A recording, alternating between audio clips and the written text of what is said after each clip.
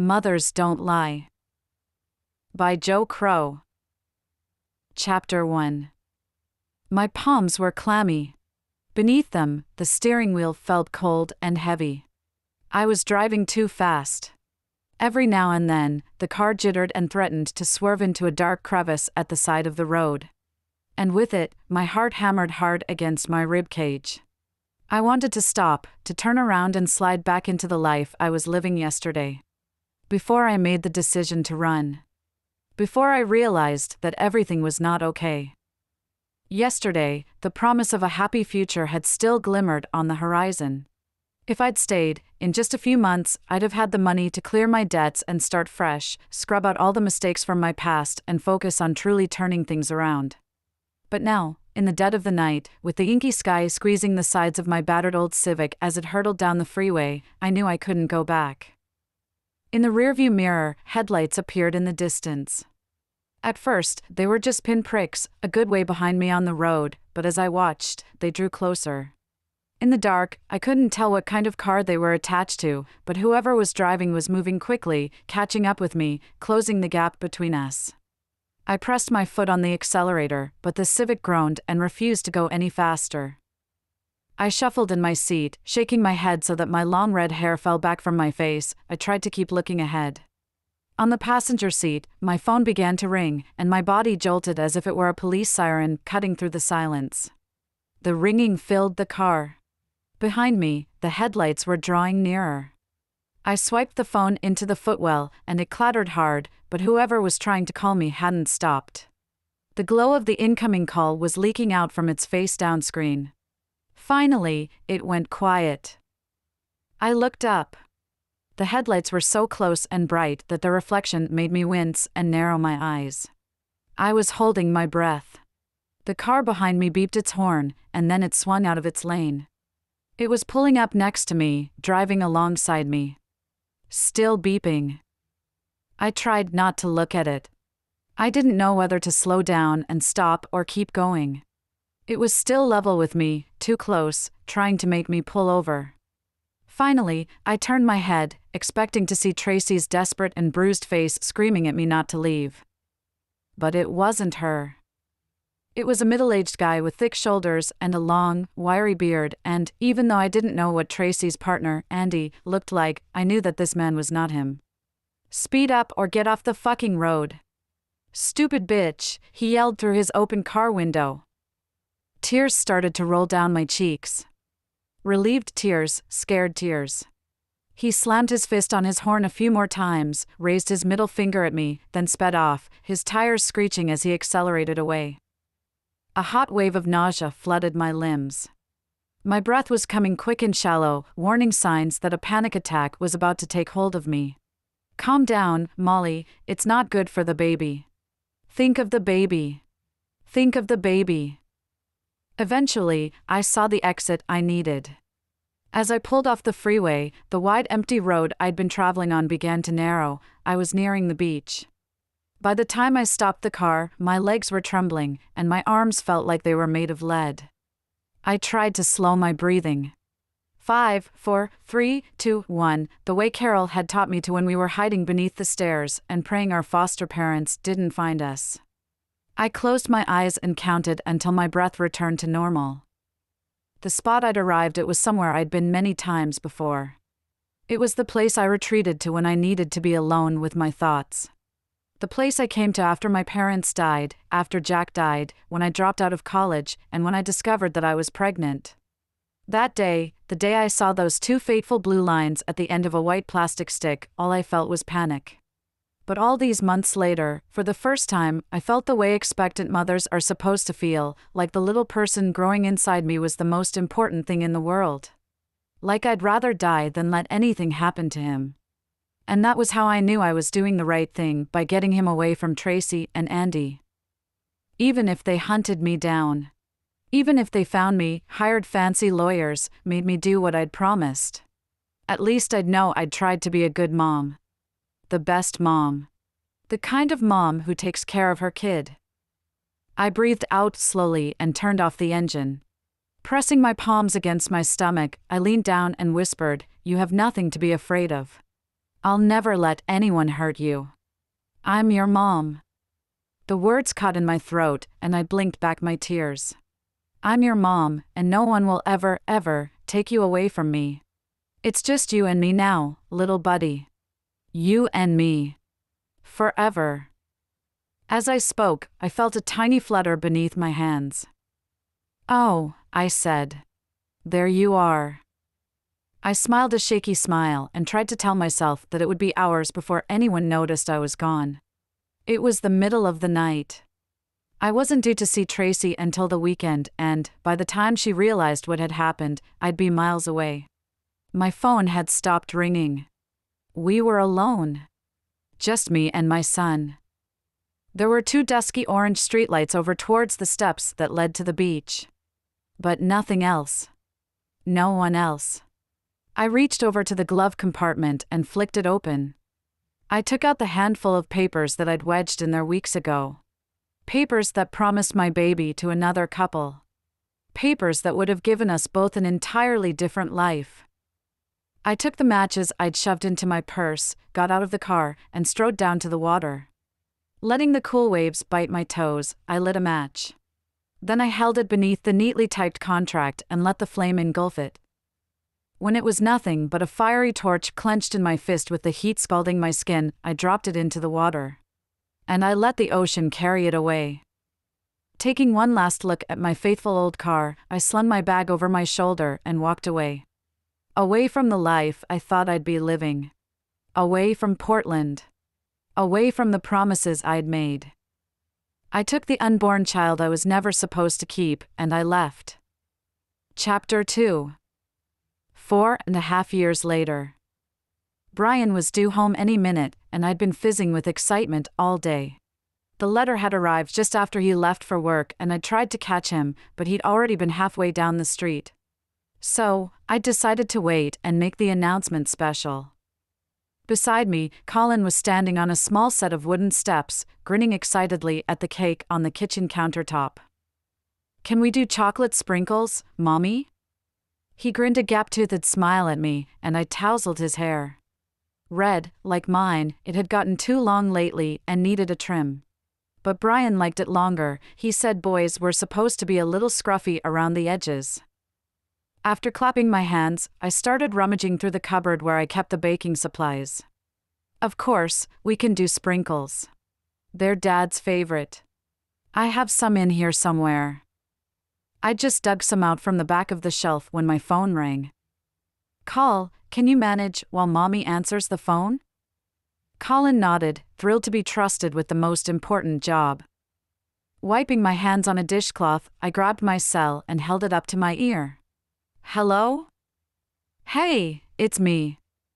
Carol. I smiled at the familiar sound of my sister's voice and leaned back against the worktop, watching Colin as he began to smother Brian's cake in far too many sprinkles. "How are you?" Carol sounded relaxed, the way she always did when she was calling just to talk. "Good." I bit my lower lip. I shouldn't tell her.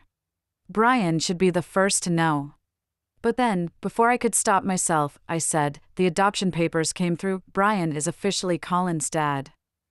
From his wooden stool, Colin grinned at me and made an excited bunched fist movement. "Oh, Molly, that's great news." "We haven't told him yet. The letter came this morning. We've made a cake and we've decorated the house. He'll be home soon, actually. I can't wait to see his face." I was speaking quickly, aware that my voice was louder and bouncier than usual. Carol paused, and I heard her take a deep breath in. "Sounds lovely." Laughing, to hide the fact that her tone had raised my hackles a little, I replied, once more, with feeling. "Sorry," Carol replied curtly. Standing up a little straighter, I stifled a sigh. Carol and I had always been close, but lately we seemed to be falling into disagreements at the drop of a hat. Surely, she couldn't be annoyed at me for celebrating the adoption? "Carol, is everything okay?" I was trying to be sympathetic towards her. But I'd been trying for a long time and was starting to wonder if she'd ever get over her compulsive need to dampen everyone's good news with her own sourness. "Fine. Why wouldn't it be?" I just don't think you need a mother and a father to make your family whole, you know? Look at Jack, he had both, and look at what happened to him. At the mention of Jack, my shoulders tensed. I began to tap my fingernails on the back of the phone. This isn't about Jack. And besides, his parents are hardly a great example, are they? I know that, Molly. I'm just saying. This time, I couldn't stop myself. I breathed out heavily and clicked my tongue in frustration. I shouldn't have. I should have reminded myself what Carol had been through over the past 2 years. But I'd spent months going easy on her, and it was starting to wear thin. I know what you're saying, but I moved away from Colin and lowered my voice. Carol, I understand how you feel. You've been to hell and back. Rick's death and then the miscarriage. I can't even imagine. I paused. But you can't keep on being so. I could picture Carol folding her arms in front of her chest and scowling at the phone. Frosty. I almost winced as I waited for her reply.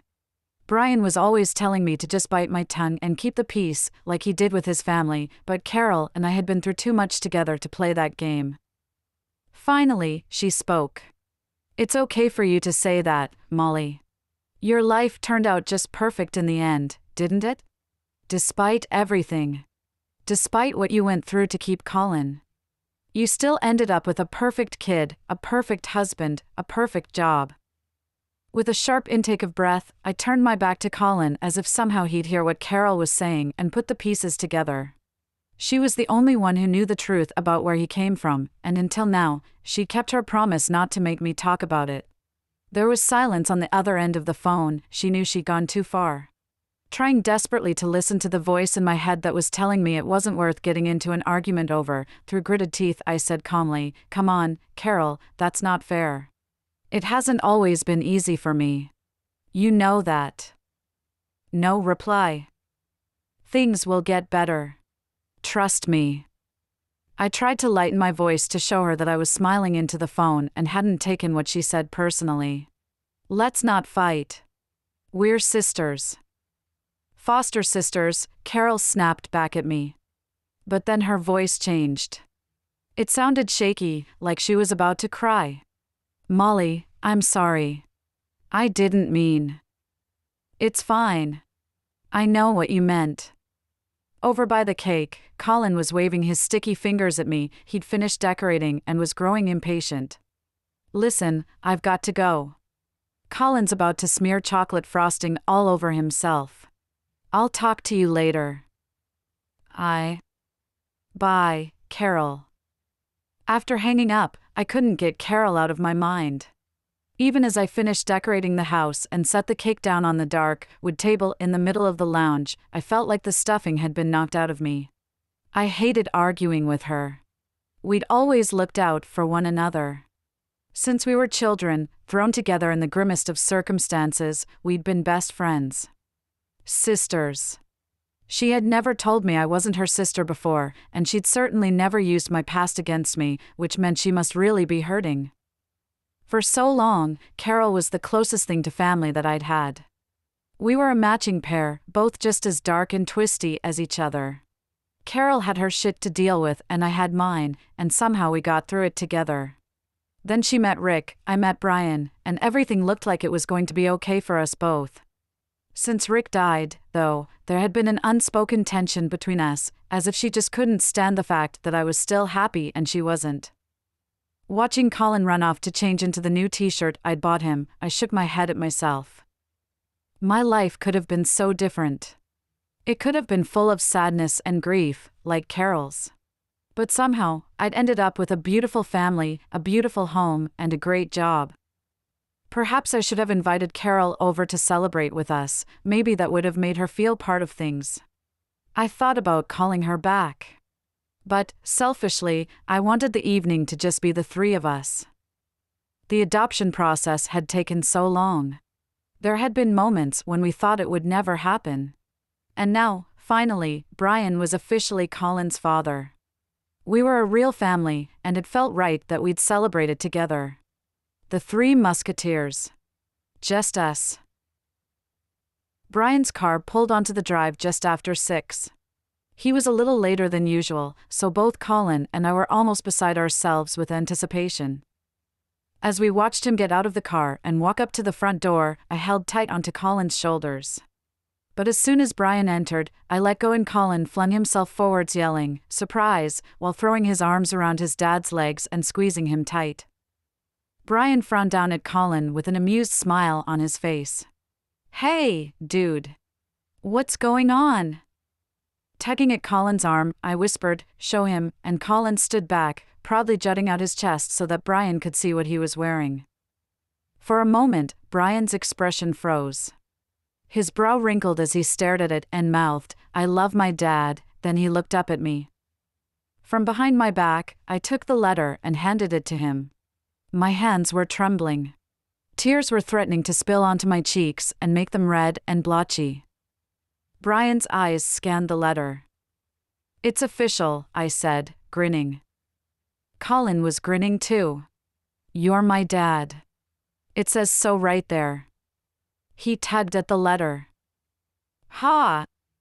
Brian let out a loud, ecstatic laugh. Then he swooped Colin up in his arms and pulled me to him.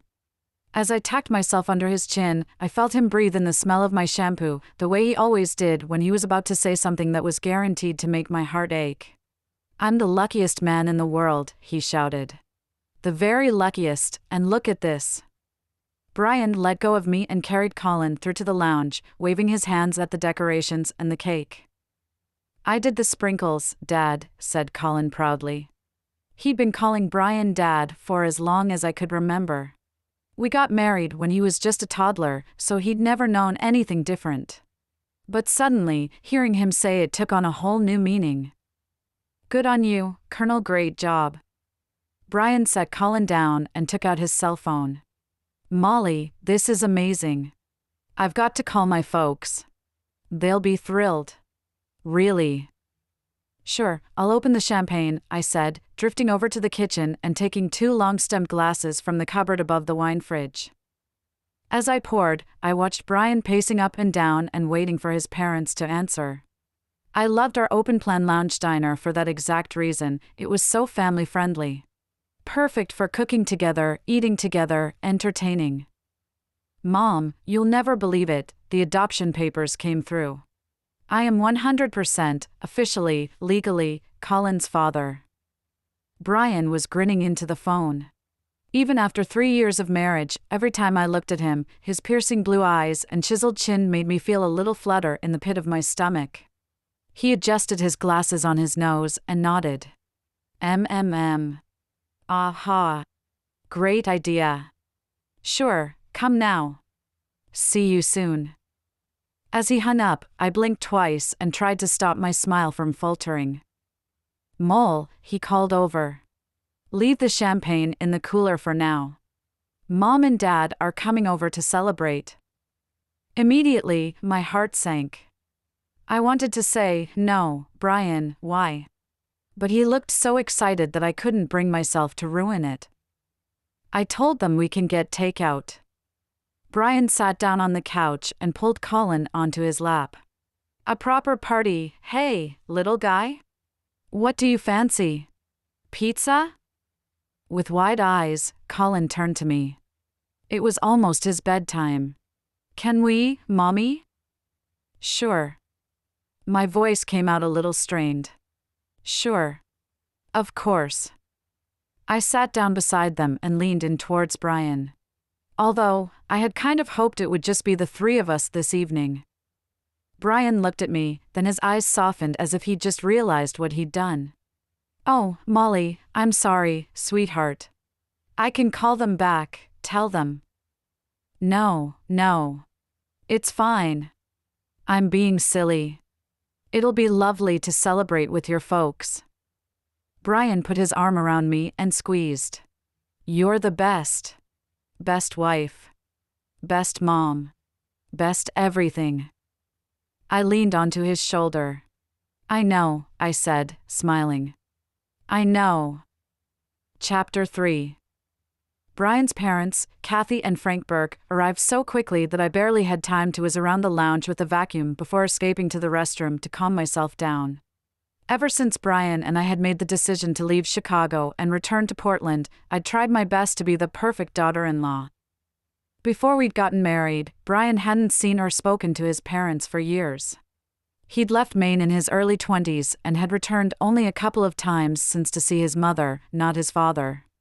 When we met, it was one of the things we bonded over, a shared resolve never to return to our hometown.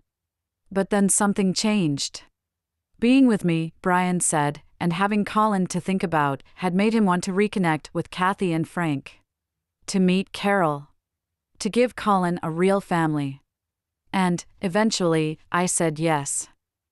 Tucking my long red hair behind my ears and wiping off a smudge of eyeshadow that had migrated to my cheek, I swallowed hard. Despite the fact that we'd been back in Portland for 3 whole years, seeing Kathy and Frank always made me think of the time before. The way I was when I first left town in the middle of the night. The way I was when I met Brian. The way I was when he saved me from myself, wrapped me in a cocoon, and promised to always take care of me and Colin. I let out a shaky breath. From the hallway came the sound of the front door clicking shut as Brian ushered his parents inside. Right from the very first time I met them, I'd put on my best smile and tried to be warm, engaging, funny. For years, every time Brian flared up at his father or things grew tense at a family dinner, I'd tried to persuade him that he was doing the right thing by letting them into our life. Family is important. If you have family, you don't let them slip away. You make an effort to keep them close. I'd cooked them meals, made it clear that I wanted them to be like real grandparents to Colin, and encouraged Brian to allow his mother to take care of Colin once a week. But, for whatever reason, they still didn't like me. It simmered in his mother's eyes every time she looked at me. Where Frank was apathetic and indifferent towards me, Kathy actively disapproved of Brian's decision to marry me. And she didn't try to hide it. Maybe it was because I was a former foster kid with no parents. Maybe it was because I came with baggage. Or maybe she'd simply have preferred Brian to marry a nice, wholesome girl and have a child of his own. She loved Colin, and always played the dutiful grandmother, but sometimes I'd catch a glimpse of her staring at him, at his red hair and freckles, which were a mirror image of mine, as if she was wishing that he looked like Brian instead. Whatever the reason, their attitude towards me had recently begun to grate. I tried not to let Brian see it. But it was becoming increasingly difficult. Brushing down my jeans and wishing it wasn't so darn hot outside, I unbolted the door and braced myself. For one evening, I was determined to ignore my in-laws' withering looks and their snide comments. This was a celebration. A celebration for Brian. And he wanted his parents there. So, stepping into the hall, I plastered a grin on my face and said, "Kathy, Frank, thanks so much for coming." Putting down her purse on the console table beside the front door, Kathy turned to me and smiled thinly. Well, it was lovely of Brian to invite us. She emphasized her son's name as if she knew that I'd hoped it would just be me, Brian, and Colin that evening, and narrowed her eyes slightly. I didn't reply, just walked through to the lounge and stood awkwardly by the edge of the couch. Mom, Dad. We thought we'd get pizza. Is that okay with you? Brian already had his phone in his hand, ready to order. Of course, dear. Kathy sat down in the armchair by the window and beckoned for Colin to give her a hug. He ran over and let her wrap her arms around him, but turned his head so that her kiss landed on his cheek instead of his lips. At the grand old age of 4, Colin was already too grown up for lip kisses. Kathy shook her head at him. You used to be such an affectionate little boy, she said dolefully. I bit my lip. It wasn't the first time Kathy had implied that I'd somehow persuaded Colin not to allow her to smother him with kisses. He's still affectionate, Kathy. It just has to be on his terms. Isn't that right, Brian? I looked over at Brian, who was on hold to the pizza place.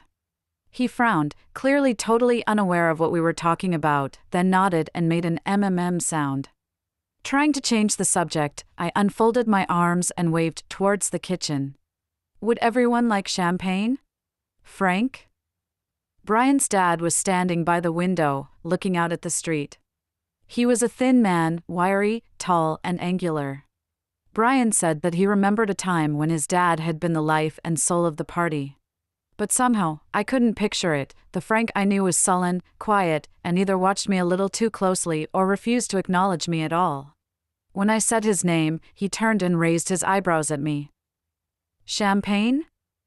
I repeated. Frank simply nodded, and I bit the inside of my cheek to stop myself from saying something snippy like, "Smile, Frank. It's supposed to be a party." Sometimes, when Frank was like this, I felt guilty for encouraging Brian to make amends with his father. The only person he smiled for was Colin. Certainly not me, or Brian, and barely ever his wife. Pouring champagne into the glasses that I'd lined up on the worktop in the kitchen, I watched as, finally, Frank walked over and patted Brian on the arm. "Well done, son." I tried to breathe away the tight tangle of nerves that had formed in my belly. Frank rarely congratulated Brian about anything, so those words, no matter how lacking in emotion, would have meant a lot. Beaming and trying to remind myself why we were all gathered together in the first place, I called everyone over to take their glasses. "Mommy, can I have some?" Well, I looked up at Brian and he shrugged. "Just a sip." Bending down, I held the glass to Colin's lips and let him take the tiniest mouthful of champagne. Instantly, he wrinkled his nose and made an exaggerated spluttering sound. Beside me, Kathy's loud gasp made me jerk my hand, almost spilling the contents of the glass. I wanted to tell her that it was just a sip and that, besides, it was none of her business what I gave my son to drink. But I didn't. I looked at Brian and his proud, smiling face as he scooped Colin up into his arms, and I told myself to let it go. "Let it go, Molly. Just ignore her." By the time dinner was almost over, my attempts to let Kathy's snide remarks and Frank's sullenness glide over me were beginning to falter. Clearing away the dishes and the pizza boxes, I beckoned for Colin to come help me with the cake. But when we set it down proudly in the center of the table, Kathy widened her eyes and said, "Oh, how silly of me. I forgot. I brought a dessert, just a little something I had in the freezer. It should be defrosted by now. Frank, dear, would you go fetch it from the car?" Obediently, Frank stood up and took his car keys from his pocket. I clenched my hands in my lap. "Colin and I spent a long time on this, Kathy. Maybe we could save your dessert for another day?" "Oh, I'm sorry, dear. I didn't know you'd made anything. It's so unlike you to cook from scratch." I breathed in and looked at Brian, hoping he would step in and save me from saying something I'd regret. Kathy reached over and patted my knee. "Now it's been defrosted, we really do need to eat it today. Yours will keep." I opened my mouth to speak, but Brian pursed his lips at me and gave a little shake of his head. "Molly, we can have yours tomorrow, can't we, sweetheart?" He was trying to diffuse the tension, but sometimes the way he refused to stand up to his mother when she was clearly goading me made my blood boil. "Sure." I gritted my teeth and looked at Colin. His smile had been replaced by a disappointed frown, and he was pursing his lips tightly. "Cake for breakfast tomorrow, hey, buddy?" I said brightly, waiting for his eyes to light up. Colin paused for a moment, then grinned and bunched his fists. What better for a 4-year-old than the thought of chocolate cake for breakfast? When Frank returned, he placed an elaborate cake dish in the middle of the table, nudging mine to one side. "Looks great, Mom. What is it?" Brian was already lifting the lid and getting ready to cut it into slices. Kathy stood up, leaning over to take the knife from him. "Here, dear. I'll serve. It's tricky with the thick frosting." She cut a larger than normal slice and handed me the first plate. "It's coffee cake with cream cheese frosting. My signature recipe." Taking a fork, I smiled and watched as the others all began to dive in. I'd never liked cream cheese frosting, but if I said so, then Kathy and I would be at war for the rest of the evening. So, I took a large scoopful and lifted it to my lips. I was just about to bite into it when I noticed Colin picking at his plate. "What's wrong, Colin?" Colin frowned at his cake. "What are these bits, Mommy?" I leaned over and squinted at the small chunky bits that he'd weeded out with his fork. Beside me, Kathy continued to chew slowly and loudly. There, I frowned, looked at my own plate, then as if something had given me an electric shock, pushed it away. Walnuts? I turned to Kathy, my mouth hanging open. Kathy looked at me with a blank expression. Kathy, I'm allergic. You know I'm allergic.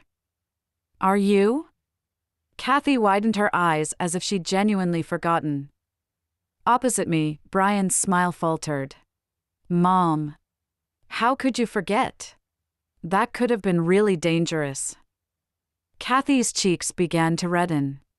I'm very sorry, dear. Really. It was an accident. She reached over and dramatically moved my plate to the other side of the table. Clearly, I would never do anything to hurt you, Molly. But she trailed off and glanced at Frank, who was watching us with a steely expression on his face. But? I asked, aware that my pale, freckled skin would be turning pink across my cheekbones. Well, Kathy shrugged. It's hard to keep track sometimes. You know, with how you used to be.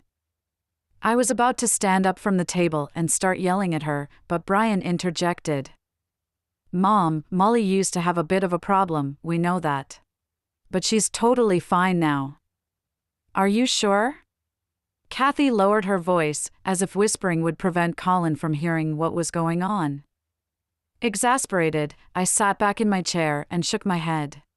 Kathy, I had some problems after Colin was born, but I'm fine now. I wouldn't lie about having an allergy. Well, I'm sorry, dear, but how am I supposed to know that? When you were ill, you lied about a lot of things. Brian's jaw was twitching. Mom, that's enough. All right. Kathy raised her hands. I'm sorry. Then she turned to me. I'm sorry, Molly. Looking at Brian, I tried to cool the simmering fury that was building in my chest. What I really wanted to do was shoo Colin from the room and let rip at Kathy for being so fucking insensitive and judgmental. But if Brian was willing to stick up for me, then I should be willing to keep things civil. So, I tightened my lips into a grimace, bit the inside of my cheek, and served myself a huge piece of chocolate cake. Chapter 4. A little while later, with Colin tucked safely up in bed, I made coffee and suggested we sit out on the deck to drink it. Usually, coffee was a sign that the evening was drawing to a close, and I hoped that the chill in the air might hurry things along a little. Unfortunately, it was still unseasonably warm out, and no one showed any signs of moving. As I stepped outside, I paused and tried to feel pleased that Brian was chatting amicably with his parents. For once, Kathy and Frank looked relaxed and comfortable as Brian told them about his upcoming promotion at work. Frank, in particular, looked the most animated I'd seen him all evening. He was a car fanatic, so the fact that Brian worked in a fancy showroom was something he just loved to brag about to his friends. And now that Brian was heading for promotion, no doubt Frank would be hoping for a family discount on something flashy. As the conversation lulled, I walked over and handed out the coffees. Kathy nodded approvingly. Thank you, Molly. You're welcome. I sat down in the deck chair beside her and crossed one leg over the other. Instinctively, I rubbed at my ankle, pulling down my jeans leg to cover the small, silvery scar that was nestled there. By the way, Kathy turned away from me and looked at Brian as she raised her coffee cup to her lips. Did I mention that Robert Davidson has just moved back home? Brian frowned. Robert Davidson? You know. Kathy waved her manicured nails in the air. Peggy Davidson's son. He used to babysit you when you were little. He's a psychiatrist now. Kathy glanced at me, then looked quickly back at Brian. Sipping her coffee, she raised her eyebrows. I hear he's very good. I was holding my coffee cup with both hands, my fingers wrapped around the warmth of it, and they now paused midway to my lips. Kathy, Frank leaned over and put a hand on his wife's knee. I don't think now is the time. I'm just saying, Frank. Beside me, Brian began to blush. He knew exactly why she'd mentioned a psychiatrist. She still thought I needed fixing. Mom. Molly is fine. We're fine. We don't need a shrink. I was just trying to. Finally, Brian's patience snapped. I could feel it happening. His muscles tensed and the air quivered. For a moment, he was deathly quiet. But then he stood up and walked towards his mother. Gesturing to the house, he said curtly, "Mom, I think it's time for you to go. Forgetting Molly's allergy is one thing. But sitting here in our backyard and talking about psychiatrists, trying to belittle her, I'm not going to accept it. Especially not when we invited you over to celebrate with us.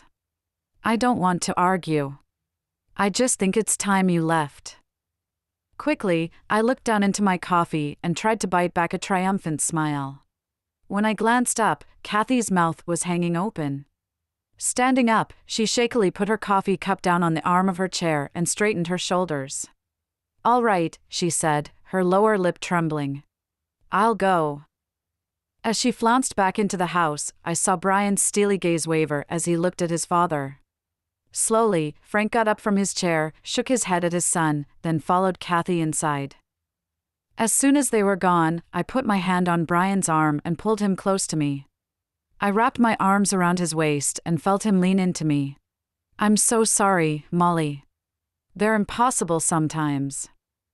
Standing back and taking a deep breath, I smiled up at him. "Thank you for sticking up for me. I don't think I'll ever understand why they can't just accept me. I got it when we first started dating, but we've been married for 3 years. From today, you're legally Colin's father." I thought they'd. I trailed off and shook my head. Then closed my eyes. When I opened them, I said resolutely, "I'll go after them. If they leave on a bad note, it'll take weeks to make it up with them. I'll go." Brian's lips were pursed, and he'd started to move towards the kitchen. Catching his arm, I shook my head at him. "No, it's okay. I will. You just stay here and enjoy your coffee. This is supposed to be your celebration, remember?" I reached up on tiptoes and kissed his cheek. "I'll be right back." Inside, I could hear Kathy and Frank in the hallway. I was muttering to myself, trying to figure out what to say to smooth things over for Brian's sake, when I heard my name. "Typical Molly." Kathy spat. "It's not just her. You shouldn't let Brian bully you like that. It's not right. You weren't trying to poison the girl, for God's sake. And as for the shrink? Well, it's pretty clear to me that she's not over her problems. Seems like a shrink is a damn good idea. Brian should never have married her." Well, we knew that from the beginning. The door clicked and the tone of their words changed as air bled into the hallway from outside. "It's the lying that gets me." Frank's voice began to fade. "Trust our son to marry a compulsive liar. Sometimes, I think he chose her just to spite us. It's not just the lying that worries me, Frank." I could barely hear what Kathy was saying. Straining my ears, I moved closer and peered around the corner. They were standing in the doorway. Kathy was shaking her head, her neat blonde hair barely moving with all the spray that was holding it in place. "It's the way she tries to turn Colin against us." "She'll never do that, Kathy. I won't let it happen. I won't let her steal our grandson away from us."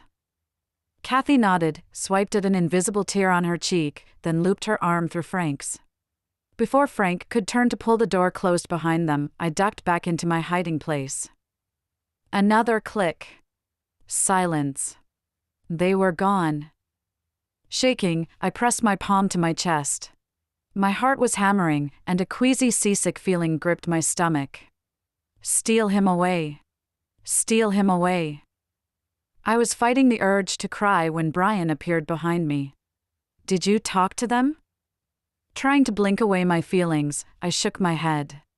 They'd already gone. "We'll call them tomorrow." "I really am sorry about them, Molly."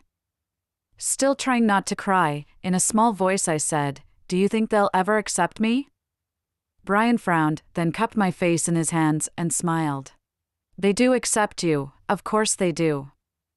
He rolled his eyes. You know what they're like. It's nothing personal. It feels personal. I thought they understood that I'm better now. Everything is under control. I searched his face, desperate not to see the same shadow of doubt that I saw in his parents' eyes. Of course, it is. Brian placed his big, strong hands on my shoulders and held my gaze with his. As always, I saw nothing but love. You are too hard on yourself, sweetheart. After everything that happened with Colin's father, is it any surprise that you had a difficult time after he was born? He smiled and squeezed me with his fingers. But we fixed it, didn't we? You and me. I nodded. We did fix it. The pair of us. Brian reached forward and kissed me on the forehead. Listen, Mom and Dad will always be hard work. But they love Colin. And that's why we moved back here, right? To give Colin a proper family. I nodded and pictured Colin, sleeping soundly upstairs. Steal him away. Steal him away. I blinked hard and tried to smile. Brian kissed me again. Thank you for trying to make this evening so special. Then he drew back and smiled at me. His eyes were twinkling, the way they had when we first met. The same twinkle that made my knees feel weak and my skin dance with electricity. Maybe, he said, tucking a loose strand of my long red hair behind my ear. We could continue the celebration upstairs. He glanced up towards our bedroom. And I'll take your mind off everything. Now it's just you and me. Pushing all thoughts of Kathy and Frank from my head, I leaned into Brian's embrace. That sounds wonderful. Later, close to midnight, Brian was sleeping soundly, but I was still staring at the ceiling. Kathy and Frank's words were looping round and round and round in my head, and every time I closed my eyes their voices got louder. Slipping out from under the covers, I walked softly to Colin's bedroom and pushed open the door. In the corner of the room sat the rocking chair that Brian had made for me on our first anniversary. Curling into it, I pulled a blanket around my shoulders and tucked my knees up under my chin. In bed, Colin was sleeping with one arm over his eyes, the way Brian sometimes did, and his mouth wide open. I smiled and wrapped my arms around my legs. My ankle was aching, as it often did at night. Usually, I was able to ignore it. But tonight, along with the pain, came a memory that I'd locked away a long time ago. It was before Colin was born. I was almost 8 months pregnant and had been living in Chicago ever since I burned my adoption contract and ran away from Portland. All that time, I'd been alone. I'd called Carol only once to reassure her I was okay, but was terrified that if I told her where I was, somehow, the information would make its way back to Tracy and Andy. I'd moved from part-time job to part-time job, constantly being let go for daydreaming or missing shifts. Waitressing was especially difficult because every customer who walked in sent my heart racing, my brain tricking me into seeing Tracy or a man who could be Andy ready to grab me by the arm and drag me away.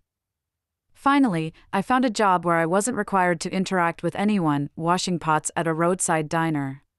I was out back, stretching my legs and looking down at my swollen, pregnant feet when I heard shouting from inside. I braced my hand on the wall and tried not to panic, tried to tell myself it was just an angry customer. But then I heard someone yell, "Where is she?" And someone else saying, "You can't go back there." Heavy, angry footsteps pounded into the kitchen. A flash of red hair through the frosted glass door. The handle moving. And I ran. I hurtled to the back of the fenced-in yard, scrambled up onto a pile of disused pallets and stood on top, swaying back and forth. Molly? What the hell? It was my manager's voice, but I didn't dare look back. Molly, don't! But I grabbed hold of my belly and jumped. If I hadn't been pregnant, I probably would have tried to fall on my side. But I was. So, I landed feet first. Pain splintered through my ankle and I fell to the ground. I was crawling, crying, desperate to make it to my car and shut myself in when it all became too much. Everything went black. And when I woke up in hospital, with pins in my ankle and my distraught boss Margaret hovering over me, she told me that the redhead was our chef Tony's wife.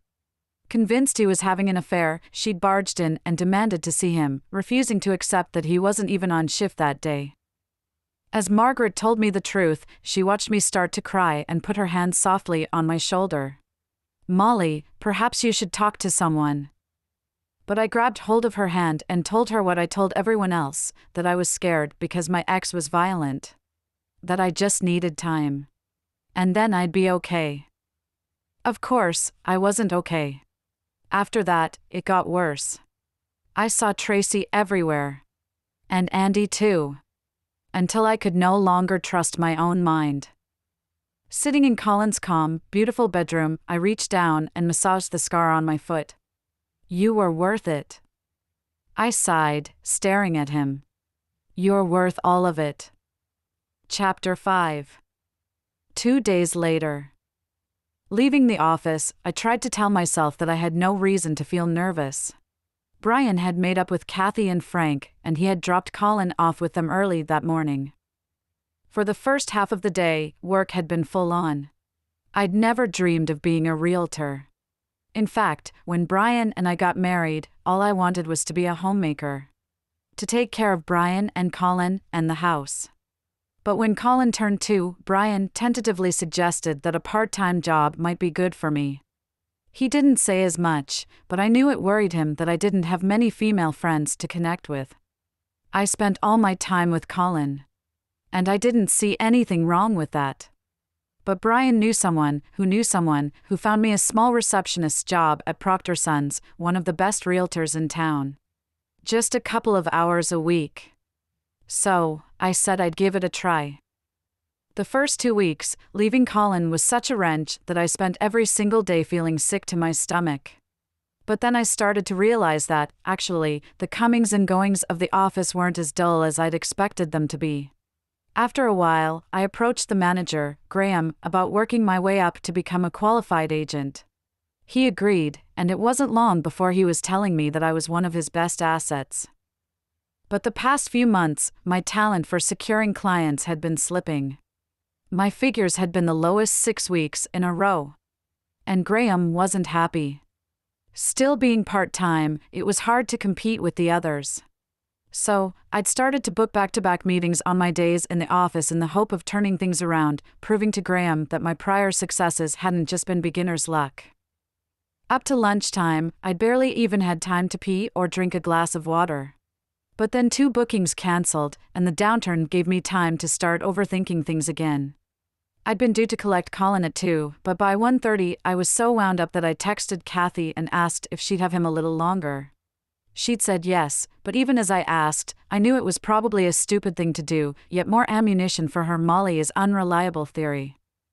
Usually, being on the way to collect Colin after such a long day made me feel light and excited. The way he jumped into my arms and yelled, "Mommy," never got old. But today all I could think about was how not to keep thinking about what Kathy and Frank had said about me and what I could do to show them that I wasn't the person they seemed to think I was. Part of me wanted to be open with them about it. Part of me wanted to try to reason with them, make them see that I'm good for Brian and a great mom to Colin, and that things would be so much better if we all just got along. But a bigger part couldn't bear the thought of confronting them. For years, I'd relied on being quiet and unassuming. I couldn't stand the thought of people being mad at me, and I'd never been very good at sticking up for myself. Even in foster care, Carol was the one who did all of that stuff. Or Jack. So, the idea of challenging Kathy and Frank about what they'd said filled me with dread. Pulling into their pristine driveway, I shuddered. Their house was the kind I'd always dreamed of when I was younger. Sometimes, Carol and I had walked through these upper-class neighborhoods and pretended we lived in one of them. Often, we'd pick a house with a child's swing out front and a long brick-paved driveway. We'd hang out on the sidewalk talking about what we'd have for dinner when Mom and Dad got home, about going to the beach on the weekend, or to Rhode Island on holiday. I'd often wondered whether, perhaps, we had even stood outside Brian's house once. Whether he'd been inside, just as miserable with his 2-parent family as we were with our foster parents. And how things might have been if we'd met back then, instead of years later in Chicago. But I always stopped myself from wondering too much, because if it had happened that way, we wouldn't have Colin. and that was unthinkable. If someone had told me before Colin was born that this was the life I'd end up with, that someone like Brian would fall in love with me when I was at my lowest, pay off my debts, help me get well, and adopt my son, I wouldn't have believed them. It would have seemed impossible. So, to keep the peace, and because I couldn't stand the idea of doing something that would cause problems for Brian, I took a deep breath, smoothed my skirt and my blouse, and walked up to Kathy and Frank's door with my head held high, determined to act as if absolutely nothing had happened. When Kathy answered, she was wearing jeans and a pale pink sweater. Her hair was smoothed into a neat blonde bob that made me wonder whether I should think about changing mine again. I'd let it grow back, but every time it reached a certain length, I got the urge to cut it shorter, a habit I'd picked up when I first moved to Chicago and was trying to remain untraceable. "Molly, how was work?" Kathy ushered me in, smiling as she usually did. "Busy," I replied, slipping off my shoes because I knew how much she hated high heels on her wooden floors. "Would you like a glass of lemonade? Or iced tea?" "No, thank you, Kathy." I glanced over her shoulder towards the lounge. Usually, Colin came running as soon as he heard me arrive. I better get Colin home and start on dinner. Are he and Frank out back? Kathy folded her arms across her chest. Her lips tightened. "Actually, no. They're not home yet. But I'm sure they'll be here soon. Shall we wait in the kitchen?" Kathy strode off past the stairs towards her large sparkling kitchen. I followed, frowning. "Not back? Where'd they go?" Kathy waved a hand at me, opening the fridge and taking out a bottle of lemonade. "Just a hike." "A hike?" My breath started to catch in my throat. Colin was far too young for hiking. "Kathy, really? Why wouldn't you ask me about it? He doesn't have the right shoes for hiking. And it's dangerous." "Where'd they go?"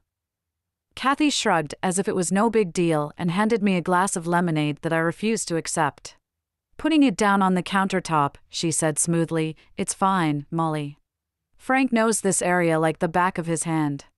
Stop worrying. They'll be back any minute." "Kathy, listen to me." I stepped forward. The sickening heat that I always felt when I was away from Colin for too long was beginning to creep up my arms towards my throat. I tried to speak slowly, meeting her eyes and not letting go. "Where exactly did they go?" Kathy's cheeks began to flush. "Frank didn't say. They quite often go hiking. It's not a big deal." "They've done this before? Why have you never told me and Brian about it?" Kathy began to tap her nails on the kitchen worktop. Quietly and unexpectedly, she said, "I'm sorry, Molly. Ignoring the fact that she'd apologized when usually she'd simply stiffen and start rolling her eyes at me, I took my phone from my purse. "What time are they usually back? I'm calling Frank." Kathy, for probably the first time since I'd known her, looked nervous. She glanced at the clock that hung above her enormous, glistening range cooker. "Well, I'd expected them to be back by now. Frank doesn't take him far." "When did they leave?" "Just after 2. 2? Well, how long do they usually hike for? Have you called Frank's cell?" Kathy took a deep breath. "I suppose they're usually gone a couple of hours. They don't walk far. Colin's too little for that." I was rapidly losing my patience and folded my arms in front of my chest so that I didn't start gesticulating wildly. "Did you call, Kathy?" "Frank doesn't carry his phone when he hikes. There's no signal. He says it's pointless." I let out a half-laugh, half-exasperated groan. "Right. Then I'm calling Brian. And the cops." "Molly, please." Kathy stepped towards me and moved as if she was about to rest her hands on my arms, but I backed away. "I'm calling them, Kathy." Brian arrived at the exact same time as the police. In the half hour that we'd waited, I had paced up and down Kathy's kitchen and refused to even look at her. Now, as I tried to calm down enough to tell the police that she'd allowed her husband to take my 4-year-old son on a hike with no means of contacting anyone if they got in trouble, Kathy was visibly shaking. "They've been gone for hours," I said, wide-eyed, staring at Brian and expecting him to be as furious as I was. "And she didn't even bother to call anyone." "Ma'am, try to calm down." The female police officer nodded at me sympathetically. "We're here now, and we'll head up to the trail to look for your father-in-law and your son." "You will?" "Good. Thank you." I glared pointedly at Kathy and was about to add, "At least someone is taking this seriously," when Brian stepped up beside his mother and put his arm around her shoulder. "Molly, Mom and Dad would never do anything to hurt Colin. You know that. They love him just as much as we do." I opened my mouth to yell, "No one loves him as much as I do. I'm his mother," when Brian reached out and took my hand. "It's going to be okay. The cops will find them. Dad probably tripped and hurt his bad hip." Brian smiled at me and, just as it always did, my anxiety started to plateau. "The officers will find them sitting on a bench waiting to be rescued. Just you wait." Brian glanced over at the female police officer, who was radioing her colleagues to request another car. "I'll go with them. You wait here with Mom, okay?" "No, absolutely not, Brian. Colin is my son." "He's my son too, Molly. And someone needs to be here in case they come back. All right?" Brian's tone was soft but forceful, the way he sounded when he didn't want me to disagree with him. I nibbled at the inside of my cheek. "All right." When they left, Kathy fired up the coffee machine and offered me a cup, but I refused it. I felt sick to my stomach, and I didn't want to be anywhere near her. By the large bay window in the lounge, I leaned on Kathy's magnolia wall and tried not to fall apart. When Colin was a baby, I had spent every single day terrified that he would be taken away from me. But when I met Brian, even though I didn't tell him why I was so scared, he helped me get better. He made me feel safe. Even when we moved back to Portland and I expected to see Tracy and Andy in every shadow or around every corner, I didn't. I stayed okay. But now, fear was ripping through my insides and I was struggling to stay upright. A hand rested on my shoulder. When I looked up, Kathy was smiling a thin smile at me. "It's going to be all right, Molly." I wanted to shrug her away, but the warmth of her hand had made me feel ever so slightly less shaky. So I let her leave it there. "I hope so. I really hope so." For 2 hours, we waited. Kathy made 4 mugs of coffee, which all went cold and undrunk. And I paced up and down until my ankle began to throb. With every pulse of pain, the question, "What if they've finally caught up with you?" echoed in my ears until, finally, I pressed my palms to the side of my head and shouted, "No. No, no, no." Over by the window, Kathy looked up at me. She was pale and frowning and watching me as if I were unraveling before her eyes. "Molly?" At last, my cell phone rang. "Molly, we've got Colin. He's okay, but we're taking him to the ER to be sure." Brian was breathing heavily but sounded relieved. "The ER?" "He's okay, Molly. I promise. Meet us there, yeah?" I turned to Kathy. "They've got him. They've got Colin. And Frank?" Kathy leaned in towards the phone. "And your dad?" I asked. On the other end of the line, Brian was silent. Then he said, "No. We didn't find him." Chapter 6. As soon as I hung up, Kathy dialed a cab. In a surprisingly calm, authoritative voice, she demanded that they come very quickly as there had been a family emergency, and it was important we got to the hospital immediately. "I can drive," I said as she put the phone down. "No, you can't. You're in no fit state, and neither am I." She looked around the room as if she'd forgotten something, then said, "We'll wait on the porch." Outside, I shifted impatiently from one foot to the other. It was cold and I didn't have a jacket. Beside me, Kathy was silent. I'm sure they'll find Frank, I said. He might even be there by the time we get to the hospital. Kathy nodded but didn't reply. Finally, the cab arrived. I hurtled down the steps, into the back, and had already given the driver instructions when Kathy slid in next to me. Portland Central was a 15-minute drive from the house. When we arrived, the ER was surprisingly quiet and my heels clip-clopped loudly as I ran up to the reception desk. My son's here. Colin Burke. With my husband and... Straight through there, Mrs. Burke. Bay 3. Pulling back the curtain, as soon as I saw Colin, air rushed back into my lungs, and I heard myself whisper, "Oh, thank God." But then I noticed his t-shirt. I swallowed hard and looked at Brian, who was standing with his hand on Colin's shoulder while a nurse peered at Colin's head. Is that? A red, ugly stain was covering the small dinosaur motif on the right-hand side of Colin's shirt. The nurse looked up at me and smiled sweetly, glancing at the blood and then at me. Colin's had a bit of a bump on the head. But he's going to be just fine. We'll clean him up and keep him in tonight for observation. But he's doing great. Aren't you, Colin? Colin nodded slowly, but when I reached out, desperate to hold him close to me, he flinched. Letting go of Colin's shoulder, Brian asked the nurse if it was okay for us to step out for a moment. Of course, she said softly. My eyes widened. I don't want to leave him, I whispered, trying not to let Colin hear the panic that still laced my voice. I know, sweetheart. But I think the police will need to, Brian trailed off. The police. Shit. Reluctantly, I followed him outside. Kathy was standing by the reception desk with the female police officer from the house.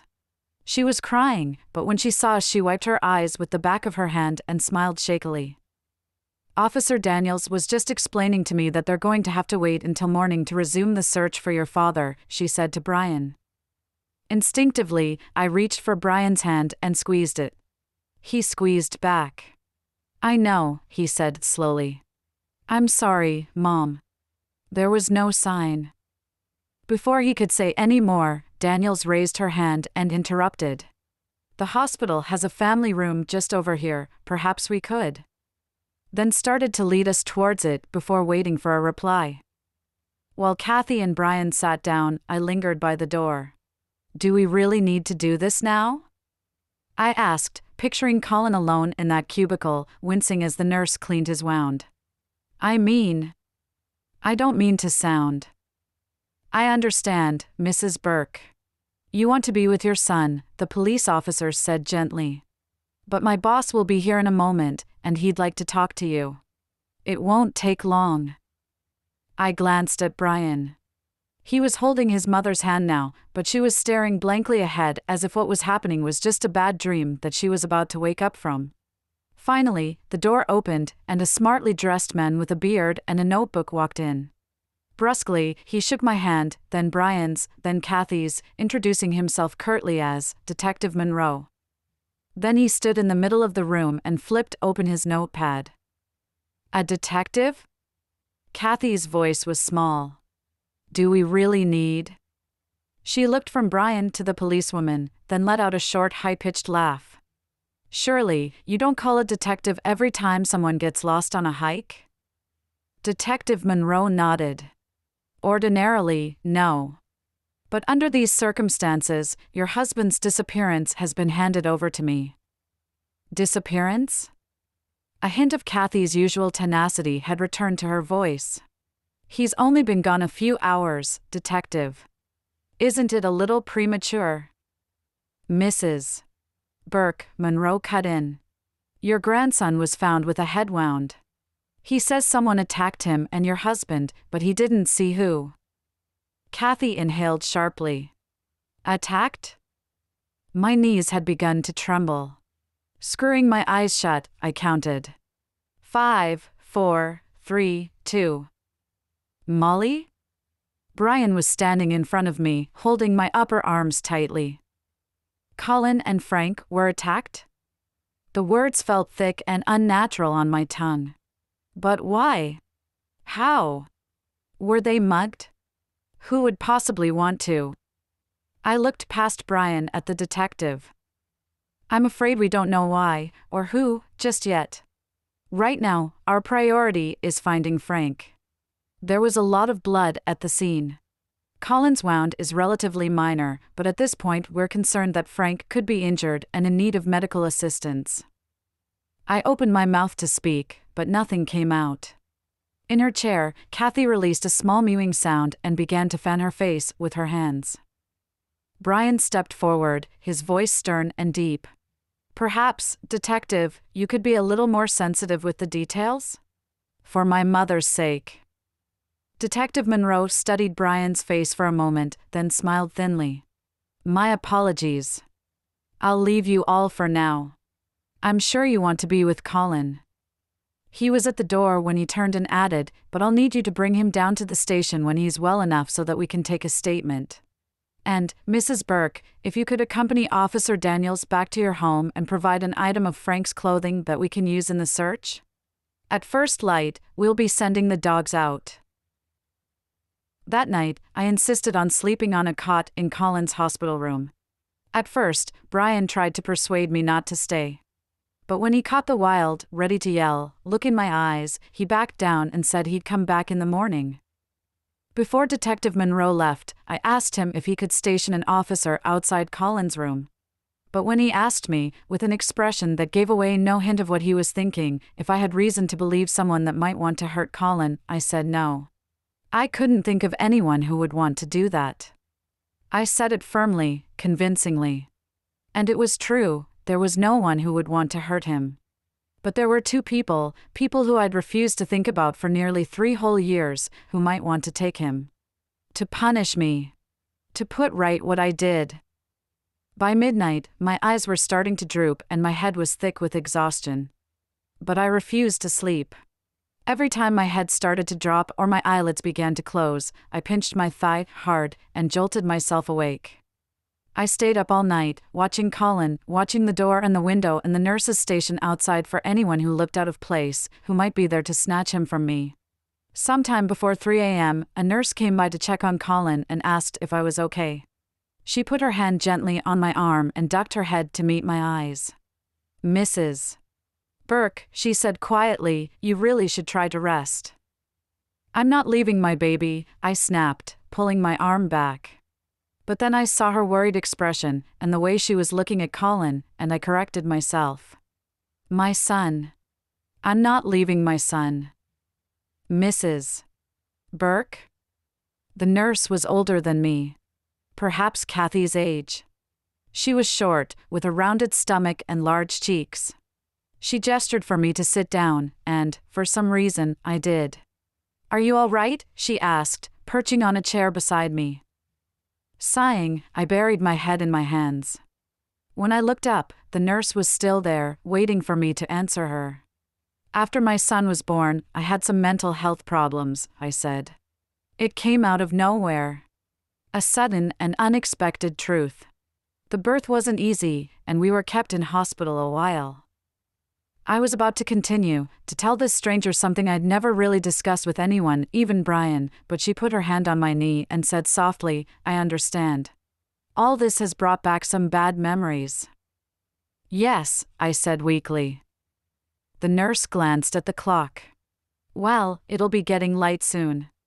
How about I bring you a coffee? She handed me a tissue, and I realized that I was crying. Yes, please. Thank you. As she disappeared through the door, I tried to settle back into my chair and ignore the voice in my head telling me to check the window one more time. But eventually, I gave in. It was still sealed, locked tightly like all the other windows on the children's ward, and on the horizon the sun was finally starting to creep back up into the sky. In daylight, I told myself everything will feel better. When daylight finally came, things did not feel better. The buzzing of the ward as it sprang to life made my head throb. But as Colin started to wake up, I painted a smile on my face and tried to snuggle in beside him on the bed. At home, ever since he was tiny, if Colin was sick, he and I would cuddle up in Mommy's grown-up bed and watch movies together. We'd wrap ourselves in the duvet and shut out the world until he felt better. But as I patted his head and tried to slip my arm around his shoulders, he pulled away. "Colin?" I said, squeezing his hand. "You okay, buddy?"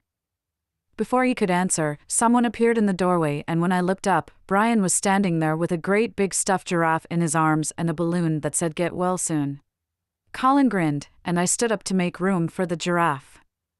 In the corner of the room, Brian handed me a coffee and said quietly, "How has he been? Did he have an okay night?" "He's fine. He slept fine. But he seems a little jumpy around me." Not surprising, after what he went through. Brian squeezed my upper arm, then kissed my forehead. "You need to rest when we get home." "I'm fine, Brian. How's your mom? Is there any news?" Brian fiddled with his glasses and shook his head. "No news yet, but they're starting to search again, so maybe soon." I said Mom could stay with us until we know more. "Of course," I said, ignoring the sinking sensation in my stomach. "Of course, she should stay." Brian pulled me closer. "You wait, by this time tomorrow it'll probably all be sorted.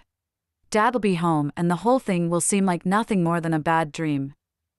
Chapter 7. Above me, dappled sunlight broke through the trees. Looking up, I raised my hand to shield my eyes from the brightness. As I moved my head, it felt heavy. There was no sound. No birds, no people. It was like I was underwater, everything soft, out of focus, quiet, peaceful. Up ahead, Colin and Frank were walking hand in hand. Frank leaned down and whispered something to him. I could see his lips moving, but no sound came out. Colin turned, waved at me, and laughed. I tried to wave back, but my arms wouldn't move from my sides. Frank turned too. But he was wearing a baseball cap, and it was casting a dark shadow over his features. I couldn't tell whether he was smiling at me or staring. I tried to run to catch up with them. I started to jog. The thud-thud-thud of my feet as they pounded against the dirt track jolted my body. I tripped. Stumbled. And when I looked down, my feet were bare. I shouted for Frank, "Frank! I've lost my shoes. I can't keep up." But he didn't turn around. Neither did Colin. As I watched, my son's tousled red hair grew darker. He and Frank became silhouetted against a now furiously burning sunlight that was swallowing them up. I ran. The ground beneath me scratched at the soles of my feet. When I looked down, they were bleeding, but I couldn't stop. I kept running, past a tall twisted tree and another, around a corner. And then there they were, lying on the floor, side by side. Frank's hat was beside him. Colin's shirt was covered in blood. His face was pale. He wasn't moving. I bent down and shook him, but he wouldn't open his eyes. I tried to pick him up, cradle him in my arms. But he was too heavy. I couldn't lift him. I stumbled, fell. My hand landed in something hot and wet. When I looked down, my palm was slick with blood. I tried to scream. I could feel it building in my chest. Fear. Pure fear. But when I opened my mouth, nothing came out. I tried again. I tried to call for Brian. But I had no voice. No one could hear me. "Molly," Brian's voice, barely a whisper, filled the air. "Molly, wake up." I sat bolt upright in bed. The bedroom was pitch dark, and as I leaned back, the headboard was icy cold against my bare shoulders. A shiver crept from my neck to the base of my spine. I put my palm on my chest. My heart was hammering so hard it felt like it might break right open. I couldn't catch my breath. It was coming thick and fast, and I was trembling. I grappled for the bedside table, desperately seeking the lamp. When I found it, soft warm light filled the room. Beside me, Brian covered his eyes with his arm, groaned, and turned over, towards the window. "Brian? You had a bad dream, sweetheart. Go back to sleep."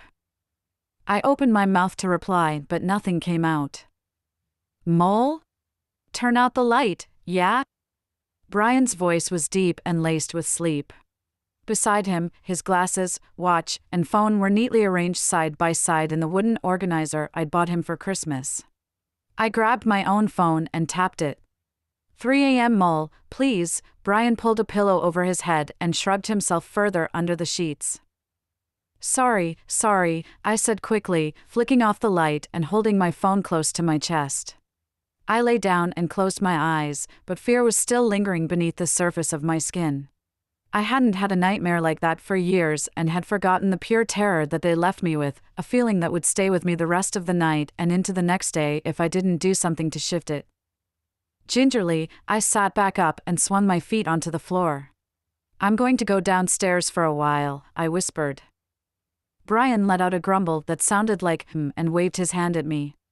During the day, he was the most attentive man alive. But to him, sleep was precious and nothing in the world would break him away from it. A good night's sleep means you can tackle anything, Mole, he'd say to me when I asked if we could stay up and watch a movie, or if I woke in the early hours and wanted someone to talk to. Grabbing my long gray cardigan from the hook behind the door, I gently padded into the hallway. Moving slowly through the shadows of the house, I tried to remind myself that it was my house. My safe haven.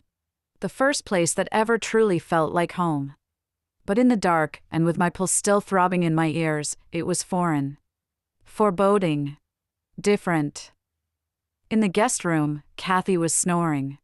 A deep, rumbling snore that sounded like something a man twice her age and size would make. When I reached Colin's room, I paused. He was a light sleeper and I didn't want to disturb him, but I needed to see his face. His beautiful, perfect face. Not the ghostly image I'd seen in my dream. As the door opened, it creaked a little and Colin let out a small mewing sound. He pulled his stuffed elephant closer and nuzzled into it. I leaned against the doorframe, desperate to walk over and kiss his forehead, but aware that if I did, his eyes would flutter open and he'd be unable to get back to sleep. In that respect, he certainly took after his mother. Watching him, taking in his tiny perfect hands and his shock of auburn hair, just like mine, my heartbeat began to settle back into a normal rhythm. He was home, in his own bed, in the room we made so perfect for him. I smiled. From the ceiling, Brian had hung a glow-in-the-dark solar system. The planets weren't the right color, they were eerie greens and muted purples, but Colin adored them. And from the small dresser in the corner of the room, a nightlight was spinning pale white stars in a slow-moving circle on the ceiling. Those stars were so calming that, sometimes, when Colin was at daycare or with Kathy, I'd come in here, close the curtains, lay on his bed and just watch them going round and round and round. I sighed and wrapped my arms around myself. I was about to leave when an almost imperceptible breeze drifted across the room. I narrowed my eyes at the curtains. They fluttered ever so slightly, and I bit the corner of my lip, hard. When Brian and I first moved in together, I insisted on just one rule: Colin never, ever sleeps with the window open. Brian thought it was ridiculous, but agreed. With the window open, it would be too easy for someone to sneak in, snatch Colin away, and make off with him in the middle of the night. We could be fast asleep and not even know he was gone. We could wake up one day, find his bed empty, and never see him again. Usually, I kept it locked. The key was in a jar on top of his wardrobe. Glancing at Colin, I tiptoed over to the window and nudged open the curtains. I was right, it was open. Not wide, but wide enough. Fighting the urge to slam it shut, I pulled it gently closed. The key was still in the lock.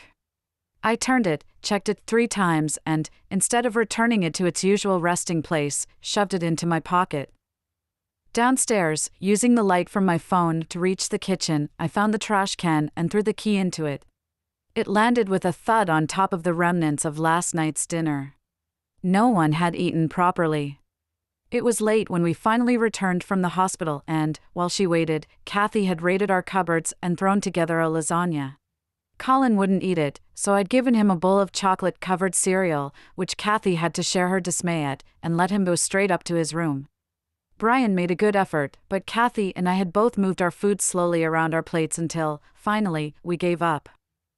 Now, my stomach growled angrily at the thought of food.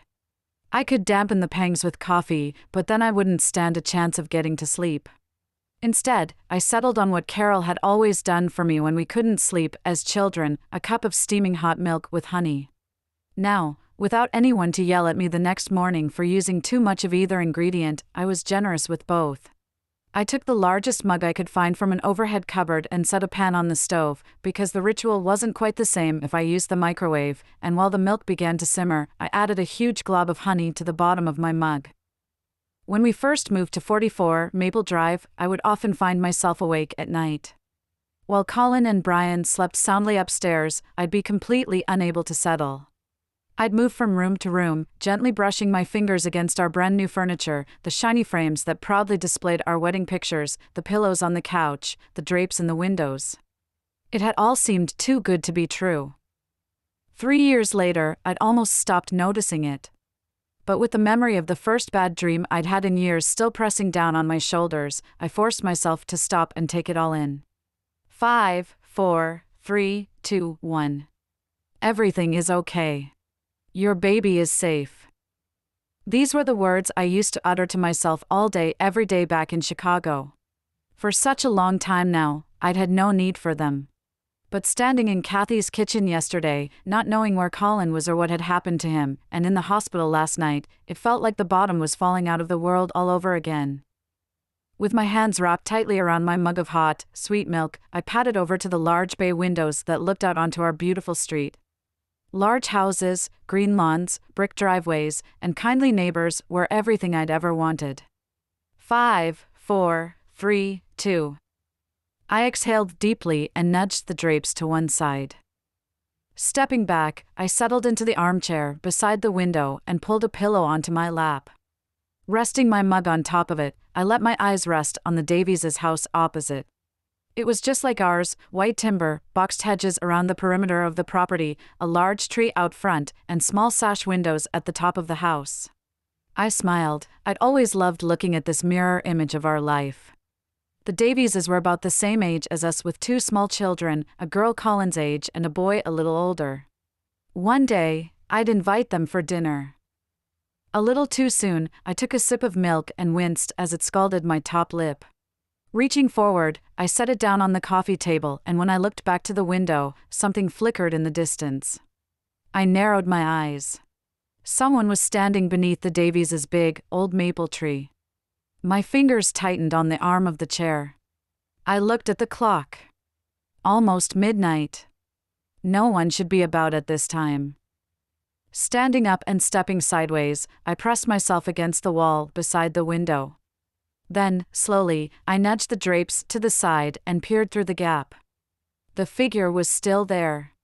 And they weren't moving. Images of Colin's open window, and his bloodied t-shirt, and his deathly pale face as he lay beside Frank, flashed across my mind. With my breath trapped in my throat, I hurried to the front door and flung it open. Charging down the steps and brandishing my phone like a weapon, I heard myself yell, "Who are you? What do you want?" In bare feet, I strode across the road, blood pumping fast and hot through my veins. "Who are you?" I yelled, louder. So loud that, inside, the Davies' dog began to yap. With fury contorting my features, I was about to reach out, grab the figure's arm, and shine my phone's bright white light straight into their face. But then I paused. I stumbled backwards. The person wasn't a person at all. Just the small, dark red maple that Arthur Davies had planted a few weeks back. My legs began to tremble. I wavered on the spot, pushing my hands through my hair. Behind the tree, the Davies' porch light flickered on and flooded the front lawn. Molly? Arthur Davies was holding a baseball bat. At his side, the family beagle, Ronnie, was growling. Patting the dog's head, Arthur soothed, "It's okay, boy. Go back inside." He let Ronnie go, then walked gingerly down his front steps, still holding the baseball bat. "Molly? Are you all right?" He was wearing light gray sweatpants and a thick blue robe, but no shirt. As he approached, he pulled the robe tight around his chest and cleared his throat nervously, glancing back at the house as if Lucy might appear and ask what on earth was going on. I'm so sorry, Arthur. I thought I saw someone. Immediately, Arthur stood up a little straighter and tightened his grip on the bat. It was no one, I said quickly, trying to laugh. Just the tree. I nodded towards it and Arthur narrowed his eyes as if he was trying to figure out whether I'd been drinking. Oh, he said, his shoulders relaxing a little, then looking awkwardly back at the house as if he was wondering whether I was planning on leaving or staying for a chat. I'm sorry. I bit my lower lip. Brian had told me not to say anything to anyone yet until the police knew more. But I needed to say it out loud. You probably haven't heard. Brian's father is missing. He and Colin were, I shuddered. They were attacked when they were out hiking. The police found Colin and he's okay. He stayed at the hospital last night and we brought him home this afternoon, but they still haven't found Frank. They were searching all day. Brian thought it would all be sorted out by now, but... My God. Arthur stepped forward, wide-eyed. Molly, I'm so sorry. Is Colin okay? He's fine. Fine. I'm just a little jittery. Of course, Arthur nodded. Of course, you are. Any parent would be. I released the breath I'd been holding and smiled weakly. I'm sorry I woke you. Don't be. Not at all. We'll keep an extra eye out on everything for you. Thank you so much, I said, suddenly noticing the dew beneath my naked feet. If there's anything we can do. I waved, already starting back towards the house. Safety. Colin. Thanks, Arthur. Thank you. Inside, I pushed the door closed, locked it and slid across the bolts on the top and bottom of the frame, then sank down onto the floor and wrapped my arms around my knees. 5, 4, 3, 2, 1. It's normal to be scared. Any parent would be. It's not happening again. You're not falling apart. Everything is okay. Chapter 8. 2 weeks later. Brian, of course I feel bad for her.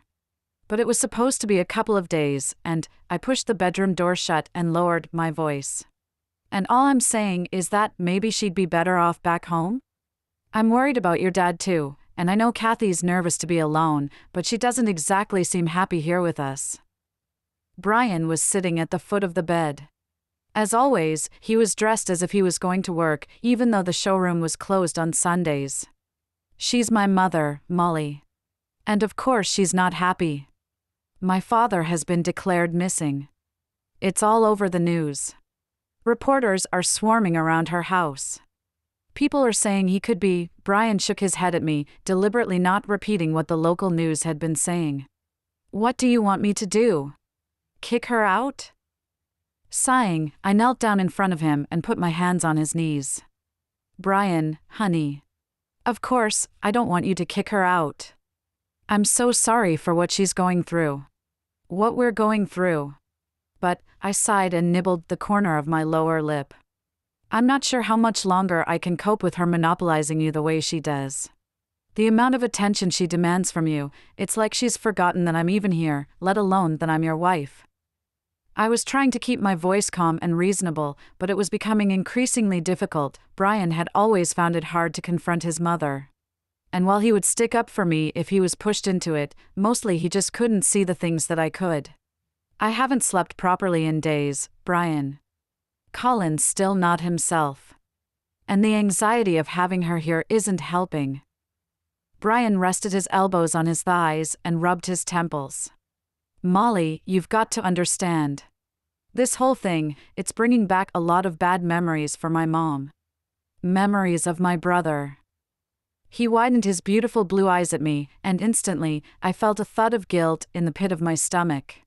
When Greg died, she barely made it through. If Dad, Brian sucked in a gulp of air and put his head in his hands. All right. Okay. I get it. I'm sorry. I knew how badly it had affected Brian's family when his brother died. My heart had almost clean broken in two when Brian had told me about it. But after 2 weeks of Kathy's overbearing presence, I was struggling to remain sympathetic. Neither Brian nor I had been to work since the attack.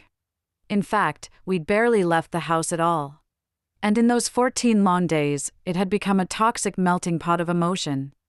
I was still having bad dreams and waking up exhausted every night, pacing the house, checking the windows to make sure no one could get in and steal Colin away from me. In daylight, it seemed ridiculous. But in those small, dark hours, I couldn't rest until I knew everything was secure. Brian spent most of his time on the phone to the police or scouring the Facebook page he'd set up to see if there were any new leads. And Kathy? Kathy watched me. Every move I made, she was there to scrutinize it. She watched me making coffee, doing dishes, fetching Colin's breakfast. She watched me iron Brian's shirts, put in the laundry, mop the floors. And every time I did something she didn't approve of, she would make a tiny, almost inaudible clicking sound with the tip of her tongue. If I heard that clicking sound one more time, I might not be able to restrain myself from running over to borrow Arthur Davies's baseball bat. It was awful that Frank was missing, but I knew what might happen if I didn't look after myself. The warning signs were there already, and I needed my house back. My family. My son. Kathy's presence was too much, and I didn't know how much longer I could keep pretending that it wasn't. Brian looked up at me and tilted his head. For a second, just one tiny flash of a second, I thought he was going to start yelling. But instead, he pushed my hands away and stood up. Sometimes, Molly, I wonder if you'll ever grow up and start thinking of other people. He stalked over towards the window and turned his back to me. Blinking back tears and kicking myself for bringing up Kathy in the first place, I walked slowly to the door. I know you don't mean that, Brian. And I'm sorry I hurt your feelings. I'll give you some space. In the hall, I closed the door behind me and sighed, scraping my fingers through my hair and letting my nails release some of the tension in my scalp. When Brian was like that, simmering with frustration or anger, it was best to let him calm down. Usually, it only happened when he was stressed about something at work, if a big sale fell through or someone beat him to the post of Salesman of the Month. Since Frank disappeared, however, it was like he was ready to explode at any second. In a few hours he'd apologize for what he'd said, I'd apologize for what I said, and we'd make up. But, for now, I needed to find a way not to spend the entire day under Kathy's withering gaze or in Brian's way. Padding past Colin's room, I paused. He'd been spending more and more time alone the past few days, and it was starting to worry me. Although I didn't love the idea of him going on secret hikes with Frank, it was nice that he was an outdoors kind of kid. Usually, he'd much rather be playing around in the woods or on the beach than indoors watching TV. So, deciding to try to be spontaneous mom for once, I rapped on his door and entered with a grin on my face. Hey buddy, I have an idea. Colin was sitting in the middle of his bedroom floor, playing quietly with his dinosaurs. He looked up, but didn't smile. I was thinking, I said, trying to sound super excited, that me and you could go do something fun today. Just the two of us. I crouched down in front of him and ruffled his hair. What do you say? Colin shrugged and wrinkled his nose the way he did when I'd piqued his interest. Maybe, he said hesitantly. Great. Grab your shoes and meet me downstairs in 5 minutes. Okay? I was already bounding towards the door, mentally running through a list of the things I needed to grab before we left. Downstairs, Kathy was in the sunroom. As I hurried past on the way to the kitchen, I saw her look up, but I didn't go in. Grabbing a backpack from the cupboard where we kept all our junk, I started putting in snacks and water bottles and sun lotion. And then a few minutes later, Colin appeared. He'd put on his dinosaur sneakers and was standing with his hands behind his back, swaying slightly from foot to foot as he watched me. What's your idea, Mom? I blinked. He usually called me Mommy. But I didn't make a big deal of it. Well, my idea is, I drum-rolled my fingers on the kitchen worktop. To go canoeing on the lake. I grinned and waved my hands as if I was revealing that we'd won the lottery. Colin's shoulders tensed. He paused and looked back into the hall. That's okay. I'll stay here. I frowned at him, my smile faltering. But you've always wanted to try canoeing. I was waiting for Colin's answer when Kathy and Brian appeared simultaneously behind him. Kathy nudged past, patting his head and walking over to pour herself a glass of mineral water from the fancy glass bottles she'd insisted on stocking the fridge with. But Brian remained behind Colin. "What's going on, Col?" he said playfully. "Mom wants to go canoeing, but I don't want to." Brian looked at me questioningly. "Canoeing?" He sounded surprised, but no longer mad. I shrugged. I wanted to do something fun to take his mind off things. I glanced over at Kathy and lowered my voice. It's been very hard for him the last few days, and I thought doing something he's always wanted to do would cheer him up. By the sink, where she was standing sipping her water, her little finger protruding in the air as if she was holding a wineglass, Kathy sighed loudly, followed by her usual tongue click. Despite myself, I turned around and snapped, "Kathy? Is there a problem?" Kathy paused, looking at Brian as if she wasn't sure whether to say what she wanted to say. But then she breathed in and turned back to me. "Frankly, Molly, I think it's disgraceful that you're thinking about having fun when Frank is." She glanced at Colin, choosing her words carefully, missing. "And I also think it's enormously hypocritical of you to reprimand Frank and me for allowing Colin to go hiking and then to turn around and suggest something even more dangerous. Colin's for heaven's sake. He can barely swim.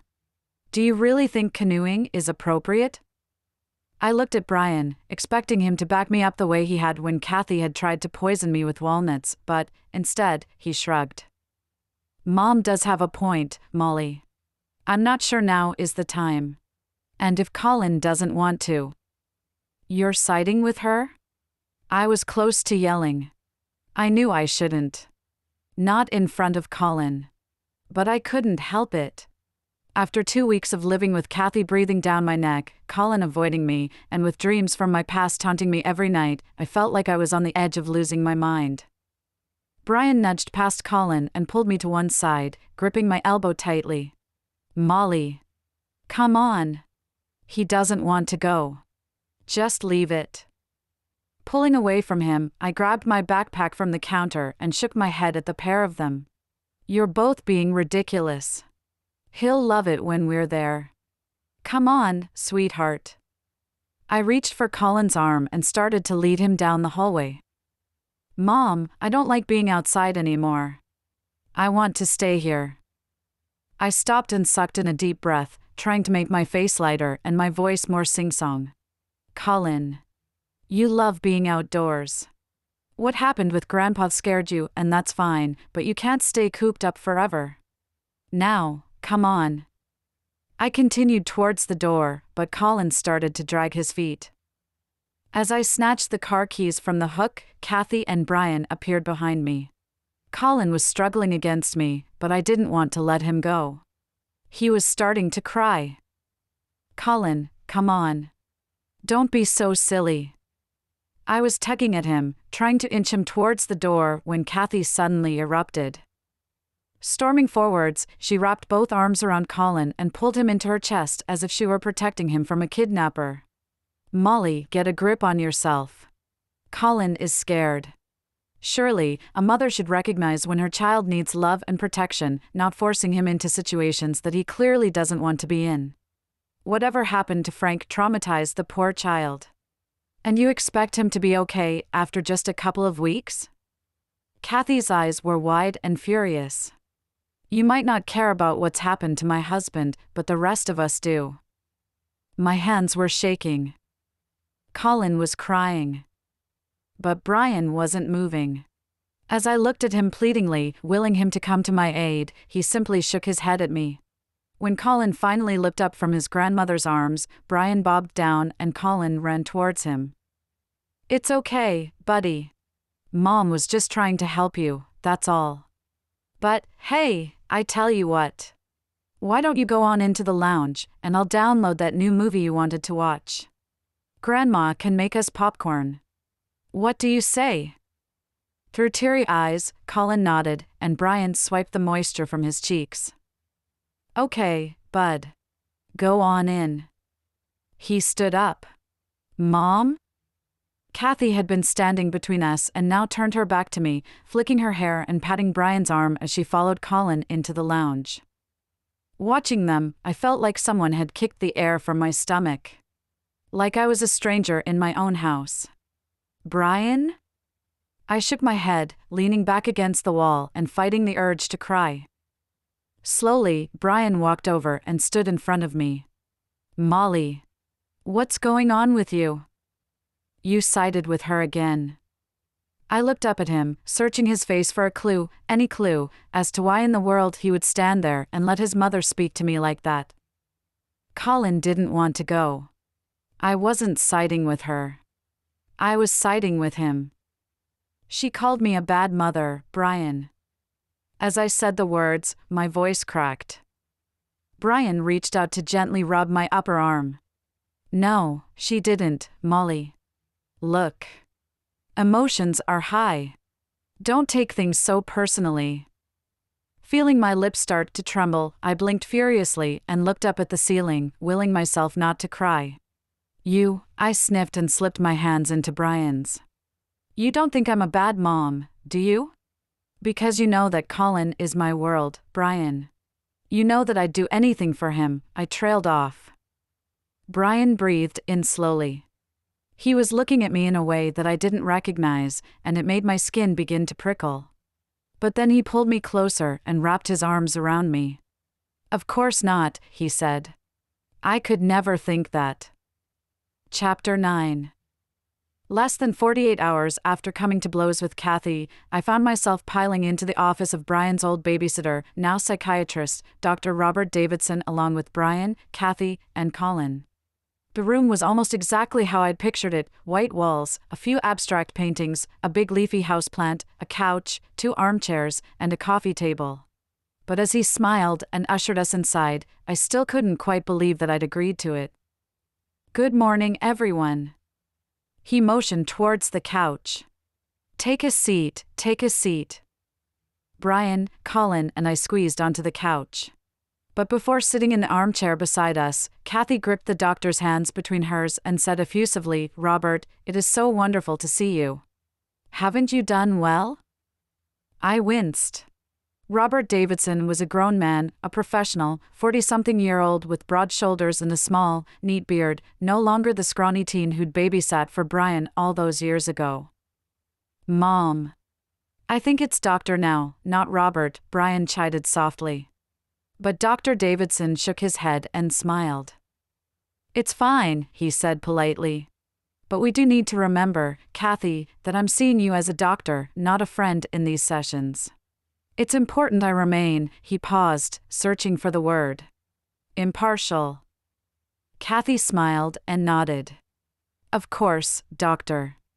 Of course. Then, as if she'd remembered that we were there because her husband was missing, she let her expression drop and sighed. Sitting down, she poured herself a glass of water from the jug on the coffee table and sipped it loudly. In the other armchair, Robert balanced a notepad on his knee and looked at us. Colin was sitting on the other side of Brian, and I wished that I could put my arm around him. Thankfully, Brian reached out and patted him on the shoulder. Okay, bud? Colin nodded, but he looked scared, and the expression in his eyes made a lump form in my throat. Swallowing hard, I copied Kathy and poured myself a drink. Right, said Robert, patting his notepad with the palm of his hand. Now, first things first, thank you all for coming. It's a big step, and it's great that you want to do this together, to help each other through what I know must be a very difficult time. Thank you for fitting us in, Robert, at such short notice, Kathy said solemnly. I know you're extremely busy. It's not a problem, Mrs. Burke, really. Robert looked from Kathy to Brian and me. Molly, Brian, I've heard from Kathy what she hopes to get out of our session.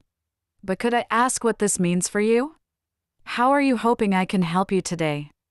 And what triggered you to make the appointment? A twinge of panic gripped my chest. I felt like I was in school again, being asked a question I didn't know the answer to.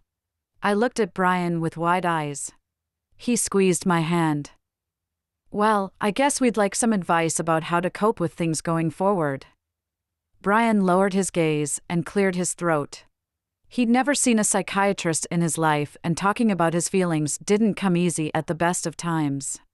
Sticking to the facts, he added, we don't know when, or if, my father will be found. It's been a couple of weeks now, and no one seems to know anything. His jaw twitched and he straightened his shoulders. So, we need to stick together. We need to be strong and help each other. But at the moment, well, there's a lot of tension in the house. I shuffled uncomfortably. Tension between me and Kathy. Tension between me and Colin. What was the common denominator there? I see. Robert nodded. Well, that's completely understandable. It's a very tense situation you've found yourselves in. And he looked down at his notes. Kathy, you're living with Brian and Molly right now, is that correct? Kathy sniffed as if she was close to tears. Yes. Brian very kindly asked me to stay with him. I probably should have returned home by now, but, to be honest, I'm afraid. Someone attacked my husband and grandson. Until a few days ago, the neighbors said that reporters kept turning up, knocking on doors, asking questions. Kathy leaned forward as if she were recounting a grisly episode of some trashy TV crime show rather than something that had happened in real life. In a hushed voice, she added, the police tested Colin's shirt. It wasn't his blood. It was Frank's. It was on the ground too. A trail of it leading off into the undergrowth. She swallowed hard and fanned her face with her hands as if she might be about to start crying. They sent dogs. They had search parties up there. But he's gone. No one can find him. And knowing that something so terrible happened to him, and that he's out there somewhere, how am I supposed to feel comfortable at home? Alone?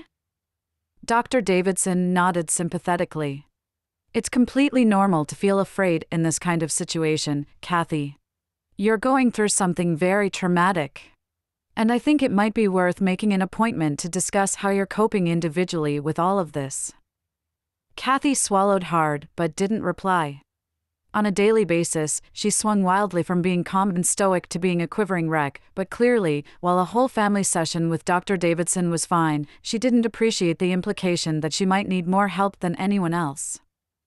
Accepting her silence as a no comment, Dr. Davidson looked at each of us in turn. So, let's talk about your living situation. How is it going? Living together? Has it been helpful to you? It's been a challenge, Robert. I'll be honest. Kathy sighed, still using his first name, and avoided looking in my direction. Would you agree with that, Molly and Brian? We nodded. Yes, I said. It's not easy when you've got your own routines and ways of doing things, and then someone else comes into your space. It was a complete change overnight. And, obviously, it's a very emotional situation for everyone. Kathy made a paw sound and Robert turned to her. Kathy? I agree that it's been difficult. But I've done my best to fit in with the way Molly and Brian live. I have made a true effort not to be a burden. To just fade into the background. But I've never experienced anything like this before. I'm bereft. I'm without my partner, my confidant, my husband. And, I'll be honest, there have been times when I've felt that not everyone understands that. Feeling my cheeks begin to flush, I sipped my water and put it back down with a thud on the table. It has been very difficult for Colin too. Kathy looked over at Colin and smiled at him. Wearing his headphones and immersed in his iPad, he was blissfully unaware of what we were saying. He needs time to process what's happened, but Molly seems to want to push him. Kathy waved her hand as if she'd suddenly obtained a master's degree in psychology. Take the other day, for example, when she wanted to take him canoeing. Colin didn't want to go, but Molly became very agitated about it. She glanced at me, then straightened her back and put her hands primly in her lap. And, well, like I said, it's not helping. I opened my mouth to speak, but Brian patted my arm and shook his head. There have been several incidents like that, Kathy said, exaggerating the word incidents as if what I'd done was a criminal offense. Kathy. Come on. It wasn't an incident, was it? It was just a misunderstanding. I'm Colin's mother. I was just trying to help him. I could hear my voice getting louder and more high-pitched, but I couldn't seem to stop it. Help him? Kathy huffed with her nostrils.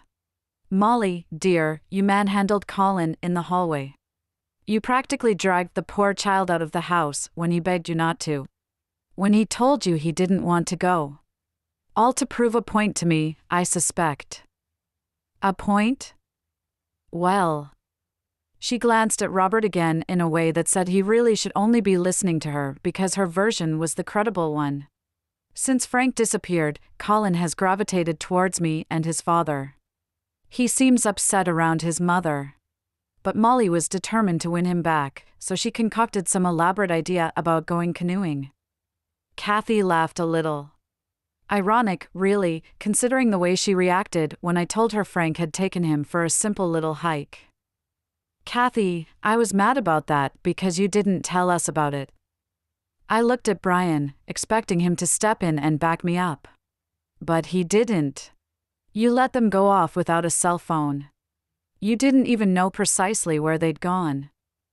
Patting at her pearls, Kathy narrowed her eyes at me. Well, quite frankly, Molly, none of us would be in this situation if you hadn't switched your day around at the last minute. Pausing for breath, Kathy turned so that she was facing me head-on. You didn't even see her, did you? You said you did. But you didn't. I cleared my throat. My palms felt suddenly slick with moisture. Of course, I did. Why would I lie about seeing Carol? My voice came out far too loud and high-pitched. Beside Brian, Colin looked up from his iPad and frowned at me. I smiled at him and shuffled in my seat, trying to compose myself. Kathy opened her mouth to reply, and I was certain she was going to say something awful. Something that would make me look like the worst mother in the world. But before she could, Robert stepped in. Okay, ladies, let's stop there, shall we? I don't want us to get into who said what to who and why and when. That's just going to get us all worked up. Opening his arms at us and speaking very slowly, Robert continued, what we're trying to do here is develop some coping strategies that will help you all deal with your complex feelings. To do that, we need to foster a sense of openness and empathy. If we're honest about how we're feeling, if we're transparent and make an effort to communicate with one another, then that will help us navigate this very difficult time. How does that sound? Very sensible indeed, said Brian, clearly embarrassed by my and Kathy's spat. Good, I said, exhaling loudly, even though the way Robert said honest had made my skin start to prickle. Had Kathy told him that I used to have problems? Had she already whispered in his ear and convinced him that I was a compulsive liar? Because that used to be an issue. It wasn't anymore. And I was getting sick and tired of it continually coming back to haunt me. Yes. Fine. That's precisely what I wanted from this visit. Thank you, Robert. Kathy sipped her water and straightened her shoulders. Let's start with Colin, then. Shall we? Robert ducked his head to try to meet Colin's eyes. Until now, he'd been ignoring all of us, but Brian lifted his headphones gently off his head and said, "The doctor's talking to you, buddy." Colin shuffled closer to Brian and squirmed as if he didn't want anyone to look at him. Colin, it must have been very upsetting. What happened to your grandfather? Colin nodded. I was hit on the head. When I woke up, Grandpa was gone. Robert widened his eyes sympathetically. And how have you been feeling since then? Do you think you could describe it? Sad? Worried? Angry? Yes. All of those things? Robert was speaking very softly. Colin's voice was tiny and thin and so full of hurt that it made my heart flip over in my chest. I reached out, across Brian, and patted his knee. It's okay, Colonel. The doctor's going to help us to help you feel better. I stood up and shuffled Brian out of the way. Sitting down next to him, I put my arm around Colin's shoulders, and for a moment he let himself relax into me. I stroked his hair. But then he took a deep breath and jolted as if I'd given him an electric shock. "Don't," he shouted, jumping up from the couch. "Don't do that." I sat back in my seat. "What is it, Call? Did I hurt your head?" Looking past him at Dr. Davidson, I added, "The ER kept him in overnight for monitoring, but they said he's fine." "It's not my head. Just leave me alone." Colin's face was turning red and his fists were bunched together. Tears sprang to his eyes. "Colin," I stood up and reached for him. "I said don't. Just leave me alone. Leave me alone." He started to yell. Louder and louder. "Get away from me. I hate you. Don't touch me." Chapter 10. I couldn't move. For the first time in my life, I didn't know what to do to help my son. Colin was shouting and shaking and looking at me as if I were some kind of monster. Finally, Brian stepped in. Guiding Colin towards the door, he bent down in front of him and said, "Okay, bud. Big deep breaths. Count to 5. 1, 2, 3. Colin copied him and I bit my lower lip. I should have known that. I should have helped him. After a few minutes, Colin's complexion returned to normal and Brian ushered him back to the couch. Sitting in between us, he handed Colin some water and we all watched him as he sipped at it. Opposite us, Robert smiled and nodded approvingly at Brian. "Great work, Dad." Dipping his head to meet Colin's eyes, Brian smiled. "Can you tell us what made you feel so upset, Col? Was it when Mom touched your head?" No, Colin glanced up at me but then took his eyes away. I gripped the arm of the couch. "It's Mom's smell." "Smell?" Brian frowned and looked at Robert. I felt sick. "Your mom's perfume made you feel upset, Colin?" Robert was scribbling something on his notepad. Kathy was watching me. In the corner of the room, a small standing fan was whirring round and pushing the smallest hint of a breeze in our direction. I shuffled in my seat. It was hot. Too hot. Colin nodded slowly and sniffed, wiping his nose on his bare forearm. Before I got hit, I smelled the same smell. The exact same smell. I just don't know why he'd say that. I poured myself another glass of wine and sank back into the curved leather armchair. We were in our favorite bar, the one with loud music and sticky floors, and opposite me, Carol did the same. "He's a kid, Molly. Don't read anything into it." But he said that whoever hit him smelled like me. I mean. Carol waved her wine glass at me. "He's a kid. He's got things muddled up. Didn't Dr. Davidson have anything to say about it?" I was turning my glass slowly between my fingers and looked up guiltily. I sort of stormed out. Stormed out? I was upset. Carol shook her head, typical Molly, then took a large drink of red wine. "Okay, well, do you want Doc Carol's opinion instead?" She was brushing down her shirt and had sat up straight, crossing her legs as if she were waiting to take notes. I laughed, a short, sharp snort that made me nearly choke on my wine. "Go on then." Carol leaned forward and slowly repeated, "He's a kid. He went through something traumatic. Don't read too much into it." "I'm pretty sure reading things into stuff is exactly what shrinks love to do," I retorted as she settled back into her usual pose. "But I get what you're saying." Carol started examining our now empty wine bottle and asked if I'd like another. We'd been drinking since 7:30 and my head was starting to swim, but I didn't want to go home. Even though Kathy had finally agreed to leave, she'd asked for one last night, and I'd politely excused myself from it. At first, I was worried that Carol wouldn't come. We hadn't spoken properly since the day of Colin's adoption party. But as always, in a crisis, any petty disagreement we were in the middle of was forgotten.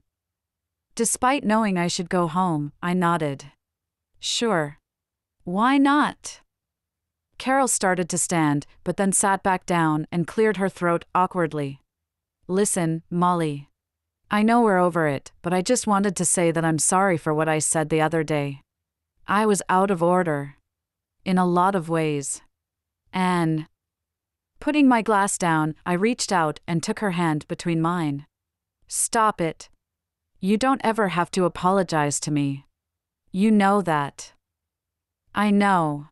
But what I said about Jack and Collins. I squeezed her hands, stopping her before she could say anything out loud that I wouldn't be able to unhear. I said forget it. You're sure? She was analyzing my face, trying to fish out an answer. Yes. I am. I sat back and folded my arms. I just don't really want to talk about any of that stuff. This thing with Frank, I reached down to rub my ankle but stopped myself and instead adjusted the cuff of my jeans. It's just bringing back some old feelings, you know. Carol was well and truly sitting back down now and had shuffled her chair closer so that she could hear me properly over the thud-thud of the music. Molly, are you okay?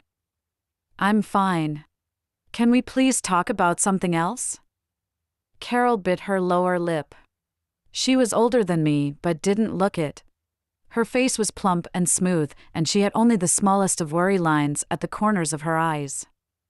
Instead of speaking, she just continued to look at me until finally I said, let's forget the wine. I need some fresh air. Outside, walking arm in arm past our favorite bars and restaurants, I leaned my head onto Carol's shoulder and finally said, it's been difficult the last few weeks. When I thought that Colin was missing, and afterwards, it brought back all these feelings I trailed off. I still hated saying it out loud. From when you ran away? Carol asked quietly. Yes. We stopped beside a bench, and Carol gestured for us to sit down. Beside her, I shoved my hands into my jacket pockets and hunched my shoulders up under my ears. Glancing sideways at her, I added, I haven't thought about Andy and Tracy for years. Before I said yes to moving back home, I looked them up. She sold her store, and I couldn't find any record of them living in the city. So, I told myself that they'd moved on. That they'd probably got another kid from someone else. Or split up and married other people. Or just stopped caring about what I did. But as soon as Kathy told me that Colin and Frank had been gone too long, it hit me, the same feelings I had after Colin was born. What feelings? Carol was speaking softly, as if she was worried that she might frighten me into clamming up again. Feelings that someone was going to take him from me. Steal him away. Feelings that they were going to steal him. Track me down. Take him back. For a moment, Carol didn't say anything. But then she angled herself so that she was facing me and said, you took Colin because you wanted to keep him safe. Because you thought Tracy and her partner would be bad parents. Right? I nodded. Right. So, then you've got to stop beating yourself up.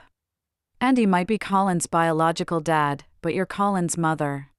By blood and by your actions. And Brian is a wonderful father.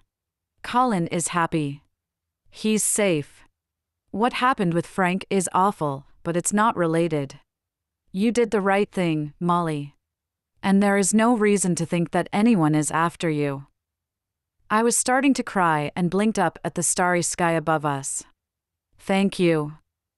Perhaps, Carol added tentatively, if you were honest with Brian about what happened?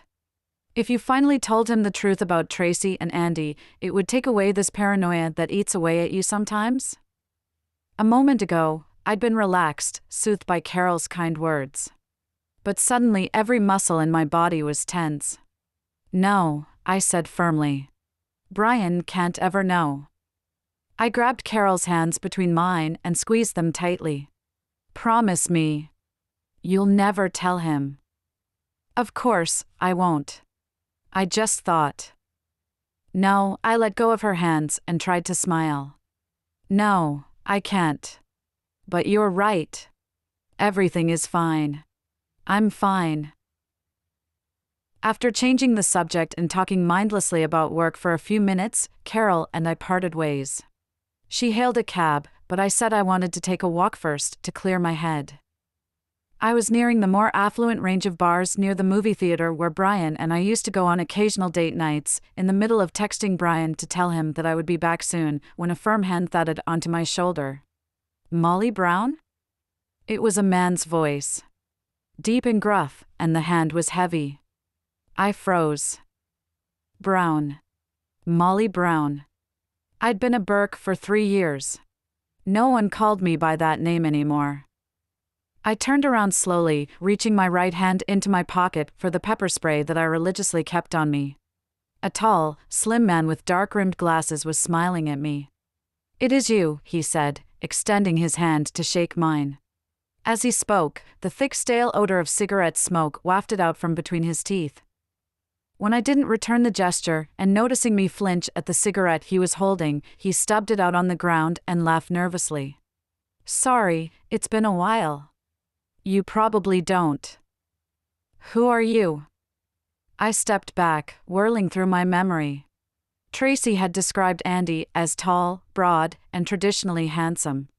This man was none of those things. But still, my heart was pounding.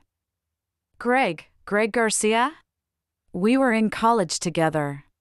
We took the same class, but you disappeared after the first year. That's probably why you don't. He trailed off, then added, "I always meant to ask you out, back then." "And you just recognized me? Walking past you on the street?" My fingers curled around the spray. This wasn't right. Greg smiled and gestured to my hair. "You're easy to spot." "Is that supposed to be funny?" "No, gosh, no." He rubbed the back of his neck, looking down. Then he spotted my wedding band. "Oh, I'm sorry. You're married." "Of course, you are." "Yes. I am," I said, waving my phone at him. "And I'm calling my husband now to come pick me up, so." Greg was saying something, but I couldn't hear him. I was walking away, my heart pounding so hard that its beat filled my ears. I didn't remember Greg. His face wasn't even a little familiar.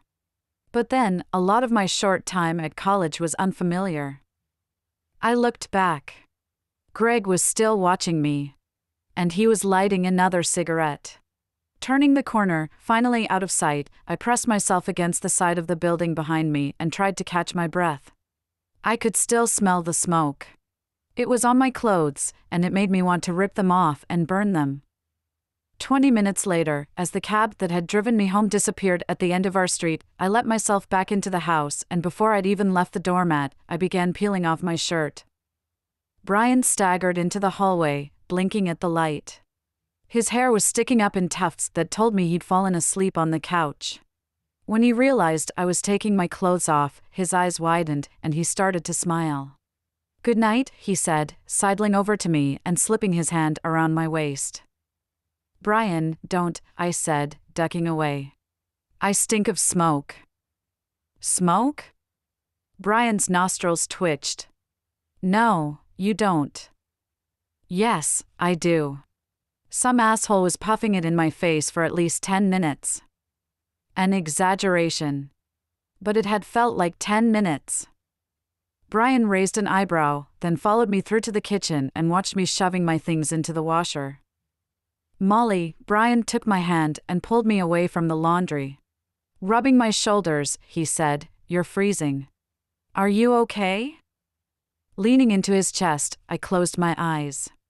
"I just hate cigarette smoke. My foster mom used to." I trailed off and nuzzled his neck. "It doesn't matter. I'm fine.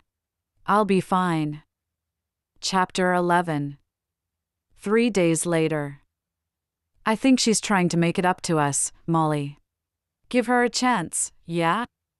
Brian put his hands on my upper arms and kissed my forehead.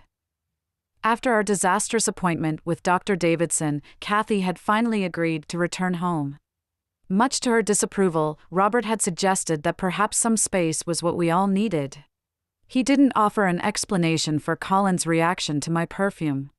But I knew what he was thinking, what they were all thinking. Whoever attacked Colin and Frank smelled like me. So much like me that it had triggered Colin to go into utter meltdown. Now, standing in the hallway and trying to smile back at Brian, I shuddered at the thought of it, that my own son would be afraid of me. Okay. I'll try. For 2 days, Kathy had sulked and ignored our calls. But then finally she called Brian and offered to watch Colin if we wanted to go out together.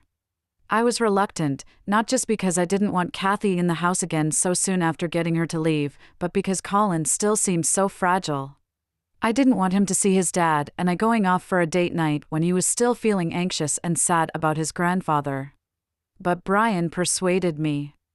"It's been far too long since I had you to myself," he'd said with his twinkling eyes and dimpled cheeks.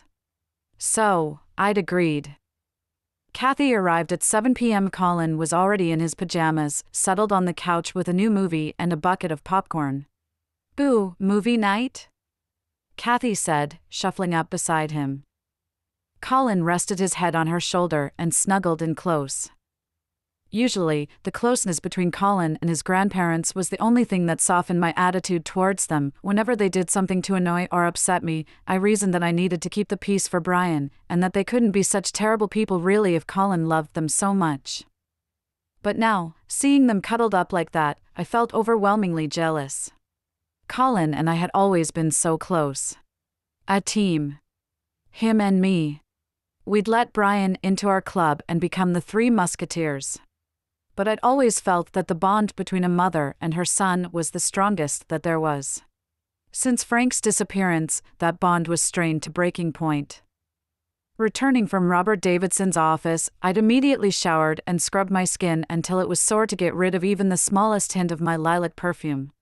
I'd washed all my clothes, even changed the bed sheets, and thrown 2 whole bottles into the trash. I'd woken the next morning absolutely certain that Colin would run up to me and wrap his arms around my legs, and that we'd eat breakfast together the way we used to. But he didn't. And 3 days later, he was still avoiding me. "Ready to go, sweetheart?" Brian put his hand on my shoulder and nuzzled into my neck. "Yes," I said, turning to kiss him on the cheek. "Of course." Usually, on date nights, we took it in turns to drive so that the other could drink. But tonight, Brian had ordered a cab. "Wow," I said, stepping out onto the front porch. "What did I do to deserve this?" I just felt like we needed a treat. Brian slid his hand around my waist and squeezed.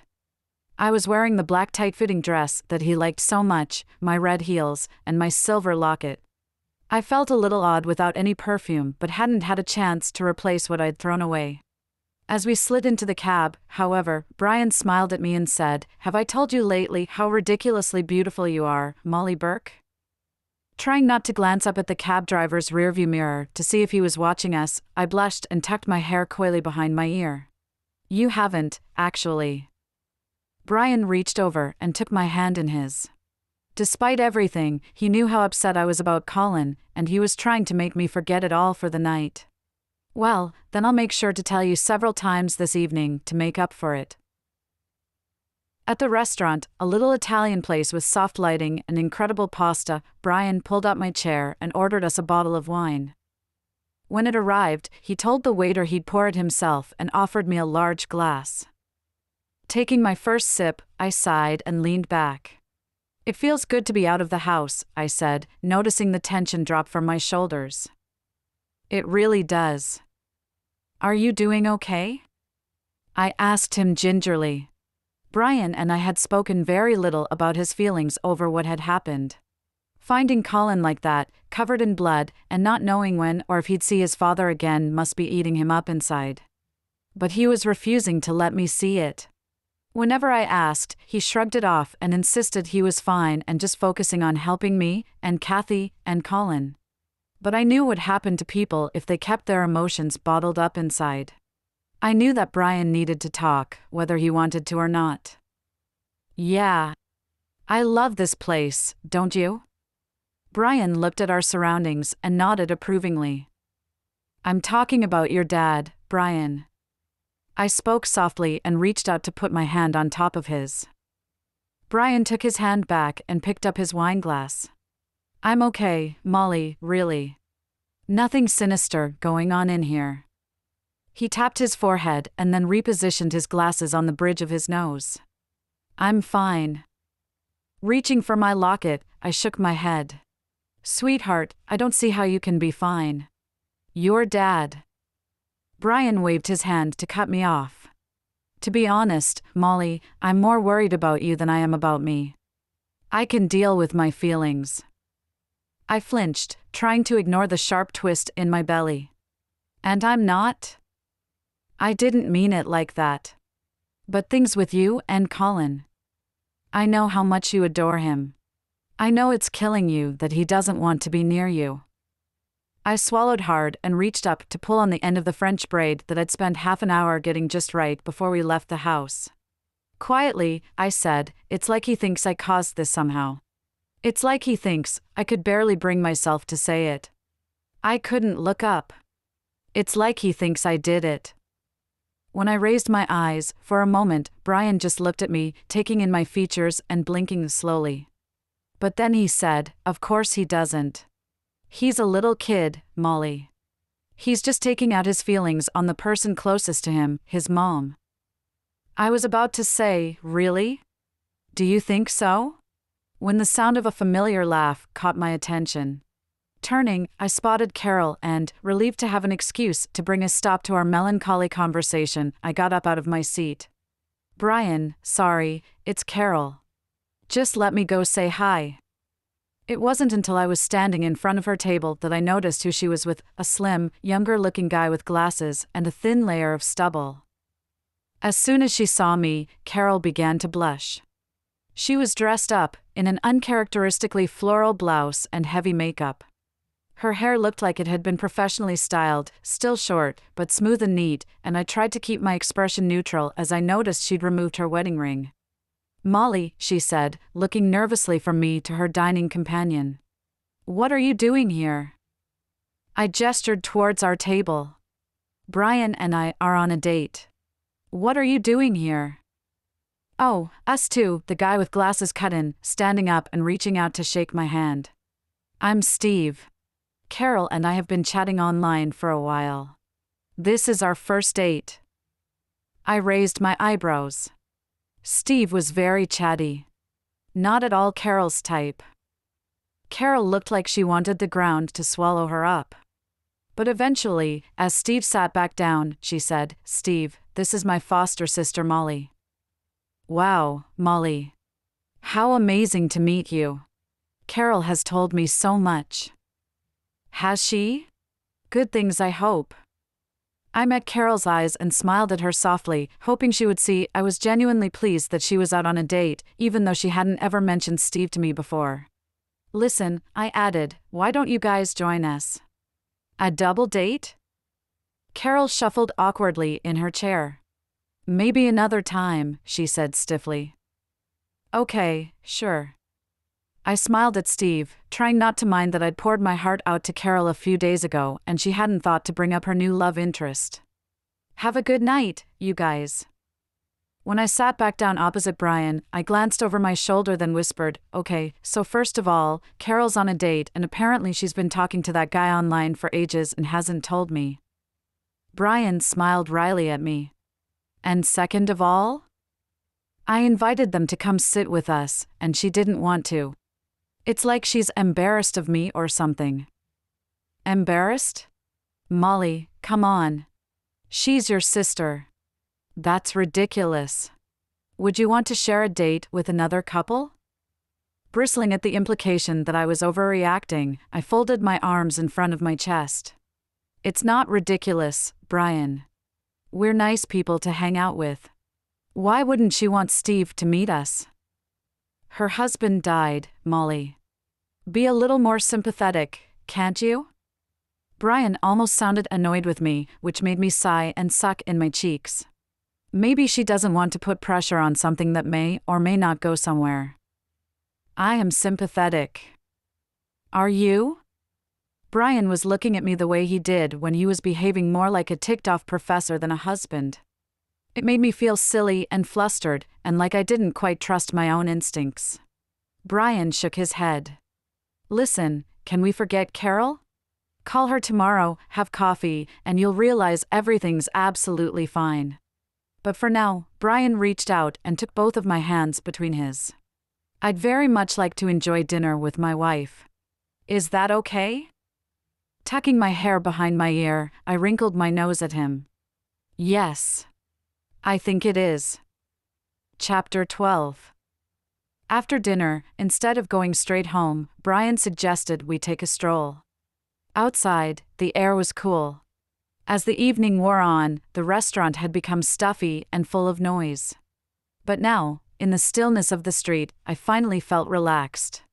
I'd only just looped my arm through Brian's and nuzzled into his shoulder when he stopped abruptly and started patting at his pants pockets.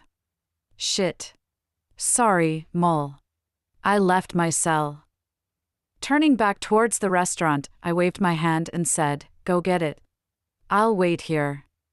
Then I leaned back against the cool glass storefront of the fancy jewelry store I always dreamed of splurging in and watched until Brian disappeared from sight. Brushing down the front of my black dress and wishing I hadn't eaten so much pasta, I let my eyes settle on the park gates on the opposite side of the street. I glanced at my watch.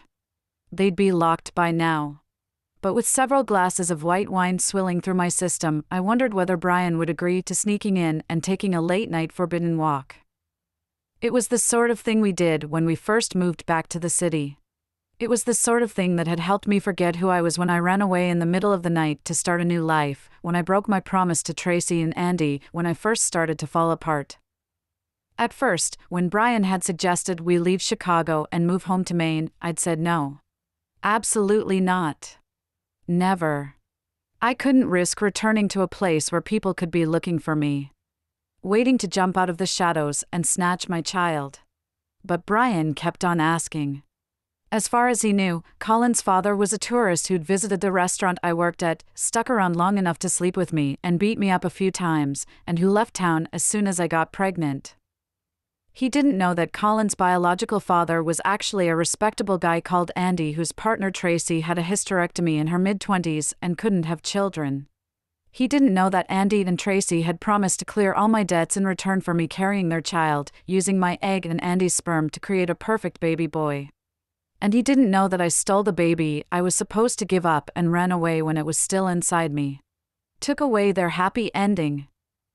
All Brian knew was that he was desperate to reconnect with his parents. And that he couldn't understand why I wouldn't want to be closer to Carol so that Colin could grow up with a loving family around him. I'd spent months in turmoil over it. But eventually, I said yes. I searched and couldn't find any record of Tracy O'Connor. None.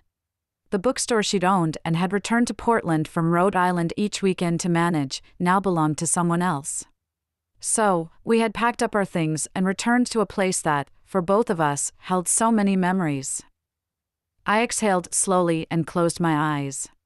A few weeks ago, the nervousness I'd felt in those early days back in the city had been hard to recall. A few weeks ago, when I walked down the street with Colin on our way to buy ice cream or play in the park, I felt totally safe. But when Frank disappeared, things started to change. Since then, since the very moment I thought Colin might have slipped away from me, I'd been feeling anything but safe. Perhaps Carol was right.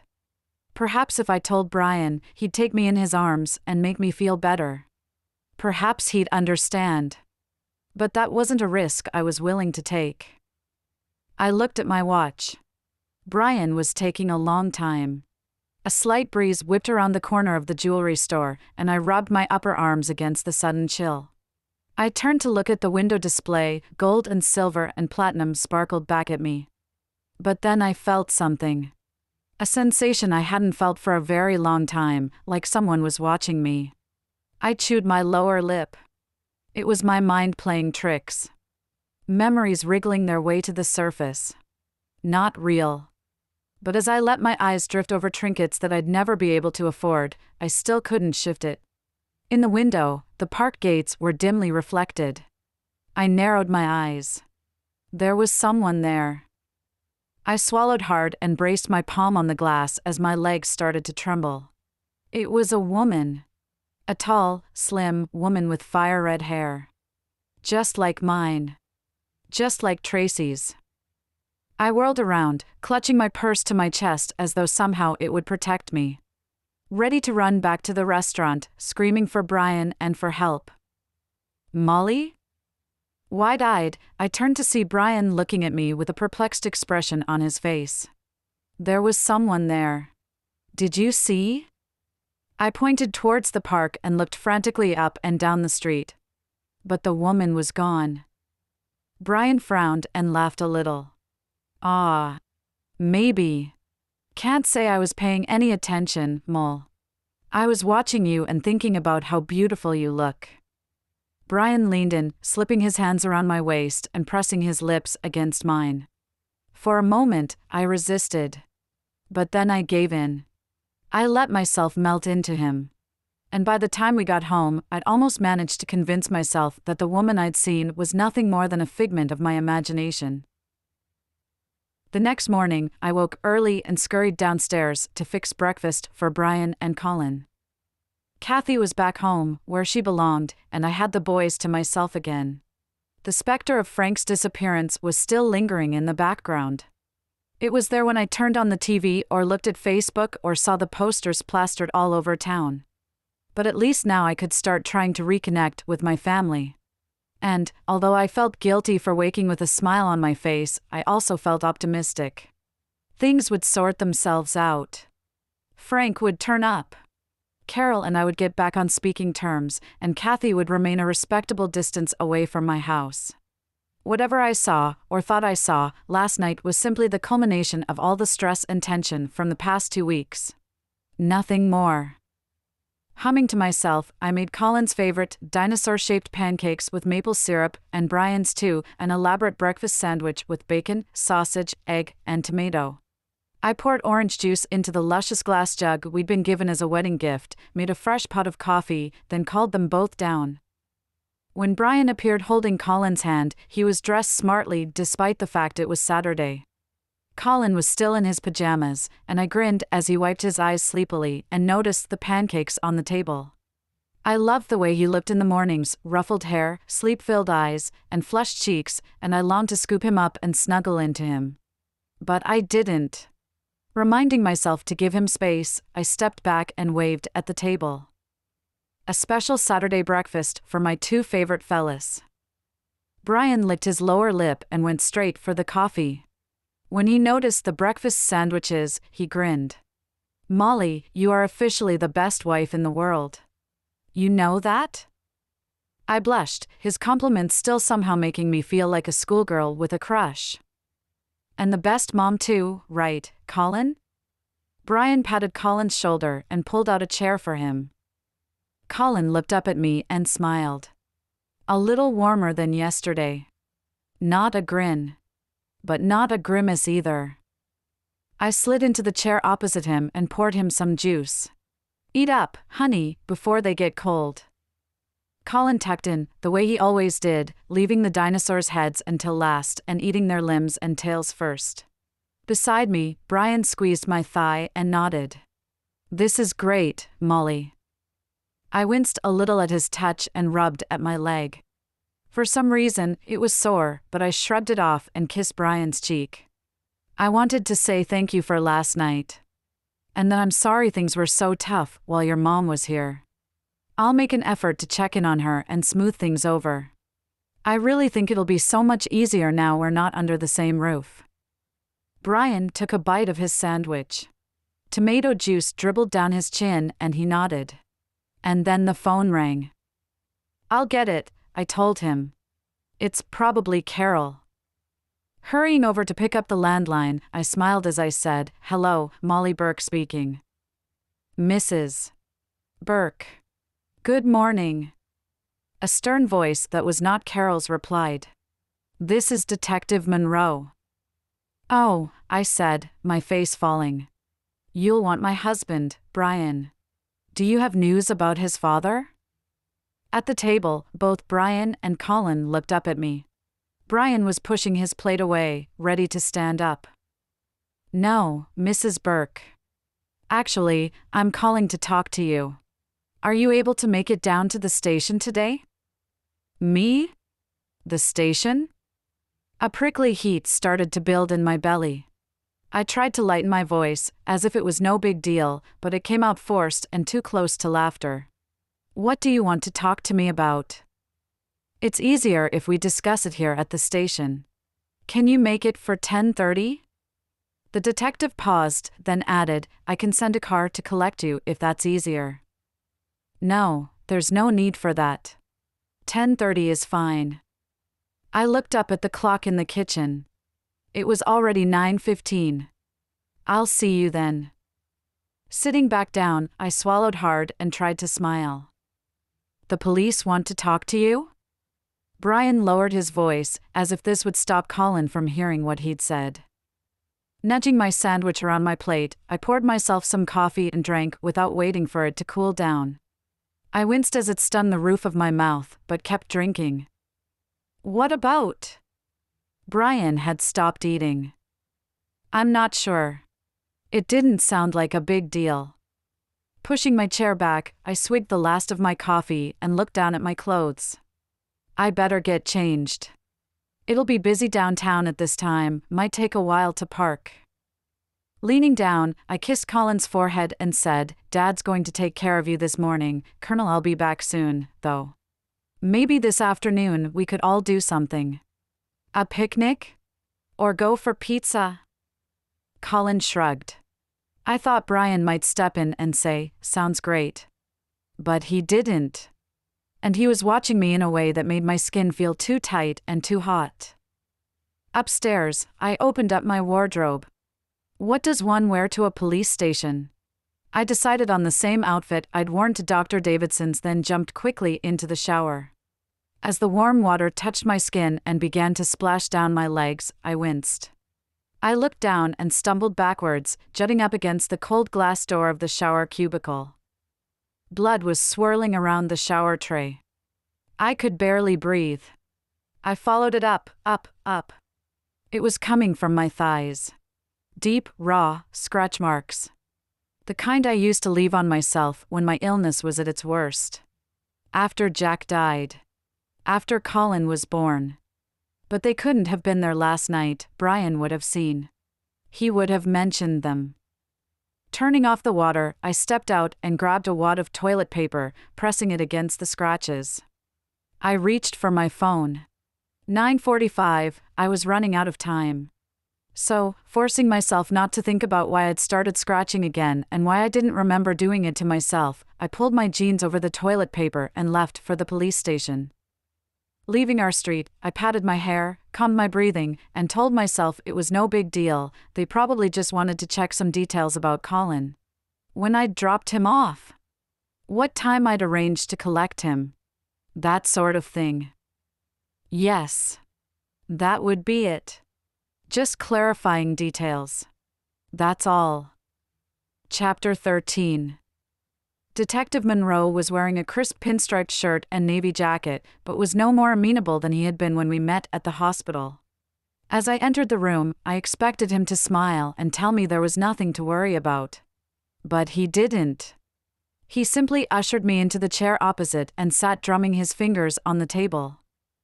My colleague will be here in a moment, then we'll get started. Sure, I said, looking around at the sparse white room and wishing he'd offered me a glass of water or a coffee like they do in the movies. A few moments later, while Detective Monroe sat shuffling his papers, Officer Daniels, who I remembered from the hospital, entered and sat down. She didn't smile either. Detective Monroe pressed record on the machine at the end of the table and asked me to state my name for the tape. Okay, Mrs. Burke. Thank you for coming in today. As I'm sure you're aware, we have some questions relating to the disappearance of your father-in-law, Frank Burke. Detective Monroe looked up and closed the file he'd been reading. Mrs. Burke. He repeated my name a second time, sternly. Could you confirm for me what your movements were on the day that Frank Burke disappeared? Swallowing hard, I nodded. Of course. But, we already went through this when Frank first went missing. The detective didn't move, just waited for me to continue. Clearing my throat, I repeated what I'd said the first time they'd asked. I left work about 5:30 and arrived at my in-laws around 6. Detective Monroe held up his hand. From the beginning of your day, please, Mrs. Burke. I'd like you to take me through your movements from when you woke up to when you arrived at your in-laws' house. Movements? I shuffled in my chair. Okay. Sure. I got up the same time as usual. 6:30. We always eat breakfast together. I was supposed to have Colin all day, but my boss had called the night before and asked me to meet a new client. I'm a realtor. I looked from the policewoman to the detective, but their expressions didn't change. I'd asked Kathy and Frank if they'd have Colin, and they'd said yes. They love having him. So, I left for work early, 7:30, and then Brian dropped Colin round to their house on his way to work. So, you arrived at your office at what time? Officer Daniels was making notes on a small flip pad. If I left at 7:30, I guess 8? You're not certain? Tucking my hair behind my ear, I wet my dry lips with my tongue and tried to ignore the way my heart was beating about 10 times too fast.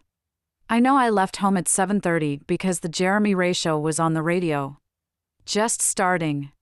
I didn't make a note of when exactly I arrived at the office because, well, who does? But it usually takes half an hour to get through the morning traffic. So, I'd guess 8. I arrived at 8. I sat back and folded my arms in front of my chest, feeling a little indignant. Who kept an exact record of their movements on any given day? Certainly not normal people with normal lives. Certainly not me. And you stayed at the office all day? Detective Monroe was watching me expectantly. Yes. I nodded. All day? He flipped open his folder and moved some pieces of paper around. Because when we spoke to your boss, he said that you left around 10, came back at 12, then left again at 2. I looped back through my memories, shuffling them and sliding them around in my mind. Had I left at 10? Yes. You're right. I'm sorry. I met my new client at 10 over on Johnson. You can call her Mrs. Rebecca Klein. She's interested in commercial properties for a new salon she's opening and we've already spoken to Mrs. Klein. Thank you. Officer Daniels tapped her pen on her notepad. If you've already, I breathed in sharply and closed my eyes. When I opened them, I said very slowly and deliberately, Detective, I thought this was just a chat. But should I have a lawyer present? Detective Monroe tilted his head to one side. He had piercing blue eyes that didn't give away even a hint of what he was thinking. That depends, Mrs. Burke. Do you think you need one? Blinking and trying to slow my thoughts down, I was about to reply when Officer Daniels added, and after seeing Rebecca Klein, you returned to your office. Then left again at 2? Where did you go then? For a moment, I didn't reply. I nibbled my lower lip and felt my foot tap-tapping on the sticky linoleum beneath the table. Tell the truth, Molly. Tell the truth. I met another client. Another client? By the name of? No, I mean, not another client. I met my sister, Carol. My foster sister. Carol Nielsen. Detective Monroe put both palms on the table and narrowed his eyes at me. Mrs. Burke, we're aware that you've had problems in the past. You were diagnosed with, he looked down and ran his finger along his sheet of paper until it reached a highlighted section. Borderline personality disorder. Trying not to let moisture cloud my eyes, I nodded. After my son was born. Yes. I went through a very difficult time. But I take medication for it now. It's under control. It says here, in notes from your doctor, that your personality disorder manifested in one particular trait that you found very hard to get a hold of. Even when you did start taking medication. My head was swimming. How had they gotten access to my medical records? I should have requested a lawyer. Brian would be so mad. If he were here, he'd have insisted on a lawyer. Right away. He wouldn't let them twist my words and talk to me about things that had absolutely nothing to do with Frank's disappearance. I shifted in my chair. My thighs were uncomfortable, grating against the paper I'd used to stop them bleeding beneath my jeans. You were a compulsive liar, were you not, Mrs. Burke? Detective Monroe was watching me very carefully. I felt dizzy. Like I might pass out and fall to the floor right then and there. Now, I have to admit, he continued, I didn't really know much about the term compulsive liar. Most people tell little white lies every now and then. But I did some research. With your kind of lying, it seems it's pathological. Some kind of stress reaction a lot of the time. Self-preservation maybe. He tapped at his highlighted paragraph and read aloud. The compulsive liar responds instinctively with an untruth to any question asked and often tells elaborate and fanciful stories, going into so much detail they almost come to believe the lies themselves. I forced myself to exhale. I'd been holding my breath the entire time the detective had been speaking. It was a problem. Yes. But it's under control now. And then, to my surprise, Detective Monroe smiled. You can see my problem, though, can't you, Mrs. Burke? Because you've already lied to me twice. You told me you were at your office all day. We know you weren't. You told me you met a second client. We know you didn't. No, I told you I met Carol, I said indignantly, tapping my hand on the table. But you didn't meet Carol. We checked with her. She was at work all day, and her colleagues have confirmed that she never left the office. But you also told Frank and Kathy that you were meeting Carol. Originally, you were supposed to collect Colin at midday, but you told them you'd arranged to meet your sister. So, they kept him longer, and Frank took him out on the hike to keep him occupied. Why did you lie, Molly? Where did you go? I don't remember, I muttered, reaching up to rub my temples. My mind was swimming. I could picture meeting Carol. I could see it so clearly. But the image was fading. Did you follow Frank and Colin on their hike, Molly? Suddenly, the fuzziness in the room dissipated. The sounds came back, crisp and sharp, and I blinked at the detective in disbelief. Follow them? Why would I follow them? I had no idea they even were up there. When Kathy told me that Colin and Frank were out hiking, I was so mad I thought I'd explode. I wouldn't have felt that way if I already knew, would I? Molly, Officer Daniels had lowered her voice and was looking at me gently. I should tell you that we have a witness. A witness? A witness who says they saw a woman fitting your description acting suspiciously on the path where Frank and Colin were attacked. Suspiciously? Near them? It wasn't me. Instantly, my mind flashed back to last night. The woman on the street who looked like Tracy. The redhead.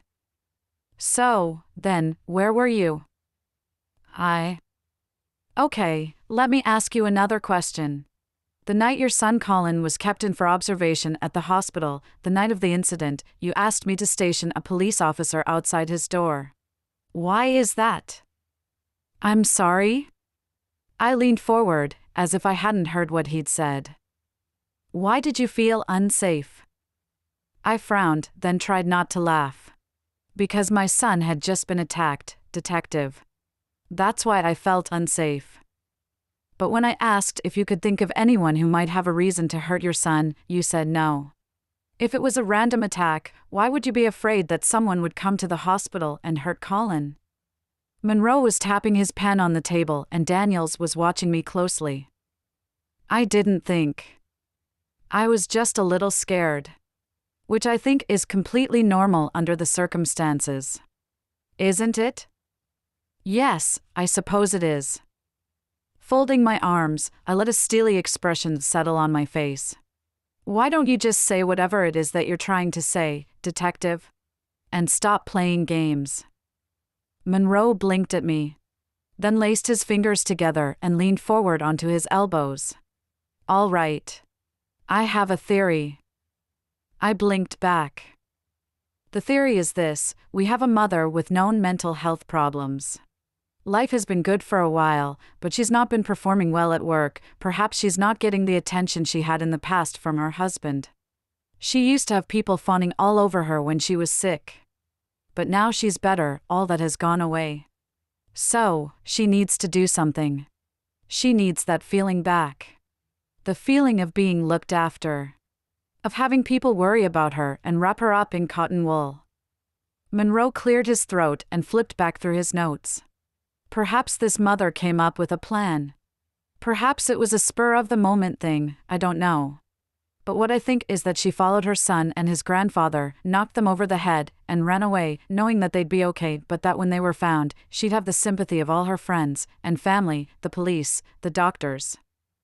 I opened my mouth to speak, but no words came out. Perhaps the reason this mother wanted police stationed outside her son's hospital room was because she was afraid her plan had gone wrong, that her father-in-law knew what she did and would come tell everyone. He wasn't supposed to wake up and run off. He was supposed to stay with Colin, wasn't he, Molly? Finally, I found my voice. Standing up and scraping my chair back against the floor, I said loudly, I would never hurt my son. Detective Monroe nodded, then closed his notebook. Like I said. Just a theory. I'm open to being proved wrong, Mrs. Burke. He gestured to the door. You're free to leave. But next time we speak, you probably should bring a lawyer. Chapter 14. Outside, the sun was too bright. I'd been at the police station for over 4 hours, and it was approaching late afternoon. Taking my phone from my purse, I texted Brian. It was rough. Need some time. Back soon. I couldn't face a family meal, or a movie, or anything that would require me to put on a brave face and pretend I wasn't freaking out. Brian would ask me why the police wanted to speak to me. And I didn't know what I'd tell him. Did they honestly think I had something to do with Frank's disappearance? Or was Detective Monroe simply enjoying torturing me? I should have asked for a lawyer. Were the police allowed access to people's medical records like that? Surely, they shouldn't have been able to use them against me? To treat me like a criminal? It was immoral. And the more they'd confused me, and pressed, and asked questions, the more I'd been unable to tell them the truth. Detective Monroe had been right about that, at least. Lying had always been my defense mechanism. After I was diagnosed and had counseling and got the right medications, it had stopped. Pretty much. It only reared its head when I was stressed. So, what did they expect? They got me so tied in knots that I genuinely couldn't remember what I did that afternoon. But I knew I hadn't been anywhere near the mountain that day. And I knew I would never hurt Colin. Never. The ludicrous theory Monroe had concocted was nonsense. Utter nonsense. And whoever their eyewitness saw, it wasn't me. I was certain of it. Maybe it was someone who looked like me. But it was not me. Again, the name Tracy echoed in my ears. But I shook it loose. Adjusting my purse on my shoulder, I stopped. I'd parked opposite a small hair salon. I'd never been inside before, but had always admired its bright pink door and its quirky signage. Putting my car keys back into my purse, I pushed on the door. A bell rang, and a woman with long, dark hair and an electric blue fringe looked up at me from behind a reception desk. I don't suppose you have any walk-in spots, do you? I reached up and tugged at my hair. I'm desperate. Well, this must be fate, the woman smiled.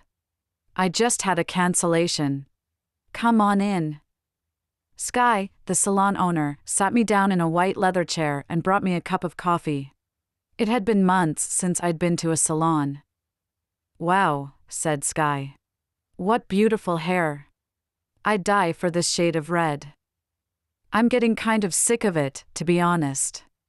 I thought about dyeing it. Oh, gosh, no. I can't let you do that.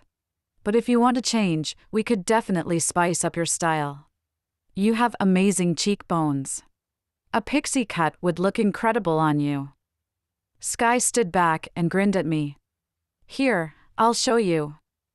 She handed me a stack of magazines, then flicked to a picture of a celebrity I vaguely recognized. Okay, I said. Let's do it. Really? Wow. Okay. You're brave. This is great. Sky seemed genuinely excited. Let me get my scissors, and I'll be right with you. 2 hours later, I walked out of the salon, leaving almost 2/3 of my hair on Sky's floor. My neck felt naked and exposed, but a cool breeze tickled my skin and made me smile. On the drive home, I tried to think of nothing but my new hair. Which outfits would show it off? What Brian would say. He probably wouldn't like it, he'd always preferred my hair long. But maybe he'd be pleasantly surprised. As soon as I pulled up in front of the house, though, my heart sank. I glanced at the dashboard. It was almost 5 p.m. I was supposed to be home hours ago and wasn't in the mood for a family meal or activity. Inside, I put my keys in the dish on the sideboard near the door and kicked off my pumps. Rubbing my hand on the back of my neck, feeling the short fine hairs, I walked slowly through the living room and the kitchen. Brian and Colin were nowhere to be seen. But then I heard a playful screech from out back. Following the noise, I walked out onto the decking and waved. Colin was hiding behind a bush, and Brian was waving a large water pistol at him. When he saw me, Brian's face fell. Instantly, he dropped the pistol to his side and crossed the lawn in just a few strides. Molly? He was staring at my hair. His face was ashen. He was not pleasantly surprised. You cut your hair off? Why? He shook his head. You said you needed some time after the police station. But you went and got your hair done? I smiled, hoping he'd get it once I explained. I did need time. It was awful, Brian. I lowered my voice because Colin was peeking out from his hiding spot, watching us. They asked me so many questions. Awful questions. They think I'm lying about where I was on the day your dad disappeared. They said someone called them. Told them I was in the area.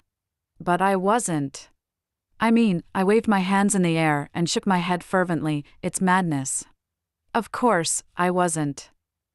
Brian rubbed my upper arm, still looking at me as if he was trying to understand the way my face had seemingly changed shape with this new super short hair. Well, of course you weren't. You told them you were at the office all day, right? Well. Brian took his hand away and narrowed his eyes. Molly? You told me you were at work all day. Oh, for God's sake, Brian. Don't start. I've already had Detective Monroe and his sidekick dragging up my past. Throwing my mental health problems in my face as if they were my own doing. As if I'm guilty of something just because I used to have issues. Through gritted teeth, Brian told me to lower my voice and ushered me back towards the house. Molly, calm down. Okay. I'm sure no one thinks you had anything to do with it. He paused, as if he was trying to pick his words very carefully. So, where were you? You weren't at work, you were. I closed my eyes and breathed in sharply through my nostrils. I've been trying to remember. I thought I met up with Carol, but I shook my head and rubbed at the back of my pixie cut. But now you're not sure. They were messing with my head, Brian. I felt moisture spring into my eyes and was pretty sure I was about to start crying. I should have called a lawyer, but they said I only needed one if I had something to hide, and I panicked and... Brian finally softened and pulled me towards him. Okay, he said, kissing my cheek. Okay. Listen. No more talking to them without proper representation. We'll get someone. You don't think it's over? My heart was hammering in my chest. Brian swept his index finger across my cheek and smiled a thin smile. I'm sure it is. But we'll talk to someone just in case. Yeah? Molly?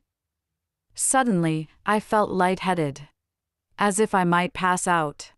Sorry, I'm just... Brian gestured to the living room. Go sit down. I'll make you a cup of tea and order takeout for dinner. I nodded. I was exhausted. All I wanted was to go to sleep. Brian? Yeah? You don't think I couldn't finish the sentence. But immediately Brian shook his head. Molly, I know you inside out. Sometimes you have trouble telling truth from fiction. And, yeah, there have been dark times. Times when you've been pretty close to the edge. But we fixed it, didn't we? We got you help, and you've been doing so great these past few years.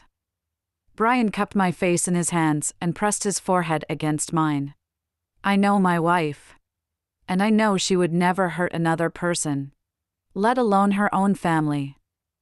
Realizing I'd been holding my breath, I let it out in a forceful sigh that left me feeling empty and fragile. Now, go sit down. Mexican for dinner? Sure, I said, dazed and a little spaced out. Whatever you boys want to eat is fine. Great. And tomorrow, we'll call a lawyer and get them to give the police a dressing down over the way they've handled this. Okay? I nodded, sinking back into the softness of the couch and rubbing at my neck. Brian? Yeah? Brian turned, phone in hand, already dialing the restaurant. Do you like my hair? For a moment, Brian's expression didn't change. But then he smiled. I'd love you even if you shaved it all off. Chapter 15. The next morning, I woke feeling like I had a hangover. I'd had a glass of wine with dinner, but not enough that it should have given me such a sore head. Walking heavy-footed over to the dresser, I looked at myself in the mirror and nearly shrieked when I saw my hair. It was so short. The kind of cut only movie stars could pull off. What had I been thinking? No wonder Colin had looked at me so strangely all evening. I was sorting through my drawers, trying to find my strip of pills when Brian tapped lightly on the door. He was holding a mug of coffee and was clearly trying not to stare at my haircut. Morning. How are you? He handed me the coffee and sat down on the edge of the bed. I feel pretty lousy actually. How much wine did we drink? You barely had a glass. Brian stood up and held the backs of his fingers to my forehead. Maybe you're coming down with something. I'm fine. I feel fine. I took a sip of coffee, then put the mug down and continued moving things about in my top drawer. Honey, have you seen my pills? I had 3 left on this strip, but I can't find them. I never touch your pills, Mole, you know that. Brian stepped up beside me and helped me look. They're not in here. You must have taken the last one and thrown them away. Where's your new packet? He started to walk towards the bathroom, where we kept all of our medication out of Colin's reach. Brian opened the cabinet and frowned. They're not here, Molly. Didn't you fill your repeat prescription? I blinked hard. My head still felt fuzzy, and the coffee didn't seem to be helping. I had a vague recollection of Brian offering to collect my pills after work. But I couldn't remember when. Maybe it was last month. Brian shook his head and took his phone out of his pocket. It's okay, I'll call the pharmacy. Oh, that reminds me, Carol called. She did? She asked if you'd like to meet for coffee this morning. Might be a good idea. You could take Colin while I try to get hold of a lawyer.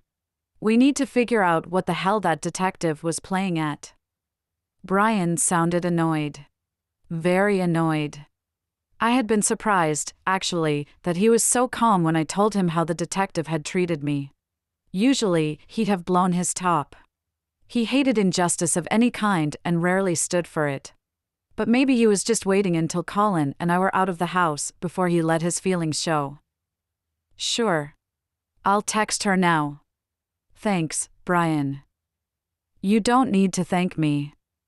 Brian rested his chin on the top of my head. I'd always loved that I fitted perfectly against his chest. It felt like the safest place in the world. I know. But I don't want you to think I've forgotten what you're going through. Frank's your father. And this is all so horrible. I pulled back and reached up to stroke Brian's cheek. You know you can talk to me about it if you need to. I'm not a fan of shrinks, but I think Dr. Robert had a point about that. About us communicating, I trailed off.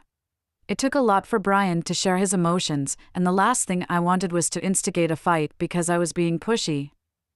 I'm fine, Molly. Really? His eyes darted towards my hair, then settled on my face. You should go shower and freshen up. And he offered me a cheeky smile, maybe warn Carol about the hair. Carol and I met at our favorite cafe, collected takeout picnic boxes, lemonade, and coffee and headed to the park.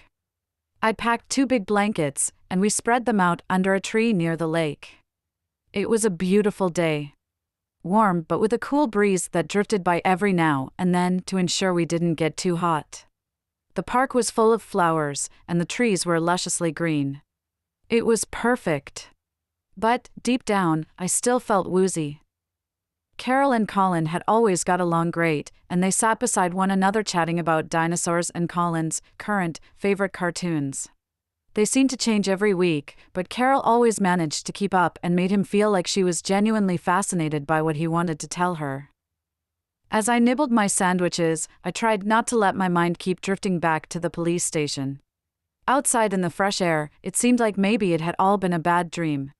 Frank's disappearance, Kathy's too long stay as our house guest, Robert Davidson, the police. Trying to relax, I flicked off my shoes and rubbed at my ankle. As I did, a breeze tickled the back of my neck, reminding me defiantly that it definitely had not been a dream. After a while, Colin became restless and asked if he could go play ball with some other kids. I nodded and smiled, of course. Stay where I can see you though, okay? Colin nodded, and I moved up closer to Carol so that I could keep an eye on him. Plucking a strawberry out of the picnic box and raising an eyebrow at my hair, Carol smiled thinly. So, are you going to tell me what all this is about? The hair and the spaced-out face? I sighed and rubbed at my ankle again. Actually, before I tell you. First, I wanted to say, I sat up and looked sideways at her, then back at Colin. I'm really happy that you found someone you like. I'm not sure why you didn't tell me about him, and I don't want another argument, I glanced at her and smiled. I'm happy for you. Carol shuffled uncomfortably, stretching out her legs and then tucking them back up again. I know, she said softly. I just feel so guilty, Molly. I like Steve, but it feels wrong somehow. Carol, it's been 2 years since Rick died. You have nothing to feel guilty about. Carol picked at her skirt and nodded slowly. So, the hair? Carol wasn't going to let me get away with not talking about it, which was a little ironic considering she'd hidden an entire person from me for months. I opened my mouth to reply, but before I could speak, Colin came running back over to us. Auntie Carol, can you come push me on the swings? Oh, sure, honey. Carol started to get up, but I waved at her to stay seated. Colin, Auntie Carol's spent a lot of time entertaining you this morning. I'll push you. I stood up and looked over my shoulder. Are the swings over there? No. They're not? I was sure they were back towards the entrance of the park. No. I don't want you to push me. I want Auntie Carol. Colin was pouting and speaking very, very loudly. A couple of moms near the group who were playing ball were looking over at us. Colin, come on. Mommy wants a turn to play with you too. I miss you. I reached out to ruffle his hair, the way I always did. But he jumped as if I were trying to pinch him. No! He stomped his foot and folded his arms, shouting. No, get away from me. I don't want you. I want Auntie Carol.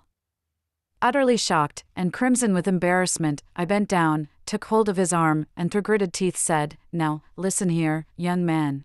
You do not speak to your mother that way in public. Do you understand? It's very, very cruel, and you've made Mommy very upset. How would you feel if Mommy's heart broke into a million pieces? Because that's what you're doing when you act this way. You're breaking Mommy's heart. Colin's lower lip started to tremble and he pulled away from me, wiping at his eyes with his sleeve and sniffing loudly. I was wavering, unsure whether to apologize or continue being the bad cop. But then Carol stepped up beside me and ushered Colin back onto the picnic blanket. Colin, come here, honey. Have some of this yummy cake. Mommy didn't mean to shout. I didn't shout. Carol offered me a withering stare and I stopped mid-sentence. When I sat back down, she leaned over and whispered, Molly, what on earth? That was a little harsh, don't you think? Colin had reached into his backpack and pulled out his iPad and headphones, shoving them on and curling up as if he wished he was nowhere near me. I let out a frustrated sigh and buried my head in my hands. When I looked up, Carol was watching me expectantly. It's all just getting a bit much, Carol, I said shakily. And then it all came pouring out, all the things I'd been keeping to myself because I didn't want to burden Brian and hadn't had anyone else to talk to. I told her about Kathy and how awful she was when she stayed with us, how Colin pretty much hadn't spoken to me or come near me since Frank disappeared, how he resisted going anywhere with me, how the police had dragged me in for questioning and made me feel like a criminal. Accused me of. They said someone told them I was in the area the day Frank disappeared. But I wasn't, I know I wasn't. I shook my head. And they brought up my diagnosis, the personality disorder, the problems I used to have. They said they spoke to you and asked you if we saw each other. They spoke to me last week, yes. I told them we didn't, but did you say you were with me? Carol looked worried and moved a little closer so she could put her hand on my shoulder. Molly, I say this with love, but you do seem a little highly strung right now. Are you sure you're okay? I'm fine, I said, exasperated that no one seemed to be listening to me. Okay. Look, it's a stressful situation. Of course, it is. But you have me and Brian, and we'll help you through this. All right? I nodded slowly, trying not to let myself cry. Then I leaned over and rested my head on Carol's shoulder. Please let's never argue ever again, Carol. I can't bear it. I need you. Carol wrapped her arm around me and squeezed. I've got you, Molly. I've got you. Chapter 16. Mondays had always been my least favorite day. Spending the weekends with Brian and Colin, by the time Monday morning rolled around, I dreaded leaving them. So often, I wished that I could just be a housewife. Stay home with Colin all day, baking and doing laundry and making the house nice for when Brian returned. Since Frank had disappeared, I'd managed to avoid going in. But Brian said it wasn't good for me to keep putting it off. So, finally, I was on my way to the office. Reluctantly, I dropped Colin off with Kathy. Brian thought it was too soon for him to go back to daycare as he was still struggling with it all, and I'd stopped to grab coffee and a tray of muffins on the way. The office of Proctor Sons had expansive windows filled with glossy pictures of large houses that barely anyone could afford. Somehow, Ruth and Dean, the younger members of the team, had managed to shift 3 of these houses each in the past few months. But all I'd closed on was a commercial let, a bungalow, and 2 apartments. I needed to up my game. And I was hoping that muffins might soften Graham up enough to pass me a big fish. When I pushed open the door, everyone turned to look at me.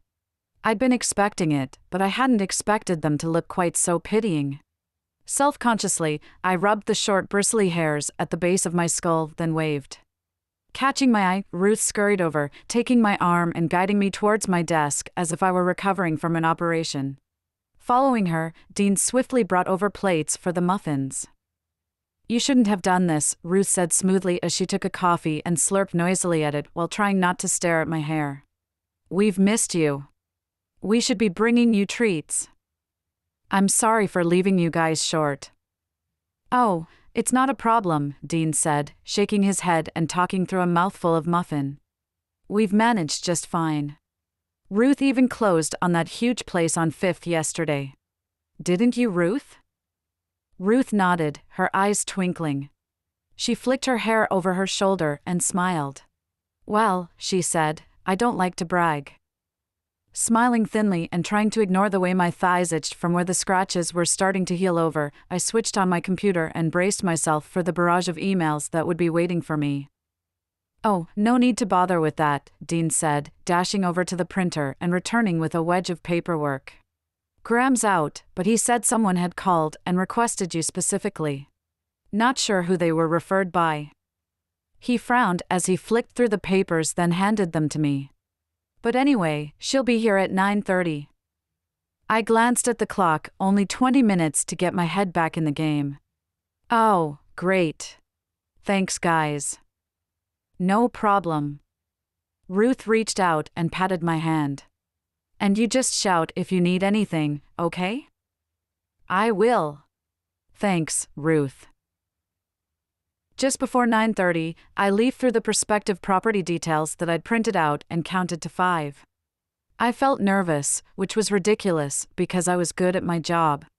I'd been going through a rough sales patch, but there was no reason I couldn't find my way out of it. I glanced at the clock. Any second now, the doorbell would tingle, and Susan Carmichael would walk in expecting to be wowed by our selection of potential new homes. I looked towards the window. Someone was standing outside looking at the display that Ruth had refreshed that morning. It was a woman. Face obscured, slim legs squeezed into pencil-fit jeans and a pair of strappy red shoes. Her silhouette turned and moved towards the door. Right on cue, it announced that someone was opening it. But as I straightened my blouse, my smile faltered. "Tracy?" My heart leapt up into my chest, and I stood bolt upright. The papers I'd collated dropped to the floor. I looked down at them, and when I looked up, the woman who'd entered extended her hand and said, "Hi, Molly? I'm Susan." For a moment, I couldn't move. Everything about Susan's face felt familiar. The arch of her eyebrows, the sweep of her small, neat nose, the contours of her cheeks. She took her hand back and smiled awkwardly at me. "Sorry, am I late?" Finally, I snapped myself back into the room. No, you're not late." I bent down and gathered up my paperwork. "I'm sorry." I gestured to the chair opposite. "Do sit down." Susan obliged and rested her hands in her lap.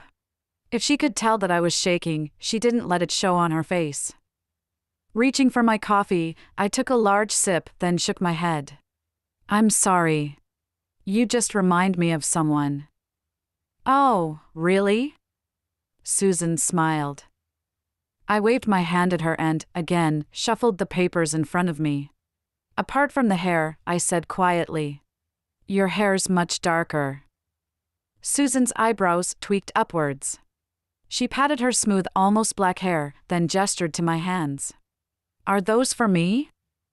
"Of course." I handed over the pile of potential properties and mentally kicked myself. Susan looked like my ideal client.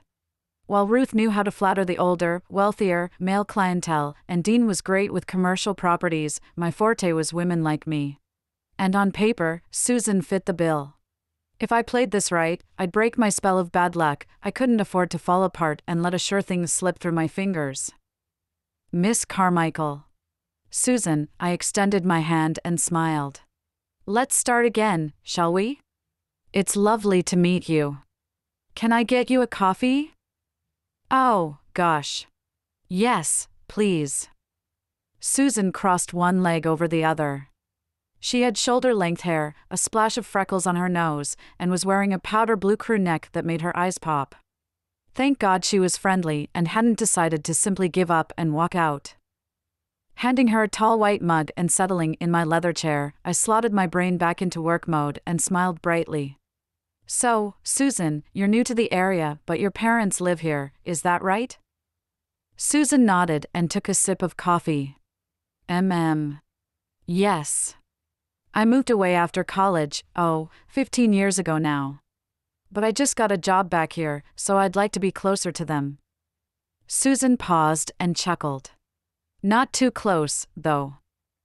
"I understand completely," I said, nodding and jotting down some notes. "So, you know the area, but it's probably changed a little since you were last a resident?" "Oh, yes. Definitely. New places are springing up all the time. When Graham spoke to you, he took down a few details of what you're looking for. I consulted Graham's list, running my finger down it one by one. A 2-bed, hardwood floors, outside space, close to some amenities like coffee shops. Subletting for now, is that right? Susan nodded. Yes, absolutely. I'm open to an apartment, but I'd prefer a house. My budget's pretty healthy. I smiled, trying not to look too excited. Yes, it is. Susan laughed and tucked her hair behind her ear. The new job is paying handsomely, so I decided to splash out. It's a little much, maybe, seeing as it's just me. No kids or husband, or anything. But, Susan shrugged, as if single women should be living in tiny, cramped bedsits and not well-decorated houses. Susan, you work hard for your money, you deserve a lovely place to live. So, did anything in there stand out? I gestured to the papers in her hands, hoping she'd opt to look at the first 2 houses because they'd been on the market a while. They look great. But I actually wondered. Susan reached into her purse and took out a small tablet. Turning it to me, she continued, if we could go look at this place? I just spotted it last night. I know it's an apartment, but it looks pretty nice. Looking down, I frowned. And then my blood ran cold. Oh, I said, swallowing hard, I don't think this is what we're looking for. Really? Susan's face dropped. Do you know the building? My mind faltered. I couldn't think fast enough to give her a reason why not, and so I nodded meekly. I used to. Maybe we could just go take a quick look? Susan laughed. I'm hopeless when I get my mind fixed on something. And it hasn't been online that long. I'd hate to miss out. My mouth felt dry, and I was blinking too quickly. The property Susan wanted to visit was my old foster home. A place I thought I'd never have to set foot in ever again.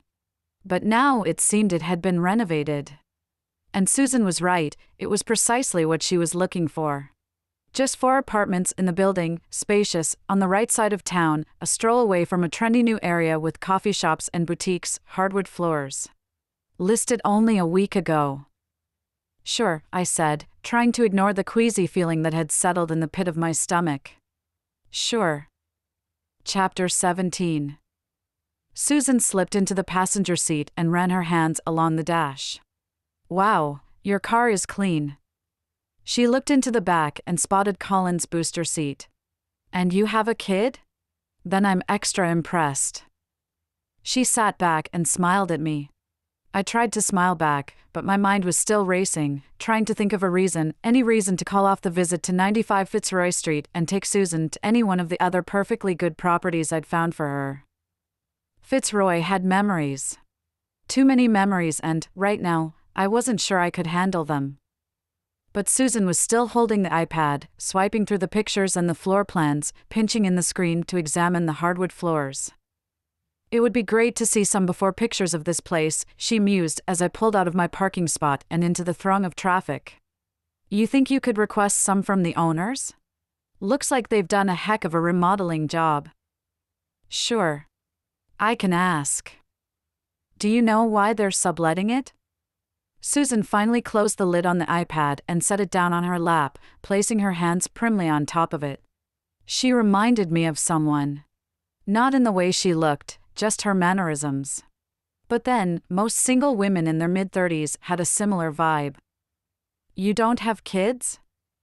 I changed the subject, turning off when the sat-nav told me to, even though I didn't really need directions.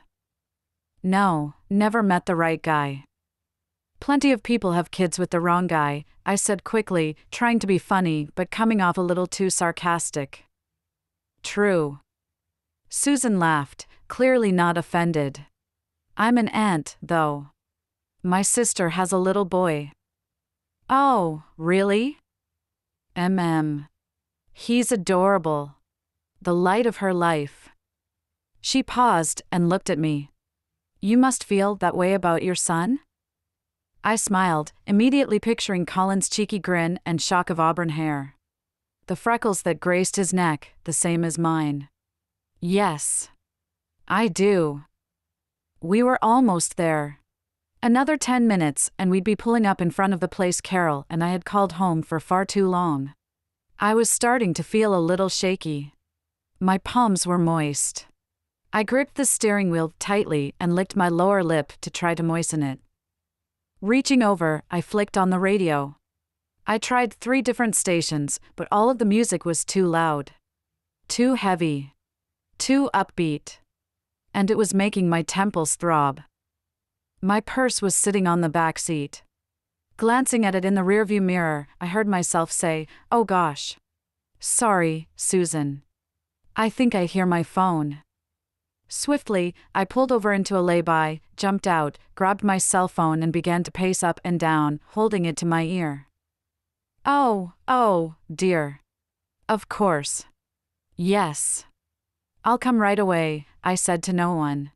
Leaning my upper half back into the car, I grimaced and shook my head. Usually, my hair would tickle my shoulders as I made that motion, but now, of course, it didn't. It was far too short to even know it was there. "I'm so sorry, Susan. I hate to do this, it's so unprofessional, but that was my mother-in-law. My son's not well. He was a little peaky when I dropped him off this morning and now he's developed a fever. I'm going to have to go get him." Susan's face dropped, but she batted at the air with her hand and said, "Oh, sure. Don't worry. Maybe tomorrow?" "Of course. I'll need to see how Colin's doing, but, yes. We'll reschedule." I glanced back the way we'd come. "I'll drop you back at the office to collect your car." "Sure. You have my number." Susan patted the iPad. "It'll be hard to resist heading round there myself, though. I'd hate for this one to slip by." Starting the engine back up, I tried to slow my thundering heart and think of something that would stop Susan from simply going to find another realtor. I needed her to be my client. Graham wouldn't let me keep coasting for much longer, and he'd practically set me up with a sure thing. I tell you what. I'll call the owners tonight and sweet talk them. See if I can't get them to give us first refusal. Oh, wow. Thank you. Susan seemed genuinely grateful. "Thank you so much." "Not a problem, Susan. I'm just sorry we couldn't see it today." Focusing on the road ahead, I swallowed forcefully. I wasn't going to get out of taking Susan to see Fitzroy Street. Not if I wanted her business.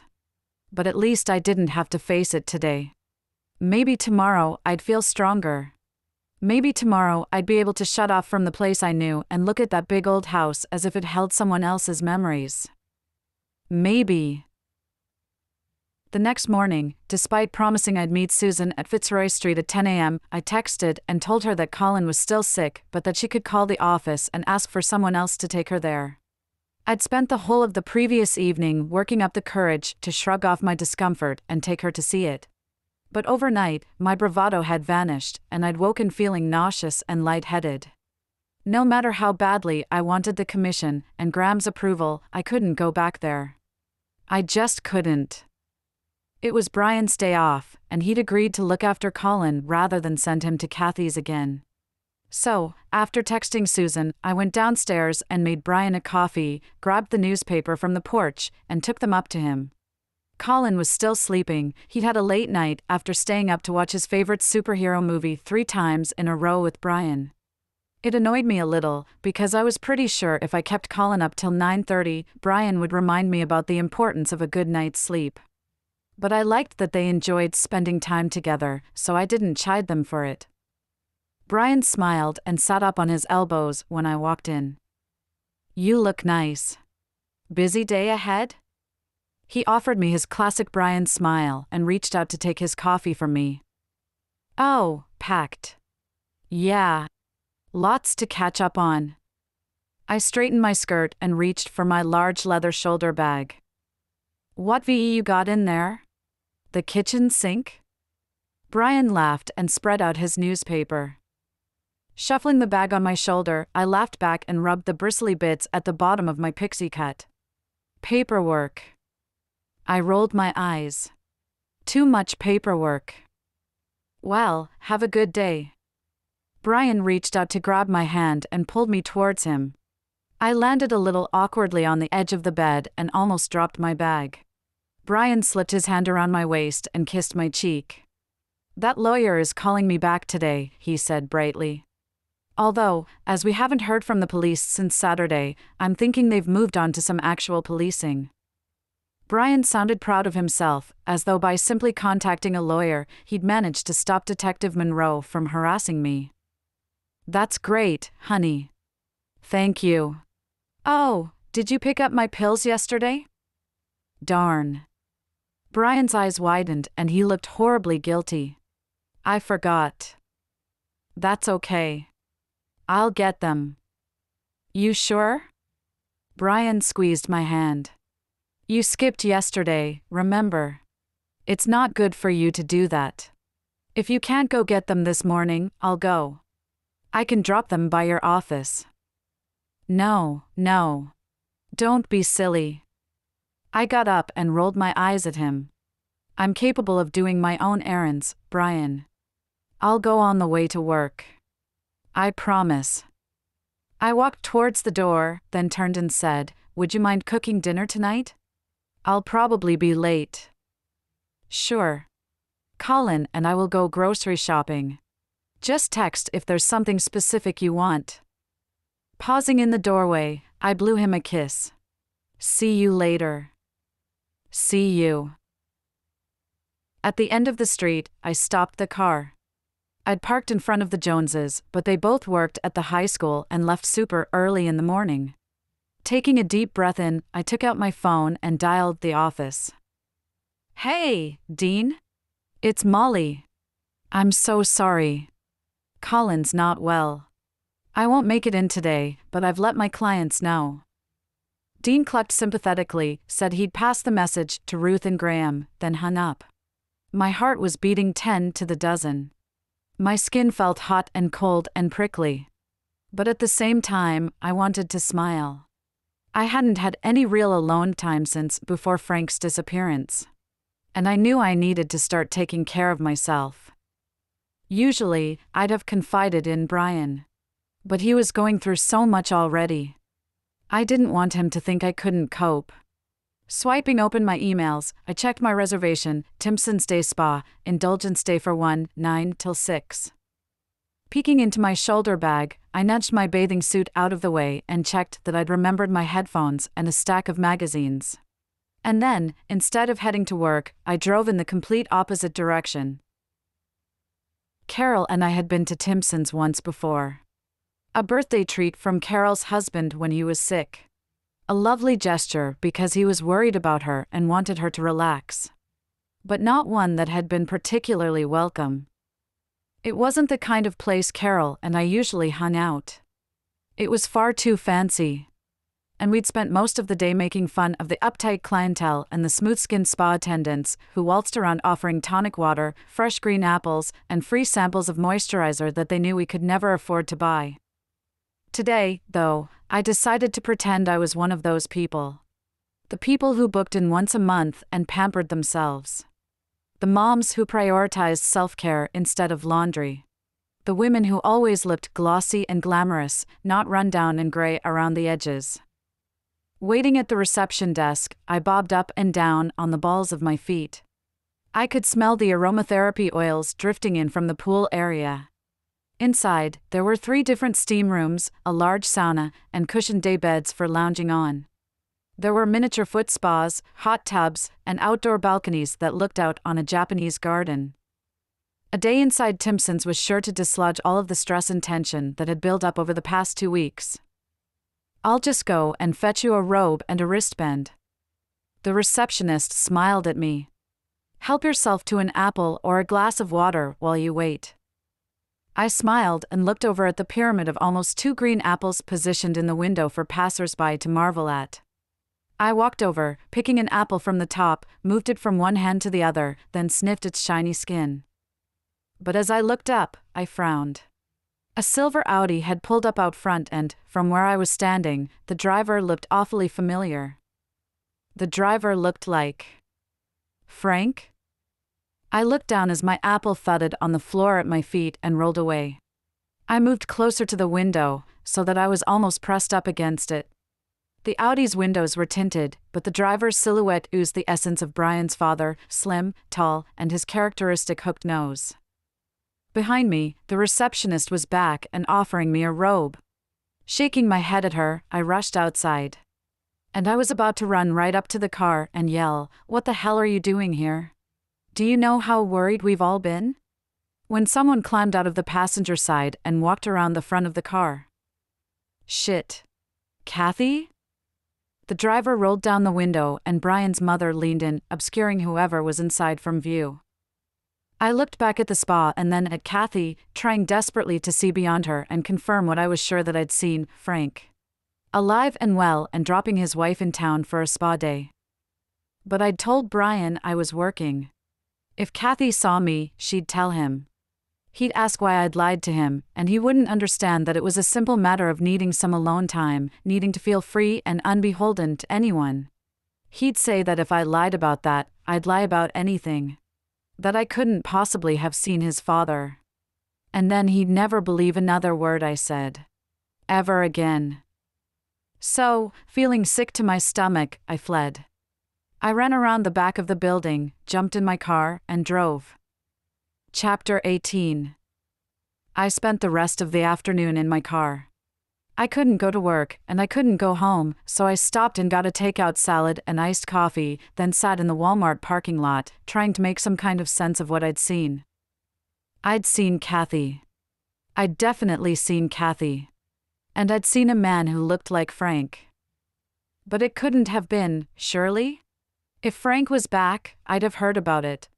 And the alternative, that Kathy was somehow hiding her husband from us, was too ridiculous to be an option. Why would she? Again and again, I looped back over what I'd seen. The man. Kathy. The man. But none of it made any sense, and as the afternoon wore on, I began to feel sick to my stomach. At 5 p.m., I finally drove home. I'd told Brian I'd be late.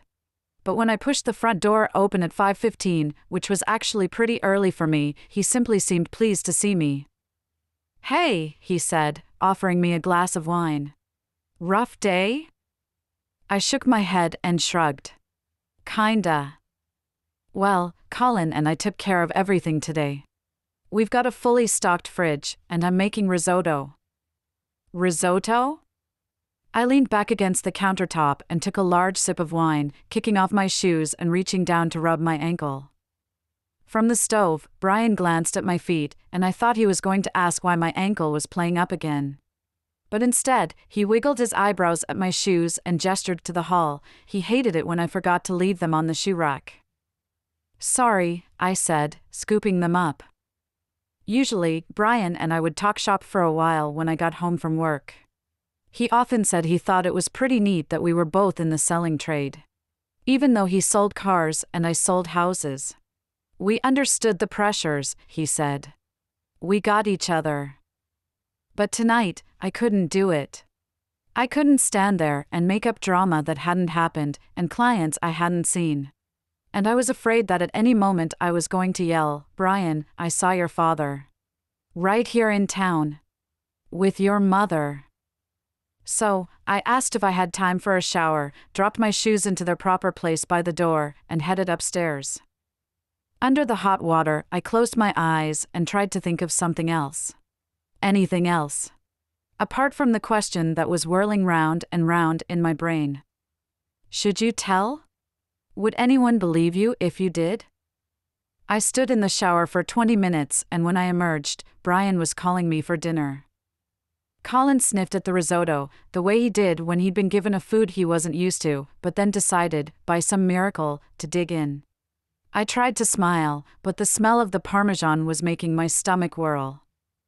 I'd felt off all day. Ever since the takeout salad. And it was either food poisoning, unlikely from a salad, or my body's way of telling me that I was not in a good place. "Did you collect your pills?" Brian looked up from his risotto, eyebrow arched. Yep, I said, smiling through the guilt that was tugging at my stomach because, after what had happened at the spa, the last thing on my mind had been collecting my pills. I told you I would. I know, Brian replied, waving his hand apologetically. I wasn't nagging. I was just going to offer to go out to the all-night pharmacy if you'd forgotten. I smiled thinly. I remembered. Lifting a forkful of risotto to my lips, I felt my stomach lurch.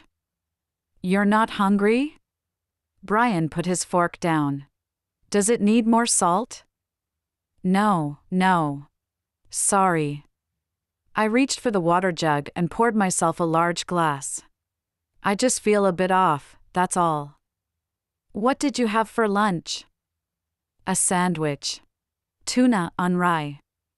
I almost winced as I spoke. Why not just say that I'd had salad? I bit my lower lip, trying not to listen to the voice in my head yelling, "Here we go again, Molly. Here we go again." I'm sorry, I said, standing up abruptly. I need to use the bathroom. I pushed my chair back from the table and dashed out of the room, took the stairs 2 at a time, and ended up in the ensuite just in time to dry heave into the toilet bowl. A few moments later, Brian tapped on the door. Come in, I said, sitting up and resting my back against the cool tiled wall. Oh, honey. You look awful. Did you puke? Brian bobbed down in front of me and handed me a glass of water. Not really. He reached out and touched my forehead. Doesn't feel like you have a fever. Why's this come on so suddenly? I shook my head. I knew exactly why. I used to feel this way when I first met Brian. When we were dating, and I was trying to hide so much of my past from him. Every time I panicked and thought someone was watching us, that they'd tracked me down and were going to snatch Colin from me, I had to lie to Brian about it. I had to tell him I was nervous because Colin's father had been so awful. Or that my experiences in foster care were what had made me so jittery. Or that I was simply exhausted because I was a new mom with a baby. And every time I lied, my stomach would tie itself in knots. In those early days, I barely ate. I lost weight that I'd never managed to put back on, and Brian had even started talking about me seeing a doctor about my stomach problems. Eventually, when I stopped thinking that Tracy or Andy or their PI was hiding behind every corner, it settled down. But now, for the first time in such a long time, I couldn't tell Brian the truth. I just couldn't. Maybe it's just the stress of work. My sales haven't been great lately. I guess I'm feeling a lot of pressure too. To my surprise, Brian clapped his hands. Well, why didn't you say? We'll have a good old brainstorm tomorrow. See if we can come up with some ideas to help you get out of the rut. I've been there too. Last year? The dip that lasted 3 months? It's nothing to worry about, Molly. You're great at your job. Brian patted my shoulder, smiling, clearly relieved that this was a practical problem with a solution he could get his head around. Head to bed and try to get some sleep, okay? We'll sort it tomorrow. I nodded. I still felt sick. I'll sit here for a couple more minutes. Thanks, Brian. As he headed back downstairs to see to Colin and do the dishes, I stayed on the bathroom floor and took my cell phone out of my pocket.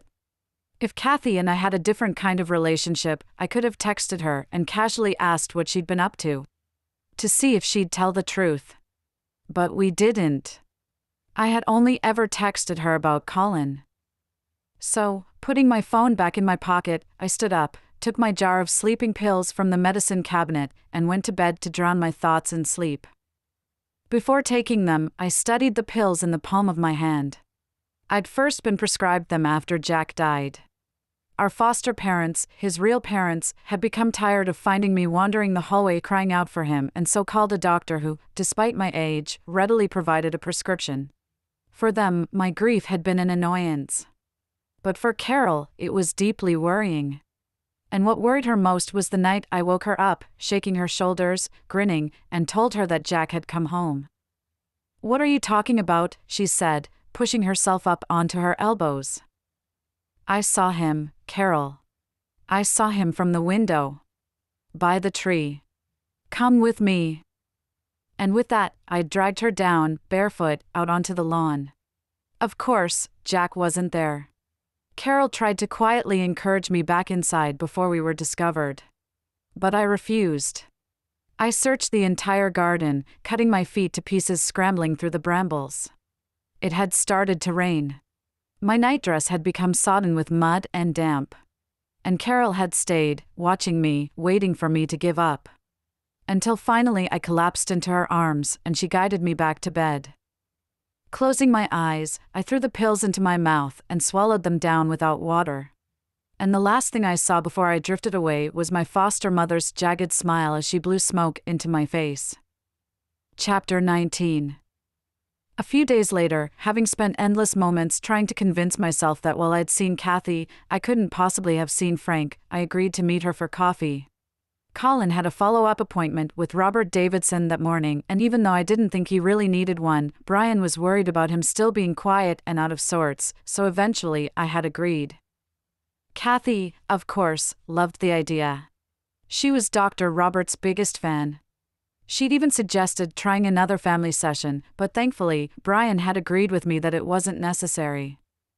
The coffee shop Kathy chose was small and quaint, with white tablecloths, expensive-looking china, and miniature cakes that left you wanting to go grab a box of Krispy Kremes on the way home because they just weren't quite satisfying enough.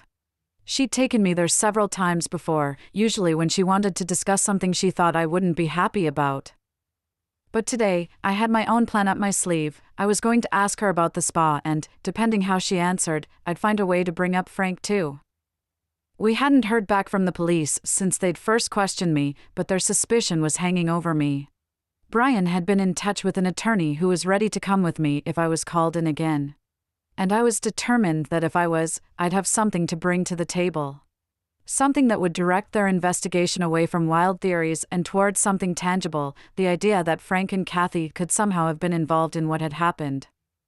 But given that Detective Monroe had already made his mind up about me, I needed something more concrete than simply thinking that I saw my father-in-law somewhere in town. If Kathy was hiding something, she wouldn't reveal it willingly.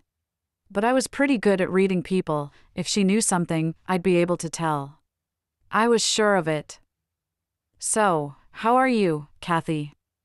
I wriggled back into the velvet armchair and crossed one leg over the other, trying to get the upper hand by being the one to start the conversation. Immediately, though, Kathy turned it back to me. Well, dear, actually, I wanted to talk about how you're doing with all of this. It seems to be taking its toll on you even more than me. She gave me an exaggeratedly worried look and sipped her drink, sticking out her little finger as if we were taking high tea at Buckingham Palace. I'm fine, Kathy. Really. I was worried about Colin, but he's doing better now. And we have Dr. Robert on board, don't we? I looked at her over the rim of my mug, having refused to order tea and instead asked for a double-shot cappuccino with extra chocolate. Kathy pursed her lips. They were painted a bright, harsh shade of red that emphasized their thinness. I'd always thought she would look better in a paler shade. But I remembered her telling me once that Frank liked red lipstick on a woman. I spoke to Brian yesterday. She let the sentence hang there, ominously. I deliberately didn't answer and tried not to shuffle uncomfortably in my chair. He says you've been under the weather. Sleeping a lot. Taking pills, she mouthed the word pills as if she didn't want anyone to overhear it. They're just sleeping pills, Kathy. Brian also says you've been a little forgetful. I blinked hard, trying to interpret her expression. Was she talking about my visit to the police station? Forgetting where I was the afternoon Frank disappeared. Brian said that? He's concerned about you, Molly, that's all. I bristled and bit the inside of my cheek. Brian hadn't said anything to me. He'd been completely normal. Sure, he'd been a little more attentive than usual. But surely, he knew better than to bring his mother into it? Don't be cross with him, Molly.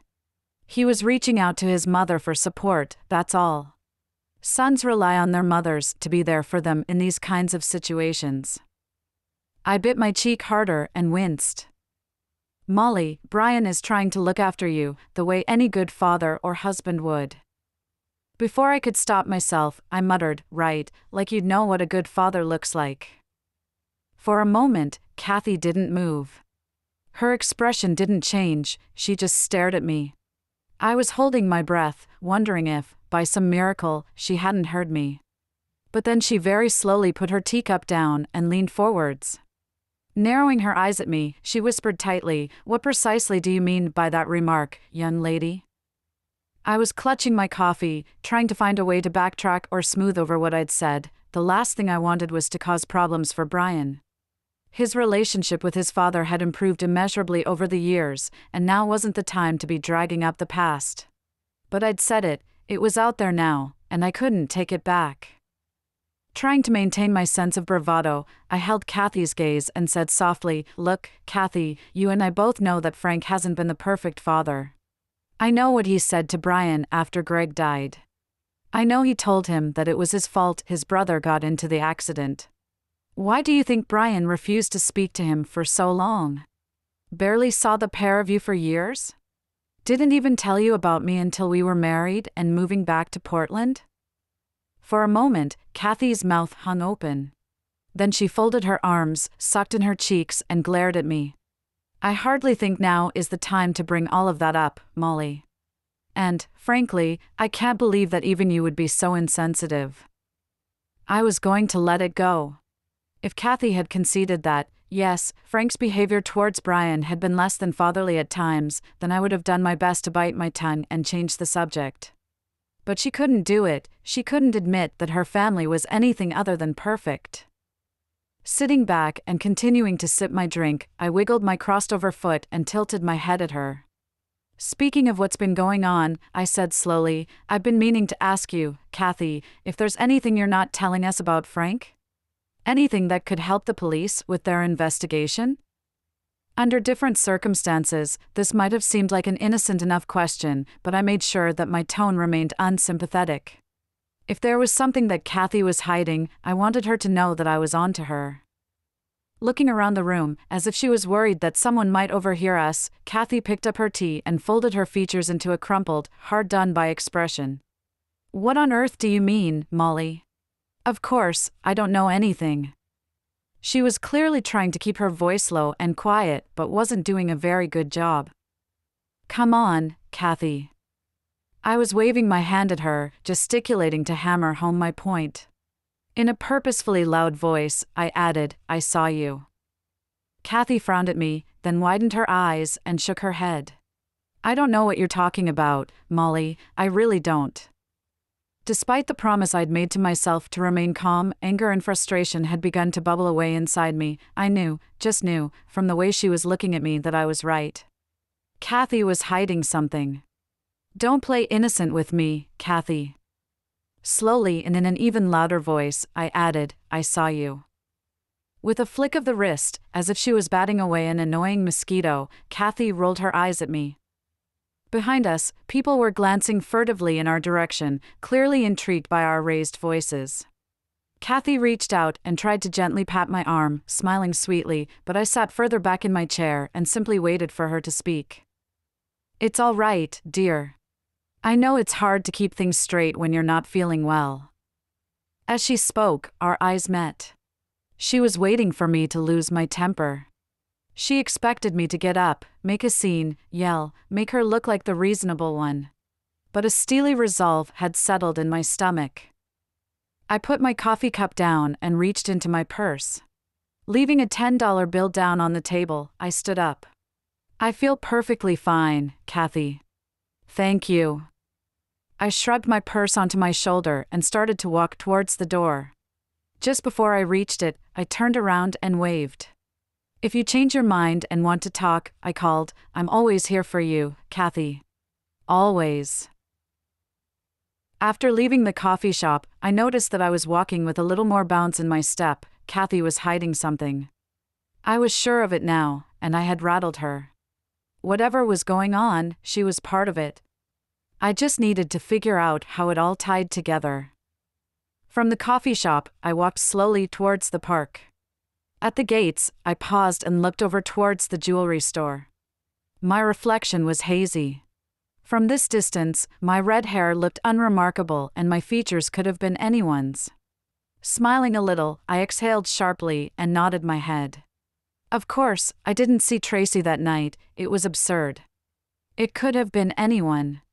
Or no one, just my mind playing tricks on me because I was under so much pressure.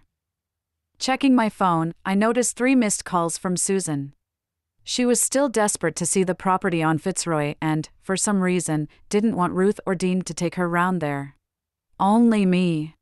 If I didn't pluck up the courage to take her, someone else would snap it up, and I'd be left with a very disappointed client on my books.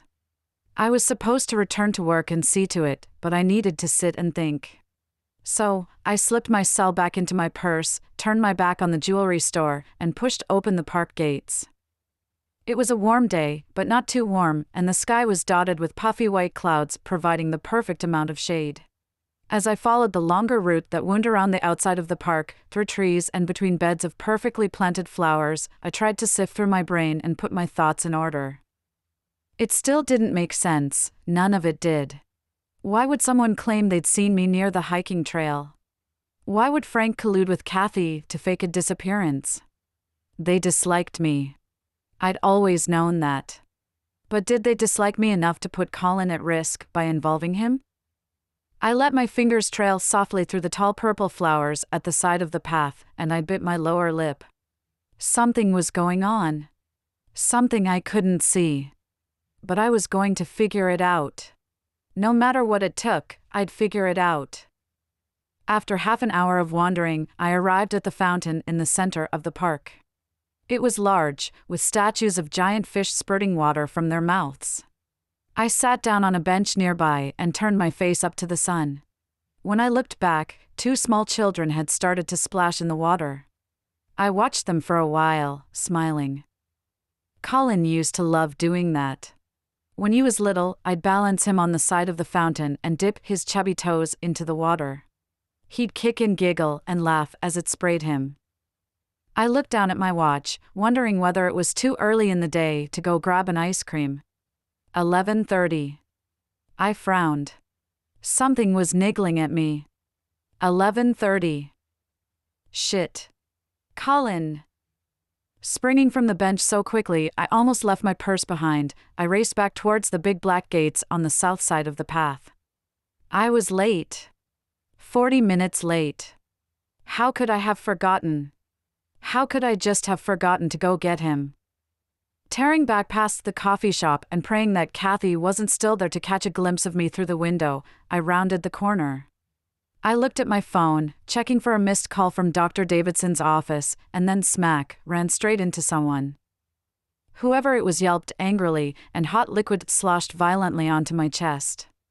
I cried out, but when I looked up, instead of being sympathetic, the man I'd run into was cursing at me and shaking his now empty takeaway coffee cup. "I'm sorry," I said, dodging around him and breaking back into a run. "Sorry." Chapter 20. By the time I arrived at Robert Davidson's building, a few blocks from the coffee shop, I was red in the face, out of breath, and covered in coffee. My pale blue crew neck had a large stain across the chest and belly. My hair was wild from running, and I felt utterly panic-stricken.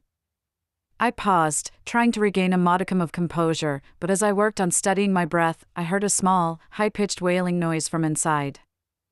Immediately, I pushed open the door. A bell tinkled. There was no one in the waiting room. Colin? The crying was coming from Robert Davidson's office. I tapped on the door and pushed it open at the same time. Sticking my head into the room, I followed the sound and saw Colin, sitting on the couch, sobbing. Dr. Davidson was in the corner of the room, speaking into his cell phone, while his secretary comforted Colin. They both gave me a steely glare as I walked in, and I was sure that the secretary rolled her eyes at me. "It's all right," Dr. Davidson said into the phone. "She's here now." "Thank you." "Yes. I will." Ignoring him and nudging the secretary out of the way, I kneeled down in front of Colin. "I'm so sorry, baby. I had to make a call for work. I lost track of the time."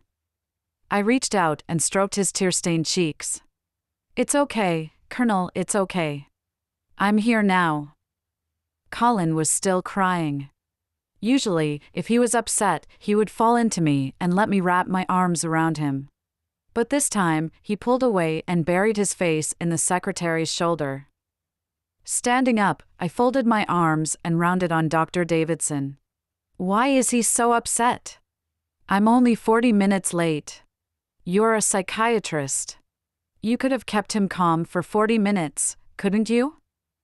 Robert Davidson's expression remained calm and placid as he replied, I did my best, Mrs. Burke. Colin did very well for a little while, but he glanced up at his clock.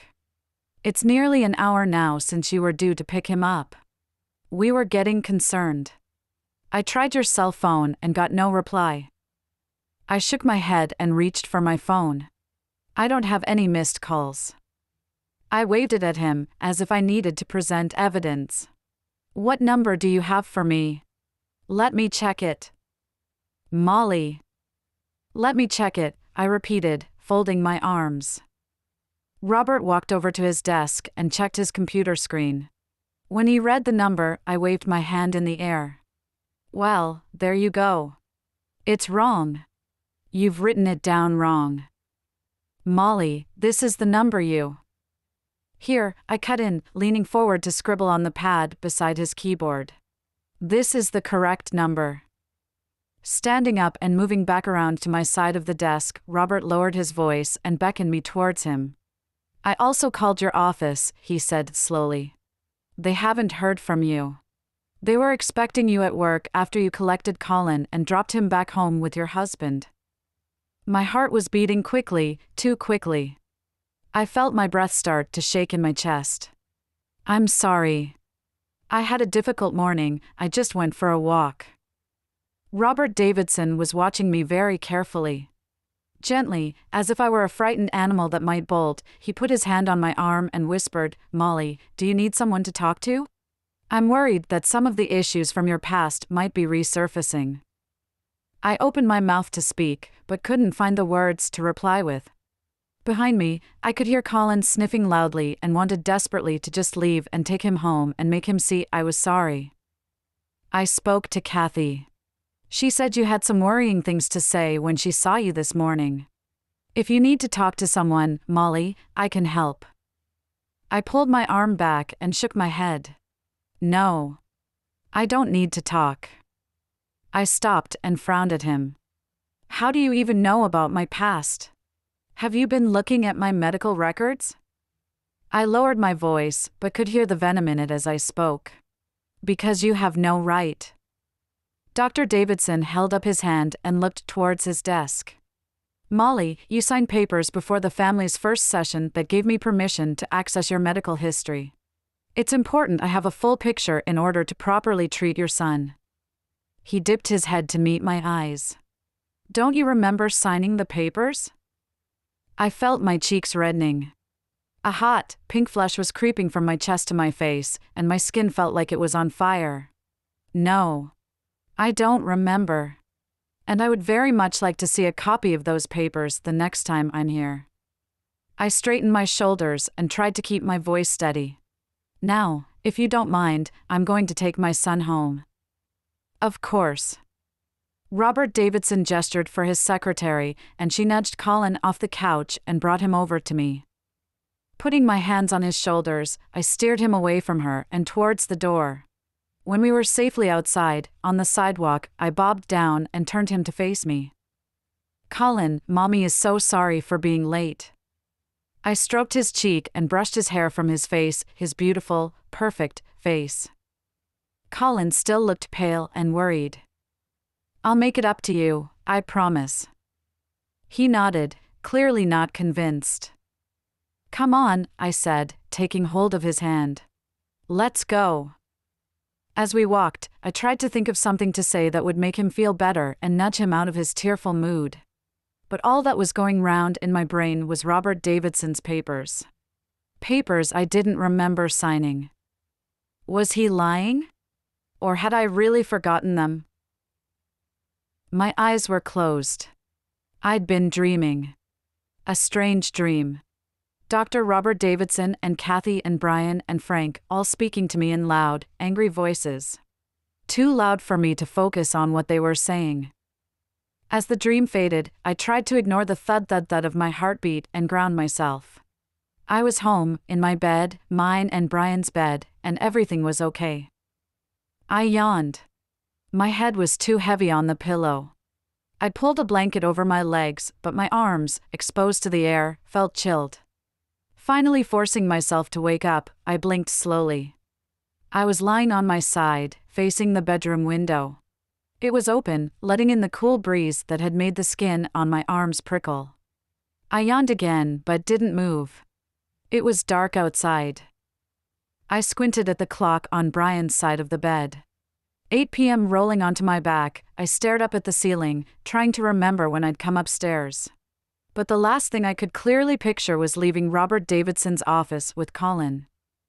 A noise from outside the bedroom jolted me out of my thoughts, the creak of footsteps. Slowly, the door began to open. I held my breath.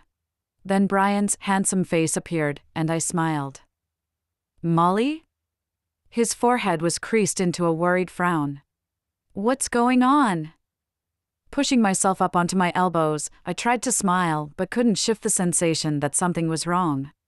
"Brian?" My eyes felt dry and I rubbed them sleepily, stifling a third yawn. I was sleeping. Brian stepped into the room but didn't close the door. When he spoke, it was with a hushed, urgent voice. "Molly, it's dark out. Colin's downstairs alone." "No, I wouldn't leave him alone. He says he fetched his own supper. Potato chips, chocolate cookies, and soda." Brian's lips were tight. Panic fluttered in my chest. Brian walked over to me and sat down on the edge of the bed. "Molly?" He reached out and put his hand on my shoulder, squeezing lightly. Tears sprang to my eyes, and I pinched the bridge of my nose. "I can't remember," I whispered. "Can't remember?" I looked up and reached for Brian's hands. "Brian, I remember leaving Dr. Davidson's office. I remember walking with Colin. I think I just came up to have a quick lie down. That's all." "But you don't remember?" Brian looked as if he wasn't sure whether to be mad with me or deeply worried. His usually strong and stoic face was pale, and his eyes were wide. I shook my head. A clot of anxiety formed in my throat, threatening to turn into full-blown sobs. Twice in one day, I'd let Colin down. Twice in one day, my mind had betrayed me. "Is he all right?" The words came out thin and shaky. "He's fine." Brian nodded, but didn't squeeze my hands the way he usually would if he were trying to make me feel better.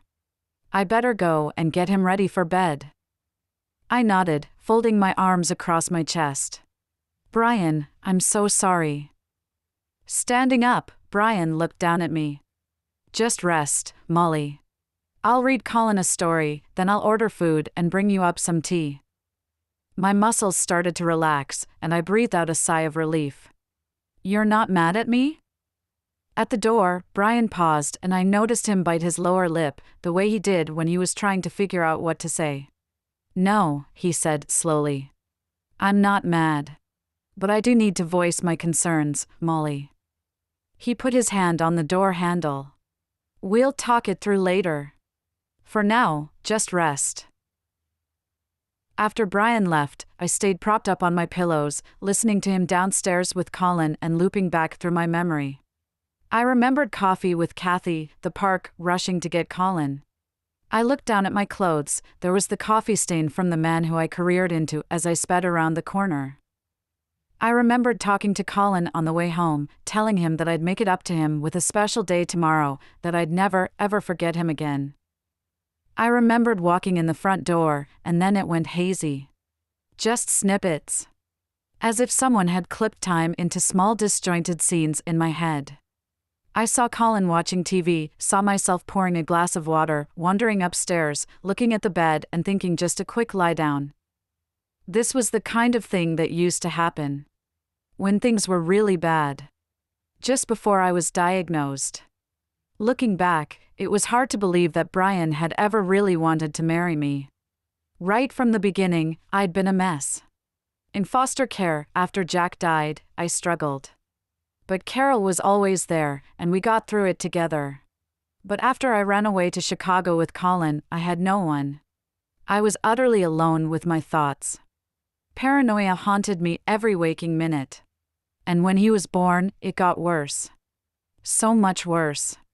It was only when I met Brian that I started to see a glimmer of hope. For a while, I managed to hide from him just how bad it was. But then I couldn't do it anymore. He noticed that something was very, very wrong, and he took me to get help. I was still staring at the coffee stain. Brian must have noticed it too. Whatever must he think of me? He was so kind, so patient, and not even angry with me. Of course, he was concerned. But in typical Brian style, all he wanted to do was help me. Determined to make myself look more presentable and less on the edge of a breakdown, I climbed stiffly out of bed and headed to the bathroom. Under the hot, heavy stream of the shower, I closed my eyes and tried to calm my thoughts. Whatever was going on, I needed to fix it.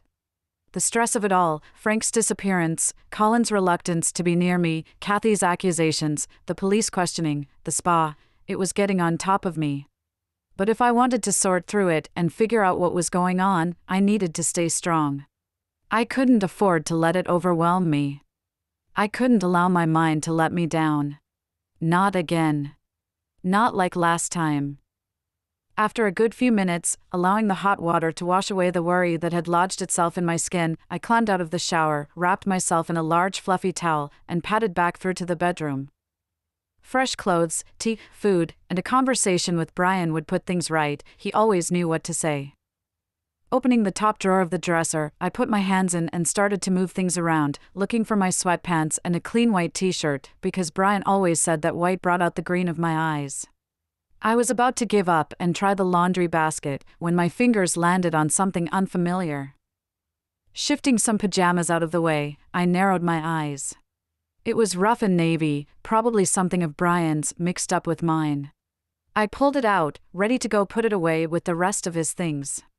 But then stopped. I swallowed hard. I couldn't move. My hands started to tremble. I was holding a baseball cap, Frank's baseball cap.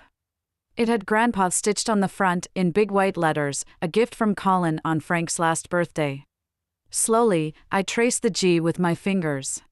There was a small red stain on the tip of the letter. I squinted at it, then realized that it seeped out from the letter and over the top of the cap. I swallowed hard. Blood. It was blood. Chapter 21. Without thinking, I rushed to the bedroom door and closed it. Then turned around and stared wildly at the room in front of me.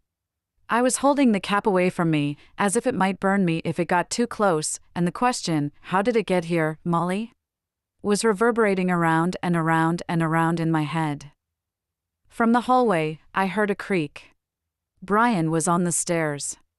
My heart was thundering in my chest and a sickly heat was spreading through my limbs. I breathed out, forcing myself to count to 10, then rushed to the wardrobe. In the bottom, my sneakers were wrapped in a white plastic bag. They were always getting muddy and Brian hated the dirt that fell off them, even when I'd cleaned them with a scrubbing brush. As quickly as I could, I pulled off the plastic bag and shoved Frank's baseball cap into it. Scrunching it up as small as it would go, I reached up and pushed it to the back of the closet's top shelf, behind a bundle of scarves and gloves that no one ever moved or looked at. I closed the door just as Brian entered the room and turned, still wrapped in my towel and damp from the shower. "That's a sight for sore eyes," he said softly. "Are you feeling better?" He was holding a cup of tea in his hand and reached out to pass it to me. "Yes, a bit." I took it and smiled shakily at him. "I ordered pizza. I thought we could eat up here, in bed. Watch a movie. Relax together?" He stepped forward and wrapped his arms around me, kissing the top of my head.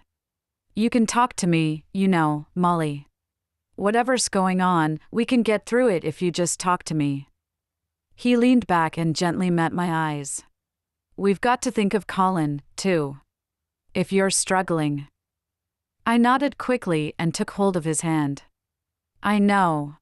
But I'm okay. I promise. I just needed a rest. I'll be right as rain tomorrow. Brian cupped my face in his hands and smiled. All right. If you're sure? I let him fold me into his arms, and I rested my chin on his shoulder. I am. Totally sure. But as he held me and started gently kissing my neck, I couldn't take my eyes away from the closet. Frank's bloody baseball cap was in my dresser. And I had no idea how it got there. As we ate our pizza, I tried to focus on the movie Brian had put on his laptop. But my eyes kept flitting back to the closet. Inside, I was counting. 5, 4, 3, 2, 1. Over and over. But it wasn't working. Every time Brian moved, I thought he was going to stride over, pull open the doors, grab the cap and shout, "What the hell is this, Molly? What did you do?" But he didn't. He just sat beside me, one arm around my shoulders, the other allowing his fingers to dip in and out of the pizza box. Molly? I looked at him and frowned. I asked if you've had enough? You've only eaten one slice. Oh, yes, thanks. I feel a bit queasy, actually. Pushing the pizza box away, Brian angled himself towards me and paused the movie. Molly, is everything all right? You really need to start taking better care of yourself. Everything that's been going on, it's been stressful. He lowered his voice to only just above a whisper. I don't want you to get sick again. If you need help, we can get you someone to talk to. We can look at your medication. Reaching out to stroke my cheek, he said softly, "You don't have to go through this alone, sweetheart." I tried to smile, but it was thin and half-hearted. I know. Thank you. Brian's kindness was only making me feel worse. Listen, why don't we finish the movie downstairs? If we keep watching up here, I'll fall asleep. Brian glanced at the laptop and looked at me the way he did when he was clearly hoping that things would get romantic. His jaw twitched, and he took his arm back from around my shoulders, but he didn't say anything. He never did. Sure. You head on down, I'll be there in a minute. Brian closed the laptop and picked up the pizza box. I'll save your slices for Colin. He can have them for lunch tomorrow. Sure, I said, trying not to look at the closet. Good idea. I waited until Brian's footsteps got quieter, then went to the door. He was gone. I closed it gently, then tiptoed to the closet and rummaged around until I found the plastic bag containing Frank's bloodied baseball cap. From behind my shoes, I grabbed my brown leather purse, the large slouchy one Brian had bought me for Christmas, and shoved the cap into it. Downstairs, Brian was already settled on the couch ready to resume the movie. Hey, I said, lingering in the doorway, trying to sound light and bouncy. I have a real sweet tooth tonight. I'm going to drive to McDonald's and get us a couple of sundaes. From the couch, Brian turned and narrowed his eyes at me. He looked at his watch, then back at me. It's late, Molly. I'm sure we have ice cream in the freezer. I know. I adjusted my purse on my shoulder and picked up the car keys from the dish on the console table. I just really have a craving for a sundae. Do you want one? Or I can get you something else. Brian paused. His eyes darted to my purse. I held my breath. But then his features relaxed and he shrugged. Sure, okay. He turned back to the TV and balanced his ankle on his knee. I was almost at the front door when he called, Hey, Mol? Extra chocolate on mine, yeah? On the porch, as the front door closed behind me, I leaned against it. I was gripping the car keys in my fingers, so tight my knuckles were turning white. Brian was there. Right there.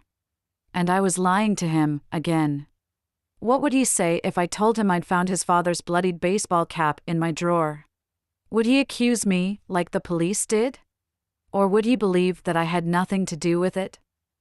Stepping forward, I looked through the lounge window into our bright, beautiful house. Colin's drawings decorated the walls, not just stuck to the fridge, like in most families, but framed and hung properly because Brian said he wanted Colin to know how much we treasured them. There were pictures from our wedding, too, and the elaborate couch cushions that Brian had told me to splurge on because I wanted them so badly. He was so good to us.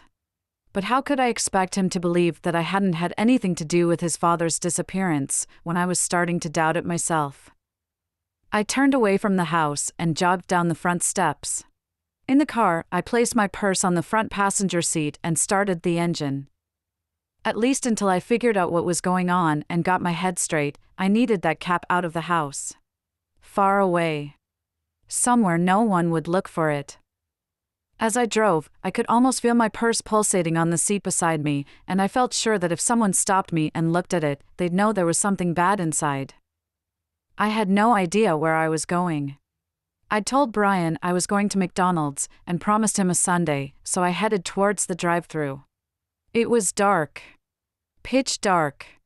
The streets in the neighborhood that led away from our house and towards the more industrial side of town seemed unfamiliar and too quiet. I'd always hated driving at night. And the prickly, nauseating heat of anxiety had started to creep into my skin. Glancing into the rearview mirror, I noticed a car that looked familiar. Hadn't I seen that car a few blocks back? A Ford Focus. I sat up taller in the driver's seat and adjusted the mirror to see more clearly. My fingers tapped nervously on the steering wheel. Up ahead, a set of traffic lights were turning from green to red. I pulled to a stop. The car stopped behind me. Keeping my head very, very still, I glanced at the mirror and tried to make out the driver. In the dark, all I could see was a silhouette. Possibly a man, possibly a woman. When I turned back, the lights were green again, and yet, unlike most drivers, the one behind me hadn't sounded his horn or flashed his lights to tell me to move on. As I put my foot on the accelerator, it felt heavy and cumbersome. McDonald's was up ahead, but instead of continuing towards it, I took a left, a right, another left, then pulled over into the parking lot of a large, boarded-up warehouse. For a moment, I didn't move. I barely even breathed. I watched the road. There were no other cars. Everything was quiet. Finally, I pulled out of the parking lot and drove back the way I'd come. At the junction, I swung into the lane that led towards McDonald's. I could see it up ahead, its big fluorescent sign screaming at the world that it was open 24/7. Trying to ignore the increasingly mixed-up thoughts that were swirling around my head, I parked out back, reversing into the space so that I could sit and calm myself down. The parking lot was busy. There weren't many vacant spaces, so there was bound to be a line inside. I thought about leaving, but I'd promised Brian a sundae. If I returned without one, he really would think I was losing the plot. I was about to get out of the car when the silver Ford Focus pulled in and parked up in front of me. Instantly, my breath caught in my chest. I let go of the handle on the driver's side door and slid down in my seat. I still couldn't make out the driver. They weren't moving. They were just sitting there. With trembling hands, I reached for my purse and pulled it onto my lap. When I looked up, the car door was opening, and the unmistakable figure of Detective Monroe was walking towards me. I clutched my purse closer. I could feel the shape of Frank's baseball cap inside, and the plastic bag it was wrapped up in rustled as I squeezed it. I tried to steady my breathing, counting slowly from 5 down to 1. I glanced towards the entrance of the McDonald's. I had 2 options: get out, act as if I had nothing to hide, and talk to him. Or, leave right away. Just drive. Speed off into the distance. Go somewhere else. Anywhere else. I drummed my fingers on the steering wheel. I had no choice, leaving now would be suspicious. So, holding my breath, I stepped out of the car. "Detective?" I asked lightly, adjusting my bag on my shoulder. "Mrs. Burke," he replied, taking in my hair.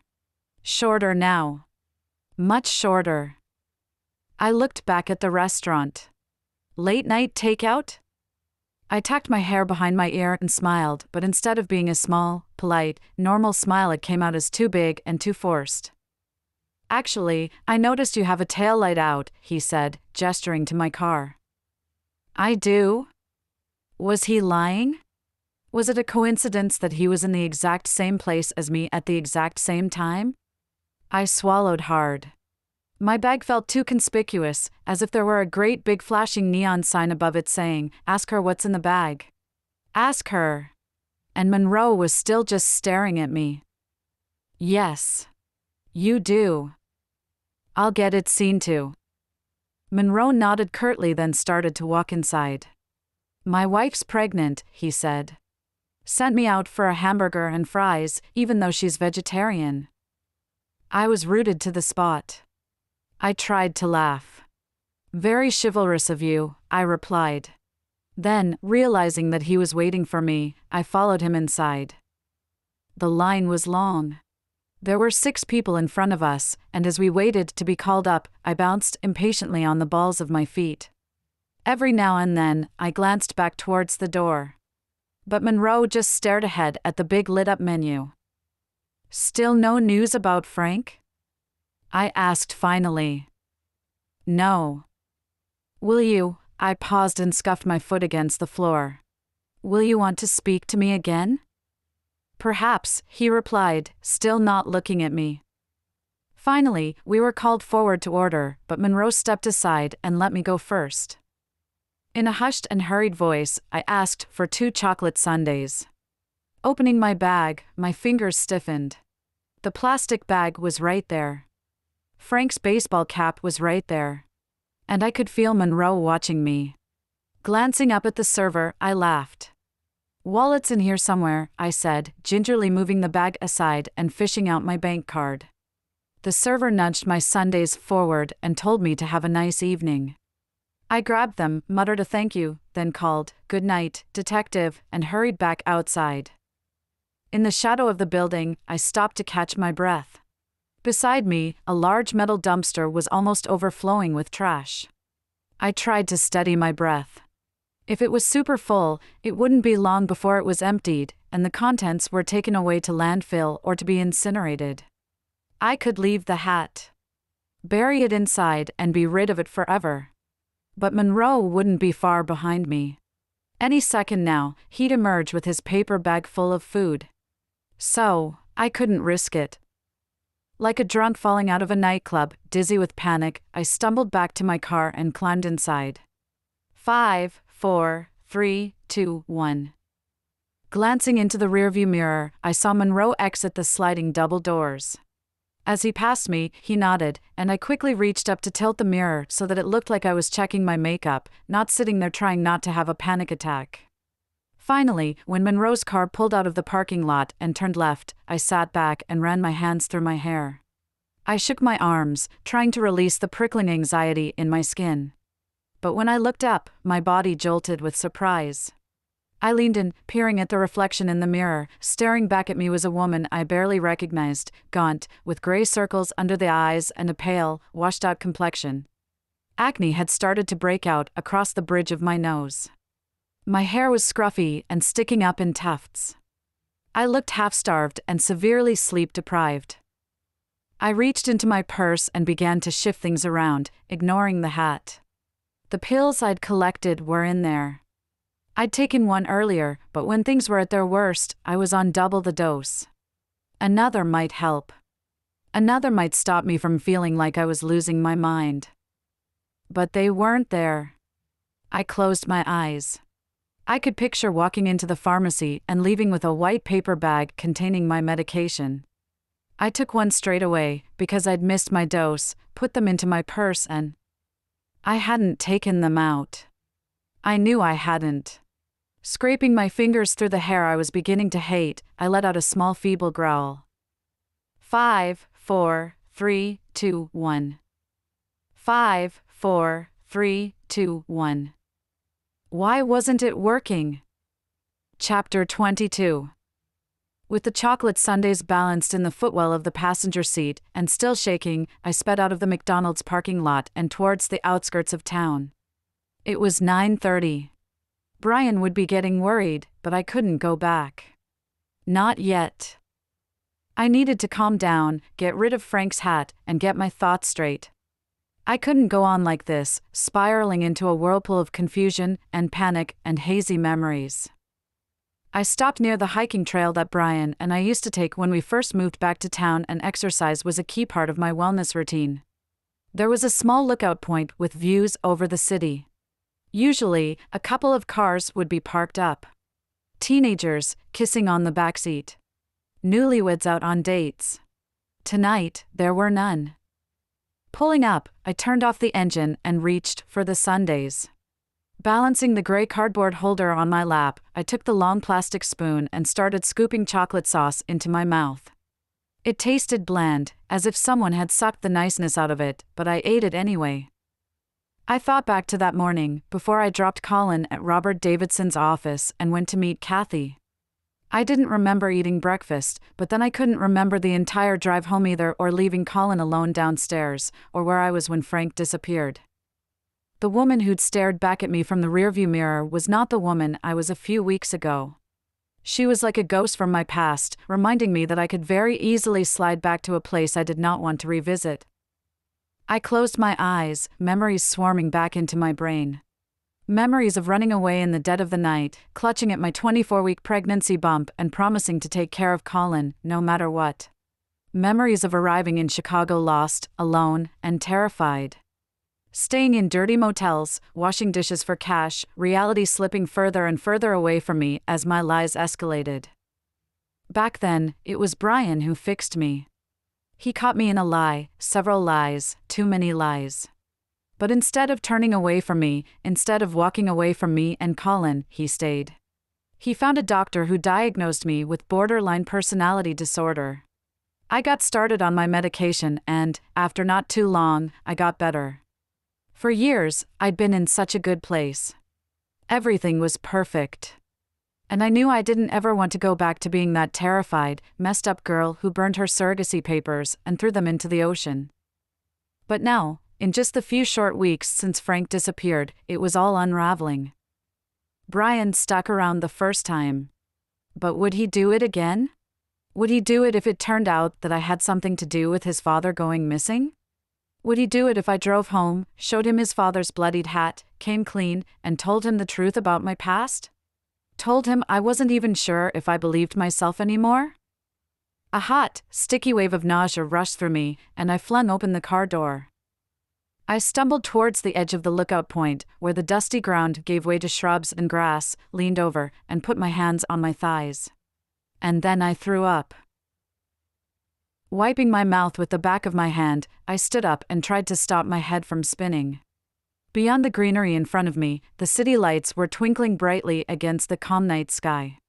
It was cool, but not cold. A perfect summer's evening. But the tranquility of it only seemed to amplify the voices in my head and the fear in my gut. With shaky legs, I turned and fetched my purse from the car. Slowly, I unwrapped Frank's hat from the plastic bag I'd hidden it in, then I pulled back my arm and threw it as hard as I could into the bushes. I was shoving the plastic bag back into my purse when a second car pulled up. A silver Ford Focus. I clutched my stomach. My heart was racing. Monroe followed me. The bastard followed me. The car's engine stopped and the driver's door opened. But it wasn't Monroe, a woman stepped out. Silhouetted by the darkness, she stepped forward, under the glow of the one pale streetlight. Susan? Molly? Susan Carmichael smiled at me, but she looked worried. Is everything okay? Are you sick? Feeling sweaty and wobbly, I shook my head. Oh, no. I'm fine. I glanced towards the car, hoping she wouldn't spot Brian's uneaten sundae and my empty one. I was just out for a jog. I like running at night. It's so peaceful out here. Susan leaned back against her car and took a long, slow sip from a water bottle she was holding. Oh, yes. Me too. I spoke before I had chance to even think about it. Must have overdone it. I glanced towards the bushes. Running could make you vomit, couldn't it? If you overdid it? Cool. I didn't know you were a runner. Susan's expression didn't falter, but I shuffled self-consciously. I was wearing jeans that were still damp from scrubbing off the chocolate sundae. Had she really not noticed? Folding my arms across my chest, I walked closer and rested my lower back on the hood of my car. Listen, that apartment? I could barely remember whether we'd arranged for Susan to go alone and check it out or if she was still waiting for me to take her, so I purposefully left the question open-ended. Susan wrinkled her nose and flicked her long ponytail over her shoulder. It was grungy. Not for me, she said. Sorry. I'll keep looking. Susan shrugged. No problem. I'm sure we'll find something. She paused and looked down. She was fiddling with her car keys, and when she looked up, she seemed almost nervous. Listen, Molly, I don't suppose you'd like to, she trailed off and laughed. As we both like running late at night, maybe we should do it together sometime? I really could use a friend in town. For a moment, my mouth hung open and Susan quickly backtracked. Sorry, inappropriate. We have a working relationship. She shook her head and tucked a loose strand of hair behind her ear. It's just that I used to go running with my sister Tracy. We'd go on these long, beautiful nighttime runs. She blinked slowly and sighed. I miss it. I swallowed hard and wished I was closer to my car so that I could steady myself on the hood. Tracy? My voice cracked as I spoke. She died. Susan met my eyes. She was speaking slowly, as if she wanted me to really absorb what she was saying. It was a few years back. She was in a car accident. Susan looked down at her fingernails and added quietly, it took a lot for me to move back here. I'm sure it did. I felt like I might pass out and was suddenly desperate to drive home to Brian and to not continue this conversation. Susan tilted her head. She was watching me carefully. The thing is, so many people tell me they get it, but they don't. There's no way they could. I nodded. No. I mean, the loss of a sister. It's not just that. It's the way she died. Susan took a step closer. She was weighing her water bottle up and down in her right hand. She stopped right in front of me, so close I was sure she'd be able to smell the vomit on my breath. Lowering her voice, she whispered, she died in a car accident because she was out looking for the woman who stole my nephew from her. She stood back, her eyes strangely emotionless. This woman was supposed to be Tracy's surrogate. They'd signed the papers. But she ran away before the baby was born. Tracy went mad with grief. She was out one night, in the rain, searching. Susan paused and looked up at the sky. It was raining. A thunderstorm. Tracy used to drive around at night looking for women who matched the description. But she was driving too fast. Her car went into a tree. Susan turned her eyes back to me and blinked slowly. It broke her. Losing her baby. I felt like I'd been punched in the gut. Tracy? A surrogate? A stolen child? My entire body started to shake. But Susan was still talking. She was so excited about the surrogacy. It was everything she'd ever wanted, a baby. A family. And then the surrogate just disappeared. Ran off in the middle of the night and was never seen again. My lip quivered. It couldn't be. Tracy was alive and living in Rhode Island with Andy. She wasn't dead. She couldn't be. Susan was wiping moisture from her eyes.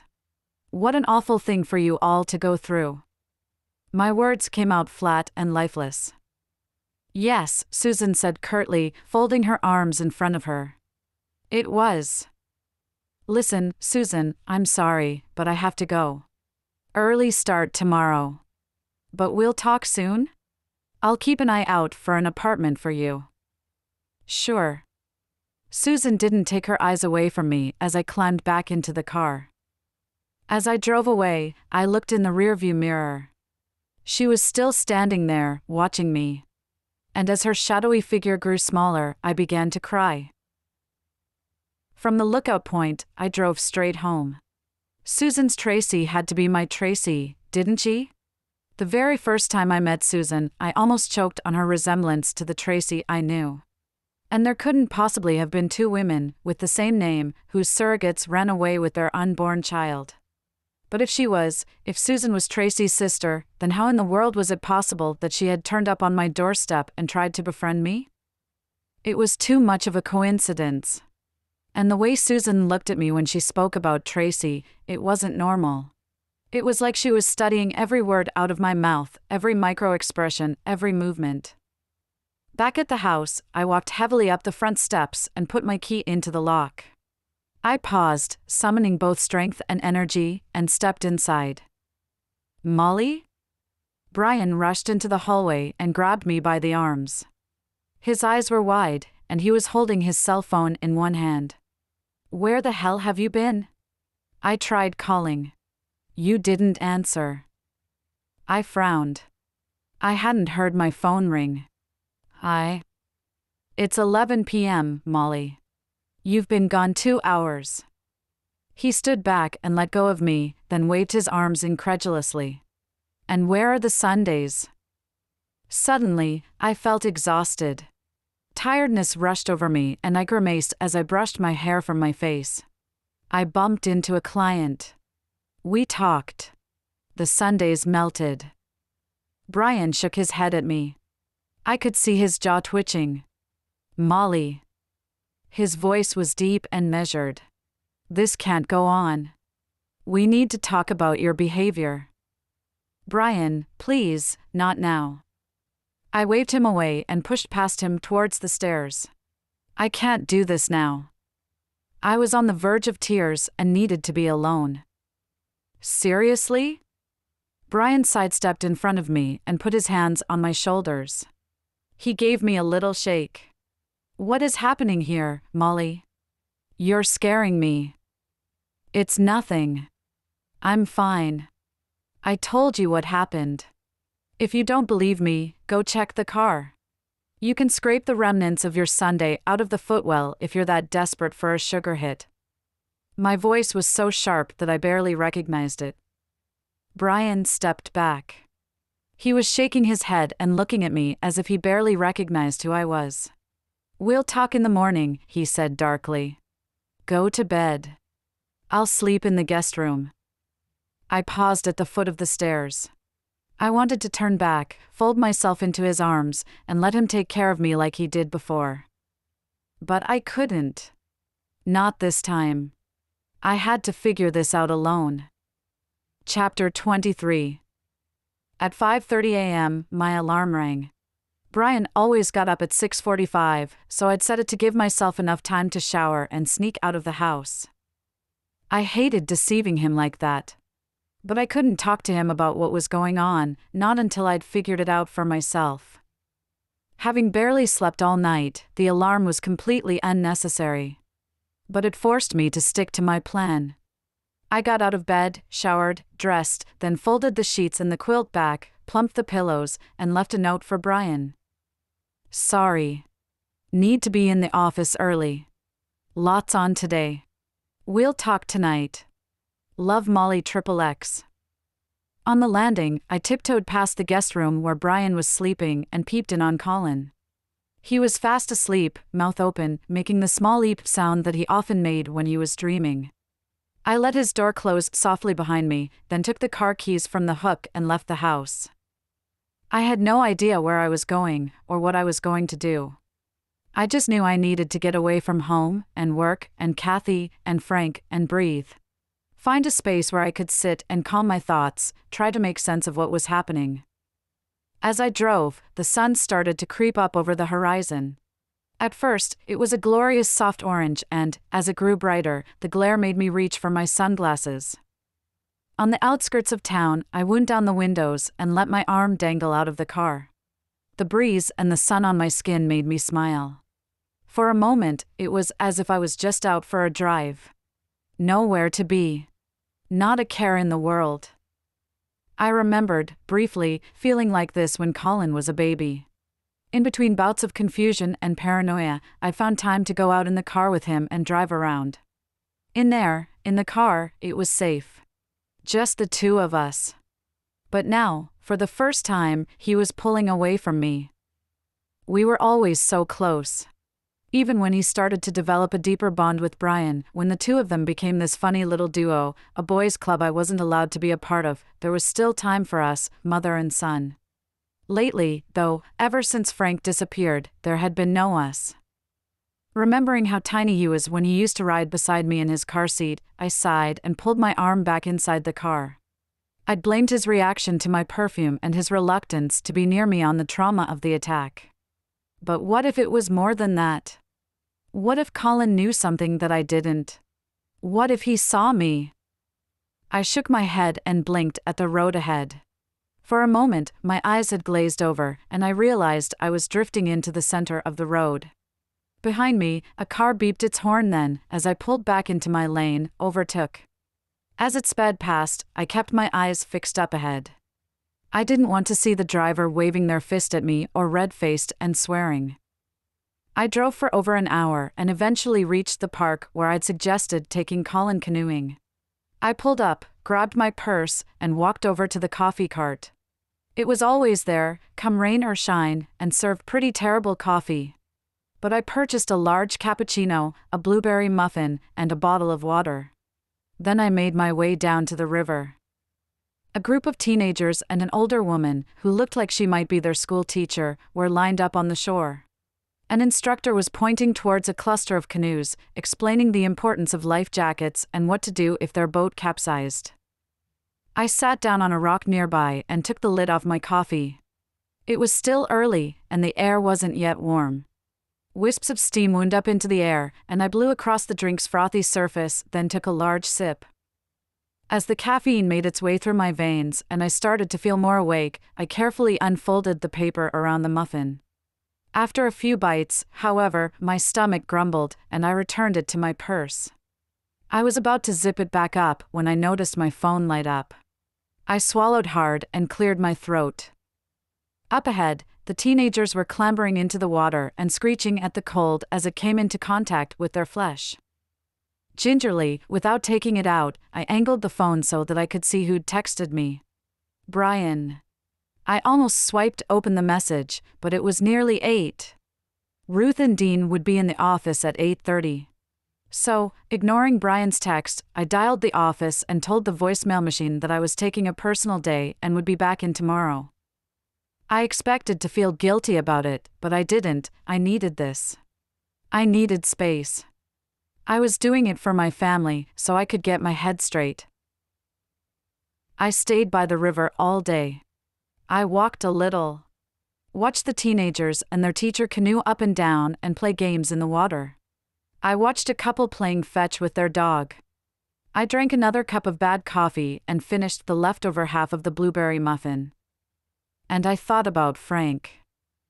My memory lately had been unreliable. That was a fact. When I felt pressured or stressed, my instinct was still to tell an untruth rather than the real truth. That was also a fact. So, it was possible that I'd forgotten something significant, or that I'd lied about it and then forgotten I lied about it. But what I couldn't get my head around was why. Why would I do that? What would I possibly have to gain by hurting Frank and putting my son at risk? What Detective Monroe had said at the station was simply not true. I hated the attention that being ill had brought me. I'd never been happier than I had these last few years with Brian. I would never do anything to ruin it. And I would never hurt my son. I searched and searched through every crevice of my brain, but no matter how hard I tried, I couldn't land on an explanation. Which left only one plausible truth, that someone was trying to mess with my head. Momentarily, as I came to this conclusion, I felt relieved. I had clarity. I'd rediscovered some trust in myself. It wasn't me. It couldn't have been me. But then a slow, creeping heaviness settled in my limbs. Someone was trying to mess with me. Someone had told the police I was at the scene of Frank's disappearance, and they'd planted Frank's bloodied baseball cap in my dresser.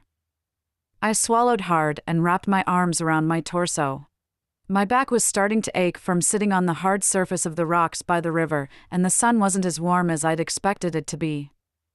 Someone had been in my house. My bedroom. Could Susan have broken in when we were all out? Surely, we'd have noticed.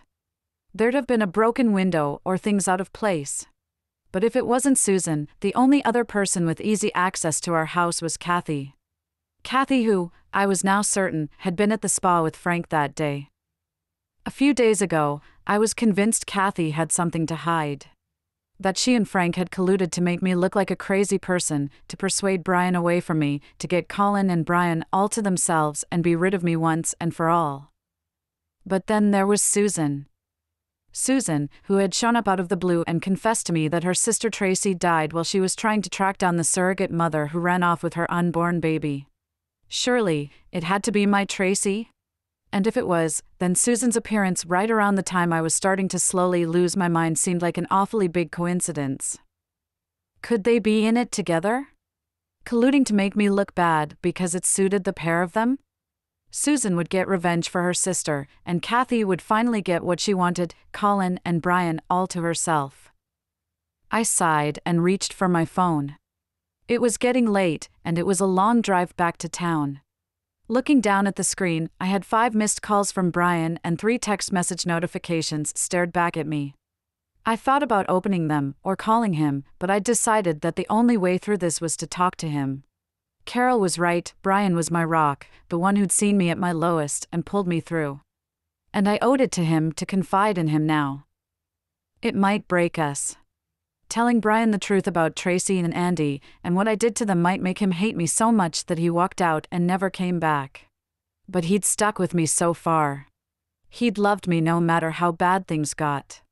And without him, I knew there was no way I'd be able to figure out what was going on. So, instead of reading the messages, I drove back home reeling through all the things I would say to him to explain what had been going on and all the ways he would make me feel better. Pulling up in front of the house, I took a deep breath, in through the nose, out through the mouth. 5, 4, 3, 2, 1. I'd worked out exactly what I'd say to Brian. I was simply going to tell him everything, calmly, from start to finish.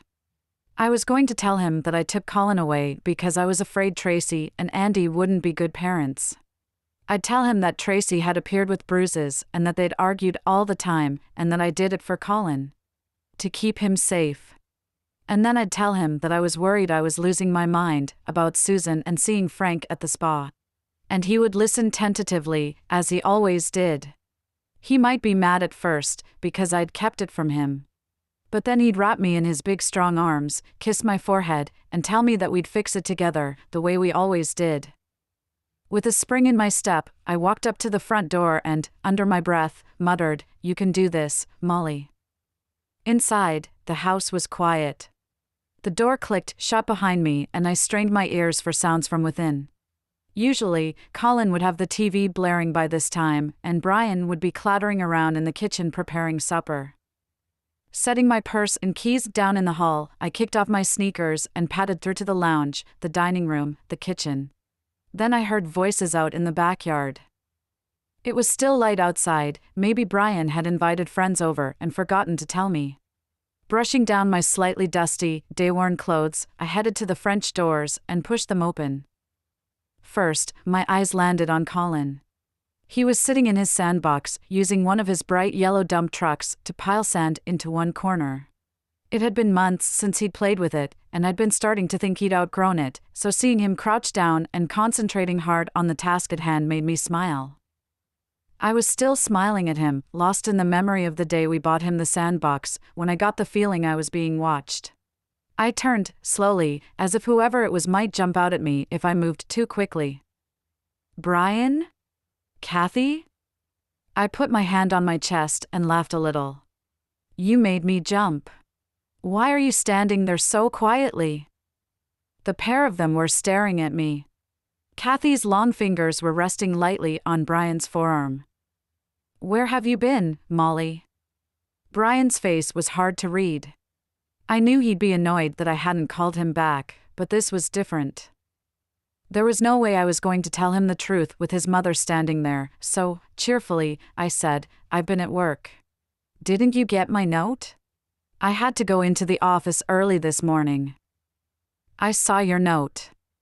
Brian stepped forward, taking his arm away from his mother. Quietly, he added, "I tried to call you. I texted." Trying to ignore the heat that was creeping into my cheeks and would soon be making them blush, I rolled my eyes and sighed. "I know. I'm sorry, sweetheart, it's been full on all day." I glanced at Kathy, then lowered my voice. "But maybe we can talk later? There are some things I want to." Before I could finish, as if she couldn't stand listening to me for a moment longer, Kathy stormed forward and waved her hands at me. Looking from me to Brian, she said to him, "Are you going to let her stand there and lie to you like this? It's unbelievable, Brian. Unbelievable." Brian's forehead was creased into a worried frown. The lines at the corners of his eyes looked more pronounced than normal, and he was scraping his fingers through his hair. When he stopped, he rubbed his temples. "Brian?" I ignored Kathy and met his eyes. "What's she talking about?" "I'm talking about you standing there and telling him barefaced lies." Kathy's voice was louder and higher in pitch. From the sandbox, Colin looked over at us. "I'm not." But Kathy wasn't going to let me speak. She was in full stride and wasn't going to stop. "I told you not to trust her, Brian. We told you. Right from the start." "Mom, that's enough." Brian put his hand on his mother's shoulder and ushered her away from me. "I'll deal with this. It's between me and Molly." "Brian," Kathy tried to protest, looking at me with wild, accusatory eyes, as if the second she was gone, I'd sink my claws back into her son. "Mom. Seriously. Go home. I'll call you tomorrow." As Brian walked Kathy to the door, I stood stock still. My breathing was shallow, and my legs felt shaky. It felt like time had slipped into another dimension, as if Brian had been gone hours rather than minutes. And when he returned, instead of feeling relieved, my stomach lurched with dread. "Brian." He stopped in front of me. His eyes were dark, and his jaw set square and tight. "Not now. When Colin's in bed, we'll talk. He needs calm, not." Brian's fingers twitched in my direction, "all this." "Brian, please." I put my hand on his arm, but he shrugged it away. I said, "Not now." Then he turned to Colin and shouted, "Hey, buddy. How about some food?" Colin looked up and grinned. "Okay, Dad." And then the two of them went inside, leaving me alone with the fear of what was to come. Chapter 24. Dinner was reheated pasta from 3 nights ago. It was starchy and tasteless, but I forced it down and persuaded Colin to do the same. But, apart from encouraging him to eat, it was as if I wasn't really there. Colin and Brian chatted easily and conspiratorially, sharing inside jokes and talking about plans for the weekend, while I just sat there and played boring mom. Had it always been like this? Had they always pushed me to the outside? Or was this new? "Mom?" Colin's voice jolted me out of my train of thought, and I scraped my fork loudly across my plate. "Sorry, Colin, what did you say?" "He asked if you'd read him a bedtime story?" Brian was watching me with a pinched, irritated expression on his face, an expression usually reserved for neighbors who parked their car across our drive or TV shows he hated. "A bedtime story?" My lips spread into a smile. It had been weeks since Colin had asked me to read to him. Of course. Of course, I'll read to you." "Which book?" An hour later, I tucked Colin up in bed, turned out the light, and blew him a kiss. Outside the door, I paused and looked towards the stairs. A soft light was coming from the lounge, where Brian was waiting to talk to me. Somehow, my grand plans to sit him down and tell him everything had been hijacked, and now he was the one who had something to say. Downstairs, I pulled the door closed as I entered the lounge and sat down on the couch at the opposite end to Brian. He was already leaning forward onto his thighs, fingers laced together, hanging his head as if he was about to say something terrible and needed to pray for the strength to do it. I swallowed hard and pulled a pillow onto my lap, a habit I'd picked up when I was pregnant with Colin. Whenever I felt nervous, I'd reach for a pillow, blanket, or sweater and hold it in front of me like a form of protection. Brian eventually looked up and, when he did, his eyes were moist. "Molly, where were you today?" The first time he asked me, he'd sounded irritated. Now, he sounded sad. "I told you. I was at work." As I spoke, Brian held my gaze with his. And when I finished, he shook his head. "No, Molly. You weren't." "Yes, I." Brian glanced into the hall. "You went to work wearing sneakers and," he waved at my outfit, "jeans? They're trying something new, encouraging us to be more casual, to attract a different kind of client." The lies tumbled out before I could stop them, the way they always did when I was cornered and felt like I was going to be in trouble for something. It had always been that way, even before I was diagnosed. If I felt threatened, instead of coming clean and telling the truth, I lied. And then I told more lies to make the first lies make sense, and it went on and on and on. Brian made an exasperated sound and looked at the house phone, sitting neatly in its cradle near the TV. "I called your office when you didn't answer your cell. I spoke to Graham." I blinked slowly. I didn't even know he was back from holiday. "He said you called in sick." I closed my eyes. "He said you've been calling in sick a lot." Brian raised his voice. 15 times in the last 6 weeks, Molly. 15 times. I shook my head, still keeping my eyes firmly shut. "That's ridiculous." When I opened them, Brian was staring at me. His cheeks were flushed, and he was tapping his foot up and down. Brian got up and walked over to the dresser in the corner of the room. He opened the top drawer, the one where we kept our paperwork, and took out a wedge of papers. I didn't believe him. "I said you wouldn't do that, you wouldn't lie to me." So, he emailed over the timesheets from the last payday. "Brian, I didn't. 15 times? No." My head was swimming. I'd called in sick for a few days after Frank's disappearance, the day I went to the spa, and today. Definitely not 15. But when Brian thrust Graham's spreadsheet at me, there it was, 15 days. My last paycheck had been way smaller than I anticipated, but I thought it was just because I was struggling to bring in new clients. "Brian, there's been some kind of misunderstanding. I need to look at these dates, but I'm sure I haven't been off sick that often. It's just been a couple of times." Brian stared at me for a moment. He was still standing and, in the middle of the room, he looked like an angry statue, glaring down at me and barely moving. "Jesus, Molly." His voice was suddenly louder. "When are you going to stop this?" "Stop what?" "Brian, I swear." I got up and grabbed his forearms. They were folded and he didn't unfold them. "I promise you, Brian. I lied today because I needed to get my head straight, because weird things have been happening, and I needed some space to figure out what to do about them.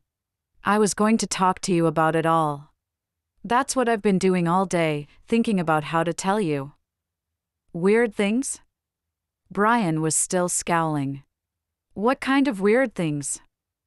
"My memory. I've been forgetting things, foggy-headed, confused." And I trailed off. A few hours ago, I'd been convinced that telling Brian everything was the only way out of whatever the hell was happening. But now, he probably thought I was heading for a relapse. Maybe even hospitalization this time. If I told him I'd found his father's bloody baseball cap in my drawer and then I thought someone planted it there, he'd have me committed on the spot. "Please, Brian. You have to believe me." For a moment, I thought he was going to reach out and fold me in his arms. His eyes crinkled at the corners and he shook his head slowly. Then he sighed and took a step back from me. "The thing is, Molly, I don't." His words hung in the air between us, and I stumbled as if he'd physically kicked me in the stomach. "You've never said that to me before." My voice came out small and hoarse, but it was true. Even when things were at their worst, Brian never actually said out loud that he didn't believe me. You've never behaved like this before. When things were bad, before you were diagnosed, I felt like I could reach you, get through to you. I could tell when you were being untruthful, and I felt like deep down you wanted to be honest with me. But now, Brian shook his head. This is different, Molly. Brian, I reached up to touch his face, but he pulled away. I think some space would be good for both of us. I'd like you to go stay somewhere else tonight. Somewhere else? Why? This is my house, Brian. I know. And I'm not saying forever. Just for tonight. I need some breathing room. I need to decide what to do. You should understand that, Molly. You really should. I sat down hard on the couch and looked up at him. But where will I go? Brian shook his head. How about wherever it is you've been going on all these sick days? By the time I turned up at Carol's house, my cheeks were stained with tears, and I was so exhausted that I thought I might fall down on her driveway. Gingerly, Carol opened the door. When she saw me, she did a double take, then ushered me inside. It was late. Outside, everything was dark and eerie, and all I could think about was the fact that my husband and son were alone at home, without me, and that, for the first time in our marriage, I was genuinely afraid Brian might not let me back in. He's never asked me to leave before, Carol. I looked up, hands wrapped tightly around the mug of hot, sweet tea that she'd made me. He's never doubted me like that. He's always stuck by me, no matter what. Carol bit her lower lip and tilted her head at me. Gently, she said, Molly, I know it's hard. I know it's almost impossible when you're having one of your episodes, but I need you to tell me the truth. Have you been lying again? Is it becoming a problem again? I could feel my legs trembling beneath the table. My foot was jittering up and down, up and down, up and down. I opened my mouth, but I couldn't make the words come, so in the end I just nodded. I think so. I looked up and met her eyes. But not about everything. Not about the things he thinks I have. Okay. Carol nodded slowly. I tried to smile and laugh at myself. The problem is once you admit you're a liar, no one believes a word you say. But if you don't admit it, they still don't believe you. Carol finished my sentence and took hold of my hand. Molly, listen. It's late. You look like death. Let's go to bed, get a good night's sleep, and then tomorrow you can tell me what's been going on. Okay? I breathed in slowly. I really was tired. Okay. Thank you, Carol.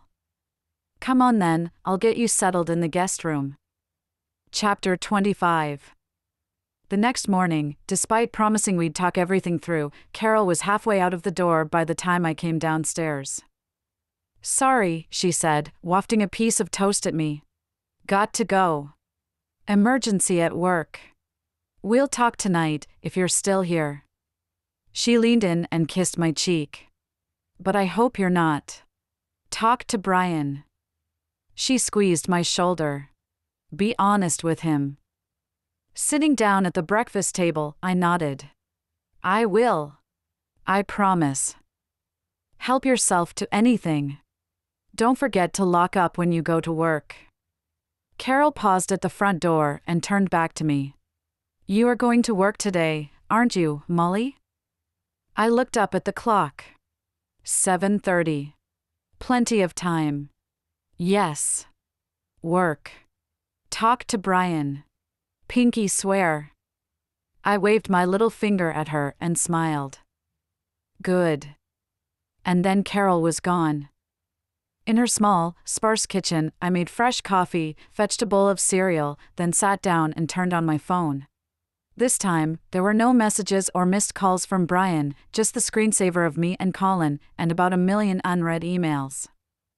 I thought about opening them. But I knew at least 10 of them would be from Graham, and I didn't want to think about work. I knew I'd have to at some point.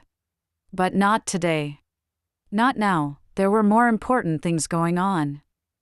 Whatever was happening with Frank and Kathy and Susan, it would have to wait. First, I needed to mend my marriage and find a way to show Brian that he could trust me. I needed to get a grip, get control of myself, and prove to him that I was still a good mother. A good wife. So, after using Carol's shower, I straightened the bed in her guest room, washed up my mug and cereal bowl, and headed for the grocery store. A few hours later, I returned home with 2 big bags of groceries. Brian's car wasn't on the driveway. He'd gone to work, which meant Colin would be with Kathy.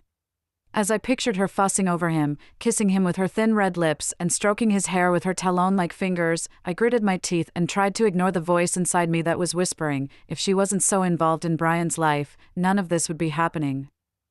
Even though I'd been gone less than 24 hours, the hallway felt foreign. Empty. Bigger than normal. Brian was much tidier than I was, and he'd taken the opportunity of me being out of the way to organize our shoes and coats on the rack by the front door. Now, Colin's shoes were lined up on the shelf up top. Brian's spare work shoes, sneakers, and summer espadrilles were on the bottom shelf. Mine were in the middle, and he'd polished my favorite pair for me.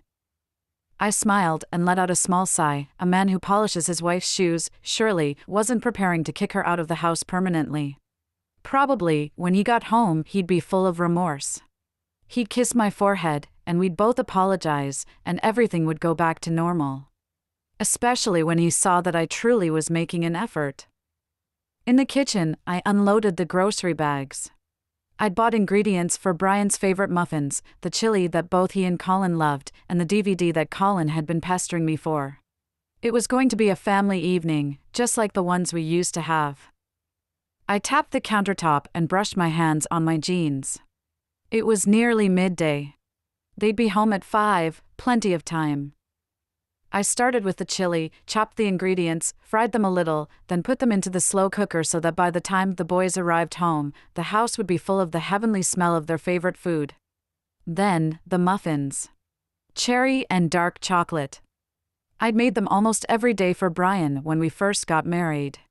I smiled to myself as I folded the chocolate pieces into the batter. There was no way Brian could stay mad at me if I presented him with these. After cleaning up the kitchen, with the muffins safely out of the oven and cooling on a wire rack by the sink, and the chili bubbling away in the slow cooker, I swept through the house plumping pillows, straightening picture frames, and dusting. Brian had cleaned up last night, and the house was never particularly untidy anyway, but these were gestures that he would notice, the kinds of things I never usually did. About an hour and a half before they were due home, I ran a long, hot bath, soaked for half an hour, then put on the green dress Brian always complimented me on and a smattering of subtle makeup. I brushed my hair, even though it didn't really need brushing now that it was so short, and stood back from the mirror. I still looked thin and tired, but it was clear I was trying. Downstairs, at 4:45, I settled at the dining table and tried to decide on a posture that said, "Welcome home, look how hard I'm trying." I wanted Brian to walk in and smile from ear to ear when he saw me. I wanted him to instantly know that I'd thought about what he'd said, and that things were going to be different. I reached for my phone and tapped it. The screen lit up. 4:50. Any minute now, I'd hear the car pull up outside, footsteps on the decking, keys in the door. I glanced into the hallway. The shoes Brian had polished were just visible around the doorframe. I looked down at my feet, then smiled. Hurriedly, I left the table and kicked off the pumps I was wearing. I'd just replaced them with the leather kitten heels, the ones that Brian had polished for me, when I heard Colin's voice floating in from outside. "What's for dinner?" he was saying. "Not sure, buddy. We'll have a look at what's in the fridge." I smiled to myself. They were going to be so pleased. There wasn't time to make it back to the dining table, so I positioned myself in the middle of the hall. I was trying to decide whether to put my hand on my hip or leave it dangling at my side when the door opened. "Mommy?" Colin stood in the doorway. Brian's hands were on his shoulders. "Hi, sweetheart. I'm home." I smiled at him, but Colin simply frowned, then looked up at Brian. "Go on through to the lounge, bud. I'll be there in a minute. As Colin rushed past me, I reached out and tried to pat his head, but he ducked and I missed. I laughed and looked at Brian. Has he had a good day with your mom? Brian closed the door, locked it, and put the keys in the dish on the console table. He stopped in front of me, a few feet away, and folded his arms. What are you doing here, Molly? Can you smell the chili? I made chili, and your favorite muffins. I waved my arms at the hallway. And I tidied up. Can you tell? Brian was looking at me strangely. Yeah, I can tell. I smoothed my dress and tilted my head at him, trying to remind him that it was the one I usually wore on our anniversaries. Looking down, I wiggled my foot at him. Thank you for polishing my shoes. That was really kind. Brian frowned, as if he had no idea what I was talking about. Your shoes? I mean, even after everything that happened last night, you took the time to tidy and polish my shoes. Who does that? I stepped towards him and tucked my hands under his arms, trying to loop them around his back. Brian unfolded his arms and let them hang loosely by his side. Molly, I didn't polish your shoes. He put his hands on my arms and lightly pushed on them. I let go of him and stepped back, tucking a short strand of hair behind my ear. Molly, what's going on? You're dressed up like we're going on a date. You've been cooking. When did you get home? I've been doing it all afternoon, I replied, smiling. I wanted to show you, Brian, that I'm doing better. That I listened to what you said, and I know things need to change. Brian sighed and pushed his fingers through his hair. In the lounge, Colin was watching TV, and I could just make out the top of his head as he bobbed along to the soundtrack of his favorite show. I thought we could have a family evening. I got that movie Colin wanted to watch, and... Molly, stop. Please, just stop. A slow, creeping sense of dread settled in the pit of my stomach, and I felt my smile start to fade. This wasn't how it was supposed to go. Brian? Did you go to work today? The question was blunt and direct, and he stared at me while he waited for my answer. Suddenly, I felt ridiculous. Standing there, dressed up, in my high heels. If you wanted to prove to me that you're getting a handle on this, you should have gone to work. Brian was losing his temper. It hardly ever happened, but I could see his face changing color. Brian, I tried to reach for him, but he pushed me away. You know what? I can't do this. He was shaking his head and his eyes had changed. Instead of angry, he looked sad. I need some space. Are you capable of staying here and watching Colin? I nodded, blinking back tears. Of course, I am. Good. Then I'll see you later. And then he was gone. Chapter 26. I stood in the hallway for a long time after Brian left, staring at the door and feeling incredibly stupid. Of course, I should have gone to work. Of course, the best way to prove to Brian that things were normal was to be normal. But, once again, I'd got it wrong. Messed it up, like I always did. I was fighting the urge to run upstairs and sob into my pillow when Colin's voice drifted in from the lounge. Mommy? I'm hungry. Taking a deep breath in, I kicked off my shoes and padded barefoot to the couch. I made chili. Is that okay? Colin looked up at me and nodded.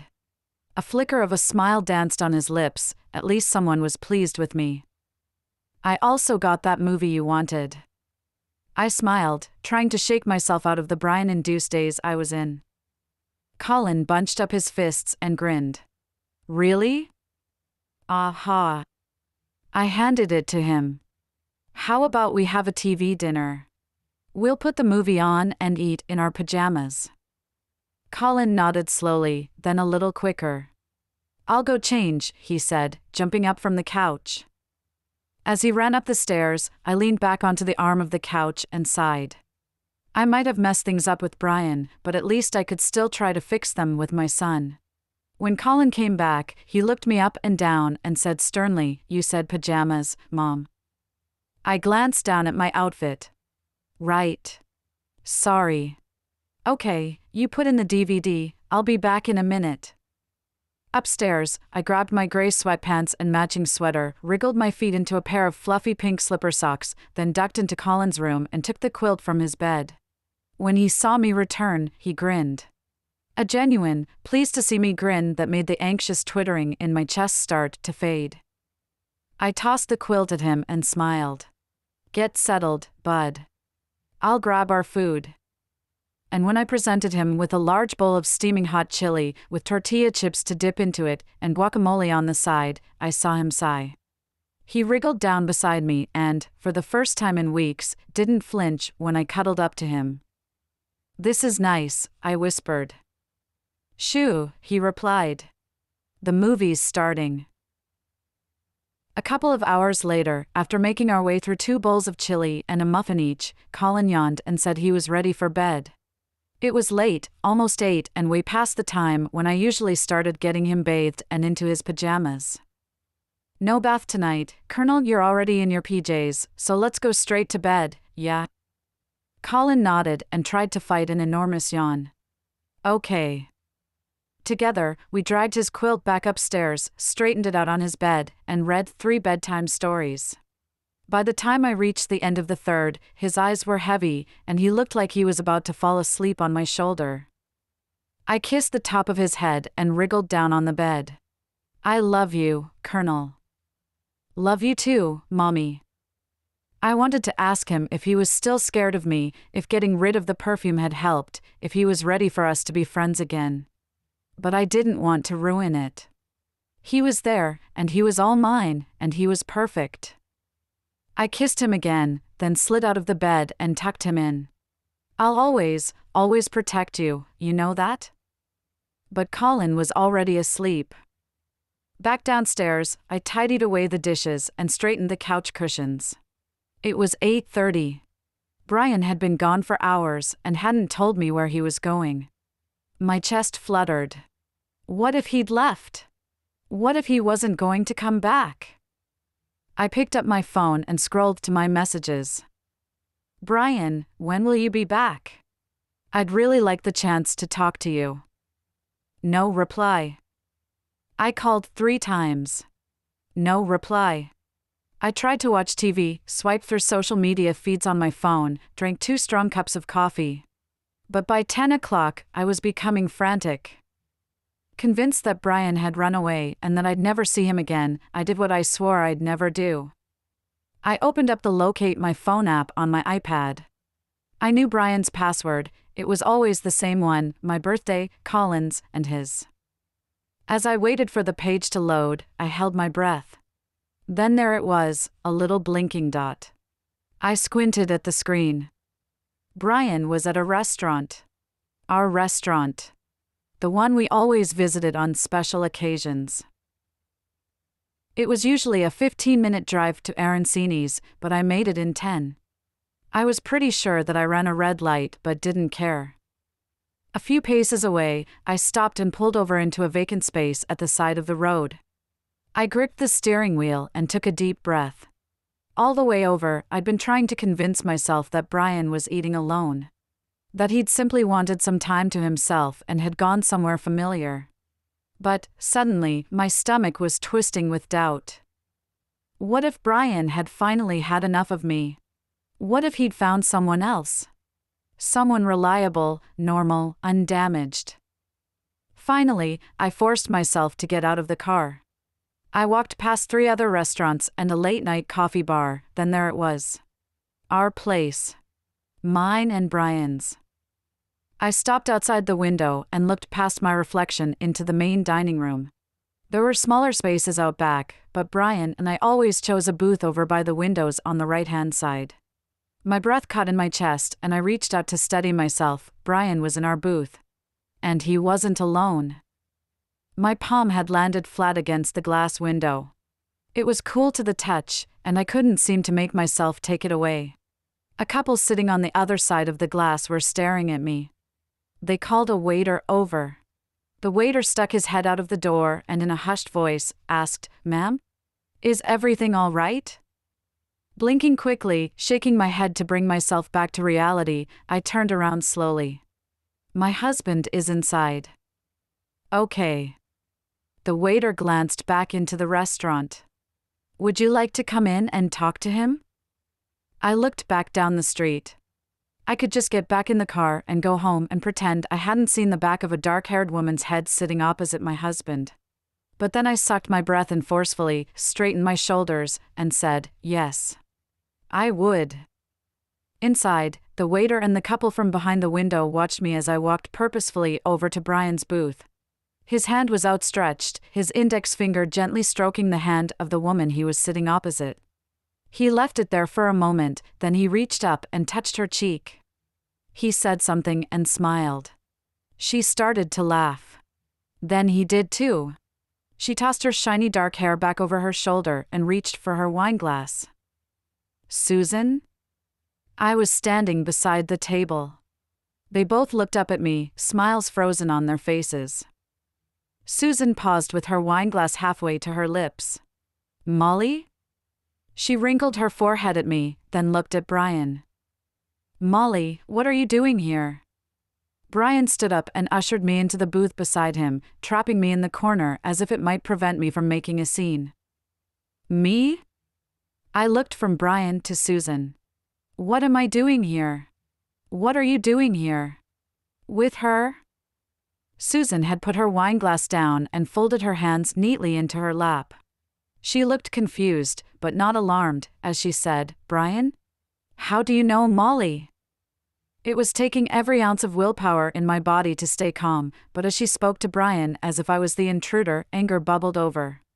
Loudly, so loudly that all around the restaurant heads turned to stare at us, I shouted, How does he know me? He knows me because I'm his wife. Brian put his hand on my forearm and in a hushed voice said, Molly, please. You're making a scene. You think that's a scene? If you want a scene, I'll give you a scene. I was about to get up and throw something, water, maybe, or the leftover food on their plates, but Brian took hold of my hand and squeezed. Susan is a colleague, Molly. She's just joined the company.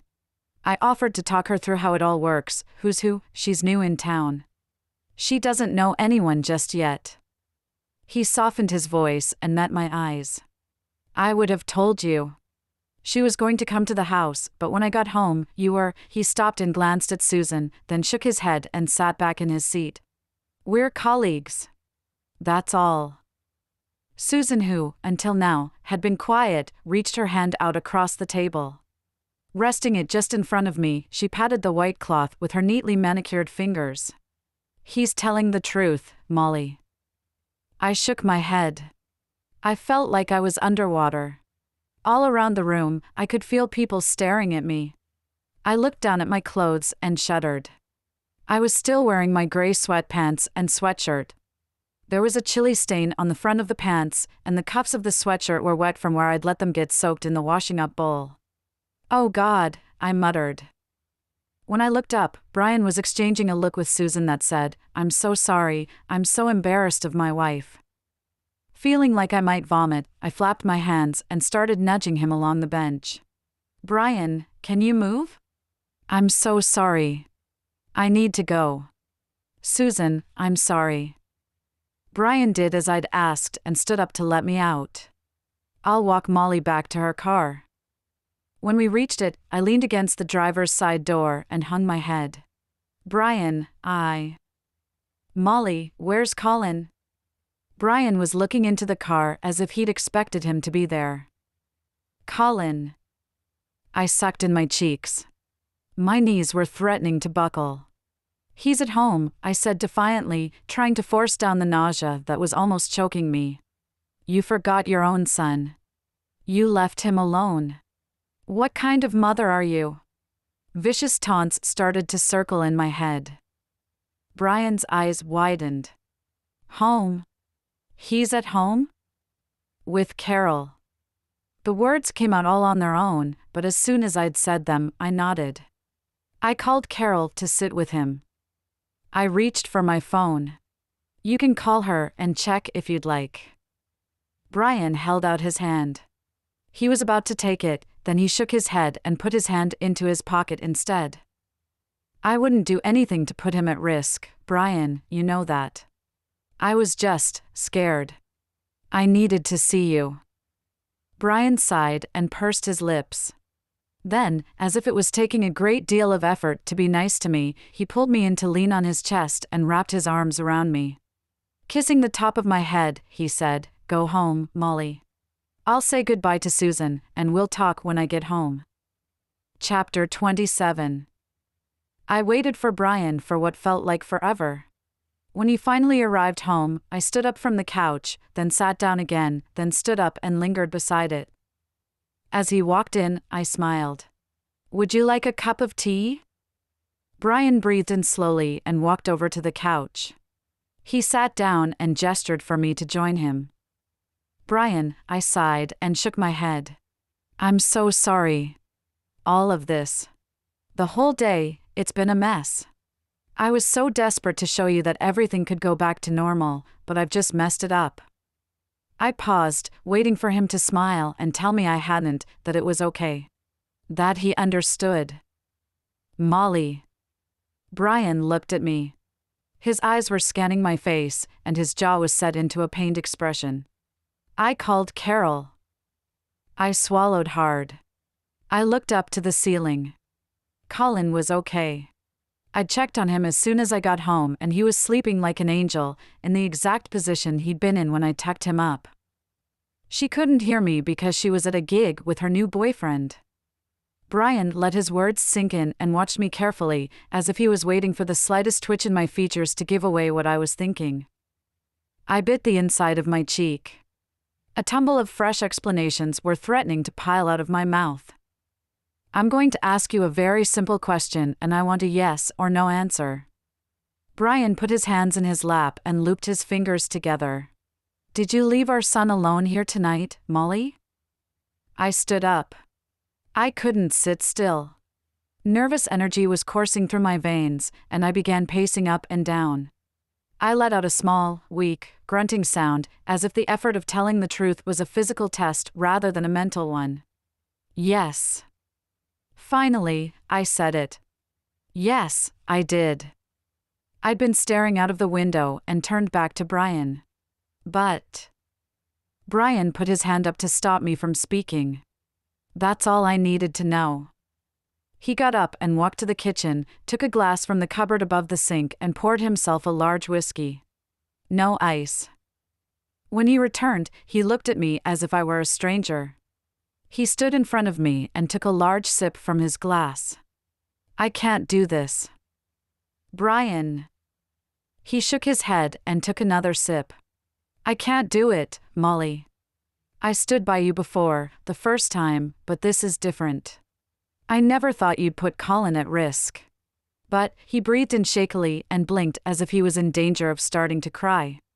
"I don't know what is going on here. I don't know what's happening, but something is happening. And if you don't trust me enough to share it with me, then I don't know what's next for us." Stepping forward, I tried to grab his arms, but he pulled away. I wanted to tell him that I'd been trying to find a way to talk to him about it and tell him all of the horrible secrets from my past. "I know you've suffered a lot of heartache in the past, Molly. But I always thought that I was the one person you were honest with. Small lies, yes. Little white lies. I've always known about those. But not this." He had walked over to the dresser and was tracing the edge of a photo frame with his index finger. He picked it up and turned it to me. It was a family portrait, the three of us, grinning at the camera as if we didn't have a single care in the world. "I honestly never thought you'd put Colin at risk. I didn't believe a word the police said when they called you in for questioning. I stuck up for you when my mother accused you of being unhinged. I never betrayed you, Molly, not once." Brian thrust the frame into my hands. "But you betrayed us tonight. And all the other times you lied. When you said you were at work. When you said you couldn't remember where you were the day my father disappeared." "Brian, I don't remember. I promise you." For a moment, Brian didn't move. Then he hung his head and said in a low voice, "The thing is, your promises don't mean anything, Molly. Not anymore." Brian swigged the last of his drink, then poured another. Listen, whatever is going on, my priority right now is Colin. He's my son, and it's my job to make sure nothing happens to him. I've let him down lately. I was too wrapped up in trying to help you figure out what was going on with you. Brian breathed in deeply, then shook his head. Well, no more. He set his whiskey glass down on the dresser and turned to face me. I'm going to take him to my mother's while you figure out if you still want to be in this family. My head started to swim, and my eyes momentarily glazed over as Brian's words sank in. Of course, I do. Then you need to prove it, Molly. You need to sort yourself out. Because, if you don't. I narrowed my eyes at him. A short, sharp laugh escaped my lips. Then, what? You'll divorce me? Brian blinked slowly. Brian, you wouldn't. I'd do anything to keep Colin safe. Throwing my arms in the air, I started pacing up and down the living room floor. Then anger bubbled up inside my stomach, and I whirled around to face him. Is this to do with Susan? Is it all an excuse so you can run off together? Is that it? Brian stared at me for a moment, his mouth hanging open in disbelief. Because I don't remember her listing the showroom as her place of work when I filled out her background information. I folded my arms and started tapping my foot as if I'd figured him out and was waiting for him to confess. Susan is a colleague. A work colleague. I don't know what information she gave you, Molly, and quite frankly, I'd be surprised if you could even remember. Now, I'm going to go upstairs and fetch my son. And when we're gone, you need to figure out how the hell you're going to turn this around. As Brian walked into the hall, I started after him. Then stopped. Surely, this wasn't really happening? Surely, it was all a dream? A horrible dream? My husband wasn't about to leave in the middle of the night. He wasn't about to take my son and leave me. A few minutes later, tears streaming down my face, I looked up as Brian appeared in the hallway. Colin was cradled sleepily in his arms, draped in Brian's jacket. At the front door he paused and looked me up and down as if he didn't even recognize me anymore. Please, Molly. I love you. Sort yourself out. Talk to someone. Talk to Dr. Davidson. Someone. Anyone. Just fix this. He turned to the door, then looked back. Everyone goes through shitty times, but as parents, it's our duty to protect our child. When you feel ready to do that, call me. Chapter 28. After Brian left, I finished his bottle of whiskey and passed out on the couch. I woke to the sound of the doorbell ringing. It splintered through my brain and made my skull pound. I rubbed my temples, dragging my eyes open, and looked up at the ceiling. Slowly, I forced my feet to the floor and stood up to peer through the blinds. It was Carol. She was standing on the porch, checking her phone. Bang, bang, bang. Now she was thumping her fist on the door. Molly. I need to talk to you. Is everything okay? I sat back down and hung my head in my hands. I felt like I might vomit. Nausea was swirling in my stomach, and a flood of memories from last night was battering my brain. Again and again, I saw myself, an eerie, quivering reflection in the glass of the restaurant, standing there, yelling at Brian, lying to him, leaving Colin alone. I started to retch and ran to the kitchen sink. Gripping the sides, I hurled up an acid mixture of bile, alcohol, and partially digested chili. Standing up, I wiped my mouth with the back of my hand and drank several big gulps of water straight from the tap. The banging on the front door had stopped. Carol had gone. Slowly, I slid down to the kitchen floor and leaned against the cupboards below the sink. My phone was in my pocket. The battery was almost dead. I'd called Brian at least 100 times last night and left so many voicemails that I'd run out of things to say, except, I'm sorry, and, please come home. Tucking my knees up under my chin, I wrapped my arms around them and rested my forehead on top. I was on the verge of tears again, but I'd spent so many last night that I probably didn't have any left. Everything had fallen apart. My whole life. I swallowed hard and let out a small, low groan. Brian had taken Colin, and, if I didn't sort myself out, it might turn from a temporary situation to a permanent one. I was still trying to gather the strength to stand up when my phone vibrated. I looked down at it. A message from Brian. "Molly, I hope you're okay. I meant what I said last night, sort yourself out, and we can talk about getting back to normal. But I need to know you're serious about making a change before I let you see Colin." I held the phone in my hand, gripping it so tightly that my knuckles began to turn white. I swallowed hard and let my thumbs linger above the keyboard.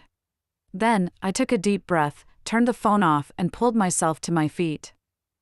I'd fought for Colin once before, and I would do it again. No matter what, I was going to find out what the hell was going on and prove to Brian, once and for all, that I was a good mother. Determined that by the end of the day I'd have started to find some answers, I jumped quickly into the shower, washed away the smell of whiskey, and dressed in jeans and a loose white blouse. I styled my hair, put on makeup, then headed to the office. As I pulled up outside, my heart fluttered in my chest, but I bit back my nerves and strode confidently up to the door. When I entered, Ruth and Dean looked up from their desks, open-mouthed, as if they were seeing a real-life ghost. "Is Graham here?" I asked loudly. Ruth nodded. "Thanks," I replied, striding towards his office. I tapped on the door and waited for him to usher me inside. When he saw me, his eyebrows tweaked upwards. "Molly?" He was wearing an ill-fitting black suit and a shirt that was too tight across the stomach. "Graham," I walked in and sat down. With my hands in my lap, I pursed my lips and breathed in slowly. "I have an apology to make. I am so sorry for letting you down. I've been going through something. But I'm sorting it out now." "That's good to hear, Molly, but I know I've had a lot of time off. Actually, I want to talk to you about that because I'm really not sure it was quite the amount of days you mentioned, and I'm not entirely happy about you sharing information with my husband." I shook my head and tried to focus. "But we can talk about that another time. I just need a couple more days, and then I'll be back. Right as rain." Graham leaned forward onto his desk and looped his fingers together. Gently, he said, "Molly, don't you remember our conversation?" I frowned at him. "Conversation?" Graham sighed and shook his head. "Molly, I can't keep doing this." From the main body of the office, I could feel Ruth and Dean staring at me through the half-open blinds. "Doing what?" Graham pursed his lips and tapped his fingers up and down on the table. "Molly, I'm sorry. We parted ways. I had to make arrangements. I can't run the business partially staffed." He stood up and gestured to the door. "Your replacement is due to start this morning. We've boxed up your things. They're by your desk." For a moment, I stayed seated. I felt sick, as if the room was swaying from side to side. My hangover was still gripping my skull, and I was desperately trying to remember Graham's texts. He cleared his throat and walked around to my side of the desk.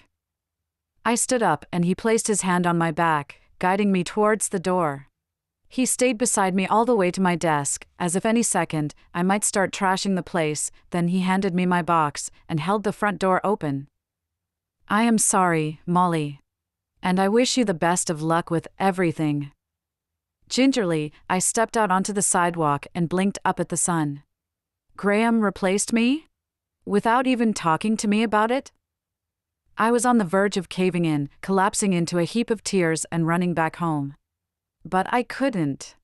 I had to keep going, for Colin. So, I climbed into my car, started the engine, and drove without really thinking about where I was going. This all started when Frank went missing, so perhaps the only way to figure out what was going on was to find out where the hell he was. I'd spent most of the previous evening going over and over his disappearance in my head. Someone said they'd seen me near the hiking trail. Frank's bloody cap was in my dresser, and Colin had been afraid of me for weeks after it had happened. But I still had absolutely no memory of where I was that day. I'd gone over it, but still couldn't remember. The only thing I knew for sure was that I wouldn't have hurt him. I had no reason to. And, no matter what I'd been through in the past, I'd never actually physically hurt anyone. Eventually, I arrived at the hiking trail. I wasn't sure whether I'd meant to go there, or if it had happened by accident, but it seemed like as good a place to start as any. Perhaps something would jog my memory.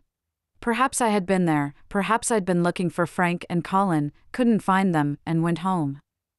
I climbed out of the car and pulled a baseball cap onto my head. I reached back to loop my ponytail through the hole at the back, forgetting that my hair was no longer there. Then, watching every footstep as if I might see something that revealed the truth about what happened, I walked slowly towards the spot where Colin had been found. Brian had described it to me, right by the big signpost with a map of the hiking trails, between two tall, twisty trees. When I reached the spot, I crouched down and looked up. None of it seemed familiar. I examined the sign, the trees, tried closing my eyes and picturing Colin and Frank walking side by side. Nothing. It didn't trigger a single thing.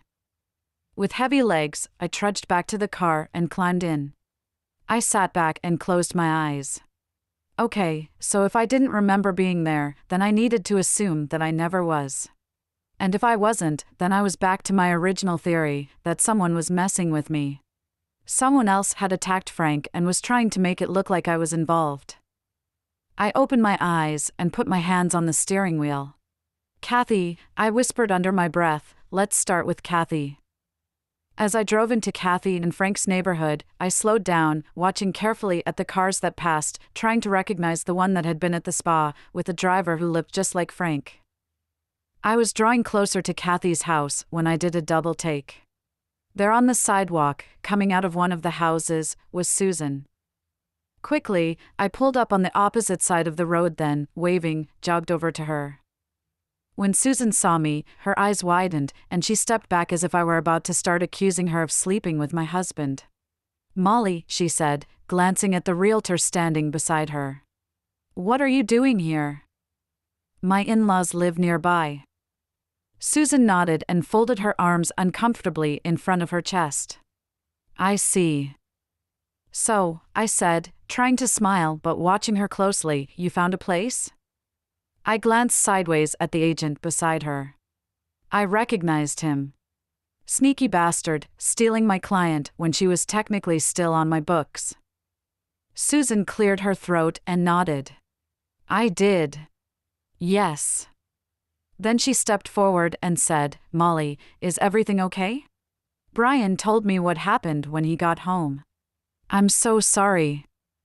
I sucked in my cheeks. He told you? I leaned in, close to her face. Why is it that you're in such close contact with my husband? Susan's eyes widened, and she glanced at the agent. He stepped in and smiled, taking Susan's arm. I think it's probably time for us to go sign that contract now. He looked at me and nodded. Molly, nice to see you. Just one moment. Susan gestured for him to go back inside without her, and he raised his eyes as if to ask, Are you sure? Susan nodded and repeated the gesture. Then she turned to me. Molly, I'm not sure what's going on. But if you could use someone to talk to. I gritted my teeth. I know what it's like to lose something. I can't imagine how you must feel, being without your son. She was so close that I could feel her breath on my cheek, and she was looking me straight in the eyes. When my sister's baby was taken, she was broken. Susan paused. And if I ever found out who hurt her like that, I'd make them pay. My mouth opened, but before I could speak, Susan shrugged and stepped back. I know it's not the same. You'll be back with Brian and Colin soon, I'm sure of it. But me? I'll never see Tracy again. I looked back at the car, desperate to leave. Did I ever show you a picture of her? Susan was reaching into her purse. When she looked up at me, she was holding an old crumpled photograph. Here. She handed it to me. Wasn't she beautiful? I swallowed hard, examining the face of the woman in the picture. Could that be my Tracy? She was young, so young that it was hard to tell, and she was in elaborate fancy dress, a pink wig and large sunglasses. But it was possible. Definitely possible.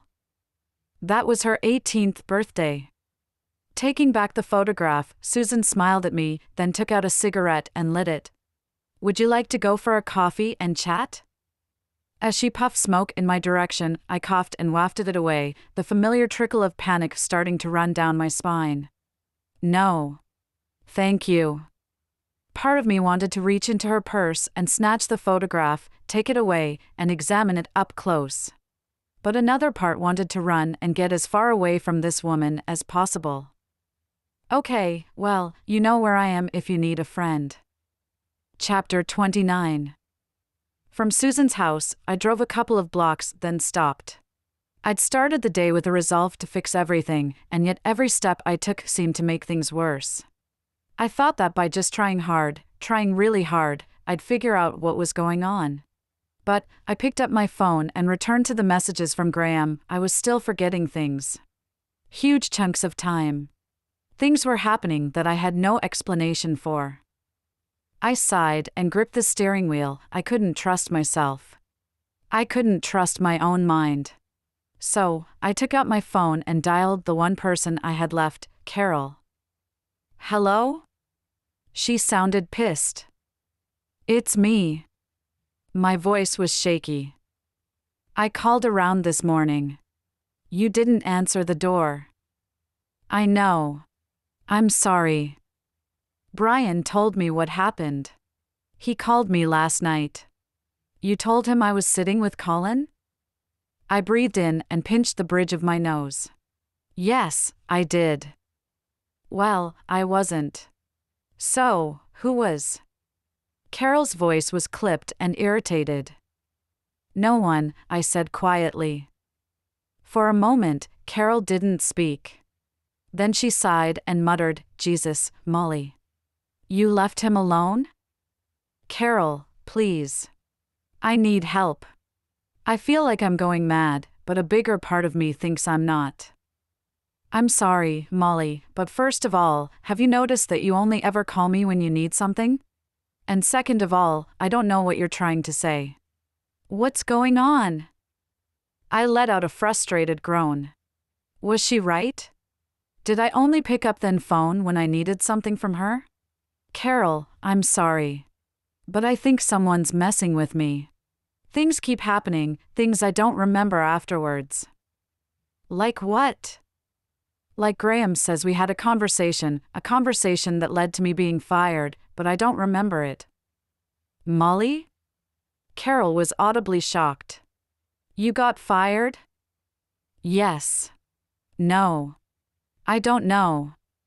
It was too much. Tears started to fall, and I buried my head in my hands. Listen, if you think there was a misunderstanding, call him. And as for the other stuff, we need to talk properly. I'll come over tonight. Okay? We'll talk it through. Shakily, I nodded. Really? Yes. Really. Carol sounded annoyed, but that didn't matter. If I could just sit down with someone and go through it all, I might find some answers. Thank you. I'll see you later. Hanging up the phone, I held it in my hands and stared at it. Then I took a deep breath and called Graham. After 3 rings, he picked up, but he didn't sound happy about it. Molly? Graham, listen, I'm not going to make trouble. I just need to ask you, when you fired me, was it on the phone? Because I don't remember. There was a pause, then Graham replied, Molly, I didn't fire you. You texted me and said you were going through a hard time. I said we could try to think of something. But you quit. Quit? Yes. By text? Yes. Okay. Thank you. I hung up. Graham was still talking, but I'd heard everything I needed to. Opening up my messages again, I scrolled through the entire list. There was nothing from Graham. I bit the corner of my lip. Then navigated to Google and typed retrieve deleted messages. Back home, I opened up my laptop, plugged in my phone, and followed the Google instructions to reset it from its last backup. It was set to automatically back up every night, so I should be able to just pick a date and go back in time. Graham said we texted on Thursday, so I chose the date from the list of backups, then waited while my phone turned itself off then on again. This time, when I opened up my messages, they were different. Right there, at the top, was a conversation with Graham. Nervously, I pressed it with my thumb. And, just as he'd said, there it was, messages from me saying that I quit. I narrowed my eyes at it. I stared at the date. Thursday. Where had I been that day? What had I been doing? Walking aimlessly to the kitchen with my phone clutched in my hand, I filled the kettle and put it on the stove, then leaned back against the countertop. Then it hit me, that was the night I drove to McDonald's. The night I found Frank's baseball cap in my drawer. The night I ran into Susan. My hand flew to my mouth, stifling a gasp. She could have gotten hold of my phone. I reeled back over my memories of the evening. We'd talked beside our cars. She'd mentioned Tracy and then she'd left. No, I'd left. Did she have a chance to sneakily send texts from my phone? Looking down, I examined the times. Late. 11:45. I was sleeping then. I was definitely sleeping. A violent shiver shook my arms and legs, and I gripped the side of the counter. Susan had to be connected to what was going on, and to Tracy. And if all this started when Frank disappeared, then she was probably connected to that too. With a dry mouth and a tight throat, I poured myself a cup of black coffee, piled in 3 large spoonfuls of sugar, and texted Carol. Are you still coming over tonight? Really need to talk. I can order takeout? Carol replied almost straight away. Sure. 7? I told her okay, then took my coffee and my phone back to my laptop. Paranoid that the messages between Graham and I would mysteriously disappear, I printed them out, 3 copies. I put one in my desk drawer, one in a pale blue folder, and shoved one into my handbag. Then I Googled Susan's name. Susan Carmichael. Nothing. I navigated to Brian's salesroom's website and scrolled through the staff pages. She wasn't there. But they were always slow to update things. I tapped my fingers impatiently on the desk. Where did Susan say she'd lived before moving back to town? My head was fuzzy. I tried to recall our first meeting, but all I could remember was the way I felt when I saw her, like I was looking at a reincarnation of Tracy. Different. But the same. Finally, I gave up. Susan Carmichael, at least, this Susan Carmichael, didn't exist in Maine. I went to the kitchen and made another coffee, limping slightly as my ankle began to throb. When I returned to the computer, instead of typing in Susan's name, I tried Tracy's. Tracy Williams, Maine. As always, nothing came up. Tracy Williams, Rhode Island. Nothing there either. 2 social media accounts, but both old women in their 60s who were clearly not the Tracy I was looking for. I tried Andy's name too, even though I had no idea what he looked like. I tried the name of Tracy's store, to see if she'd opened one in a different city or state. But still, there was nothing that fit the couple who I had promised a baby. I swallowed hard and rubbed at the back of my neck. The fine hairs at the base of my skull had already grown a little and were more prickly than before. My fingers lingered above the keyboard. Momentarily, I thought about slamming the lid shut and walking away. But I had to try. Tracy Williams. Rhode Island. Car accident. And there it was. Top of the page. A local news headline. My palms were sweating. I reached for my coffee but couldn't bring myself to drink it. Finally, I clicked. And a big, bright, shining image of Tracy sprang up in front of me. My eyes were frozen on her face. Eventually, I tore them away and scanned the words below. Tragic accident, late at night, raining, dark, lost control of her car. Again, I looked at her photograph. She was standing outside somewhere, maybe a park. There were trees in the background, and someone's arm was looped around her shoulder. A woman's arm. But whoever it was had been cropped out. By 6 p.m., my eyes were sore and my back was aching from sitting at the laptop all day. I'd printed out everything I could find to do with Tracy and Susan and had scrawled a timeline of events on one of Colin's large pieces of drawing paper. Now, the timeline sat in the center of the dining table. Beside it, my blue folder of printouts about Susan. I stood back, resting my hands in the groove at the base of my spine and rocking from side to side to ease the ache. If I was going to persuade people that Susan was up to something and that I wasn't simply losing my mind, I needed to be methodical. I needed to present them with hard evidence. If I told Brian that his new colleague was an infiltrator from my old life, that she'd hacked my phone, texted my boss, deleted messages, and conspired to make me look bad, he would probably turn his back on me forever. But if I presented him with proof, if he could see the pieces for himself, then he'd finally believe me. He'd have to. In the hallway, I called the local Italian restaurant and ordered mine and Carol's favorite dishes. Then I waited impatiently in the hallway for her to arrive. At 7, bang on time, her noisy old station wagon pulled up outside. Peering through the peephole in the door, I saw her pause, smooth her clothes, and take a deep breath, as if she was preparing herself for something she didn't really want to be doing.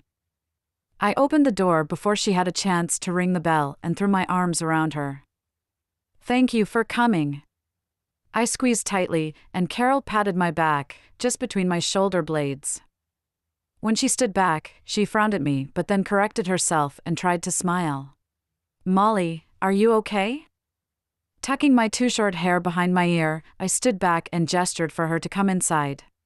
I felt jittery and nervous as I waited for her to hang her purse and jacket on the hook near the door. "I ordered food. It'll be here soon." Carol nodded. She was still looking at me strangely, so I suggested we head through to the living room. "Wine?" Carol folded her arms in front of her chest. "Maybe we should stick with coffee?" I laughed, a little too loudly. "It's okay. I can have one glass without losing my shit." I walked to the kitchen and took 2 large glasses from the cupboard beside the sink. I'd have one glass. Just one. When I turned back, Carol was standing beside the dining table peering at the large piece of drawing paper that was covered in my scrawled, hurried handwriting. "Molly?" She looked up at me. "What is this?" Shaking my head, I passed over her wineglass and gestured to the folder and the timeline that I'd spent all day putting together. "It's evidence." "Evidence?" Carol was biting her lower lip. "I called Graham.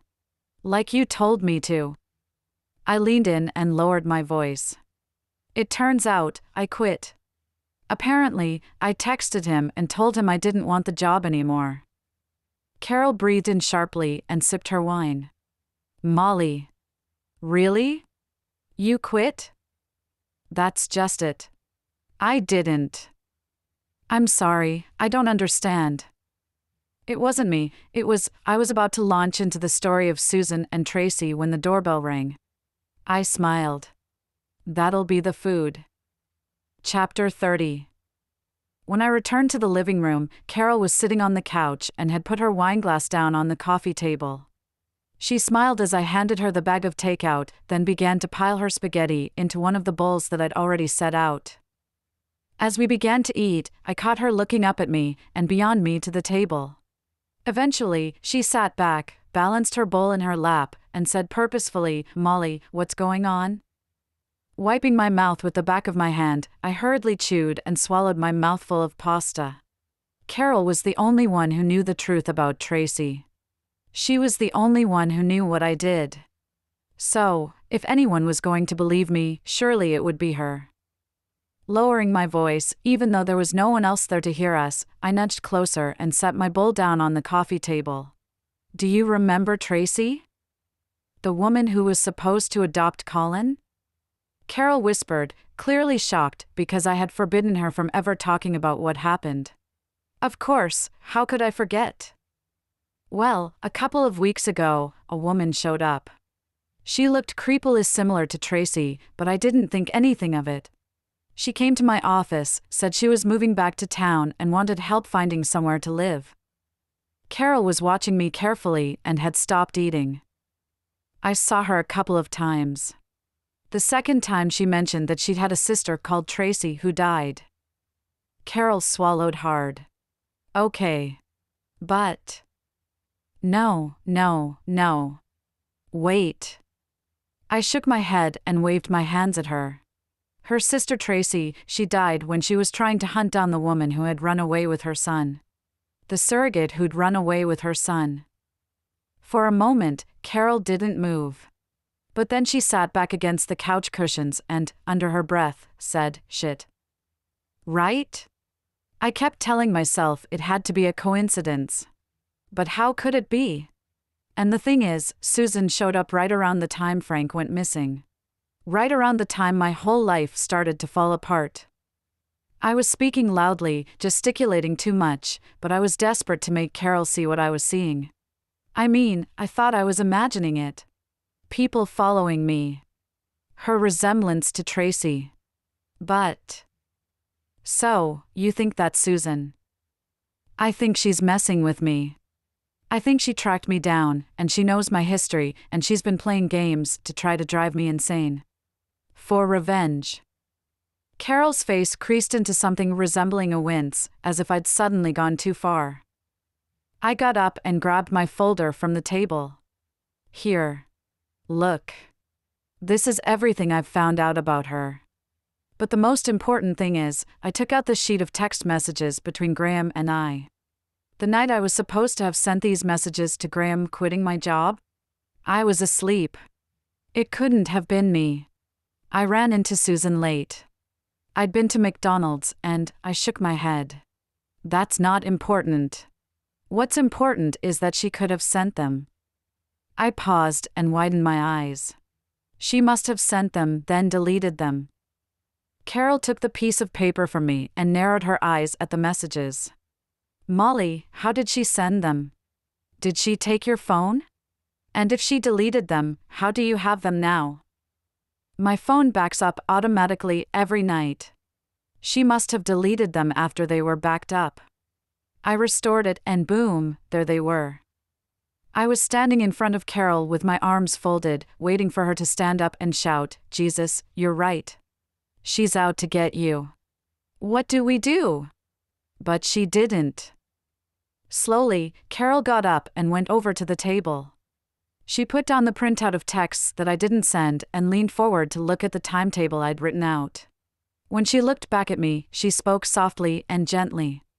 "So, you think that Susan came here to get revenge for what happened to her sister?" And Carol waved at the giant sheet of paper. "And Frank's disappearance was part of that?" I paused. I was tapping my foot. I pinched the bridge of my nose. I'm not sure. That's where it gets murky. Maybe it's totally unconnected, but Susan found out about it and decided to try to frame me? Maybe she's the one who called the police and said she'd seen me there? Carol nodded and made a mmm sound at the back of her throat. But, Molly, the compulsive lying. Leaving Colin alone? Accusing Brian of having an affair? With Susan. An affair with Susan. What? Carol was frowning at me. Susan was the woman Brian met at the restaurant last night. Apparently, she works at the dealership with him now. I mean, come on, Carol. Surely, you can see that something about this stinks. It's not just me. No. It's not. Of course not. But, Molly, you've been lying again. To all of us. And a few days ago, you thought it was Kathy who was conspiring against you. Perhaps, Carol sighed and shook her head. Perhaps Susan came here to confront you. But perhaps she doesn't have a clue who you are, and all this is just. What? My voice came out sharper and more clipped than I'd intended. All in my head? I didn't say that. I just think that maybe we should talk this through with someone. Exactly. So do I. First thing tomorrow, I'm taking this to the police. The police? Carol's eyes widened. Molly, I'm not sure that's a good idea. I have evidence, Carol. Carol paused, sighed, bit her lip, then took a step towards me and gripped my upper arms. Molly, what you have here is not evidence. The fact the messages were deleted doesn't mean that Susan sent them. I mean, think about it, how would she even get hold of your phone for long enough to have a conversation with Graham? And I thought you said your phone backs up every night? Did she keep your phone overnight? Send the texts, go to sleep, delete them in the morning, and then sneak your phone back into the house, all without you noticing? Carol was watching me closely. I could feel my mouth hanging open, and I was desperately trying to slow my brain down enough to take in what she was saying. She still could have. I trailed off and looked down at my hands. Molly, Carol said slowly, what you've got here is some printouts of people called Susan Carmichael and Tracy Williams who have nothing to do with the two women we're talking about, an article about a horrible road accident, and a list of muddled updates written in a child's crayon. I flinched. I looked at the table and stared at the dates. They looked muddled because I'd written notes beside them, but it was all there. It all made complete sense if you just read it properly. But the woman in the article is my Tracy. Just like Susan said, my voice came out tiny and childlike. Let's call someone. A therapist. Maybe they can help you sort through all of this. I blinked several times without speaking. Carol's usually harsh features had softened. Molly, are you taking your medication? I let out a paw sound and waved my hands in the air. Seriously? You don't believe me? After everything I've just told you. You honestly think it's a coincidence that Susan showed up at exactly the same time all this started to happen? Honestly? Carol's eyes were glistening, and she was struggling to look at me. Right now, Molly, I don't know whether I believe that Susan even exists. I stumbled backwards as if Carol had physically punched me in the gut. How can you say that? Carol was holding out her hands like she was trying to coax me out of a trap. Molly, you know what happened after Jack died. You. Yes. You're right. I fell apart. I saw him everywhere. His ghost. Haunting me. Every single day for weeks and months. I was yelling and tears were streaming down my face. Carol was crying too. But this isn't the same thing, Carol. This is different. Is it? Carol ducked her head to catch my eyes. Is it really? It was raining. Huge, plump droplets were snaking their way down the window pane and settling in the rivets at the bottom of the frame. I pressed my hand to the glass. It was cold. Looking past my fingers, suddenly, the sky began to clear. Sunlight burst through the clouds and flooded the garden. Wiping away the condensation, I began to smile. There he was. Jack!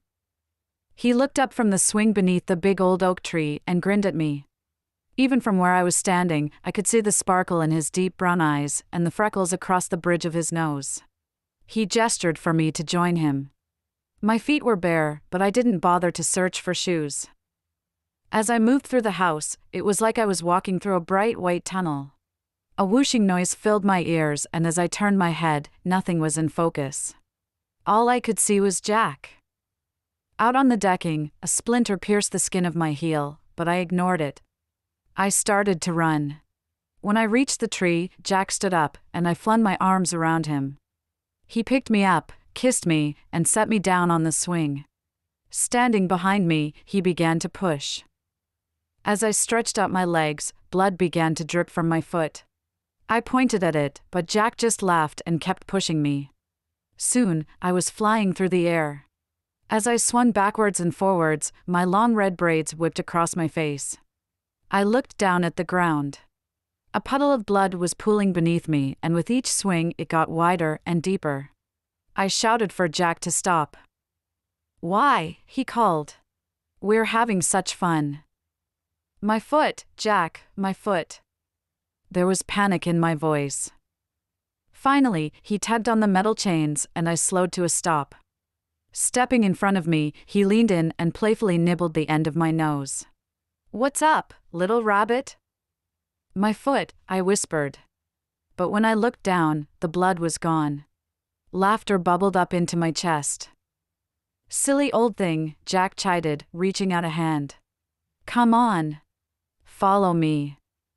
"Where are we going?" Already tugging me across the lawn, Jack turned and held his index finger to the side of his nose. "You'll see." As we trotted towards the house, Jack's grip tightened around my fingers and my heart began to flutter. But then, instead of going up the steps to the back door, he pointed down. At our feet was a small dirty window, half obscured by grass. "No, Jack. I don't like it down there. It's just a spooky old cellar, mole. Nothing to be afraid of." I pulled on his hand. "Please, let's go back." But my voice was too small, and Jack was already leaning down to open the window. Gently at first, he pressed it. But it didn't move. So, pulling his sleeve down over his hand, he thrust his fist through the middle of it. The noise of splintering glass filled my ears. "Jack, don't." "Come on, Molly." He was climbing through, beckoning me to follow him. For a moment, I couldn't move. But when I turned to look at the swing, the sunshine was gone and dark clouds were swirling in the sky, threatening to bring back the rain. My bare feet landed with a slap on the cold concrete floor of the cellar and I winced, expecting to feel shards of glass from the broken window. I wriggled my toes. Nothing. In the darkness, I heard Jack fumbling in his pockets. And then the sharp scratch of a match being lit. Jack turned and held it in front of him. I looked down. Again, there was blood beneath my feet. But still no glass. "Jack," I whispered. "Molly," he whispered back. When I looked up, his face was pale. "I think I hurt my hand," he said, then staggered, swaying, and dropped the match. "Jack?" I shouted into the darkness. Dropping to my hands and knees, I snaked my fingers across the floor, through hot sticky wetness, over Jack's feet and legs, until finally I found the matchbox. With trembling hands, I opened it and after 1, 2, 3 tries managed to light a match. Turning to Jack, I slammed my hand over my mouth and stifled a scream. There was blood. Too much blood. I threw the match to the floor, but it stayed alight. I grabbed Jack's hands in mine, pushed his sleeves up, and this time I couldn't stop the scream that came. It tore through my bones and ricocheted off the cellar walls. And by the time it stopped, he was gone. I put my bloodied hands on Jack's face and begged him to wake up. I shook him, trying not to look at the deep vertical gashes on his wrists. But he didn't move. "Jack, please. Don't leave me. Don't leave me here." After a long time, I sat back and wrapped my arms around my knees. Burying my head, I began to rock backwards and forwards. 5, 4, 3, 2, 1. Wake up, Molly. Wake up. Chapter 31. When the nightmare ended, I held my eyes shut and tried to breathe. My entire body was shaking, and I was covered in a film of cold nighttime sweat. The bedsheets were bunched between my fists. If Brian had been there, he would have woken me, and I wouldn't have seen it. But he was gone. And so, the whole gory theater had, for the first time in so many years, played itself out the way it had every single night for countless nights after Jack's death. Finally, terrified that somehow I'd be back there in the cellar, I opened my eyes and reached for the lamp beside the bed. As light filled our large, cream, neatly decorated bedroom, I released my grip on the sheets and sat up. I was on Brian's side of the bed, a habit I'd picked up since he left, and as always, it was disorientating. Standing up, I threw open the drapes and unlatched the window. Cold air trickled in, calming my red-hot cheeks. Downstairs, the remnants of my investigations into Susan and Tracy were still scattered across the floor. After throwing Carol out, I went through them again. And again. And again. Until my eyes were so sore they could barely see anymore. And I drank. A lot. By the bed, an empty bottle of red wine had leaked droplets onto the cream carpet that Brian took so much pride in keeping spotless.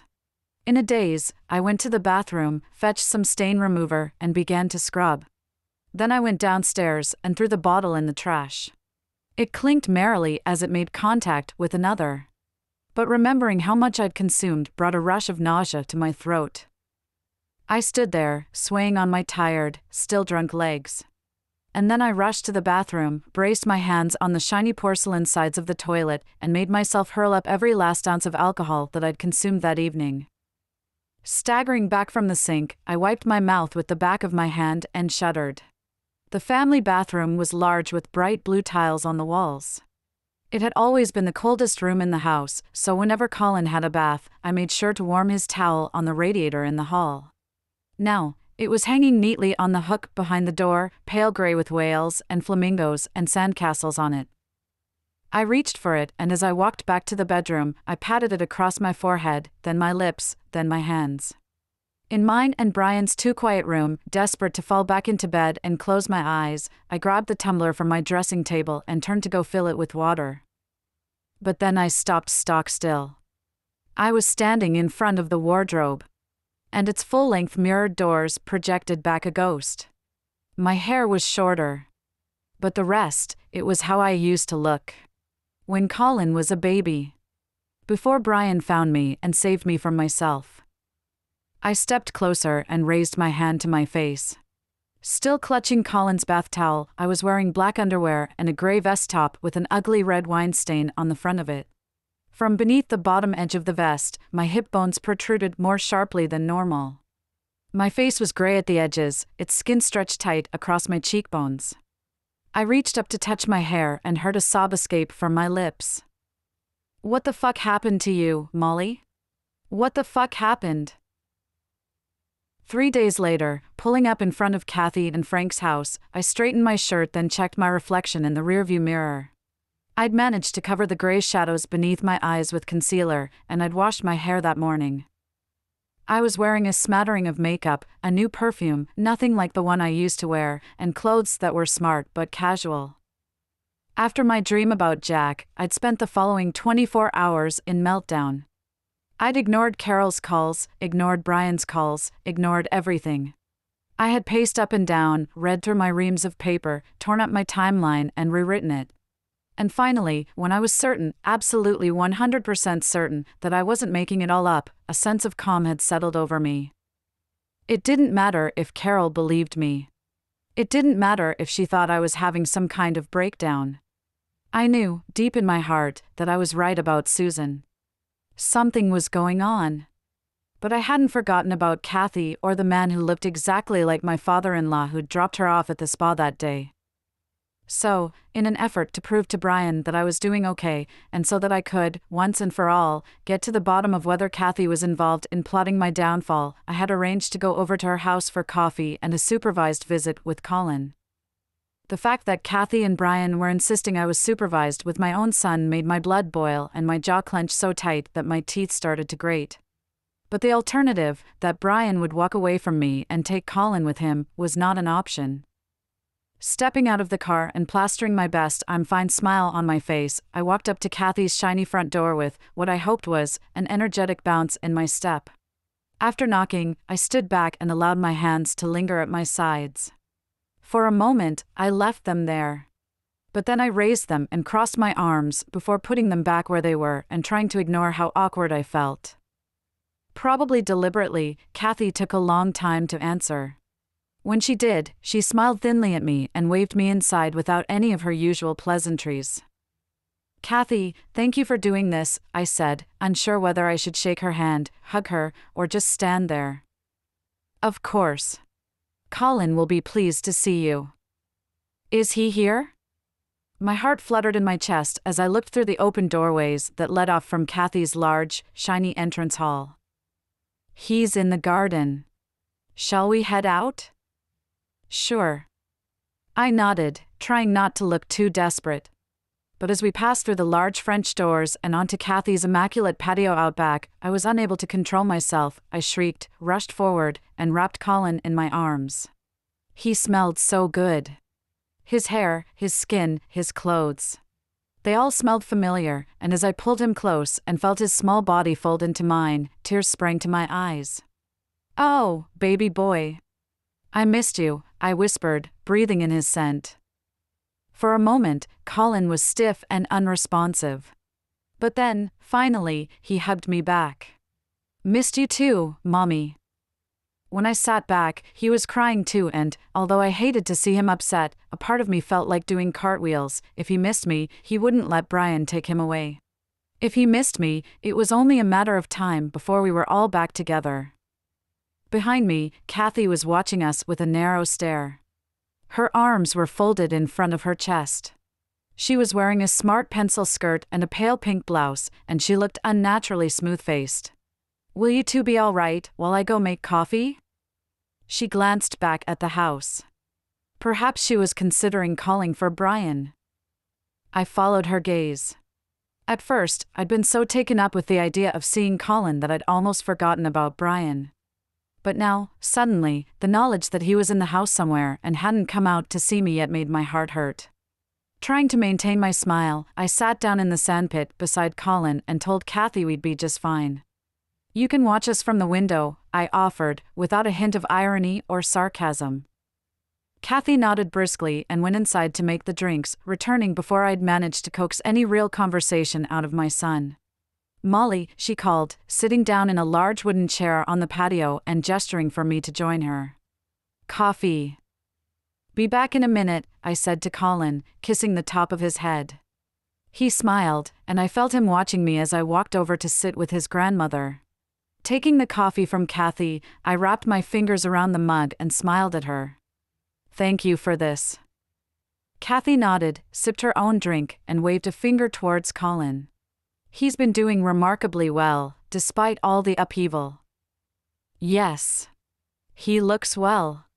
"Thank you, Kathy." I caught Kathy blinking at me slowly, as if she was surprised I'd offered her any thanks. With pursed lips, she gave the tiniest nod and said simply, "I'd do anything for Colin. You know that." For a moment, neither of us spoke. But then, eventually, I managed to work up the courage to say, "Has there been any news?" Kathy swallowed hard but managed to keep her expression neutral. "No. There hasn't." "The police," I was choosing my words carefully, trying to show concern but not raise Kathy's heckles. "The police are useless. They say that soon they'll have to downgrade the search. Not enough evidence," something like that. Kathy sniffed loudly and took a tissue from her sleeve. Gently, she dabbed it at her nostrils, then tucked it back where it had come from and continued to drink her coffee, conversation over. Trying not to let my mouth twitch into a smile at the knowledge that Detective Monroe had gotten no further with his witch hunt, I changed the subject. "Is Brian here?" Kathy didn't look at me, she just stared straight ahead at Colin, who was lining up his diggers and tractors in the sandpit. "Yes, he's here." I looked up towards the guest room that Brian and I had stayed in a couple of times in the past.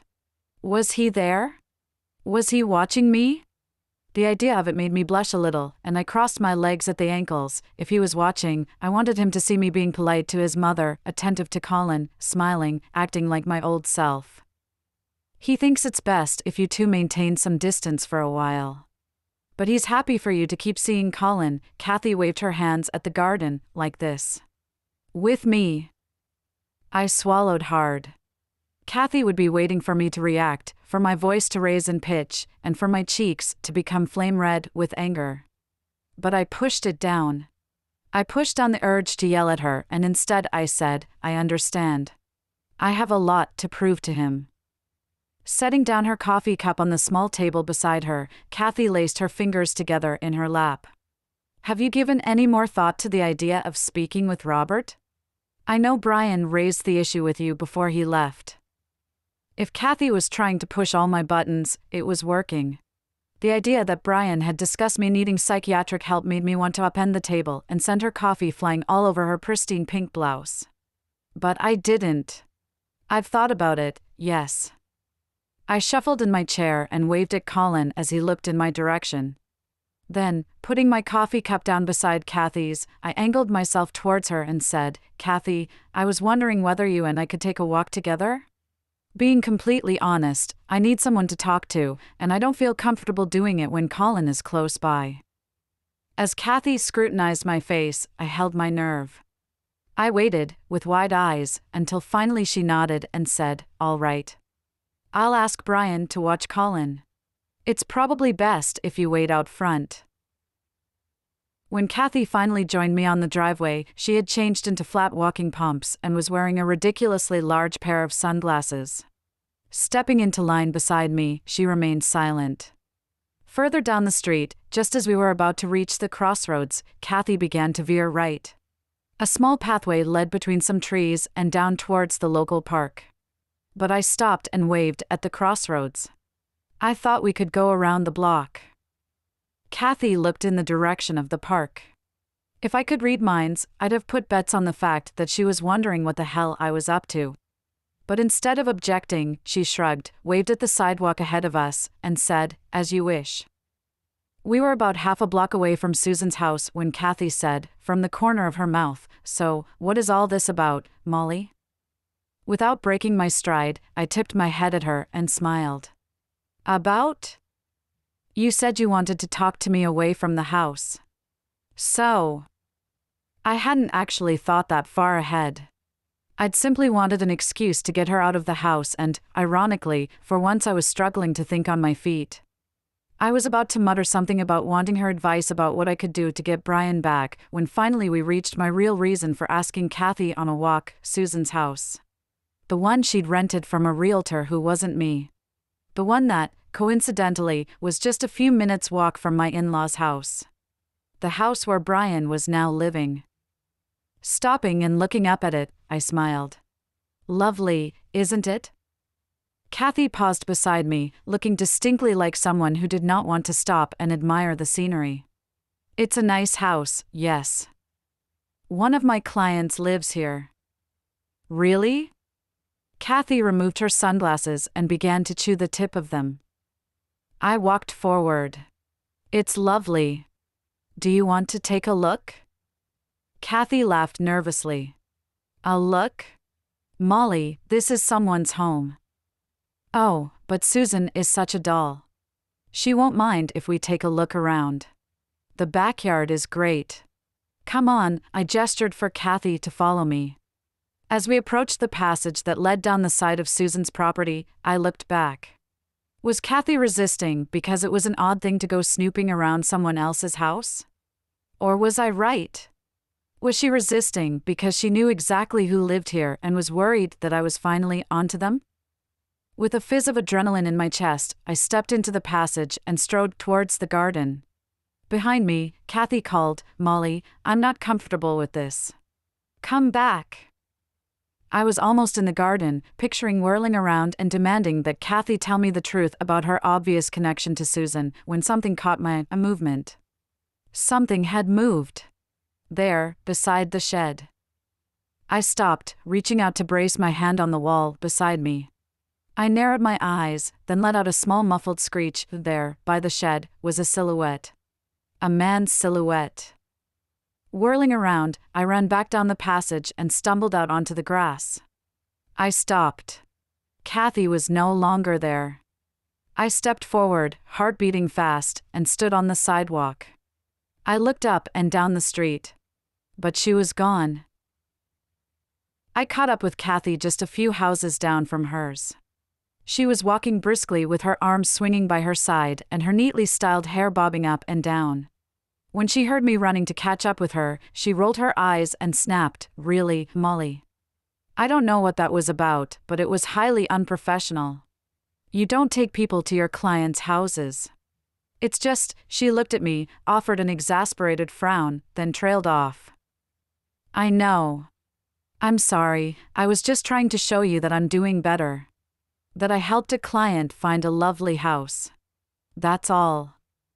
I smiled shakily, trying to convince myself that what I was saying was true so that it would sound more convincing. We had reached Kathy's house. She stopped beside my car and, for a moment, I thought she was going to suggest I get in and go home. But instead she sighed, looked up at her front door, and said, "Listen, I know that you and I haven't always seen eye to eye. But my son loves you," and she paused, as if what she was about to say was physically hard for her. "And despite everything, on the whole, you've been a good mother to Colin." I opened my mouth to reply, but Kathy waved her hand at me. "Come in and we'll finish our talk."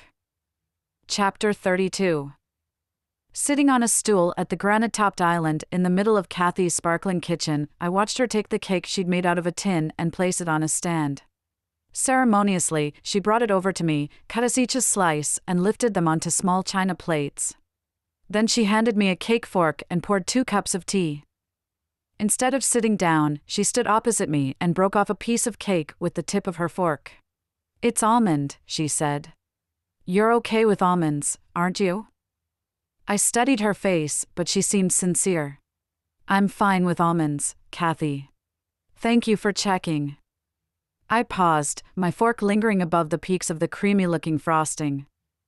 You know, she was raising her cup to her lips, sticking out her little finger the way she always did. "I think, Molly, that you should just go ahead and say whatever it is you've been wanting to say. There's clearly something on your mind. Is it Brian? Are you hoping I'll step in and convince him to move back home?" She sipped her tea, watching me over the rim of the cup. I put down my fork and let my elbows rest on the cool granite top. "It's not Brian." Then I breathed in deeply and said, "I actually wanted to ask about Frank."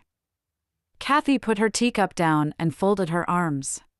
"There's been no news, you know that, Molly. You already asked me." "I know. But that's not what I wanted to ask about." I breathed in. This was it. As soon as I told her what I'd seen at the spa, I'd know from the look on her face whether it really had been him, whether this was all some kind of elaborate deception. "I saw you with him at the spa." I let the words slip out slowly and casually, picking up my fork and waving a bit-sized piece of cake as I spoke. "The spa?" Kathy raised an eyebrow and laughed. "Well, yes, we've been to the spa together. I go once a month and Frank drives me." "You're admitting it?" My eyes widened and my mouth fell open in surprise. Again, Kathy laughed. "Why wouldn't I?" "So, it was him? A few weeks ago?" Kathy stopped laughing and frowned at me. "A few weeks ago?" Kathy started to speak more slowly. "Molly, a few weeks ago, Frank was missing. I hired a cab." I rolled my eyes and leaned forward. "Come on, Kathy, I saw you. It wasn't a cab, it was an Audi. Just like the one Frank drives." Kathy pursed her lips and shook her head at me. "Molly, are you seriously suggesting, what? That all of this, that Frank's disappearance is just one big game?" I folded my arms, trying to interpret the look in her eyes. "Is it? I heard what you said to each other, the night of Colin's adoption. I heard what you said about me." My voice was getting louder and, despite knowing that Colin and Brian were in the house somewhere and that I should be trying to stay calm, I couldn't stop myself.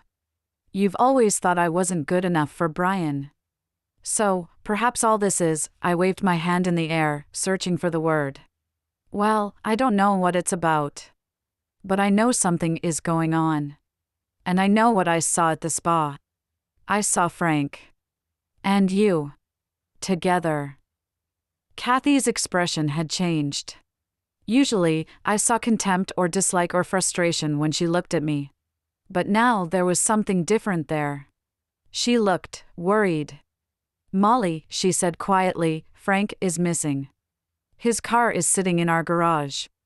Go check if you like. But either you're playing some kind of game, in which case I think it's very cruel of you to be doing this, or you're in far more need of help than I imagined." "I saw you." The words came out loudly, a shout verging on a scream. "I saw you, Kathy. Was Susan in on it? How does she fit in? Tell me, for fuck's sake." I slammed my fork down, then picked it up again. "Molly, I have no idea who you're talking about. I don't know anyone called Susan. But the Audi that dropped me off at the spa was a private cab, she replied tentatively, looking past me into the hall as if she was wondering whether to call for Brian. But why were you at the spa? Were you following me, Molly? Because. Forget it, I snapped. I should have known you wouldn't admit to it. Gripping the counter with one hand, I used the other to shovel in the piece of cake that I'd been wafting around and waited for the sugar hit to clear my head. Kathy was still watching me and looked like she might be about to go call Robert Davidson herself and beg him for help. I cleared my throat. It was tight. I cleared it again, but it didn't help. A slow, creeping heat was spreading through my chest. I coughed. My breath caught, and when I breathed in, I could barely suck in enough air to keep my head from going dizzy. Something wasn't right. I stood up and waved my hands at my throat. Kathy was still watching me. Walnuts, I spluttered, barely audible above my gasps for air. Kathy's eyes widened. She shook her head, turned to the cupboard behind her, and, in comically slow motion, moved things around until she found a bag of flour. She presented it to me, as if seeing the word almond on the packet would enable me to breathe again. It's almond, Molly. You're fine. Unless you're allergic to almonds too? I stood up. The stool scraped against the tiled floor. I was gasping, and the room was starting to become hazy. Then I heard something, a voice. Colin's voice. Mommy? Is Mommy okay? He started to sob. And then Brian was there, grabbing hold of me. He'd handed Colin to Kathy and was asking me where my purse was. It's in the hallway, Kathy answered for me. Brian dashed to the hall, and just seconds later, although it felt like hours, he was back. He guided me onto the stool, and something sharp bit into my upper thigh. My EpiPen. He always made sure I had one with me. It's okay, Molly. It's okay. Brian was cupping my face with his hands, staring into my eyes. He looked worried. My breath started to return to normal, but my heart was still beating 10 to the dozen. He told Kathy to get me a glass of water, then told Colin that it was okay. I was okay. What happened? He asked, as my breath returned and my shaking stopped. I shook my head. I was looking down at my lap. But then Kathy muttered, she needs help, Brian. Psychological help, and I couldn't stop myself. My eyes snapped upwards and, through gritted teeth, I yelled, she tried to kill me. That's what happened. I was asking questions she didn't like. She knows I'm getting close to the truth. She tried to poison me, Brian. I turned to Brian and gripped his forearms, willing him to see what I saw, willing him to see that this wasn't me having some kind of episode. It was real. Molly, please, Brian's eyes looked misty. He glanced at Colin, who was staring at me and nuzzling into his grandmother. Brian, can't you see? It's her. It's all her. I paused. Her and Susan. They're conspiring to. Susan? Brian's expression crumpled, and he rubbed the bridge of his nose with his thumb and forefinger. Jesus, Molly. He lowered his voice and stepped closer to me, looking deep into my eyes. You need help, Molly. Please. Please listen to me. For a moment, I didn't move. But then I let out a guffaw. A huge, loud burst of a laugh, because there was so much energy inside me and so much frustration that I didn't know what else to do with it. Brian, why can't you see it? Your mother is a psychopath. She's been hiding your father. You know that? I saw them together. Beside Kathy, Colin was crying. Big, salty tears were streaming down his cheeks, and he'd started to make gulping noises as he sobbed. Colin, honey, there's no need to cry. I tried to soothe him, but when his crying got worse, I gritted my teeth and raised my voice. Seriously, Colonel, stop crying. I'm the one who should be crying, because your grandma is trying to kill me, and your father has abandoned me. Suddenly, Brian's face changed. It set into something tight and angry, and he muttered to Kathy that she should take Colin upstairs and out of the way. As they left the room, he stepped back from me. His jaw was twitching. Now, listen to me very carefully, Molly. All this, he waved his hand at the discarded EpiPen. Blaming my mother for what was clearly an accident. It's got to stop. It's more than just the lies now, and if you can't see that you need help, then I don't know what more I can do. If you don't do something, right now, today to prove to me that you're willing to talk to someone about what's going on, then I'll have no choice. I frowned at him. My stomach felt heavy and my skin was cold. No choice? What are you talking about? I'm talking about a divorce, Molly. For Colin's sake. Because we can't carry on like this. A few blocks away from Kathy's house, I pulled over and screamed at the top of my lungs. I screamed and thumped the steering wheel and let tears stream down my cheeks. I stayed there for over an hour. And then, finally, I picked up the phone. Dr. Davidson? Robert? I need to see you. It's Molly Burke. Molly? Hi. What seems to be? I need you to tell me if I'm going crazy. Chapter 33. Robert Davidson extended his hand to shake mine. I let him grip my fingers tightly but couldn't return the gesture. It had taken every ounce of strength inside me to make it to his office. Can I offer you a drink? Coffee? Tea? Water? He had ushered me in and was standing beside his neat black desk. Tea. Thank you. I swept my fingers through my hair, still surprised when it came to an end at the base of my skull. It was shiny and soft. I'd washed it that morning, styled it with a blow dryer and one of those big, round bristle brushes that hairdressers use. But it still didn't have the same finish to it that Skye at the salon had achieved. Instead, it looked like I'd simply woken up one day and decided to hack it off myself. Dr. Davidson handed me an oddly square white mug and gestured for us to sit down. This time, as it was just the two of us, I chose the armchair. So, Molly, he sipped his tea and wriggled his shoulders into the back of his chair as if we were friends sitting down for a catch-up. Why don't you start by telling me exactly what made you call the other day? He waved his hand and took another sip of tea. Take your time. Crossing one leg over the other, I released a shaky breath. I was tapping my fingers on the side of my mug, but when Dr. Davidson's eyes flickered towards them, I stopped. Brian threatened to divorce me. I waited for a look of surprise or empathy to cross his face. But it didn't. He simply nodded and said, I see. Since his father disappeared, I've been struggling. The issues I had in the past seemed to be, I stopped short, unsure how to describe what had been happening. Resurfacing? Robert said kindly. I nodded. Tears sprang to my eyes, and I tried to blink them back.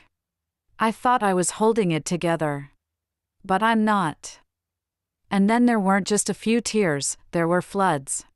Floods and floods of them. Dr. Davidson took my mug, placed it gently on the coffee table, and handed me a packet of tissues. Then he sat and waited. A few minutes later, eyes red and sore, nose dripping, I finally stopped. Talk me through what's been happening. From the beginning. I sighed and looked up at the clock. Trying to muster a wry smile, I replied, I'm not sure we have time. Well, he said, smiling back, as much as you can. I breathed in, crossed my legs the other way, and reached down to rub at my ankle. When Colin and Frank were attacked, I started to have bad dreams. The kind I haven't had in years. I thought someone was following me. I've been forgetting things, chunks of time, things I've done, things I've said. I was scratching at my ankle. I could feel my nails against the paper-thin skin. Soon, they would break through. Molly, Robert Davidson reached out and put his hand over mine. How did you hurt your ankle? I blinked at him. No one had ever asked me that question. Not even Brian. Picking up a light brown folder from the table beside him, Dr. Davidson leafed through it. I've read your notes, Molly. I've read about everything you went through after Colin was born. Originally, they thought it was a form of postnatal depression, but then diagnosed you with borderline personality disorder, is that right? I nodded, sitting on my hands so that I didn't return to the ankle injury. But you had a very specific fear, didn't you? A fear that seemed to trigger everything? Again, I nodded, weaker this time. You were scared that Colin would be taken from you. 5, 4, 3, 2, 1. Yes. Can you tell me why that is, Molly? Looking at Robert Davidson, it was as if he knew. Only, how could he? No one knew. Even Detective Monroe hadn't managed to find out. Because I took him from someone else. At first, Robert's expression remained completely neutral. But then it darkened. He reached for his notepad and nodded gravely. Molly, are you telling me that Colin is not your child? Almost springing up out of my chair, I waved my arms and shook my head. No. It's not like that. He is my child. I breathed in and gripped the arm of the chair. But I was a surrogate. My eggs were fertilized with someone else's sperm. I signed papers promising Colin to another couple. I rubbed at my thighs, the spot where the scratches had been. You have to understand, though, that what I did was legal. In Maine, with surrogacy like that, you're allowed to back out. It said so in my contract. But I trailed off, trying desperately to shift Tracy's face from my mind. I didn't tell them what I was doing. I just left. Relaxing slightly, but still with a furrowed brow, Dr. Davidson said, I see. And you've never told anyone about this? Only my sister Carol. Brian doesn't know? I met Brian when Colin was 6 months old. I told him that Colin's father was abusive. I was scratching my nails against the fabric of the armchair. I was a mess. I needed to explain. Why you were so nervous? I nodded. Brian took care of me. We dated for a few months, and then he started to realize that something wasn't right. My lies were getting out of control, and I'd started to forget things. When I forgot, I didn't want to admit it, so I'd lie. When anyone asked about Colin's father, I'd lie. Soon, there were so many lies, I couldn't remember what I'd said and what I hadn't said. And that was when Brian got you some help? He took me to a doctor in Chicago. I waved at the file in Robert's lap. It's all in there. Molly, Dr. Davidson said softly, leaning forwards in his chair. It's absolutely no wonder that you're struggling after what happened to Colin and your father-in-law. By not telling your doctors in Chicago about Colin's history, you stifled an essential part of your treatment. And the fear of thinking that Colin was missing, and the residual worry about what's happened to Frank, must have been a huge trigger for you. But my medication. Medication is very useful, Molly, but without talking therapy and some true coping strategies in place, you are bound to relapse. I'm just amazed it's taken this long. His eyes were kind. Deep and kind, and they made me want to cry again. Are you still taking your medication? He flicked back through his paperwork to find my prescription. Sometimes, I offered meekly. Robert nodded. Okay, well, the first thing we're going to do is get you back on your meds. I'll suggest a slightly higher dose for now, until we get you on an even keel again. Does that sound okay? Yes. Thank you. Looking up, he continued, Tell me, Molly, if it was legal to take custody of Colin, why didn't you tell the adoptive parents that you'd changed your mind? I sighed and recrossed my legs. I've asked myself that question so many times. But they wouldn't have let me go. And I couldn't risk Colin being brought up like that. How do you mean, Molly? The way I was. My eyes were wide, and my cheeks were flushed. Andy, Colin's biological father, was abusive. He beat his wife, Tracy. I saw the bruises. Dr. Davidson closed his eyes briefly and nodded as if it was all becoming clear. I see. I grew up in foster care. Carol and I saw things that children shouldn't ever see. I couldn't let my baby go through that. I was scratching my ankle again and looked up to meet Dr. Davidson's eyes. It's an old injury. It only bothers me when I'm stressed. I stopped scratching and told him about the diner. Jumping over the fence. Ending up in hospital. That was the first time I ever spoke to a psychiatrist. But I didn't want to admit back then that there was anything wrong with me. Robert was scribbling something in his notebook. When he looked up at me, he said, "And now you think there is something wrong?" I breathed in and almost chuckled. Yes. There has to be. It's like before, but worse. I'm losing chunks of time, lying even when I don't need to, lying when I shouldn't. I accused Brian of having an affair. I accused Kathy of trying to kill me, and I stopped. And? The woman I thought Brian was having an affair with, I think she's Tracy's sister.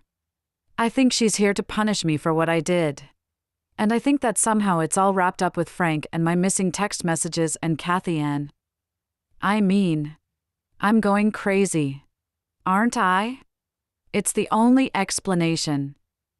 Dr. Davidson held up his palm in the universal gesture for whoa, stop there. Okay, Molly. First of all, I'd never tell you that you're crazy or mad, we don't use those words in this room, but perhaps what we need to do is try to sort fact from fiction. Often, when someone suffers from a compulsion to lie, those lies become ingrained in their psyche. So much so that they begin to believe they're true. It's almost as if you create a false memory for yourself. Does that sound familiar? Yes, I whispered. Sometimes, I tell a lie and then it appears in my head. I can see it. And then I start to wonder if it really was a lie in the first place. I wiped a tear from my cheek and looked up at the ceiling. Molly, it's okay. I can help you. Really? I rubbed the back of my neck and released a long, shaky breath. There is a lot that we need to work through. Are you sure you're ready? Yes, I replied without hesitating. I am. I can't lose my husband or my son. So, I'm ready. Chapter 34. 3 weeks later. Any moment, Brian would be arriving with Colin. For 3 weeks, they'd been staying at Kathy's house, and I'd been home alone trying to fix myself. For 21 days, I hadn't seen my son. But now, Brian was giving me a chance. A chance to prove I was getting better.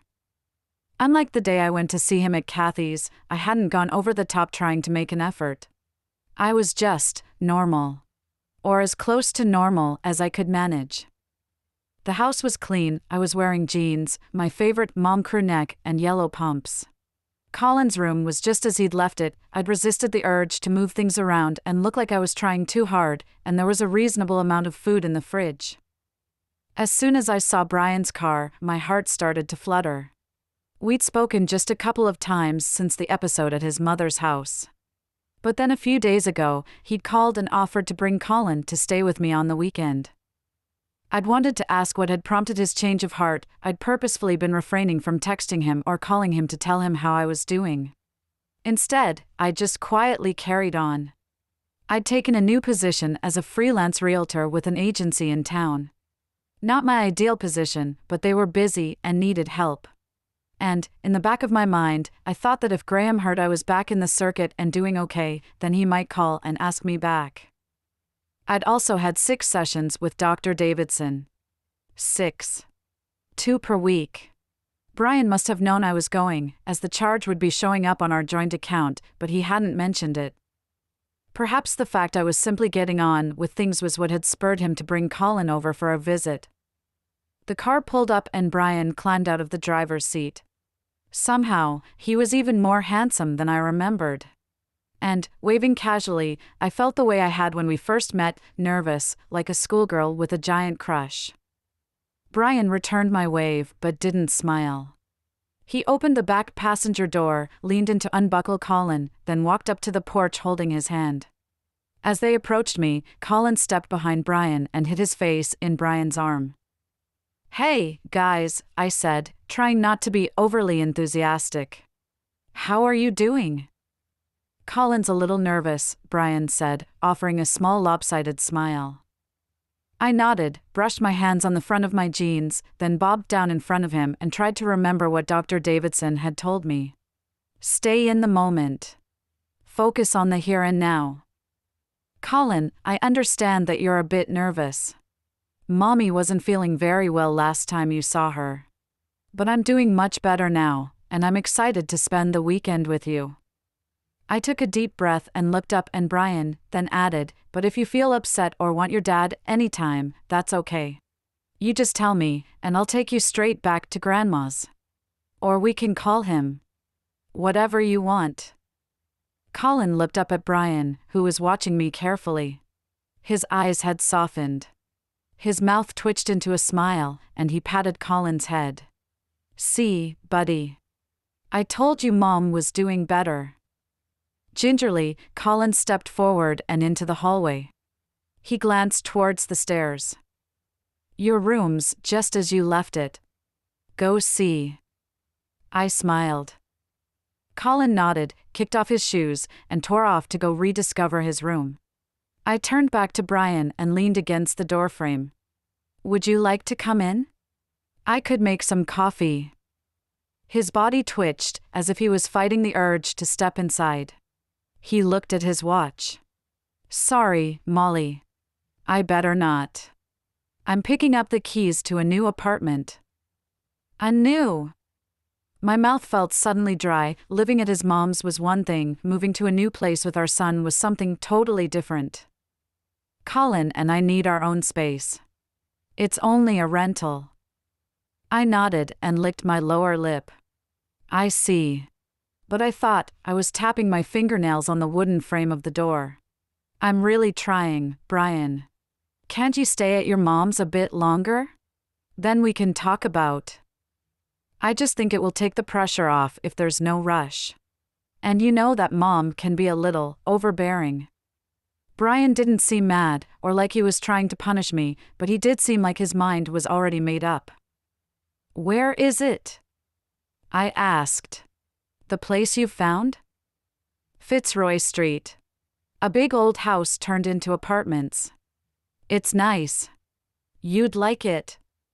A smile almost started to show at the corner of Brian's mouth, as if somehow he'd chosen the apartment because he knew I'd approve of it. Fitzroy? I felt like I'd been punched in the gut. Hadn't I told him the address of my old foster home? When we moved back here? Hadn't I mentioned it and insisted we didn't buy a house anywhere near it? Susan recommended it. She said she looked around there but went for something different in the end. It's a rolling monthly lease, so it seemed a good option. For 3 weeks, I'd managed not to let thoughts of Susan take over my brain. But now, all of a sudden, she was back. I'd let myself forget the fact that she worked with Brian. I hadn't thought about them seeing one another every day or about her using him to get her revenge on me. But now here she was, telling Brian about the one place I couldn't stand the thought of him moving into. What is it, Molly? Brian's tone had sharpened. Clearly, he thought I was about to kick off about him speaking to Susan. I swallowed hard. Brian, bad things happen in that place. Please don't go there. Anywhere else, just pick anywhere else but there. Brian looked like he was trying not to lose his temper. Slowly, as calmly as I could, I said, This isn't me losing my mind, Brian. That apartment block is my old foster home. And it doesn't have good memories for me. You know that. You know what happened to Jack. For a moment, Brian just blinked at me. But then he brushed his fingers through his hair and said, I didn't know it was the same place. But I'm sorry, Molly. It's a good apartment. Good price. Close to work. You don't have to visit us there, I'll bring Colin here to see you. If this weekend goes well. He breathed in, letting what he'd said just sit there in the air between us for a moment, then reached out and put his hand on my forearm. Gently, he added, These are the kind of things you have to learn to let go of. Talk to Dr. Davidson about it. He seems to be helping. I was still standing there, speechless, when Brian told me he had to go and returned to his car. The Brian I was married to a few months ago would have pulled me close and told me that of course he wouldn't go near the place if it upset me. This Brian had somehow become cool and distant. Surely, it wasn't unreasonable that the thought of him and my son living in my old foster home, the place where such awful things had happened, wasn't something that sat easy with me? As he drove away, I stood rooted to the spot. I watched his car until it was out of sight, then noticed that small, silent tears were rolling down my cheeks. All of a sudden, I felt further away from Brian than ever. "Mom?" From inside, Colin's voice called for my attention. I wiped my eyes with the back of my hand and headed in. "Yes, buddy? Can we go for ice cream?" I leaned back against the door and smiled. At least I still had Colin. I'd always have Colin. "Of course, we can. Let's go." In Colin's favorite ice cream parlor, I took out my phone and called Carol. When she answered, her voice was tight. But at least she answered. "Hey," I said, before she could start to speak. "I'm with Colin. Brian brought him over for the weekend." "Oh." She sounded surprised. "Are you busy tonight? Colin wanted to ask you over for pizza and movies." I lowered my voice and turned away from Colin. "And I wanted to apologize. For last time. And for not being a very good sister to you." I trailed off and let my sentence just hang there for a moment. I heard Carol breathe in sharply. But then she said, "Okay. I'll come by after work. Tell Colin I want a Hawaiian." "Will do." As I hung up, I spun back around to Colin and grinned at him. She said yes. Colin nodded, looking far too grown up, and thrust his spoon into his ice cream sundae. Cool. Later, after we'd filled ourselves with ice cream and then walked it off in the park, we returned home and set about choosing a movie for our evening with Aunt Carol. At 6:30, I called the pizza place to order our usual. "Sorry, ma'am, we're only doing collection tonight. Our delivery guy's off sick." I glanced at the clock. "Okay, no problem. We'll come collect them." Ignoring Colin's groans of protest, I bundled him back into the car and set off for the pizza parlor a few blocks away. Glancing in the rearview mirror, I saw him start to yawn, the sugar high from the ice cream clearly wearing off, and, by the time we got there, he was fast asleep. Leaving him in the car, I hopped out, rushed inside, paid, then drove home at just above the speed limit so that we'd get there before Carol. I was lifting the pizza boxes from the passenger seat and balancing them in my arms when I saw her car at the end of the street. Darn. I ran to unlock the front door. My sheets of research papers about Susan were still stacked beside the computer, and I'd meant to throw them in the trash in case Carol saw them. I'd only just finished shoving them into the trash can beneath the sink when she appeared in the doorway. "Hey," she said, smiling hesitantly at me. "You already got the pizzas?" "Oh. Yeah." I nodded at the boxes. "Delivery guy's off sick, so we went to collect them." I turned and switched on the oven so that I could warm them. "Coffee?" "Yes, please." Carol sat down on one of the stools in front of the breakfast bar and sighed. "Long day?" "Long week," Carol replied, almost smiling at me as she looked around the living room. I poured us each a coffee and was rustling in the cupboard for some cookies when Carol said, "Molly, where's Colin? Is he upstairs?" "Colin? Shit." Dropping the cookies, I ran full pelt to the front door, threw it open, and raced down the steps. Inside the car, Colin was crying and pulling at his seatbelt. I flung the door open. It hadn't been locked. I was shaking as I pulled him out and wrapped my arms around him. "Colin, I'm so sorry. I was only inside with Aunt Carol. You weren't out here long, buddy." "It wasn't long." "It was. It was long." Colin was sobbing and, once again, a heavy sensation of dread and guilt was settling in my stomach. On the porch, Carol was watching us. As I walked up the steps, still holding Colin in my arms, she widened her eyes at me. Molly? What the? I shook my head at her, concentrating on making Colin feel better, and took him inside. Setting him down on the couch, I told him to pick the movie he wanted to watch while I got the pizza warmed up. An hour later, with Colin tucked up in bed, Carol turned to me and put her hands firmly on top of mine. Molly, you need to tell Brian what happened. No. Carol, it was an accident. Anyone could have done it. Moms do that kind of thing all the time. It's nothing to do with what's been going on. I looked at her pleadingly. I'm taking my meds, I've been seeing a psychiatrist. I'm doing okay, Carol. Carol nodded slowly. But you still need to tell Brian.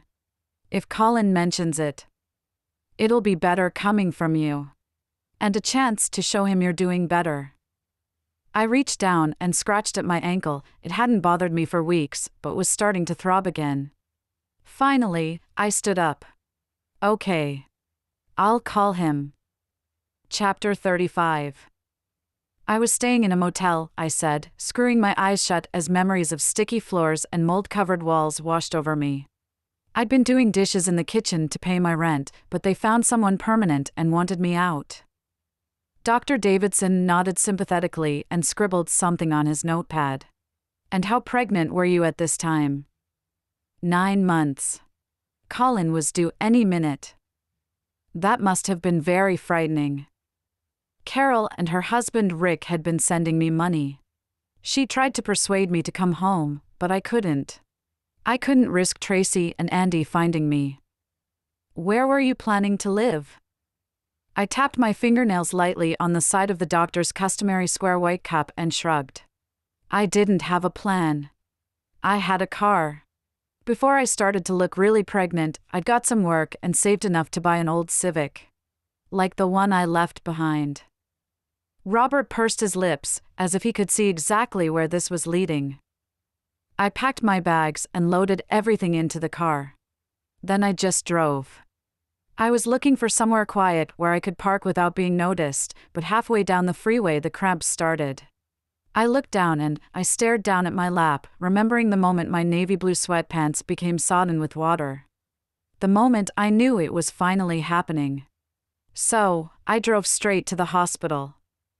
And did you tell them your real name? I nodded. Yes. I frowned and scraped my fingers through my hair to give them something to do. I'm not sure why. I don't think I was thinking clearly. Was the birth straightforward? Robert asked, crossing his ankle over his knee and letting it balance there. Relatively, I said. I don't remember much. It lasted a long time. Over 24 hours, so by the time Colin arrived, I was exhausted. I picked at my jeans and swallowed hard. There was some sort of problem with his airway, so they hurried him off out of the room. I saw them take him away in this tiny little plastic bassinet. But I was so high on the drugs they'd given me that I could barely speak. They told me to keep still. I needed stitches. And then I think I fell asleep. Seeing him wheeled away must have been very traumatic for you. At the time, I don't think I took it in. But when I woke up, I panicked.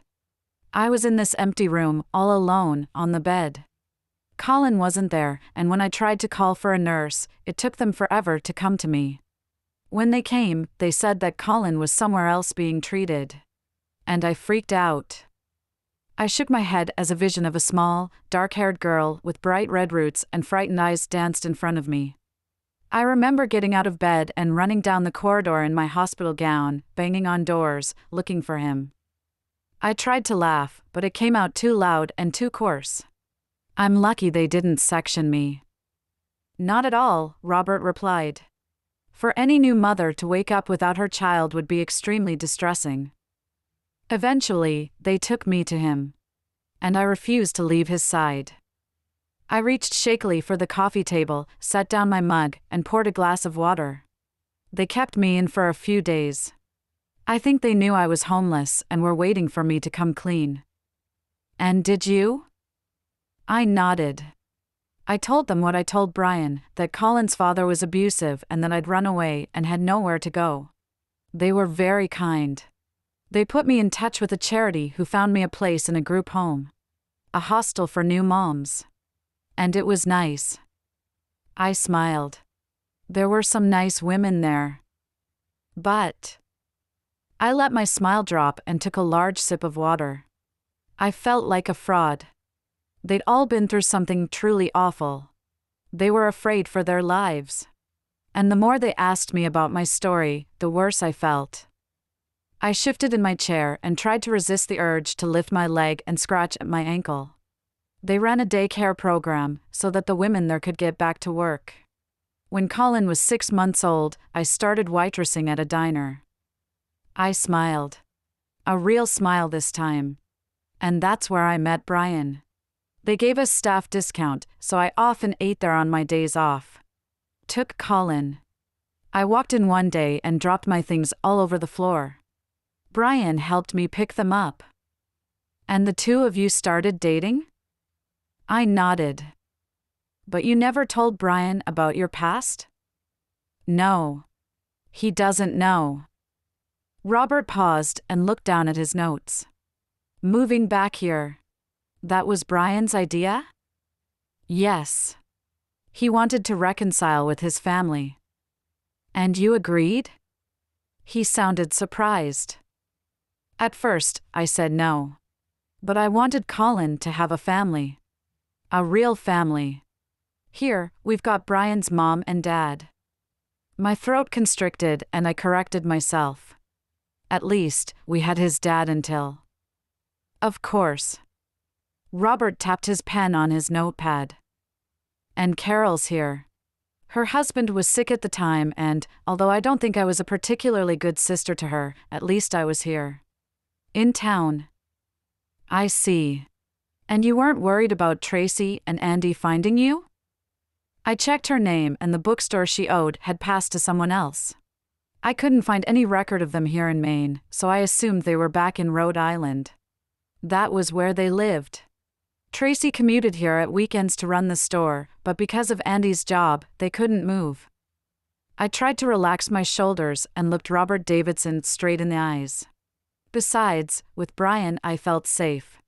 I can't explain it, really. But he always made me feel as if nothing bad could happen when he was around. You know? Robert smiled, as if it was nice to hear someone talking so positively about their spouse. Molly, it's clear that you and Brian have something very special. He leaned forward onto his elbows. So, do you think maybe it's time you told Brian the truth? After leaving Dr. Davidson's office, I drove round the block 5 times before finally heading home. Pulling into Maple Drive, the sun was setting at the end of the street, and I felt like if I just kept going, I might reach the center of it. I parked the car and sat there for a moment, fingers gripping the steering wheel, pulse throbbing loudly in my ears. The very thought of telling Brian the truth made me feel sick to my stomach. But I'd agreed to it. I'd said yes. I'd ask Brian to go with me to my next session and, there, I would finally bare my soul, tell him all of it. Every single, awful, detail of what I did to Andy and Tracy. The truth about Colin's father. Behind me, the Davies' front door clattered shut and I jumped, twirling round as if it were a gunshot or an explosion. To one of the lower branches of the big green maple tree, Arthur Davies had tied a red child's swing. His daughter was sitting on it, rocking her legs back and forth in a gentle rhythm. I looked away. Climbing out of the car, I kicked off my shoes and walked barefoot to the front door. For some reason, naked feet often jolted my brain into gear, as if the cold on my soles sent a shockwave up my spine and woke everything up. Today, though, it had no effect. Inside, I dumped my purse by the door, allowed my shoes to clatter onto the rack, and walked mindlessly through to the kitchen. There, I poured a large glass of white wine and set it down on the countertop. Studying the stem and marveling at how something so thin and delicate could support something so weighty, I spun it slowly around and watched the wine slush gently up the sides of the glass. Lifting it to my nose, I took a long deep breath and let the scent of the grapes settle in my nostrils. Then I put it back down and shrugged off my jacket. It was still warm outside, but for some reason whenever I visited Dr. Davidson, I felt the need to wear a jacket. As if having something to pull tightly around me on the way in and out somehow softened whatever was said in the room. Slowly, I returned to the hall and hung my jacket on the hook by the door. When I turned back, I leaned against it and flicked on the hall light. It wasn't dark outside, but it was approaching late afternoon and the sun was at the back of the house. Now, the hallway was brighter. And it hurt my eyes. Blinking, I took it all in, the life that Brian and I had crafted so carefully together. The pictures from our wedding in Chicago, a small but beautiful day where Colin wore a baby tuxedo and we had ice cream to celebrate. The shoe rack Brian built. The rug that matched the drapes. The polished hardwood floors and the brushed chrome ceiling lights that complemented our door handles. Like a ghost, I floated from the door to the stairs and up to Colin's room. For the first time in months, I closed the door, lay down on his bed, and flicked on his moon and stars night light. As the fuzzy white galaxy that Brian had bought for our son swirled across the ceiling, I reached up and placed a hand on my forehead. Robert Davidson was right. Brian deserved to know the truth. And now that the decision was made, all I could do was pray he could find it in him to understand and to see that if I hadn't done what I did, we wouldn't have Colin. He'd be someone else's child. Some other couple's pride and joy. And that wasn't something I could even bear to think about. Chapter 36. With my fingers laced together and my leg jittering nervously beneath the table, I glanced out of the window and searched the parking lot for Brian. I was waiting for him at our favorite roadside diner. It had always reminded us of the place we first met, when Colin was a chubby pink newborn and Brian was a handsome stranger who came to my rescue when I dropped my diaper bag and sent the contents flying across the floor. I could almost see myself, so young, so nervous that I was being followed. When Brian had approached me and put his hand on my arm to ask if I was okay, I'd flinched as if he'd waved a knife at me. I just couldn't believe that anyone would be so kind. But, right away, he and Colin had formed a bond. Usually Colin, who'd suffered from terrible croup, would cry and cry for hours. But Brian seemed to have an innate knack for settling him. He settled me too. He didn't seem to mind that I was twitchy and always looking over my shoulder. He had just gotten to know me and, slowly, his calm exterior had started to brush off on me. Back then, I'd never have believed it if someone had told me that I would let myself get so low that I'd almost lose both Brian and Colin. But he'd been surprisingly kind after I told him about leaving Colin in the car. I could tell he wanted to be mad, but he'd taken a deep breath and said, "I appreciate you being honest, Molly. It's a big step." Afterwards, I'd texted him and asked whether he'd go to a session with me, with Dr. Davidson. I needed to prove to him that I was doing better and that leaving Colin like that was genuinely the kind of thing that could happen to any mother. I'd held my breath almost the entire 10 minutes I waited for his reply. But, eventually, it came, "Okay. Let me know when the appointment is. I'll be there." So, there I was. Waiting at the diner so we could have breakfast together before going to see my psychiatrist. Finally, I spotted Brian's tall frame crossing the parking lot. The doorbell tingled as he crossed the threshold and, when he saw me, he nodded. I wished he'd smile at me. I wished he'd look at me the way he used to, but the fact he was no longer seething with anger would have to do. "Molly." He sat down on the red leather bench seat opposite me and reached instinctively for a menu. "Thank you for doing this," I said, mimicking him even though I had absolutely no appetite. Brian put the menu down and placed his palms on top of it. Telling me the truth about Colin was a big step. "I appreciate you being honest." He smiled, the smallest flicker of a smile. "I'm trying," I said quietly. Before he could answer me, a waitress arrived and, without asking what I wanted, Brian ordered our usual. "And coffee," he added. The waitress nodded and, a few moments later, returned with a coffee pot and poured us a mug each. After taking a long, slow drink, I looked up and tried to make my body relax into my chair. "When we speak to Dr. Davidson, he'll tell you how well I'm doing." Brian nodded and smiled thinly. "I hope so." I picked at the table with my fingernail. It was a little sticky and made me want to go grab a cloth and wipe it down. Molly, Brian paused, as if he wasn't quite sure how to phrase what he was about to say. Now that you're doing better, all that stuff about Susan and my mother and people conspiring to frame you for my father's disappearance, is that? He looked at me with wide, questioning eyes, as if he was praying that my irrational thoughts had disappeared. I shifted and cleared my throat. You want me to be honest?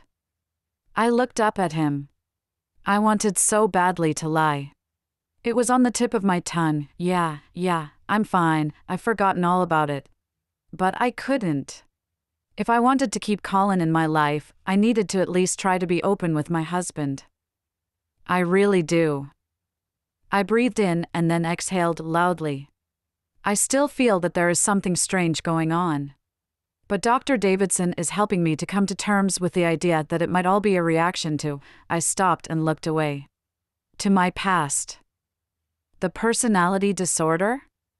Brian dipped his head to catch my eyes. The stuff that happened before that. Before we met. Brian put down his coffee cup and lowered his voice to a soft whisper. Molly, you can tell me anything. Is this about foster care? Or before? I know you had a bad time of it with Colin's father, but you've never really told me what happened. I swallowed hard, and when I spoke, my voice came out shakier than I'd expected. I want to tell you. I promise, I do. But Dr. Davidson suggested I do it in our session. So that it's a safe space. Brian sat back and picked up his coffee again. Was he hurt that I didn't feel safe enough to tell him now? If he was, he didn't show it. And, before I could ask him, the waitress arrived with our food. While Brian tucked in, I moved my pancakes around my plate and struggled to eat even a few mouthfuls. Eventually, I gave up and put my fork down. Brian noticed, but didn't say anything. You remember when we first met? The question left my lips before I could stop it. Brian put his fork down too and looked around the room. It was a diner just like this one. A weekend. I was having breakfast and reading the paper before my Saturday shift. He gestured to the door. The door jingled. I looked up, and there you were. The most beautiful woman I'd ever seen. Brian smiled and reached out to brush the tips of his fingers against mine. He had told me this story before. I loved it. I made him recite it every birthday, anniversary, and Christmas because it was like something from a fairy tale and because his eyes sparkled as he spoke. The second I looked at you, I knew I had to talk to you. But then I spotted Colin balanced on your hip, this red-headed, podgy-looking baby. And I remember thinking, of course, she's already married. Has a kid. A perfect life. But then I dropped Colin's diapers all over the floor. I laughed and put my hand on top of Brian's, trying desperately to make him remember the way we'd both felt in that moment. There was this huge clatter and all your things went everywhere. Colin's bottles, your ratty old wallet, your cell phone, diapers, diaper cream. The lot. But you rushed over and helped me scoop it up. And you were so flustered, and Colin was crying. So, I ushered you over to a booth. And you bought me breakfast. And the rest is history. I smiled and squeezed his hand. I love you, Brian. And I'm so sorry for what I've put you and Colin through. But I'm getting better. And when we see Dr. Davidson, I'm going to be honest with you. Finally. I'm going to tell you all about my horrid past, and I breathed in and tipped my hand back, then added solemnly, and if you still want to be with me after that, then I'll do everything in my power to be the best wife you could have for the rest of our life. Chapter 37. Dr. Davidson passed me a glass of water and closed his notebook. So, you see, Molly's been doing really well. And I think you'll agree, Brian, that the fact she told you the truth about what happened with Colin and the car, well, that's a huge improvement. Brian smiled at me, but he still looked apprehensive. The thing is, sometimes Molly lies so convincingly to herself that she starts to believe what she says. It's like it becomes her reality. So, we've been doing a lot of work on staying present in the moment, focusing on being grounded in the here and now, and looking logically at a situation. Basically, I added, trying to inject a little lightness to the room. If everyone else is seeing lemons but I see limes, I need to tell my brain that they're lemons. Brian nodded. I see. And what about? He cleared his throat.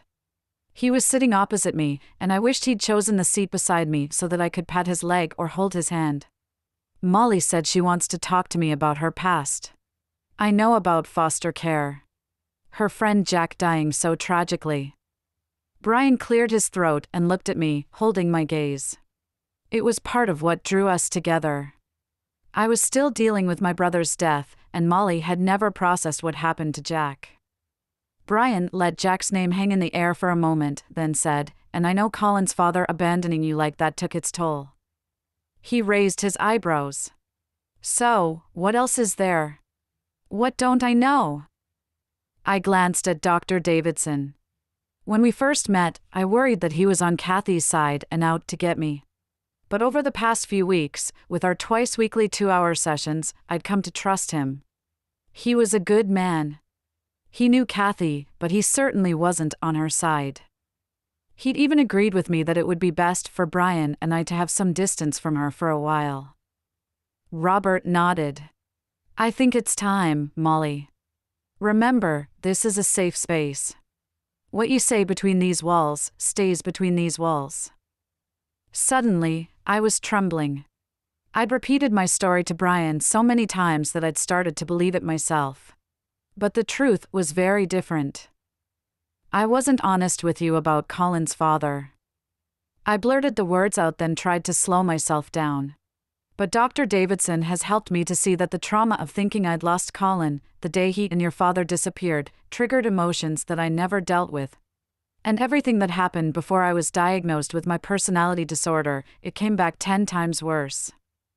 Brian looked petrified. He must have been going through hundreds of terrible scenarios in his head. Jesus, Molly. What is it? He leaned forward, resting his elbows on his knees and lacing his fingers together. I looked over at Dr. Davidson. He nodded gently. Colin's father didn't beat me or abandon me. Brian, I was a surrogate. I was young, in debt, working in this crappy diner. This woman I met, Tracy, she was amazing. So kind, so warm. She and her partner Andy were desperate to start a family, but she'd had a hysterectomy and there was no way they could ever have a child of their own. They'd started to look for a surrogate. Except, they couldn't find anyone they liked. She knew I was struggling for money, and they liked that I had red hair like she did. I stopped and closed my eyes, trying to shift the image of Tracy's face from my mind. When she first suggested it, I said no. But then I thought about it, and it just felt right. I saw Tracy on the phone to Andy every day, and they were always laughing and joking. I thought he was a good guy. I thought they were a good couple. What do you mean? You thought he was a good guy?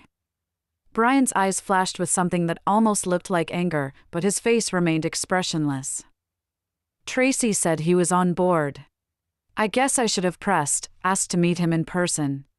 But she said he was working back in Rhode Island, and it didn't feel. I trailed off, embarrassment burning in my cheeks. I'd been so young, so tempted by the idea of a way out of the poverty I'd found myself in, that I hadn't once thought it was odd Tracy didn't want me to meet her partner. Wait.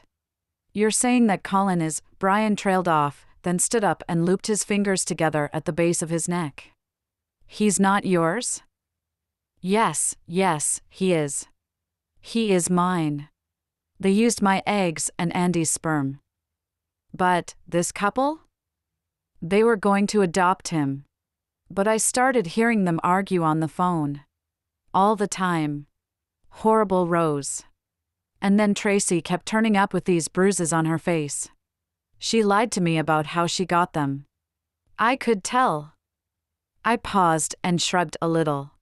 I guess when you've told as many lies as I have, you can recognize it in another person. I met Brian's eyes. And I know fear, Brian. She was scared of Andy. Terrified.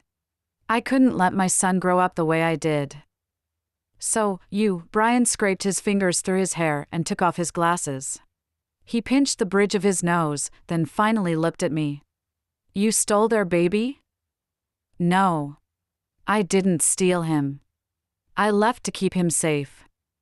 I was still looking deep into Brian's eyes, willing him to see it the way I did. Colin's real father is out there somewhere searching for his son? I shook my head. My cheeks were flame red and my hands were shaking. Dr. Davidson motioned to me to calm down. No. Brian, Colin has no real father. I carried him. I grew him. I gave birth to him. He's mine. He's always been mine. I stood up and walked over to Brian. And now he's ours. You're the only father he's ever needed. You stole him. Brian whispered. Then, as the words settled in, he almost visibly recoiled from me. Were you having an episode? Was that it? He shook his head. Fuck, Molly. No wonder you were so screwed up when I met you. You were on the run with someone else's baby? I waved my hands and tried to stop my voice from climbing even higher. No, it wasn't like that. I glanced back at the couch. Please sit down and let me explain. Brian lingered in the middle of the room. For a moment, I thought he was going to walk out and then I'd never see him again. His complexion was almost gray. Slowly, he nodded. And without speaking, he sat down. This time on the couch, so that I could sit beside him. I angled myself so that I could face him and reached for his hand. He didn't squeeze back, but he didn't pull away either. I started having doubts about Tracy and Andy's relationship. To start with, she told me he was working out of state and that was why we had to start everything off without him. But then, as time went on, she just kept coming up with excuses not to introduce us. Then I started to hear them arguing on the phone. All those loving phone calls turned to fights. Constant yelling. And then, I sucked air past my front teeth, remembering the day as clearly as if it was yesterday. Then I saw her one day, and she had a black eye. She told me it was an accident. The car door. But I knew. I knew it wasn't. Brian breathed out loudly but still didn't take his hand away. That same day, I felt Colin kick for the first time. I felt my eyes getting misty and blinked back the moisture, trying desperately to keep some composure and not let the memories overwhelm me. And I knew then that I couldn't give him to them. But he was their baby, Molly. Not yours. You stole that poor couple's baby. No, Brian, he wasn't theirs. I was only 24 weeks pregnant. I had the right to change my mind. Brian's mouth dropped open as if he didn't know what to say. You think I should have gone through with it? Given birth to my perfect little boy and then handed him over? Left him there, with them? Let him get beat up, or worse. I'm saying, you made a promise. And you don't know what goes on behind closed doors. Brian's lips set into a thin line. He was glowering at me as if it was taking every ounce of willpower he had not to walk out. Finally, he turned to Dr. Davidson. How do I know she's telling the truth about this? As his words sank in, I clutched my stomach. I felt like I'd been punched in the guts. Brian, Molly has just told you something very real. What she's talking about is the root of all her recent behavior. She suffered some problems after Jack died, but what happened when she was pregnant was the trigger for her personality disorder. Her compulsion to lie started after Colin was born. Didn't it, Molly? I nodded and wiped my eyes with my sleeve. After I ran away, I was convinced people were following me. I had no idea what Andy looked like, so every time a strange man got too close, I freaked out. I had to lie to people about Colin's father. Everyone asked about it. And I guess the lying. It bled into other parts of her life, Dr. Davidson finished. But she's trying to correct things, Brian. What Molly has done today is a huge step. Brian buried his head in his hands and let out a groan. When he looked up, his eyes were moist. Somewhere out there, 2 parents are missing their child. Don't you feel bad about that? I breathed in sharply and held the air in my chest. I knew what Brian wanted me to say. But I also knew the truth. I did what I thought was best for Colin. And, Brian, we're his parents. Brian opened his mouth, then closed it, then laughed dolefully and waved his hand. So, all this with my father? It triggered feelings about the abduction? I flinched at the word abduction. It seemed like a deliberate attempt to hurt my feelings, but Brian wasn't usually so callous. Yes, I said meekly. When I thought he was missing, I guess all those old fears about him being taken from me came back up. And that's when you started to take time off work, lie to me about where you were, accuse my mother of all kinds of shit, accuse me of having an affair? I blinked and made a small choked-up sound in the back of my throat.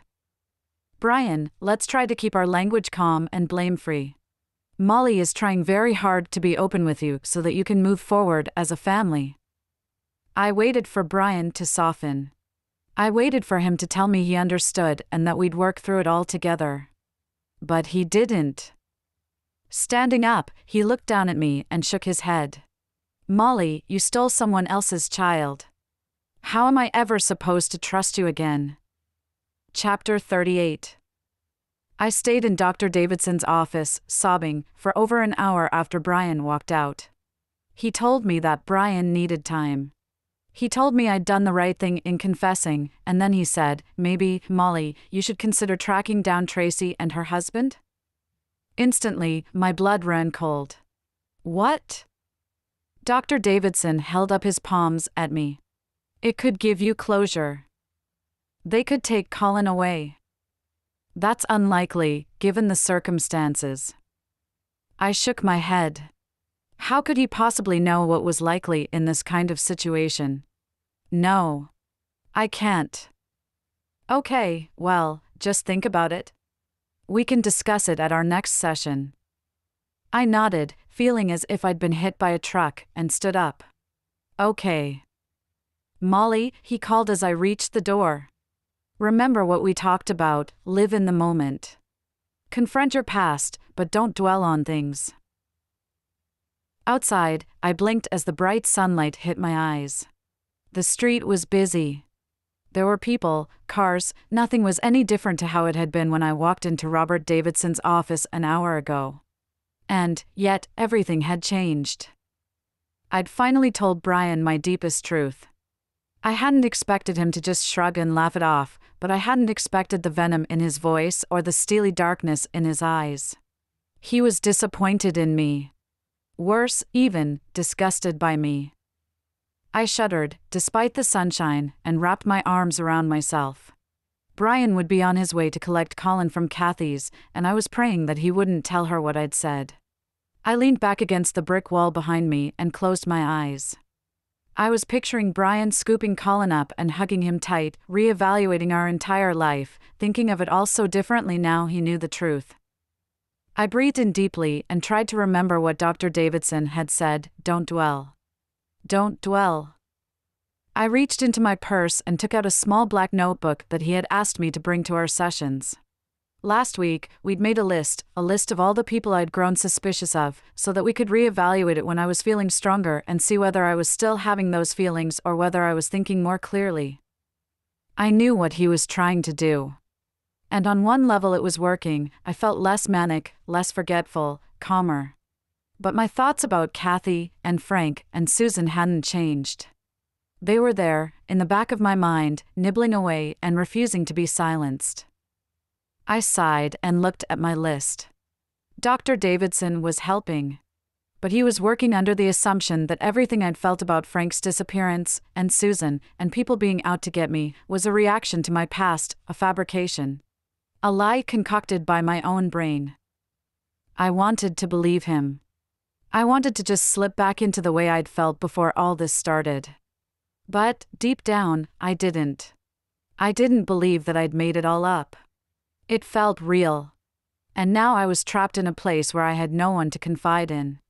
If I admitted to Dr. Davidson that I still believed Kathy and Susan were conspiring to drive me mad, and that they were somehow involved in Frank's disappearance, he'd probably have me committed. If I told Brian, he'd divorce me. Even Carol was at her wits' end with me. I had no one.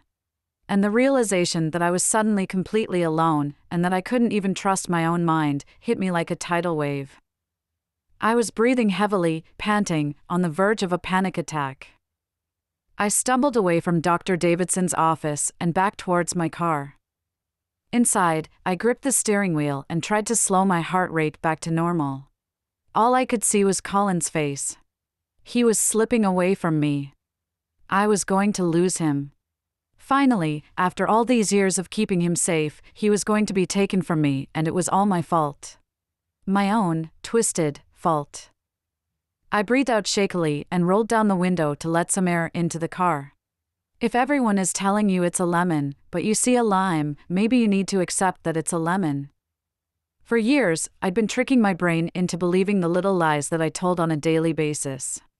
So, perhaps now, for Colin, I needed to make myself believe that all the paranoid thoughts and feelings in my brain weren't real. If I behaved as if they weren't, and did all the things that someone would do if they had realized they were wrong about something, then maybe eventually it would sink in. So, straightening my shoulders and wiping the last few tears from my cheeks, I started the engine and drove towards Susan's house. When I pulled up, Susan's car wasn't in the driveway. I looked at the clock on the dash. It was just after midday, so she could be at work. I could return home and come back later, but if I did that I might lose my nerve. So, instead, I got out of the car and walked up to the front door. I was peering through the window, trying to spot some signs that would indicate whether she was home, when a sharp clattering sound made me stand up straight and strain my ears. It seemed as if it was coming from out back. Remembering the day that I brought Kathy here and thought I saw someone in Susan's garden, I shook my hands to release some tension and headed towards the passage at the side of Susan's house. There it was again. A low, clattering sound. Like someone moving things around. I stepped into the passageway and followed it down towards the garden. Susan's shed was visible. It was blue and had small plastic windows. And the door was open. I held my breath. It could be Susan, out back, doing some gardening. But I knew it wasn't. Quietly, I padded onto the lawn and around the back of the shed. I stopped and listened. But whatever I'd heard from out front was no longer making any sound. For a moment, I paused, leaning back against the grainy wood of the shed and looking up at the sky, which had started powder blue but was now a tepid shade of gray. I should leave. I should get back in my car, go home, and carry on my sessions with Dr. Davidson. But as I walked towards the front of the shed, I stopped. Gingerly, I peered in through the window, cupping my hands around my face. At first, all I could see was garden equipment hanging on the walls. But as my eyes moved down, there, pressed up against the back wall of the shed, was a small fold-out camp bed. A bed that looked like it had been slept in. Dipping back down, I walked around to the open door and stepped inside. The floorboards creaked beneath my feet, causing nervous goosebumps to break out on my arms. There was no one there. But on top of the bed sat a crumpled sleeping bag, some discarded beer cans, and... I moved closer and reached out to pick up the magazine that was sitting beside the sleeping bag. Supercar Extra. My thoughts tripped over one another. Frank's all-time favorite magazine was in Susan's shed, beside a clearly used sleeping bag. Frank's favorite magazine. I turned it over, looking for an address label on the back. We'd bought a subscription for him as a gift last Christmas, but this was a store-bought version. A new edition, well-thumbed, corners turned down to mark interesting pages. I moved towards the camp bed and nudged the sleeping bag to one side. Was Frank sleeping in Susan's backyard? Glancing behind me, I bobbed down to look under the bed, searching for a backpack, a wallet, proof that I could photograph and take straight to the police station so that when I yelled at Detective Monroe, "See, look at this," he'd immediately acquiesce and apologize. I was reaching into the dark crevice between the bed and the floorboards when I heard something behind me. I turned. Someone was there, silhouetted in the doorway. I tried to stand up. The silhouette raised its arm. I held my hands out in front of me, but something struck the side of my head. Pain ricocheted through my temples. And then everything went black. My eyelids were heavy, as if they were made of concrete. My fingers brushed against a tough, scratchy fabric. When I opened my eyes, I was looking at a wooden ceiling. Wearily, I tried to push myself up. I was still in Susan's shed, on the camp bed. Someone was standing beside me. They stepped out of the shadow, and my heart began to thunder in my chest. Frank? Brian's father was skinny and had a rough, wiry beard. He looked like a homeless person. Molly, take it easy. He held his hands out, and I scrambled backwards on the camp bed. Don't come near me, I yelled, reaching behind me onto the shelves above the bed, desperately searching for something I could use as a weapon. Frank stepped forward. Molly, please. Be quiet. I'll scream, I shouted, still trembling. Frank sat down on the camp bed and reached for me. He gripped my arms, and I tried to pull away from him. He forced his hand over my mouth, but I bit it hard. He yelped and stood up, backing away from me, but still asking me to be quiet and to listen. I stopped searching for something sharp and started to throw things. Anything. Any object I could find. I needed to disarm him enough so that I could get out. Get out and run. Call a neighbor. Call the police. Finally, I grabbed a pair of garden shears and jutted them out in front of me. Step back, I said tightly. Frank had been shielding his face, but lowered his arms. Molly, I said, step back. Frank looked over his shoulder, then lowered his eyes and stepped back, away from the door. My stomach fluttered triumphantly, and I held the shears out towards him as I stepped slowly forward. I was almost at the door. The second my foot was on the grass, I would run. I'd run to the nearest house and get them to call the police, come with me to Susan's before Frank had a chance to disappear. Finally, I'd have proof. Of what, I wasn't sure. But proof nonetheless. The floor of the shed creaked. I don't know what this is, I said to Frank, but you'll pay for this, Frank. You'll pay for what you've done. I don't think so. My blood ran cold. It wasn't Frank speaking. It was a woman. The doorway had darkened. I barely dared look, but then I did. And there she was, Susan. Except now, she had fiery red hair, just like Tracy's. And she was holding a gun. Chapter 39. Susan waved the gun at Frank. Bring her inside. We can't talk out here. Then she looked at me. Her eyes landed purposefully on the shears. I let them drop heavily from my hand and clatter onto the floor. Susan nodded, and Frank stepped behind me. He put his hand firmly on my back and nudged me forward. Inside the house, Susan led the way to her large, sparse living room. It was empty, except for a small gray couch and 2 wooden chairs. Frank guided me to the couch and sat down beside me, while Susan pulled over a chair and set it down in front of me. Weighing the gun up and down in her hands, she said slowly, I'm not going to hurt you, Molly. I just need you to listen. I shifted away from Frank. What the hell is this? I reached up and felt the side of my head. It was still pounding from where Frank had knocked me out. Susan crossed one leg over the other and narrowed her eyes at me. Do you know who I am, Molly? My throat constricted, and my mouth felt suddenly dry. You do, don't you? I was hardly subtle about it. My voice came out small and croaky. You're Tracy's sister. Susan nodded slowly, reaching up to stroke her hair. You saw the resemblance, didn't you? Even with the wig. I breathed out a long, shaky breath and tried to steady my trembling hands. I glanced at Frank. It still didn't fit. Susan and Tracy and Frank's disappearance. How did one thing have anything to do with the other? You ruined my sister's life. Susan was speaking calmly, looking me directly in the eyes. You stole her baby, and she couldn't live with it. They said it was a car accident. They said she was mad with grief, driving too fast in the rain. But we, her family, knew better. You think she... I couldn't even bear to say it out loud. She killed herself. Susan was looking deep into my eyes. She said the words loudly and let them hang there, suspended in the too quiet air between us. I reached out and gripped the arm of the couch. The newspaper articles said it was an accident.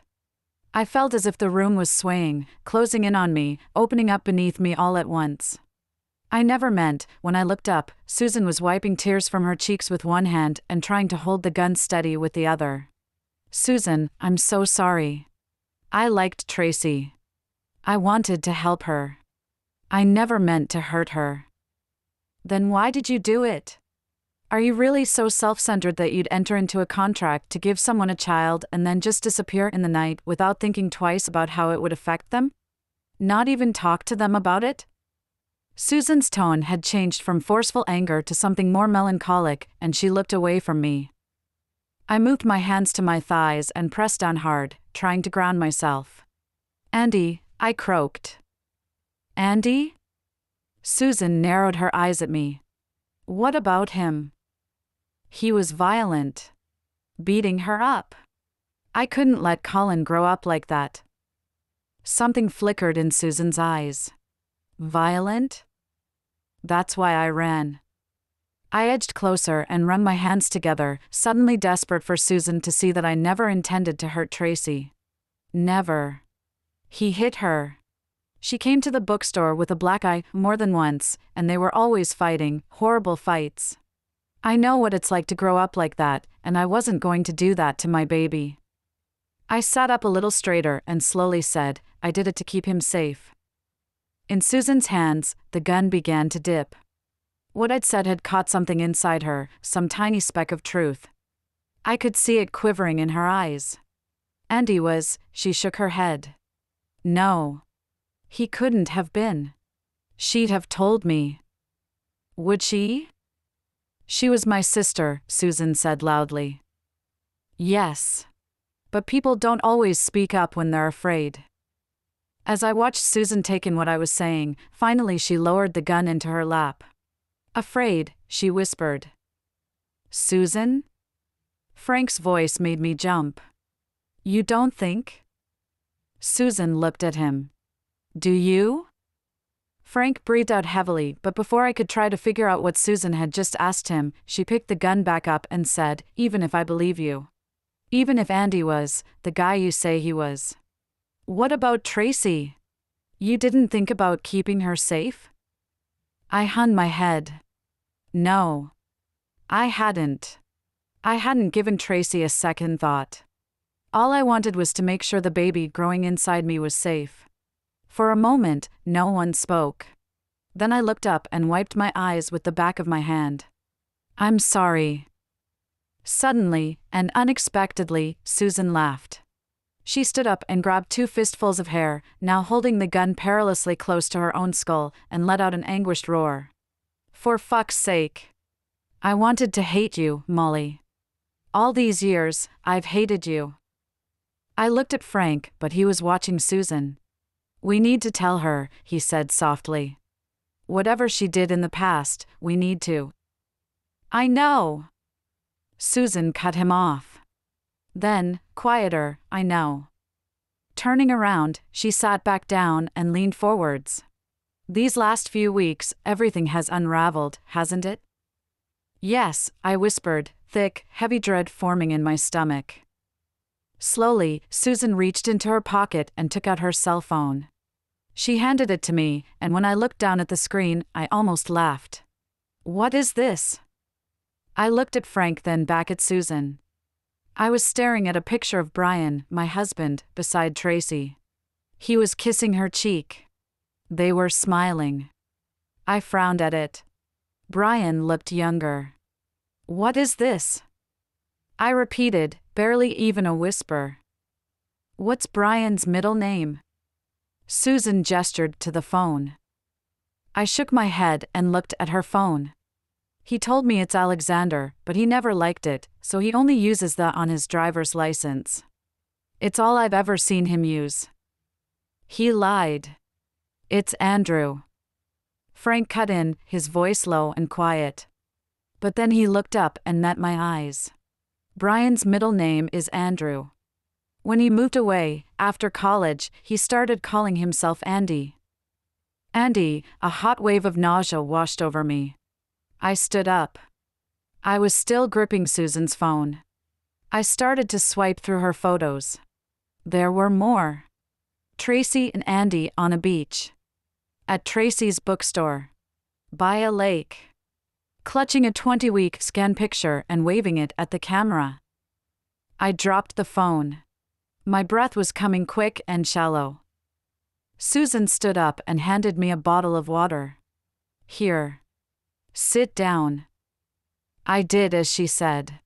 Beside me, Frank's eyes looked full of tears. The room was spinning. Shakily, I lifted the water to my lips.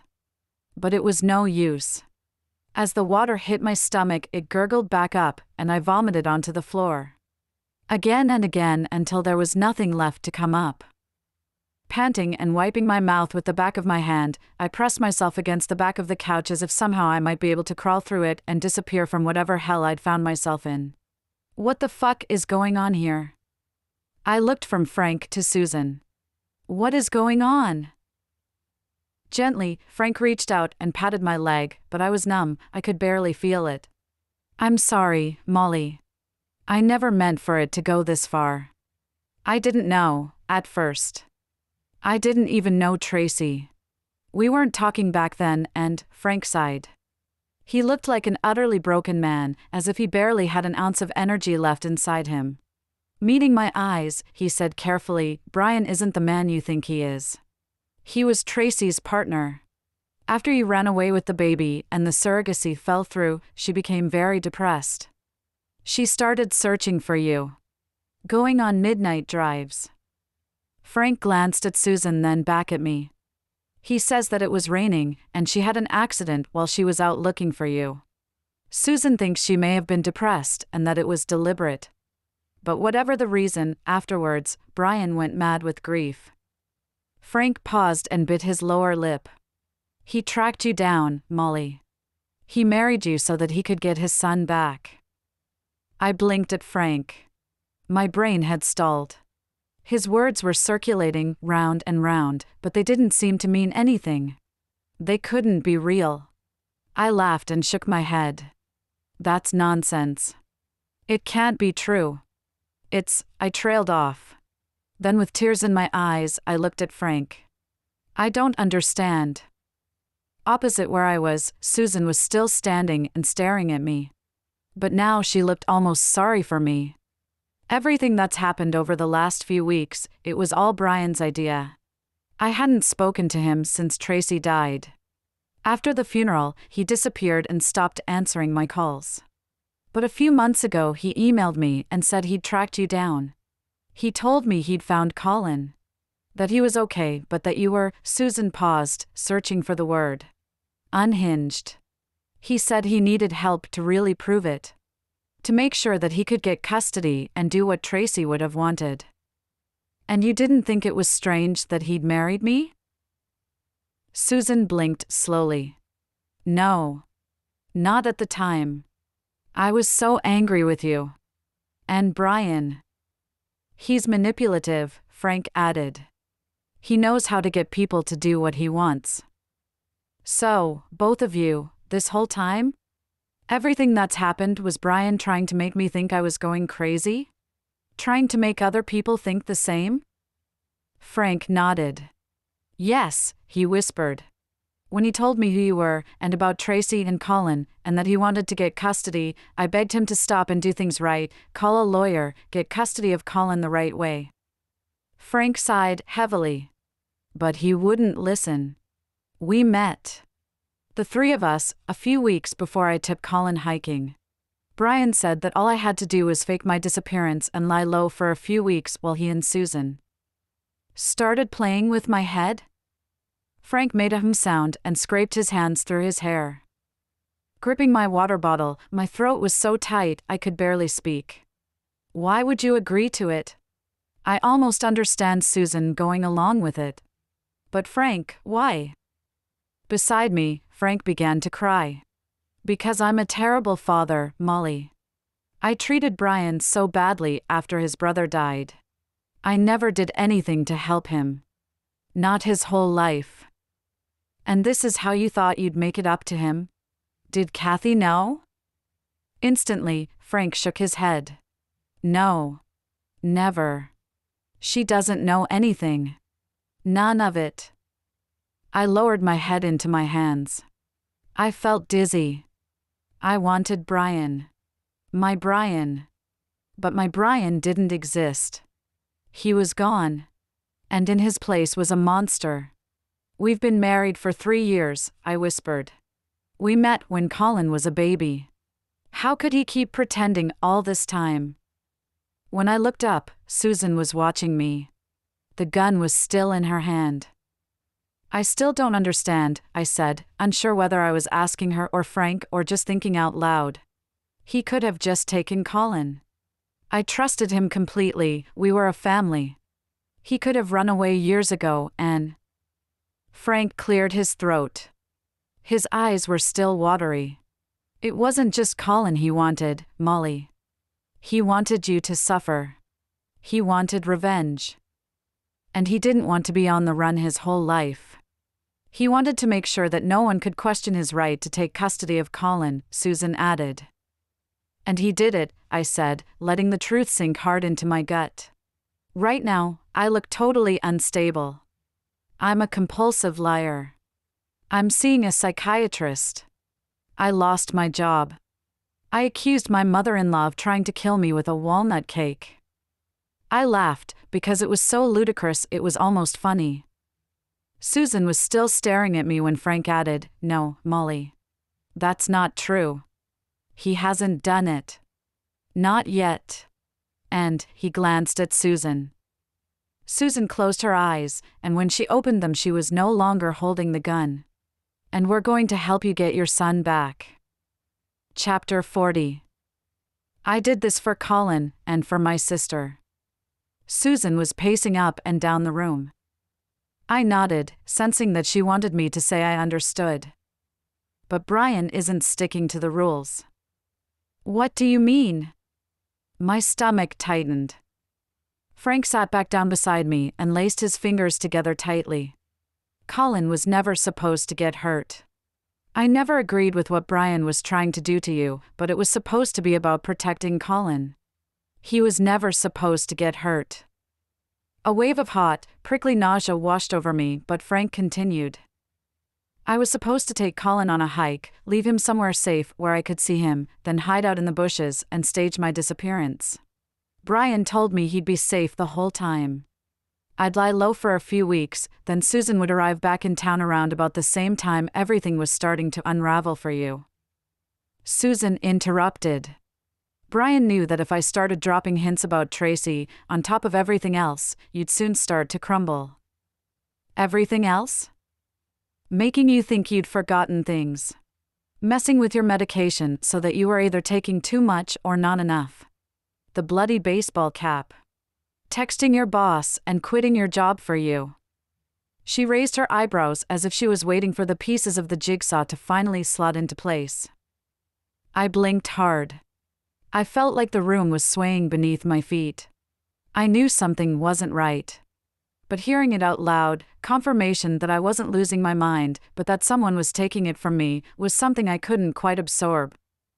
I frowned, remembering the day Frank went missing, and how scared I'd been, and how Colin had a head injury. I looked up at Frank. There was a large, almost faded bruise on the side of his face. Did Brian? I pinched the skin on my upper thigh to try to stop myself from hyperventilating. Exactly. Brian told me Colin would be safe. I never would have gone along with it if I'd known. Neither would I, Susan added quietly. I had no idea what Brian had done until Frank called me and begged for help. He attacked us. It was supposed to be staged, but he attacked us. Frank's eyes were wide, and his voice was almost a whisper. When I woke up, I was in the middle of a forest on the other side of town. I had no idea where I was. It took me days to find my way out, and then I didn't know what to do. I didn't know how much Susan had to do with what had happened, so I hid. You hid? Why didn't you stop it? Why didn't you go to the police? Frank stood up and started pacing up and down the room.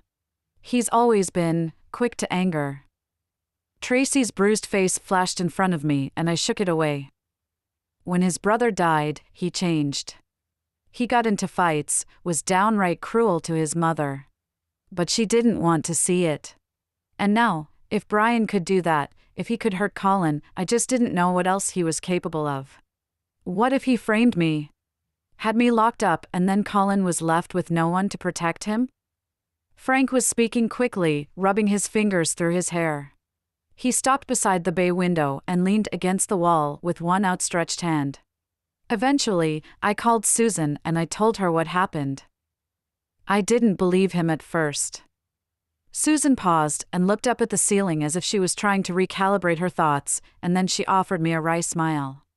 I suppose when you've spent so long believing something, focusing all your energy on it, it's hard to let go. I swallowed hard. I hated you, Molly.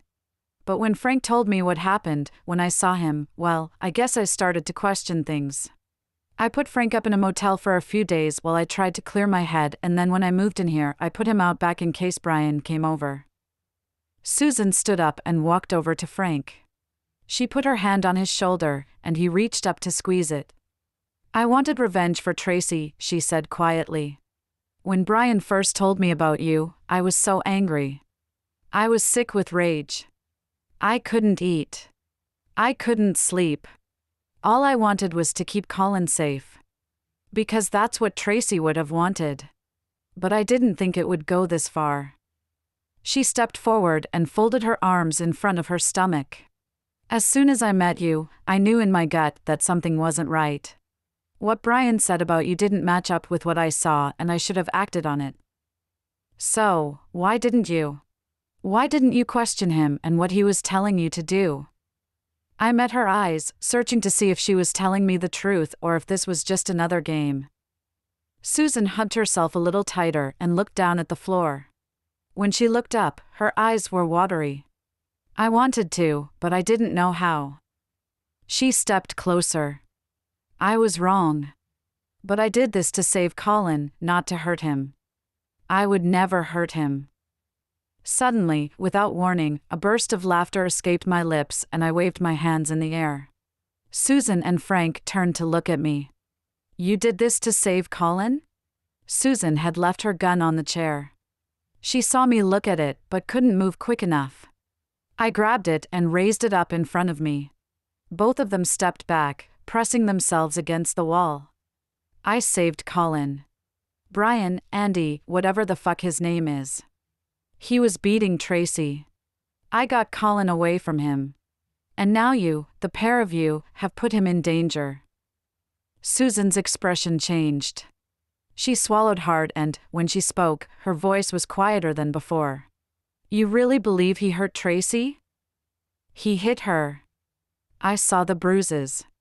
And then he chased me down, married me, and lived a complete life for 3 years so that he could slowly drive me insane and steal his child back. He attacked his own father. He attacked Colin. I wouldn't be surprised if he was the reason Tracy died. I looked at Frank. After everything he's done, tell me you don't think he's capable of hurting her. Tell me. Frank shook his head, then looked at Susan. She's right. You know she's right. My son is dangerous. And we started this, so we need to stop it. My hands were starting to shake, but I didn't dare lower the gun. After what felt like a lifetime, Susan's steely expression finally crumpled, and she whispered, I know. But how? Susan's eyes were wide, and she'd turned very, very pale. Reaching up, she tugged at her ponytail and shook her head. I can't believe I let this happen. She looked at me, then quickly looked away. Walking over to the bay window, she stared out at the street. Her shoulders started to shake. Frank was beside her and gingerly reached out to touch her arm. "He's good at getting people to do what he wants," Frank whispered. "You were grieving. He took advantage of that." Suddenly, it felt ridiculous to still be holding the gun. Part of me wanted to put it down. It was heavy in my hand, and I wouldn't know how to use it even if I wanted to. But a small voice inside me was whispering, "Can you even trust these people?" Turning away from Susan and Frank, I tried to slow the thoughts in my head and sort them into a logical order. I looped back over everything that had happened since the day Colin and Frank didn't return home on time. I tried to reframe it.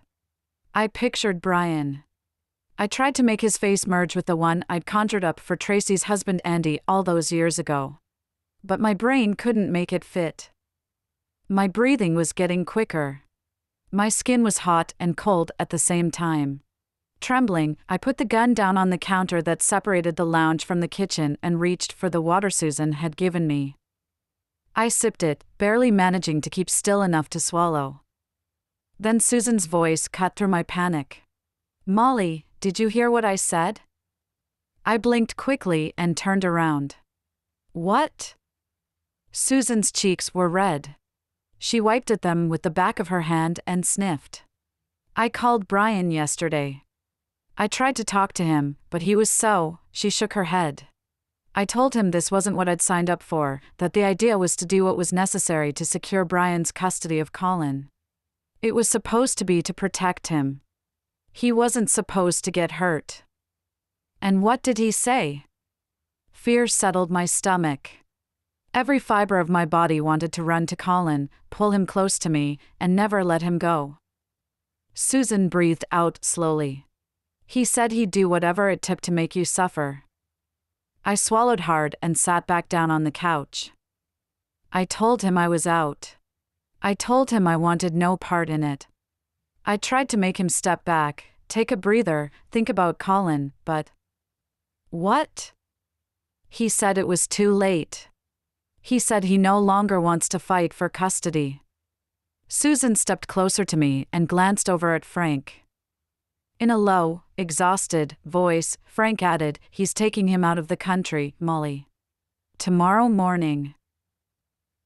I needed to keep my composure, if I had any composure left to keep. I needed to think clearly. Now was not the time to fall apart. Just like the night I fled with Colin when he was still growing inside me, I couldn't panic. I couldn't give in to the sickening nerves that were swarming through my body. "Where is he taking him?" When I finally spoke, somehow, my voice came out slow and measured. "He said Europe. He didn't say where. All I know is that the flight is early." Susan looked up at the clock. It was 7:30. It would be dark soon. Colin would be getting ready for bed, totally unaware that his father was going to wake him in the early hours of the morning and steal him away from everything he knew. "Then we have to stop him." I stood up and shook my hands and arms, trying to free myself from the tension that was threatening to paralyze my body. "We have to stop him." I looked from Susan to Frank. Frank nodded, but Susan turned away. Stepping around her and grabbing her by the elbows, I let my fingers press hard into her skin. "Susan, you've spent years hating me. I get that. What I did to Tracy was unforgivable. But I did it for Colin. And everything you did was for Colin too. We both want him safe." I paused and looked deep into her eyes. "Do you really still believe that he's safer with Brian than with me?"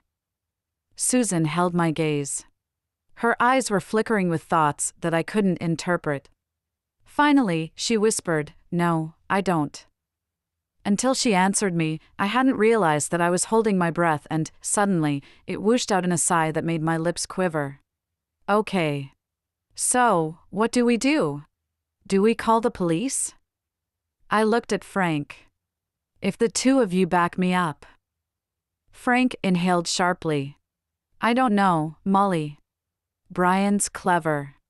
He could have laid a trail to cover his own ass, and we'd know nothing about it." Susan exhaled shakily and looked at the clock. Their flight is at 2 a.m., so they'll probably leave for the airport around 11. If we go now, we'll catch him off guard. That's our best shot. He thinks he's winning. He thinks you're ready to crumble, Molly.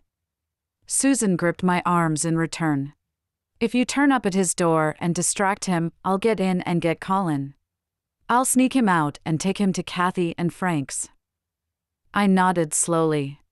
When he realizes Colin is gone, images of Brian brandishing a kitchen knife or wrapping his hands around my neck and choking the life out of me rush through my brain. I'll pull the fire alarm on the way out. Cops and the fire department will turn up. He won't be able to hurt you, Molly. I closed my eyes and counted to 10. When I opened them, I bit my lower lip and said, "Okay. As long as you promise me, Susan, that Colin will be safe. No matter what, you keep him safe and you don't let him see anything." My words stuck in my throat. Images from my childhood raced in front of my eyes. You don't let him see anything bad. Okay? Susan nodded. I promise. Beside us, Frank cleared his throat and brushed his fingers through his hair. I'll go talk to Kathy. He sounded like he was going to stumble over the words. I'll tell her everything. If Brian does get away with Colin, then maybe, just maybe, she'll be able to talk him out of it. Chapter 41. As we pulled up outside Brian's apartment, my blood ran cold.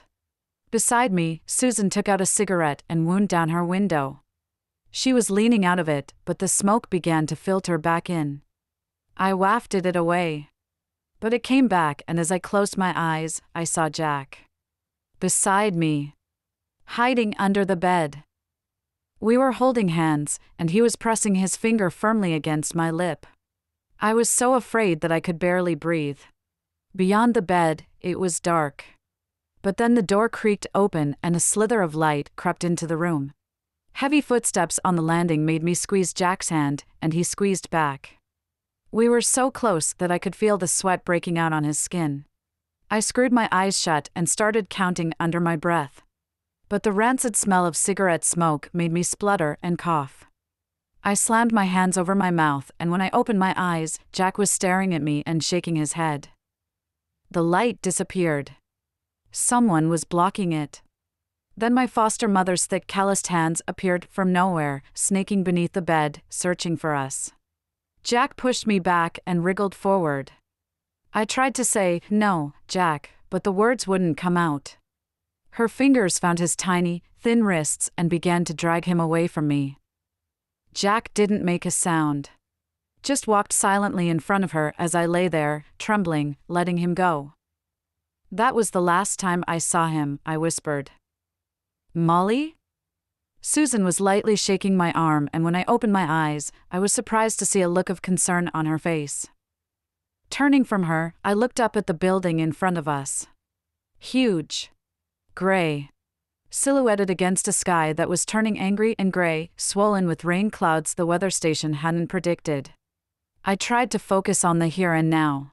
Just like Robert had said. But all I could see was my foster father.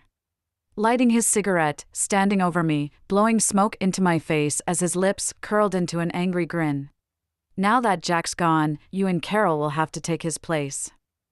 His voice rattled with phlegm. Molly?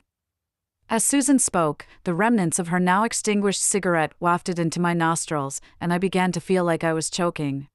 Suddenly, I couldn't breathe. My chest was tight. A panic attack was about to take hold of my body, and I couldn't stop it. Tears sprang to my eyes, and I began to give in to it. Even as I thought about Colin, inside, about to be whisked away from me forever. Just like when I let Jack go, I was too weak. Then Susan grabbed my hand. Molly. Breathe. She'd thrown her cigarette out of the window. The smell was disappearing. Turning away from the house, I pried open my eyes and tried to focus on Susan's face. It's going to be okay. I was panting, struggling to speak. It's this place. Susan looked past me, at the house. This is the place I asked you to take me to when we first met. I nodded. Quietly, Susan replied, Brian told me to ask you to show me around here. She frowned and looked back at me. And now he's moved in here, what is this place? What does it mean to you? I don't know how Brian found out. I never told him exactly where, maybe he asked Carol. I shook my head and began to pick at my jeans, rubbing my fingernail against a rough thread, trying to focus on the feeling of it rather than the memories that were pounding in my head. It's my old foster home. Bad things happened here. So, he chose it because he knew it would have a bad effect on you. I nodded. I was trying to breathe, trying to think, but it wasn't working. Molly. Susan grabbed my hands and her touch made me flinch. Sharply, she asked, Can you do this? Because Colin's in there and we're running out of time. I turned to the house and wound down my window. I gripped the side of it and breathed the fresh, almost nighttime air. Without the cigarette smell, the sight of the house was easier to bear. My very first boyfriend died in that house, I whispered. It had been years since I'd said it out loud. Carol and I barely spoke about it, and all I'd told Brian was that it hadn't been a nice place to grow up in. Susan narrowed her eyes, and I thought she was going to tell me to get a grip. But then her shoulders dipped and the corners of her mouth softened. What happened? I can't. Not now. I shook my head and moved to open the door, but Susan pressed the locks and sealed us in. Yes. Now. You need to focus, Molly. So, if something's eating you up inside, you better get it out. And quickly. Leaning forward, I braced both hands on the glove compartment as if we were still moving and about to career off the road. Above us, a crack of thunder rumbled through the air. This was not how I'd imagined confronting Jack's death. After the nightmares came back, I'd pictured finally telling the story to Robert Davidson one day soon when I felt strong enough. We'd sit in the cozy confines of his office, and he'd give me tea and tissues and tell me it wasn't my fault. I sat up and looked at Susan. She was waiting for me to speak, but it was out of necessity, not sympathy. I paused and sucked in my cheeks. Jack killed himself. My foster parents were his real parents. And they abused him. Beat him. I closed my eyes and pictured his face, kind, smiling Jack. The first boy I ever loved. He couldn't take it anymore. He went down into the cellar and my fingers went to my wrist and stroked it gently. I found him. He'd been missing for days. When I turned to look at Susan, she was very, very pale. She swept her hand over her hair and bit her lower lip. It wasn't your fault. I blinked at her. You don't understand, I wasn't brave enough. He always stuck up for me, protected me. When they came for us, he always kept me safe. My words caught in my throat as my foster mother's heavy shoes beat a throbbing pulse in my ears. Thud. Thud. Thud. Susan reached over and grabbed my upper arms. There was no kindness in her eyes, but as she spoke, there was a force in her words that I hadn't expected. Molly, you were a child. It was not your fault. For a moment, I wavered beneath her hands. And then I began to cry. Huge, quivering sobs shook my body. And Susan quietly watched me. Finally, when there were no tears left, she reached into her purse and handed me a tissue. With tight lips, she said, Brian knew, didn't he? He knew what happened here, and he wanted to use it against you. I nodded, still shaking but no longer crying. I never told him the details. But he must have found out. And that's why he wanted Frank and Colin to disappear. To set off the trauma you felt when Jack first went missing. Susan swallowed hard and then waved her hand towards the house. And what happened to you here is why you took Colin from Tracy. Because I couldn't let Colin grow up the way I did. I couldn't let him see the things I saw, I said, wide-eyed, praying she finally understood.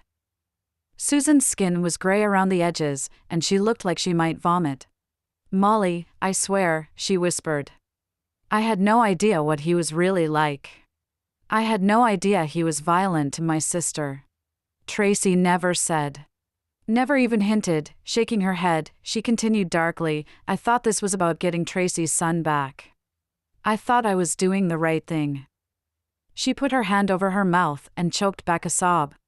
When she finally took it away and spoke, her voice was hoarse. Listen, what happened to you, it's awful.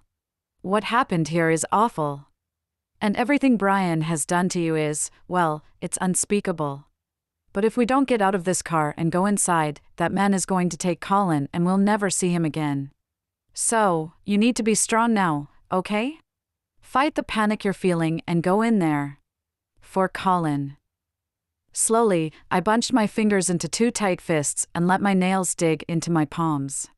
That house took everything from me, I said as thunder rolled overhead. I'm not going to let it happen again. Chapter 42. As I walked slowly up the front steps, I tried not to look towards the oak tree where the swing used to be. I could see its upper branches peeking out from behind the porch that wrapped around the outside of the building.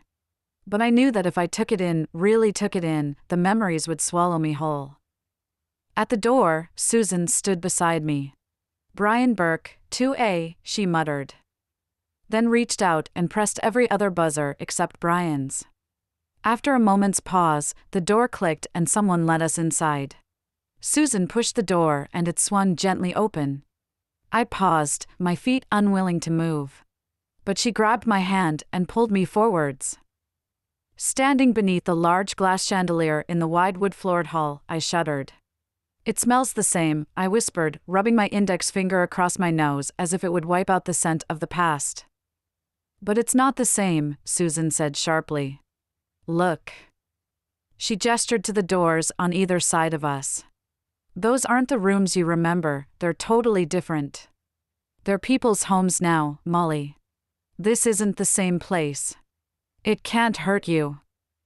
I nodded and forced myself to look at the stairs, a large sweeping staircase that curved around and led to the landing where Jack, Carol, and I spent so many nights peeking out from between the wooden banister rails, listening for signs of our foster parents drinking or arguing.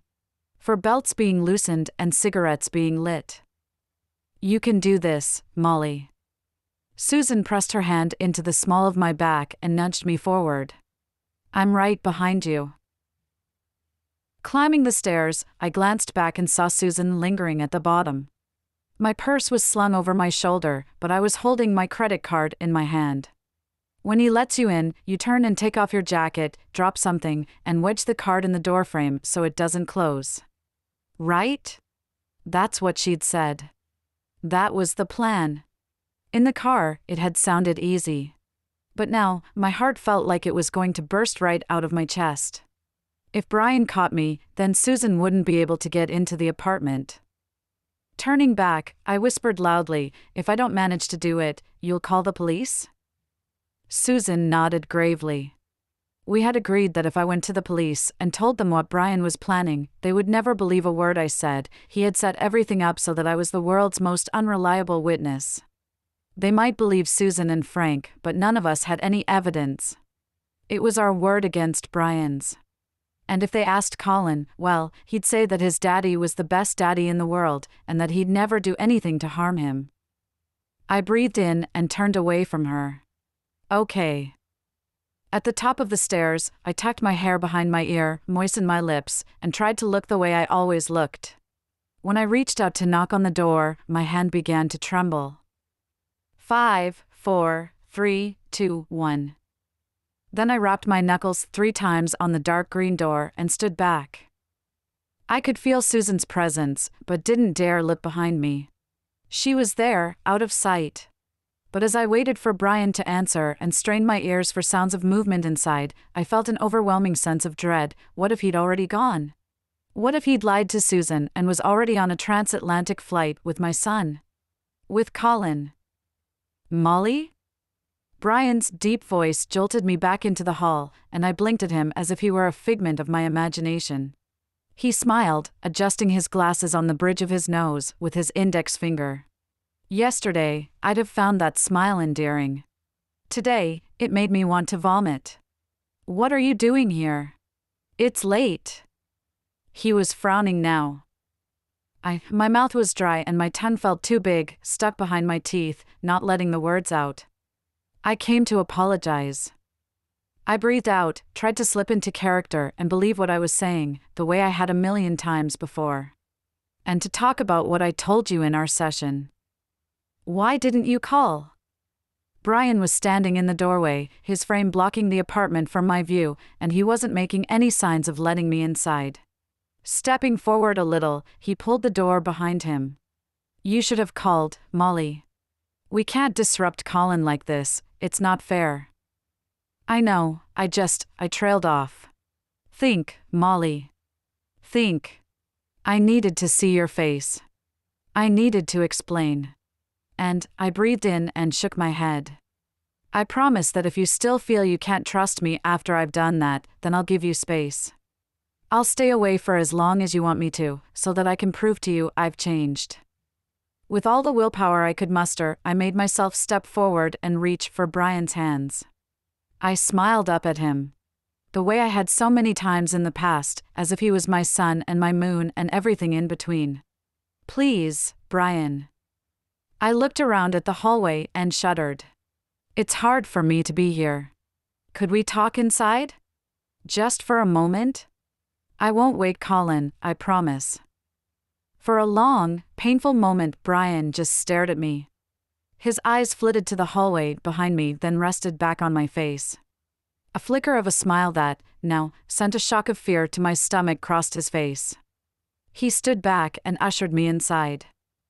Barely through the doorway, I stumbled and dropped my purse. It fell to the floor and, as I'd hoped, the contents spilled over the threshold. Oh God, I'm sorry, Brian, I whispered as I bent down and began to scoop my things back in. Turning to the door, as I shoved my wallet back into my purse, I quickly slipped my credit card into the wedge of the almost closed door. When I stood up, Brian was behind me. Close. South close that I could smell his cologne. South close that I could feel the warmth of his body vibrating towards me. Molly, I was trying to interpret the look on his face, but his features were utterly foreign to me. He was a stranger. A stranger who, this morning, I'd been desperately in love with. He reached for me. My entire body tensed. His fingers wrapped around my wrist. It's okay, he said softly. It's not the same place it used to be. He glanced towards the large open-plan living room. Come see. I followed Brian through to the lounge. It was large and looked utterly unfamiliar. The open-plan kitchen was shiny and new. All of it barely even lived in. Scanning the room, I looked for any sign that Brian was about to escape with my child. Suitcases, a passport lying on the countertop. But, of course, there was nothing. They've done a good job, I said quietly as he filled the kettle. They sure have. I'm glad Susan recommended it to me. Colin loves it. He softened his expression and turned to me. Don't worry, I told him it's like a holiday. Some father and son time while Mommy gets better. As he handed me a cup of coffee, in my head, I was screaming, liar, liar, liar. But I tried to keep my face neutral. A little shaky. Because he wanted me to be shaky. But neutral. So, Brian leaned back against the kitchen counter. The hallway was in his eye line. I needed him to move. Susan was waiting outside, and in exactly 5 minutes she would attempt to sneak in. I glanced at the couch. There was one thing guaranteed to distract him, but the thought of it made my stomach churn. Can we sit? I asked. Brian narrowed his eyes at me, but then nodded and gestured for me to go sit down. Usually, I would sit close to him out of choice. Because ever since we met, I'd wanted to be near him. I'd felt safe with him. Protected. As if nothing could ever hurt me. But now, as Brian edged up beside me, every muscle in my body wanted to recoil backwards. I'm sorry I chose to tell you everything at Dr. Davidson's office. You know him. He's your childhood friend. I didn't think about how it would feel to hear that in front of him. I tried to laugh and shrugged. I mean, I should have told you when we met, of course I should. But. Brian placed a firm hand on my thigh and squeezed. I get it, Molly. You don't have to apologize. I'm sorry for reacting the way I did. It was just such a shock. I nodded fervently. I get that. I'm sorry, Brian. But you have to believe me when I tell you that I did it because I thought it was best for Colin. All I've ever wanted is to keep him safe. My voice started to tremble. I wanted to jump up and run for Colin. I wanted to tip my boiling hot coffee into Brian's lap, run to my son, grab him, and leave. But I needed to do this right. I needed to stay calm. Brian was nodding thoughtfully. I can't say it's going to be easy to wrap my head around what you did. I mean, I feel so guilty, Molly. For that couple. That poor couple. You know, when I came back here after our session with Robert, I almost looked them up online. I almost started Googling them, looking for surrogates who ran off with babies around the time Colin was born. Brian. I thought about finding them, calling them, letting them come meet Colin. Tears were starting to build behind my eyes. I was gripping my coffee cup so tightly that the heat was making my hands sting. Liar, liar, liar. But then I thought they'd take him. Wouldn't they? They'd take him from us. From you. I mean, they might agree to shared custody with me.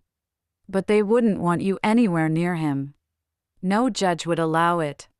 And then Colin would lose the only mother he's ever known. Even though I knew Brian's words were designed to cause me pain, my heart stung with every beat. So, you're not going to try to find them? I said weakly. No, Brian suddenly stood up. No, I'm not. I let go of the breath I'd been holding and reached out to put my coffee cup down on the table. Then I moved closer. Brian was still clutching his drink, but I put my hands on top of his, and as his brow furrowed, he allowed me to take it from him.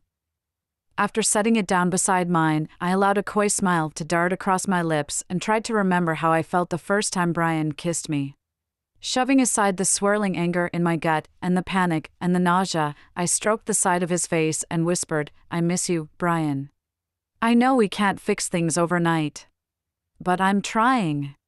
I really am. Brian closed his eyes and leaned into my touch. Molly, this isn't a good idea. If Colin, he moved his shoulders as if he was going to turn to look in the direction of Colin's room, but I shuffled closer and forced my other hand to graze his thigh. I won't stay the night, I said softly. And then I pressed my lips to his and let him pull me close. Chapter 43. As Brian's large, strong hands settled on my waist, my heart began to race. He was nuzzling into my neck, his stubbled chin scraping roughly across my skin when, finally, Susan appeared. She had taken off her shoes and was tiptoeing across the hall. Brian lifted his head, but I pushed my fingers through his hair and said hoarsely, Don't stop. Willing Susan to hurry, I straddled Brian's lap and started to unbutton his shirt. He was breathing heavily, and my entire body was trembling. Then there she was. She had Colin in her arms. She ran across the hall, not making a single sound. And as I watched her reach the door, I released a long, heavy breath. Click. Brian stopped kissing me. Brian? What's the matter? I whispered, barely daring to breathe. Surely, he didn't hear the door? He couldn't have. I tried to remove myself from his lap. You know, you're right. Maybe we shouldn't, but my words were cut off by a short, sharp squeal as Brian grabbed a fistful of my hair and pulled. My neck snapped back. He shoved me down onto the couch and moved so that he was towering above me. What the fuck is this, Molly? He growled. Do you think I'm stupid? I shook my head, grabbing at his hands as he pulled tighter and tighter on my hair. No, Brian. Of course not. What do you mean? Standing up and almost tossing me to the floor, Brian stalked towards the window. And then the fire alarm began to sound. Whirling around, he looked from me to the hallway, then broke into a run. I stood up, my legs shaking so much they could barely carry me, and I stumbled towards the door. From Colin's bedroom, at the same time that a bolt of lightning sliced through the sky outside, Brian released a thunderous roar. I was at the door. My fingers were trembling, grappling for the handle. But then I heard him. Footsteps. Thud, thud, thud. Swirling around, I saw my purse sitting on the kitchen counter. I ran for it and thrust my hands inside. And when Brian appeared in the hallway, his once sparkling eyes now black with rage, I pulled out Susan's gun and thrust it forwards. Don't come any closer, I spat. Brian stopped and looked me up and down as if he was wondering whether he could charge forward and rip the gun from my hands before I pulled the trigger. I mean it, Brian. The police and the fire department will be here any second. They'll search the building. A slow, sharp smirk broke across Brian's face, and he swept his hand across his forehead. Molly. He shook his head and laughed. Dear Molly, what have you done? The gun felt heavy in my hands, but I held it still. All I needed to do was keep him there until the police arrived. That's all. Conspiring with some stranger to steal your son away? And now a gun? Don't you think you've gone a bit far this time? I glanced furtively towards the window, praying that Susan was already on the way to Kathy and Frank's and taking Colin far, far away from this place. Slowly, Brian began to walk towards me. Maybe you should give that to me, sweetheart. This won't look good in court. Will it? Turning a gun on your own husband. You're not my husband, I spat, stepping back and jolting as I came into contact with the glass edge of the coffee table. You're a monster. Brian was still inching closer and still smiling. I don't know what you're talking about. Yes, you do. I cried, all the rage and frustration and fear from the last few months bubbling up inside my chest. Tell me, then, Molly. Tell me what you believe is going on. Brian stopped and crossed his arms in front of his chest. You're him. You're Andy. Colin's father. You beat your wife. Tracy wasn't my wife, he cut in gently. We were never married. But carry on. She killed herself, and you came after me for revenge. You married me. You built a life with me, Brian, and it was all a lie. My voice began to crack. How could you do that? How could anyone do that to another person? Brian shrugged and took off his glasses, letting them drop to the floor beside him. You tell me, Molly. You seem to find lying remarkably easy. You've lied to everyone your entire life. I opened my mouth to speak, but nothing came out. Think about it, Molly. Who are the cops going to believe? Brian had started moving again, but I had nowhere to go. The coffee table was behind me, so I began to inch sideways towards the window. Me? A stand-up guy whose parents will testify that he's a dutiful, loving father to his adoptive son. Or you? A woman who stopped taking her meds, accused her own mother-in-law of murder, attacked her father-in-law and her son in broad daylight. A woman who quit her job, who has a history of being a compulsive liar, and whose own sister thinks she's unhinged. I screwed my eyes shut, shaking my head. Thud, thud, thud. Brian was coming closer. That's not what happened. Isn't it? When I opened my eyes, Brian had tilted his head at me and was Brian again. Wide-eyed, concerned. That's what Dr. Davidson thinks happened. That's what everyone else thinks happened. No!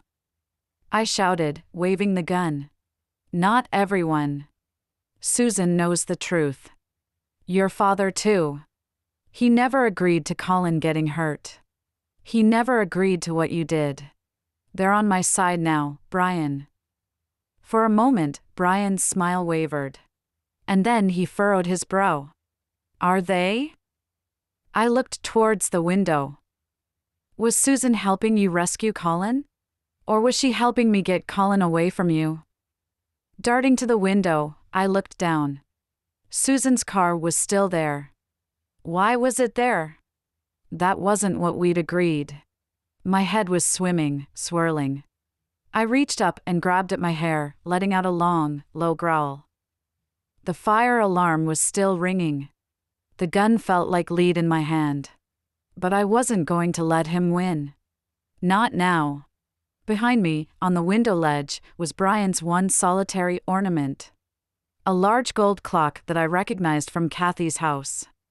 I began to tremble. Slowly, I lowered the gun. "Brian," I whispered, and when I looked up, he was watching me. "Yes? Please help me. I think I'm very, very ill." I held out the gun and Brian nodded. "Good girl," he said, nodding. "Good girl."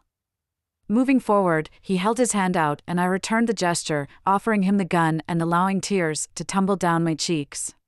As he wrapped his hand around mine, he kept my eyes locked in his gaze.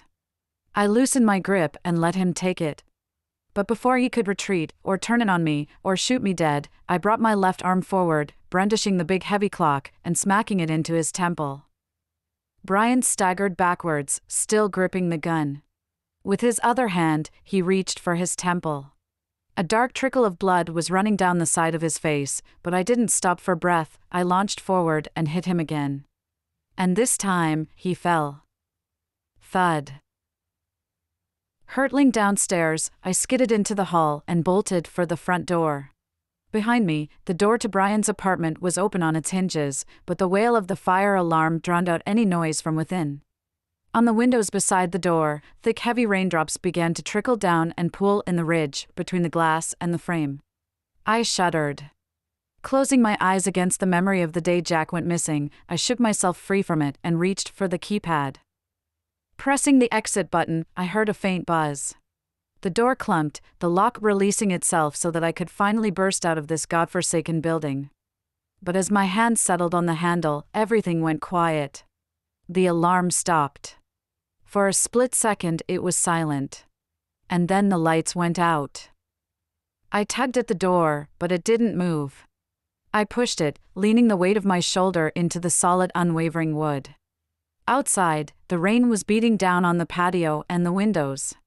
Brian's neighbors were gathered on the sidewalk, huddled together, but none of them seemed to see me. Again, thunder rumbled through the sky and, seconds later, lightning struck. "The eye of the storm," I whispered. Stepping back from the door, I glanced at the window, then turned, desperately searching for something I could use to break through. There was nothing. I ran at it, jutting my elbow out, trying to pierce through and not caring if it cut my skin to pieces. But it didn't fracture. My ears were still vibrating with the ghost of the fire alarm, and as I moved, my head felt thick and heavy. I was exhausted.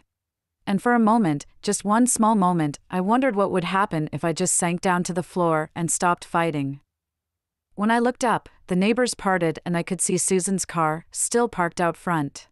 What was she waiting for? I pressed my palm flat against the window and peered out. As I watched, the interior light of the car flickered on and suddenly Colin's beautiful face was illuminated at the window. I waved frantically, unsure whether he could see me in the dark. Reaching for my phone, I dialed Susan's number. "Molly, what's happening?" "I think the power's out. I can't unlock the door." "Shit. Is Colin?" "He's fine, just fine." "Why didn't you leave, Susan? Why are you still here?" "I wanted to wait for you. Frank's on his way with Kathy." She paused, then in a low voice asked, "Molly, where's Brian?" "I hit him. He fell." I looked up at the stairs, and in the silence before Susan spoke again, I heard the smallest, faintest creak of a floorboard. "Is there somewhere you can hide until the police get here? Somewhere safe?" "Yes." "Shit. Susan, I think he's awake." "Okay, go. Molly, run. Hide." I was frozen to the spot. Colin was right there, just beyond the door, and I couldn't get to him. If only I could break the glass. "Go! Now! And if he comes for you, Molly, get him to confess." "Confess?" My brain couldn't keep up. I was too tired. It was too much. Record it. It's the only way we'll prove what he did. Proof, the word circled my head, around and around. If I had proof, he'd never be able to take Colin from me. Never. Without thinking, I started to run. Holding my phone out in front of me to light the way, I bolted to the door below the stairs. I knew exactly where it led and prayed with every breath in my body that it wasn't locked. As my fingers met the cold door handle, I stopped and breathed in. Jack's face was floating in front of my eyes, but when I pressed down and the door swung open, it disappeared. Taking one last look behind me, I stepped down into the cellar. The door closed with a light click. In front of me, the stairwell and the room below were pitch black, illuminated only by the glow of my cell phone as I held it out like a torch. At the bottom of the familiar concrete steps, I braced my hand on the wall and fought the urge to let out a whimper. The last time I was in that cellar, standing on that step, Jack's cold, dead body lay in front of me, slumped in a pool of his own blood. He'd been missing for days.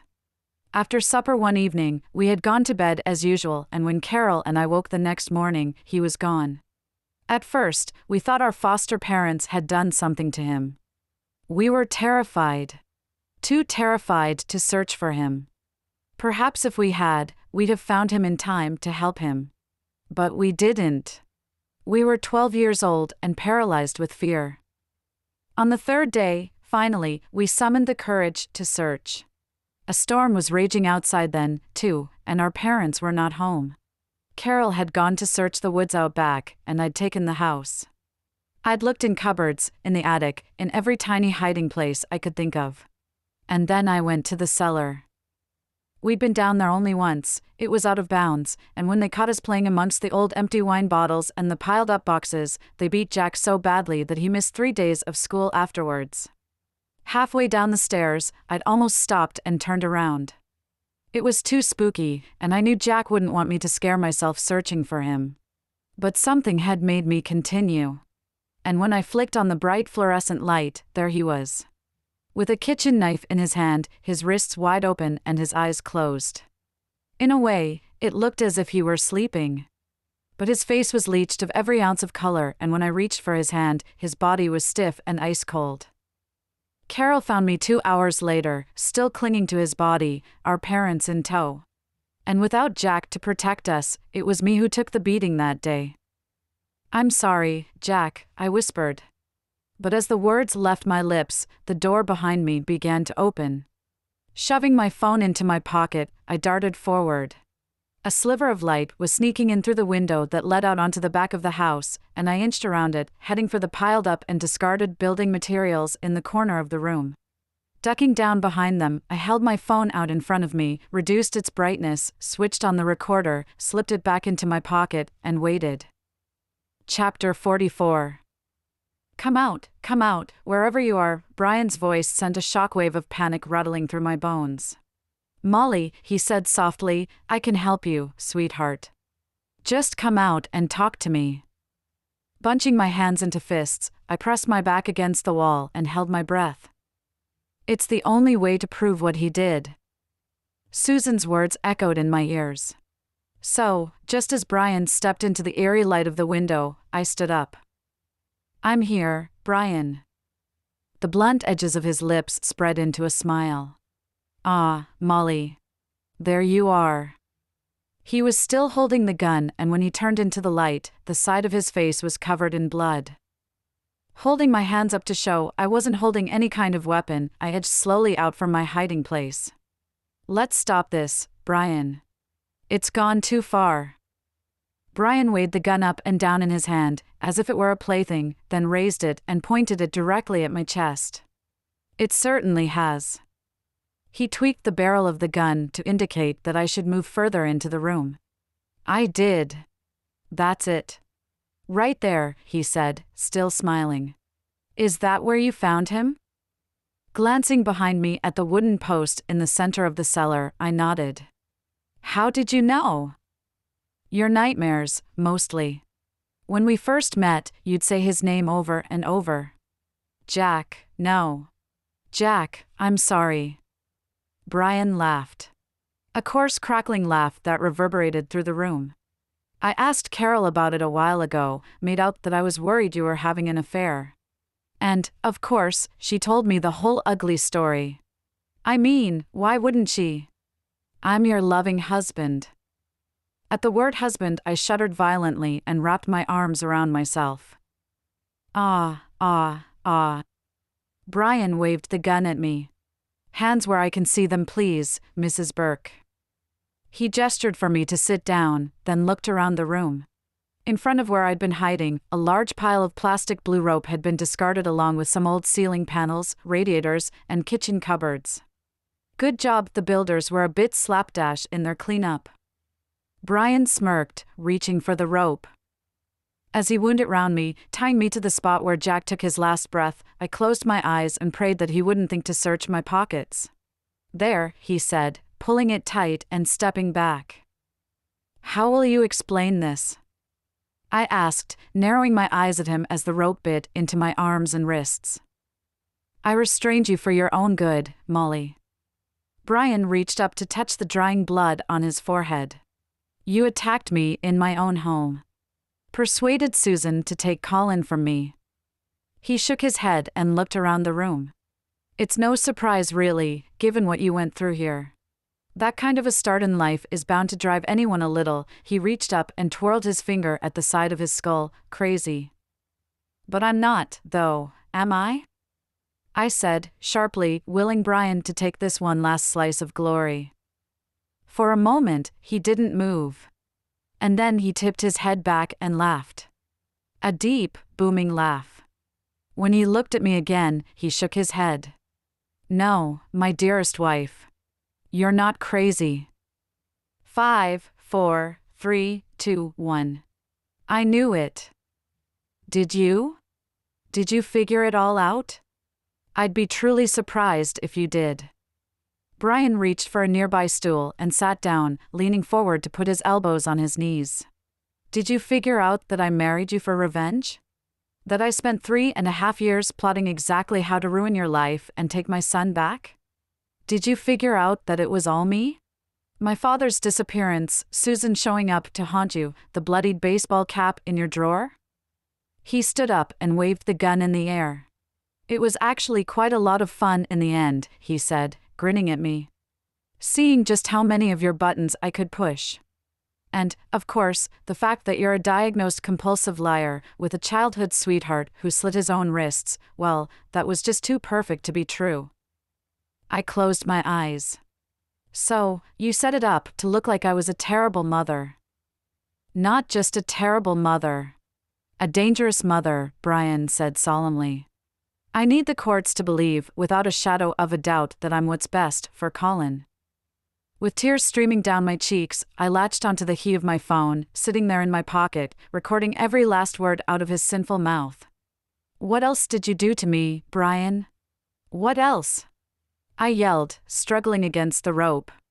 You might as well tell me now, seeing as when we get out of here you'll deny it and send me to a psychiatric hospital. Brian paused, then tilted his head to the side and shrugged as if I was right. Molly, there's too much to say and not enough time. My medication? Did you switch it?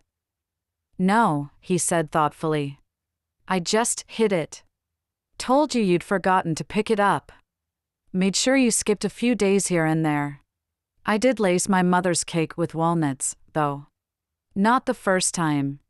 That was an honest mistake, but the second time, while you were out on your walk. I breathed in shakily and bit the inside of my cheek. Stay focused, Molly. And Graham? My job? Brian smiled, his eyes twinkling. Ah, you found the deleted messages, did you? That's a shame. But, yes, I texted him. Pretended to be you. His smile wavered, and he sat back down, his features settling into something different. Something darker. But you know why, don't you, Molly? To punish me, I whispered. To punish you for stealing my child. He waved the gun. And for destroying my beautiful Tracy. I never meant to hurt her, Brian. Or you. I just wanted what was best for Colin. Shouting now, above the roar of the storm outside, Brian yelled, "We were best for him. Me and Tracy. But you broke her heart. And then she broke mine." He stood up, inching closer. "She killed herself because you stole her child." He raised the gun and pointed it at me. "You ruined our life." "Brian," I was waiting for him to pull the trigger, shoot me right in the heart. But he stopped. Then stepped back, turned the barrel, and pressed it against his thigh. "What are you?" Bang! Brian staggered backwards and slumped down onto the stool, gripping his leg. "Brian? What are you doing?" Leaning down and pressing the full force of his weight onto the wound in his thigh, he grimaced. "I can't believe you shot me, Molly," he said, wide-eyed, looking around as if someone was there to hear him. Behind my back, my hands flopped down, and I stopped struggling against the ropes. "Wow," I whispered. "You've won." Brian was still smiling at me, wincing as he tried to stop the blood gushing from his leg. Except, I paused, tilting my head at him. "How did I shoot you when you'd already tied me up?" Brian's lips quivered and his smile dropped. "What?" "I mean, I know you're strong, Brian. But even you couldn't wrestle a gun from me and tie me up after just being shot in the leg, surely? And me? I'd either run or shoot you again, finish the job, not hang around for a chat and give you a chance to overpower me." Brian's hand began to shake. The gun was at his side and I could see it trembling in his fingers. Quickly, he stood up, dragged himself over to me and began to unwind the rope. Tugging at it, pulling, grunting as he struggled to undo the knots he'd tied. "You're not as clever as you think you are," I whispered as a sliver of light appeared at the door at the top of the stairs. "And you'll never, ever get your hands on my son, Brian. That, I can promise you. I'd rather die." "Rather die, would you?" he yelled, raising the gun to my temple and pushing it so hard against my skull that I could already feel the bruise. "Fine. You crazy bitch. Fine. Drop the gun. Put your hands above your head and drop the gun." Behind Brian, 2 armed police officers and Detective Monroe were all pointing their weapons at his back. Brian met my eyes with his, gave me one last smile, then smashed the gun into my face. Blood was trickling down the bridge of my nose. Some of it was in my eyes. But I couldn't reach it.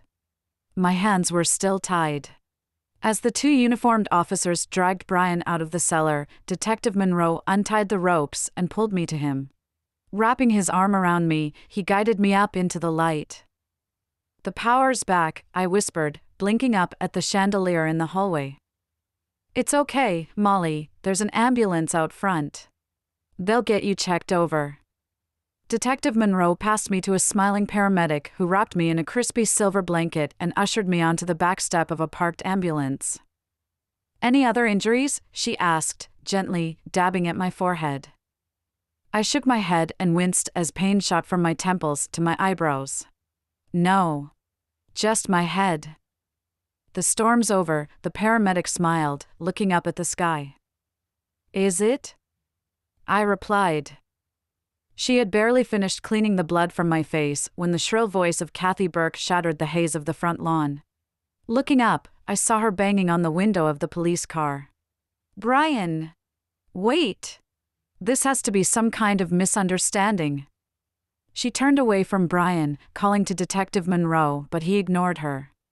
Then she saw me. Storming over, with Frank at her heels, she slammed her hands onto her hips. "Molly, tell them. Tell them to let him go." The paramedic stepped between us and held up her hand. "Excuse me, ma'am, but Mrs. Burke has a head injury. If you don't calm down, I'll have those officers over there escort you somewhere else." She nodded at Officer Daniels and the policeman standing next to her. Kathy swallowed hard. Her features dropped. Beside her, Frank reached for her hand and squeezed.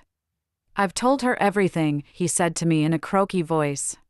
"But she's having a little trouble." "I'm sorry, Kathy." I shook my head. Brian isn't who you think he is. He isn't who any of us thought he was. I was about to continue, to tell her about the ropes and the lies and the gun in my face, when the sound of car door opening made me turn away. The paramedic tried to get me to turn back, but I waved my hands at her and stood up. Susan was on the sidewalk with her hands on Colin's shoulders. He was crying, slow silent tears, but when I crouched down and opened my arms, he hurtled towards me and buried his face in my shoulder. Barely able to stay on my feet, I grabbed hold of him and stroked his beautiful red hair. "I'm so sorry, buddy. I'm so sorry." Holding his face between my hands, I ducked to meet his eyes. "Are you okay?" Colin nodded. "Are you?" He was looking at my head. "I'm just fine." I smiled. "Just fine." I stood up and took hold of his hand. "Come with me. I'm not letting you out of my sight. We'll finish up here, then we'll go home and get cleaned up and drink huge steaming mugs of hot chocolate. Okay, buddy? Daddy too?" Colin looked towards the police car where, thankfully, Brian's face was obscured by a crowd of neighbors who were being herded out of the way. "Perhaps not right now, Col," I said quietly. In front of us, the paramedic was waving for me to return. Susan put her hand between my shoulder blades and gently guided me back. It was cold. The whisper of rain was still hanging in the air, and the warmth of Susan's hand on my back made me realize how chilled I was. I shuddered, still gripping tightly to Colin's tiny warm hand. But Kathy wasn't going to give up. "Molly," she said, wide-eyed. "Please, tell me. What the hell happened here?" Glancing at Susan as the paramedic began to stitch the wound on my head, I reached into my pocket then handed Kathy my phone. "Press play," I said. "It's all there. Just don't let Colin hear it." Halfway through the recording, Kathy started to cry. Walking slowly back towards me, her heels clapping against the slick sidewalk, she swept her hair from her face and tried to compose herself. "I don't want to hear any more," she said hoarsely, handing the phone back to me. Frank, who had been trailing behind her, tried to put his hand on her arm, but she pulled away from him. "I'll wait in the car." Frank hung his head and, as Kathy walked away, he whispered, "All this is my fault." Beside him, Susan shook her head. "I'm just as much to blame as you are, Frank. We both." "No," he said forcefully. "It started way before all this." Reaching for my hands, he squeezed them tight. His eyes were watery, and his features looked almost broken in two from the pain of what he was thinking.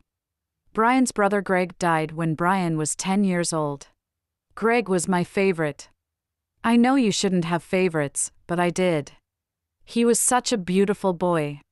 Bright, happy, confident. A joy to be around. And Brian was always such a sullen child. When Greg drowned, I blamed Brian. Greg was off on his own, and I told Brian he should have been with him, looking out for him, the way big brothers are supposed to. I wrapped my arms around myself. Inside, a small part of me was wondering whether we'd ever really know the truth about Greg's death. Or Tracy's. If Brian was willing to go to such lengths to take Colin from me, surely he could. "Frank, that's in the past. Brian's actions are his own," Susan said, putting her arm on Frank's shoulder and squeezing lightly. "A dark past can't excuse what he did." She looked up at the house. No matter how bad it was. Chapter 45. In soft autumnal daylight, 95 Fitzroy Street looked like any other house. Large windows, a quaint wraparound porch. Friendly. Welcoming. I had been standing outside since sunrise, watching the lights in the windows flicker on and off as the people living in their brand new, shiny apartments got ready for work and school and life. I'd watched them start to filter out onto the sidewalk, travel mugs of coffee in hand, somehow still totally in love with their home despite knowing what horrors had taken place there. Brian's apartment was empty, of course, but the others were just as they were before it had all happened. Behind the house, the oak tree's upper branches stuck up like a crown above one of the ground floor apartments, which used to be the dining room. Adjusting my purse on my shoulder, I walked towards it. I skirted around the side of the building, past the white wooden railings that stood like soldiers guarding the patio, and towards the garden where Carol, Jack, and I had spent so much of our childhood. Out there, we were happy. Out there, we were free. Inside was where the badness happened. The swing that Jack had made me was no longer there. So, I stood for a moment beneath the lower branches, closed my eyes, and pretended that it was. I pretended that I was flying through the air and that he was standing behind me.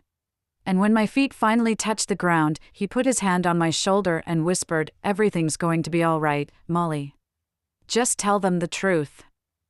Opening my eyes, I sighed, longing to see his face one last time. I'd had countless therapy sessions with Dr. Davidson since the attack, but while his main purpose was to try to coax me to remember where I was on the day Frank disappeared, for some reason I kept diverting the conversation back to Jack. It was as if now it was out of its box. I needed to talk about what happened. I needed to say his name and relive the day I found him, and to be told again and again that none of it was my fault. Eventually, the court asked another psychiatrist to try.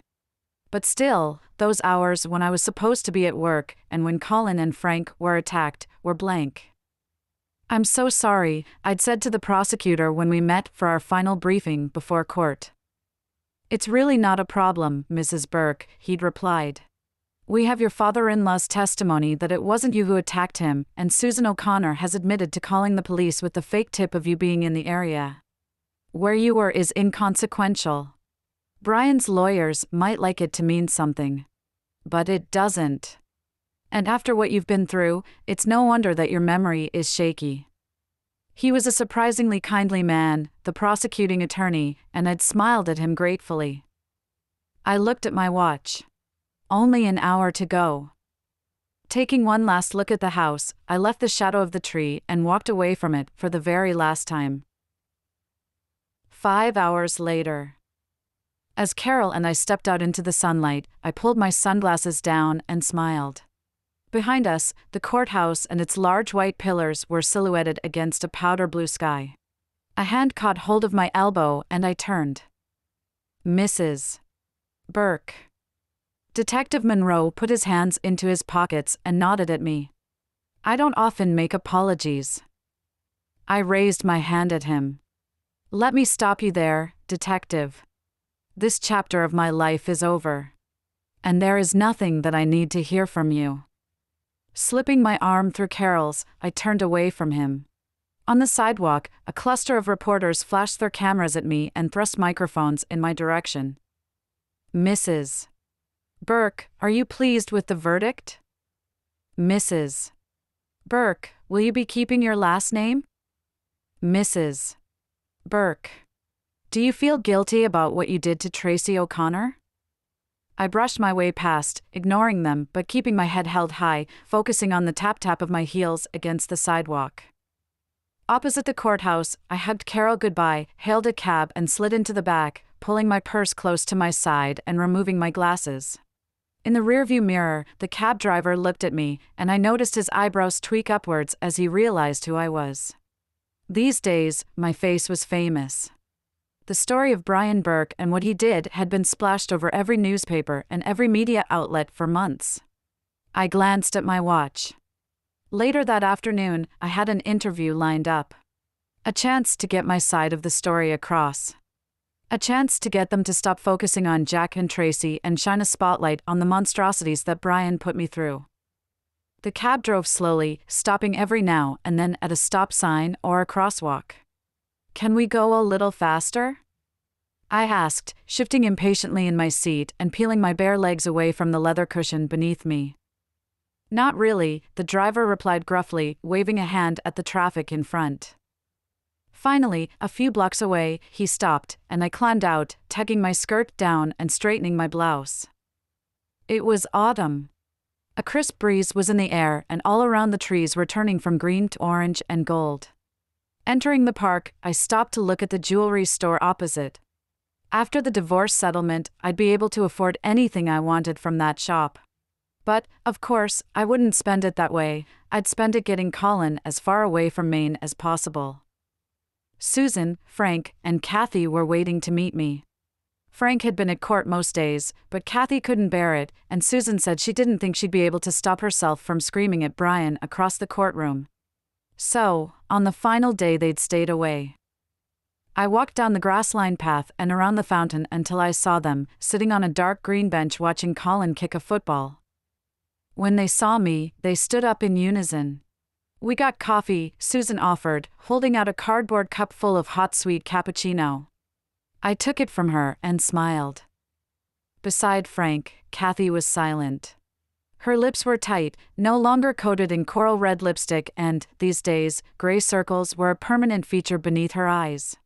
Frank looked better. In the months awaiting Brian's trial, he'd put some weight back on and regained some of the strength he'd lost while he was wandering around in the wilderness hiding from Brian.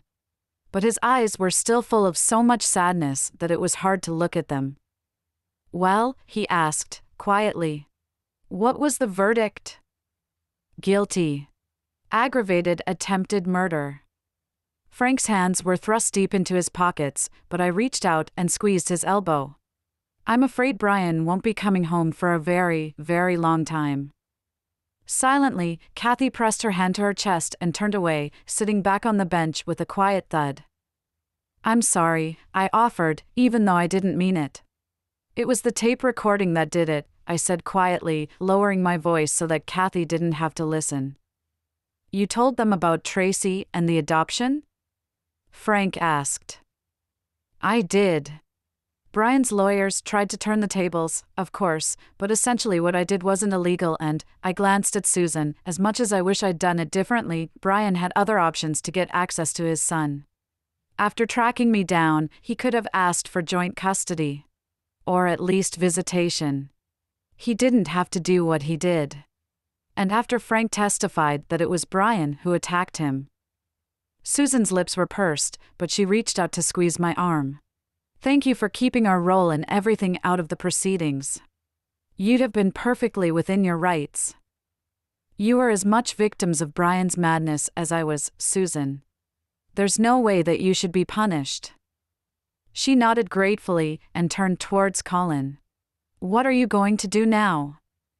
I shrugged and took a sip of coffee. "I'm not sure yet. Graham offered me my job back, but I can't stay here. Not after everything that's happened." On the bench, Kathy gripped its side and her shoulders began to shake. Stepping around Susan and Frank, I crouched down in front of her and put my hand lightly on her leg. "Kathy, you'll still be able to see Colin. I'd never want him not to see his grandparents." Kathy took a tissue from her sleeve and dabbed at her eyes. "Why?" "I'm sorry. Why would you be so kind after everything we—" I shook my head at her and stood up, then said firmly, "Listen, all of us want what's best for Colin. Of course, you all believed Brian. You had no reason not to. But you had every reason to doubt me." Kathy began to protest, but I waved my hand at her. "It's true, Kathy. With my past, I'd have doubted me too." Brusquely, she patted my hand, then stood up and walked over to give Colin a hug. Tucking his football under his arm, he let her squeeze him tight, then hurtled over to me and asked to go play on the swings. "Of course, buddy, but don't be long. We have a couple of places to be this afternoon." I was about to tell Kathy and Frank that I'd let them know when we were settled somewhere new so that they could come visit, but Kathy began to walk away. "Molly," Frank said darkly, "after everything that's happened, we've decided that staying in touch with Colin will be too painful for us." I felt my mouth drop open a little and looked at Susan, who was frowning as if she couldn't believe what she was hearing, then back at Frank. "Too painful?" Frank looked towards Kathy. She was standing with her back towards us, still as a statue, waiting for him to join her. "Kathy needs a clean break. A fresh start. Obviously, we'd like to know how the boy's doing." But, he let his voice trail away. "I hope you understand." I nodded quickly as Frank reached out to shake my hand. "Of course," I whispered, fighting back tears. "Goodbye, Frank." After saying goodbye to Kathy and Frank, Susan and I sat for a while, side by side. I was wondering, she said, eventually, if maybe you'd come and visit Tracy's grave with me one day. Bring Colin.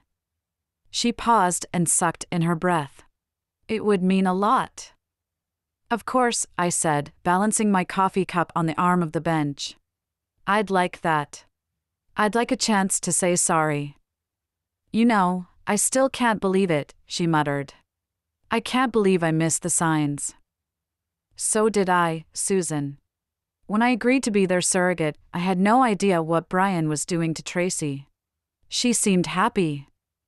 In court, he denied it, she said meekly. Of course, he did. I tapped my fingers on the side of the cup.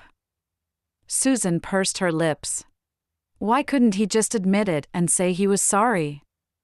I exhaled a long, deep breath, then looked up at Colin. I can't believe Kathy and Frank don't want to stay in touch with their grandson. At least it severs ties with Brian, Susan offered. That's true. I suppose otherwise, I would always worry that he'd find us. At home, Carol opened the door and smiled, despite the worry etched on her face. Pasta's in the oven, she said. I leaned into her for a hug and sighed. Thank you. Inside, we settled Colin in front of the TV, and I followed her into the kitchen. Everything okay? She asked, pouring me a glass of wine. There was a lot that I wanted to say, but I couldn't say any of it in front of Colin, so I just smiled and took a sip from my glass. Fine. Just fine. Later, though, after Colin had trudged sleepily up to bed and we'd almost polished off an entire bottle, I turned to her and whispered. Carol? She said, tucking her feet up beneath her in the armchair next to the bay window. Seeing Brian's smug smile shatter as he was led away to prison was one of the best moments of my life. Carol nodded knowingly. Right up to the second the judge gave the verdict, it was written all over Brian's face that he thought he would get away with it. He thought the court would find him not guilty and that he'd be home in time for dinner. Well, the bastard was wrong. Wasn't he? He certainly was. Is he contesting the divorce? I shook my head. No. In 60 days, I'll be a free woman. Totally free. Carol smiled and chinked her empty glass with mine. Then we'd better finish off your packing, hadn't we? I looked around the room. Already, the pictures of me and Brian were gone. Standing up, I took one of Colin's drawings down from the wall. These are the only things I want to take, I said. What about the rest? All this? I asked, brushing my hand against the arm of the couch and then waving at the TV and the coffee table and the expensive drapes. It's just stuff. Stuff from a life that wasn't really mine. And I don't need it anymore. Epilogue. 10 years later. It was late in the afternoon. My favorite time of day to be in the forest. Through the trees, lazy sunlight dappled the well-trodden path in front of me and, from up ahead, Colin shouted, and in his deep, almost broken voice, Mom, hurry up. Quickening my pace, I jogged up behind him and wrapped my arms around his shoulders. Taller than me now, but still sporting the same fire-red hair, he squirmed away and started to laugh. Momentarily, my smile dropped. His laugh never failed to remind me of his father. But I pushed the thought away and patted his back. What do you want for dinner, birthday boy? Colin shrugged. Can we drive to the store? I looked at my watch. Not right now, Colonel, it's getting late. The nearest store was 20 miles away and, although Colin didn't know it, his birthday surprise would be arriving at any minute. At 3 o'clock on the dot, the doorbell rang. Wiping my hands on my jeans and smoothing down my emerald green blouse, I checked my makeup in the hall mirror. Carol! I cried, barely able to contain my excitement as I opened the door. Molly! Carol threw herself at me and pulled me tight to her chest. Since we last saw one another, she'd lost weight, and I'd managed to gain some. So, no, we were almost an equal size. I missed you, I whispered, squeezing her tight and breathing in her familiar scent. Finally, we let each other go and Carol stepped aside, blushing. "Molly," she said, "this is Kevin." From behind her, a short, muscly man with a beard and glasses waved a polite hello, then extended his hand. "It's great to meet you, Molly. Carol has told me so much about you guys." I let Kevin shake my hand and smiled. "She's told me a lot about you too. Come in, come in." And, standing back, I ushered them inside. "Where is he? The birthday boy?" Carol asked, stepping inside and heading immediately for the kitchen. "Out back," I said, following them through to the kitchen. "Wow." Kevin stopped in front of the large kitchen window. "What an amazing backyard. The river and the trees? Every young boy's dream." I grinned and hugged my arms around myself. "I know. It's beautiful, isn't it?"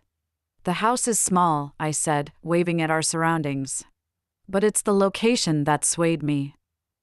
I was about to offer him a tour when the back door swung open and Colin's gangly teenage frame entered the room. "Mom," he said, eyes on his phone rather than what was in front of him. But when he looked up, he froze. Carol grinned at him and waved her arms in the air. "Aunt Carol?" Colin jumped forward, letting her embrace him and tousle his hair. "What are you doing here?" His voice squeaked with excitement and he coughed loudly to clear his throat. "Well," Carol stepped back and slipped her arm through Kevin's, "I wanted to introduce you to Kevin. And someone told me it's your birthday around about now?" Colin grinned and bunched his fists, a gesture left over from his childhood that always made me smile. "Sure is," he replied. "Then we better get the presents out of the car, hadn't we?" Carol replied, gesturing for Kevin to see to it. "Yes, ma'am," he replied, kissing her on the cheek.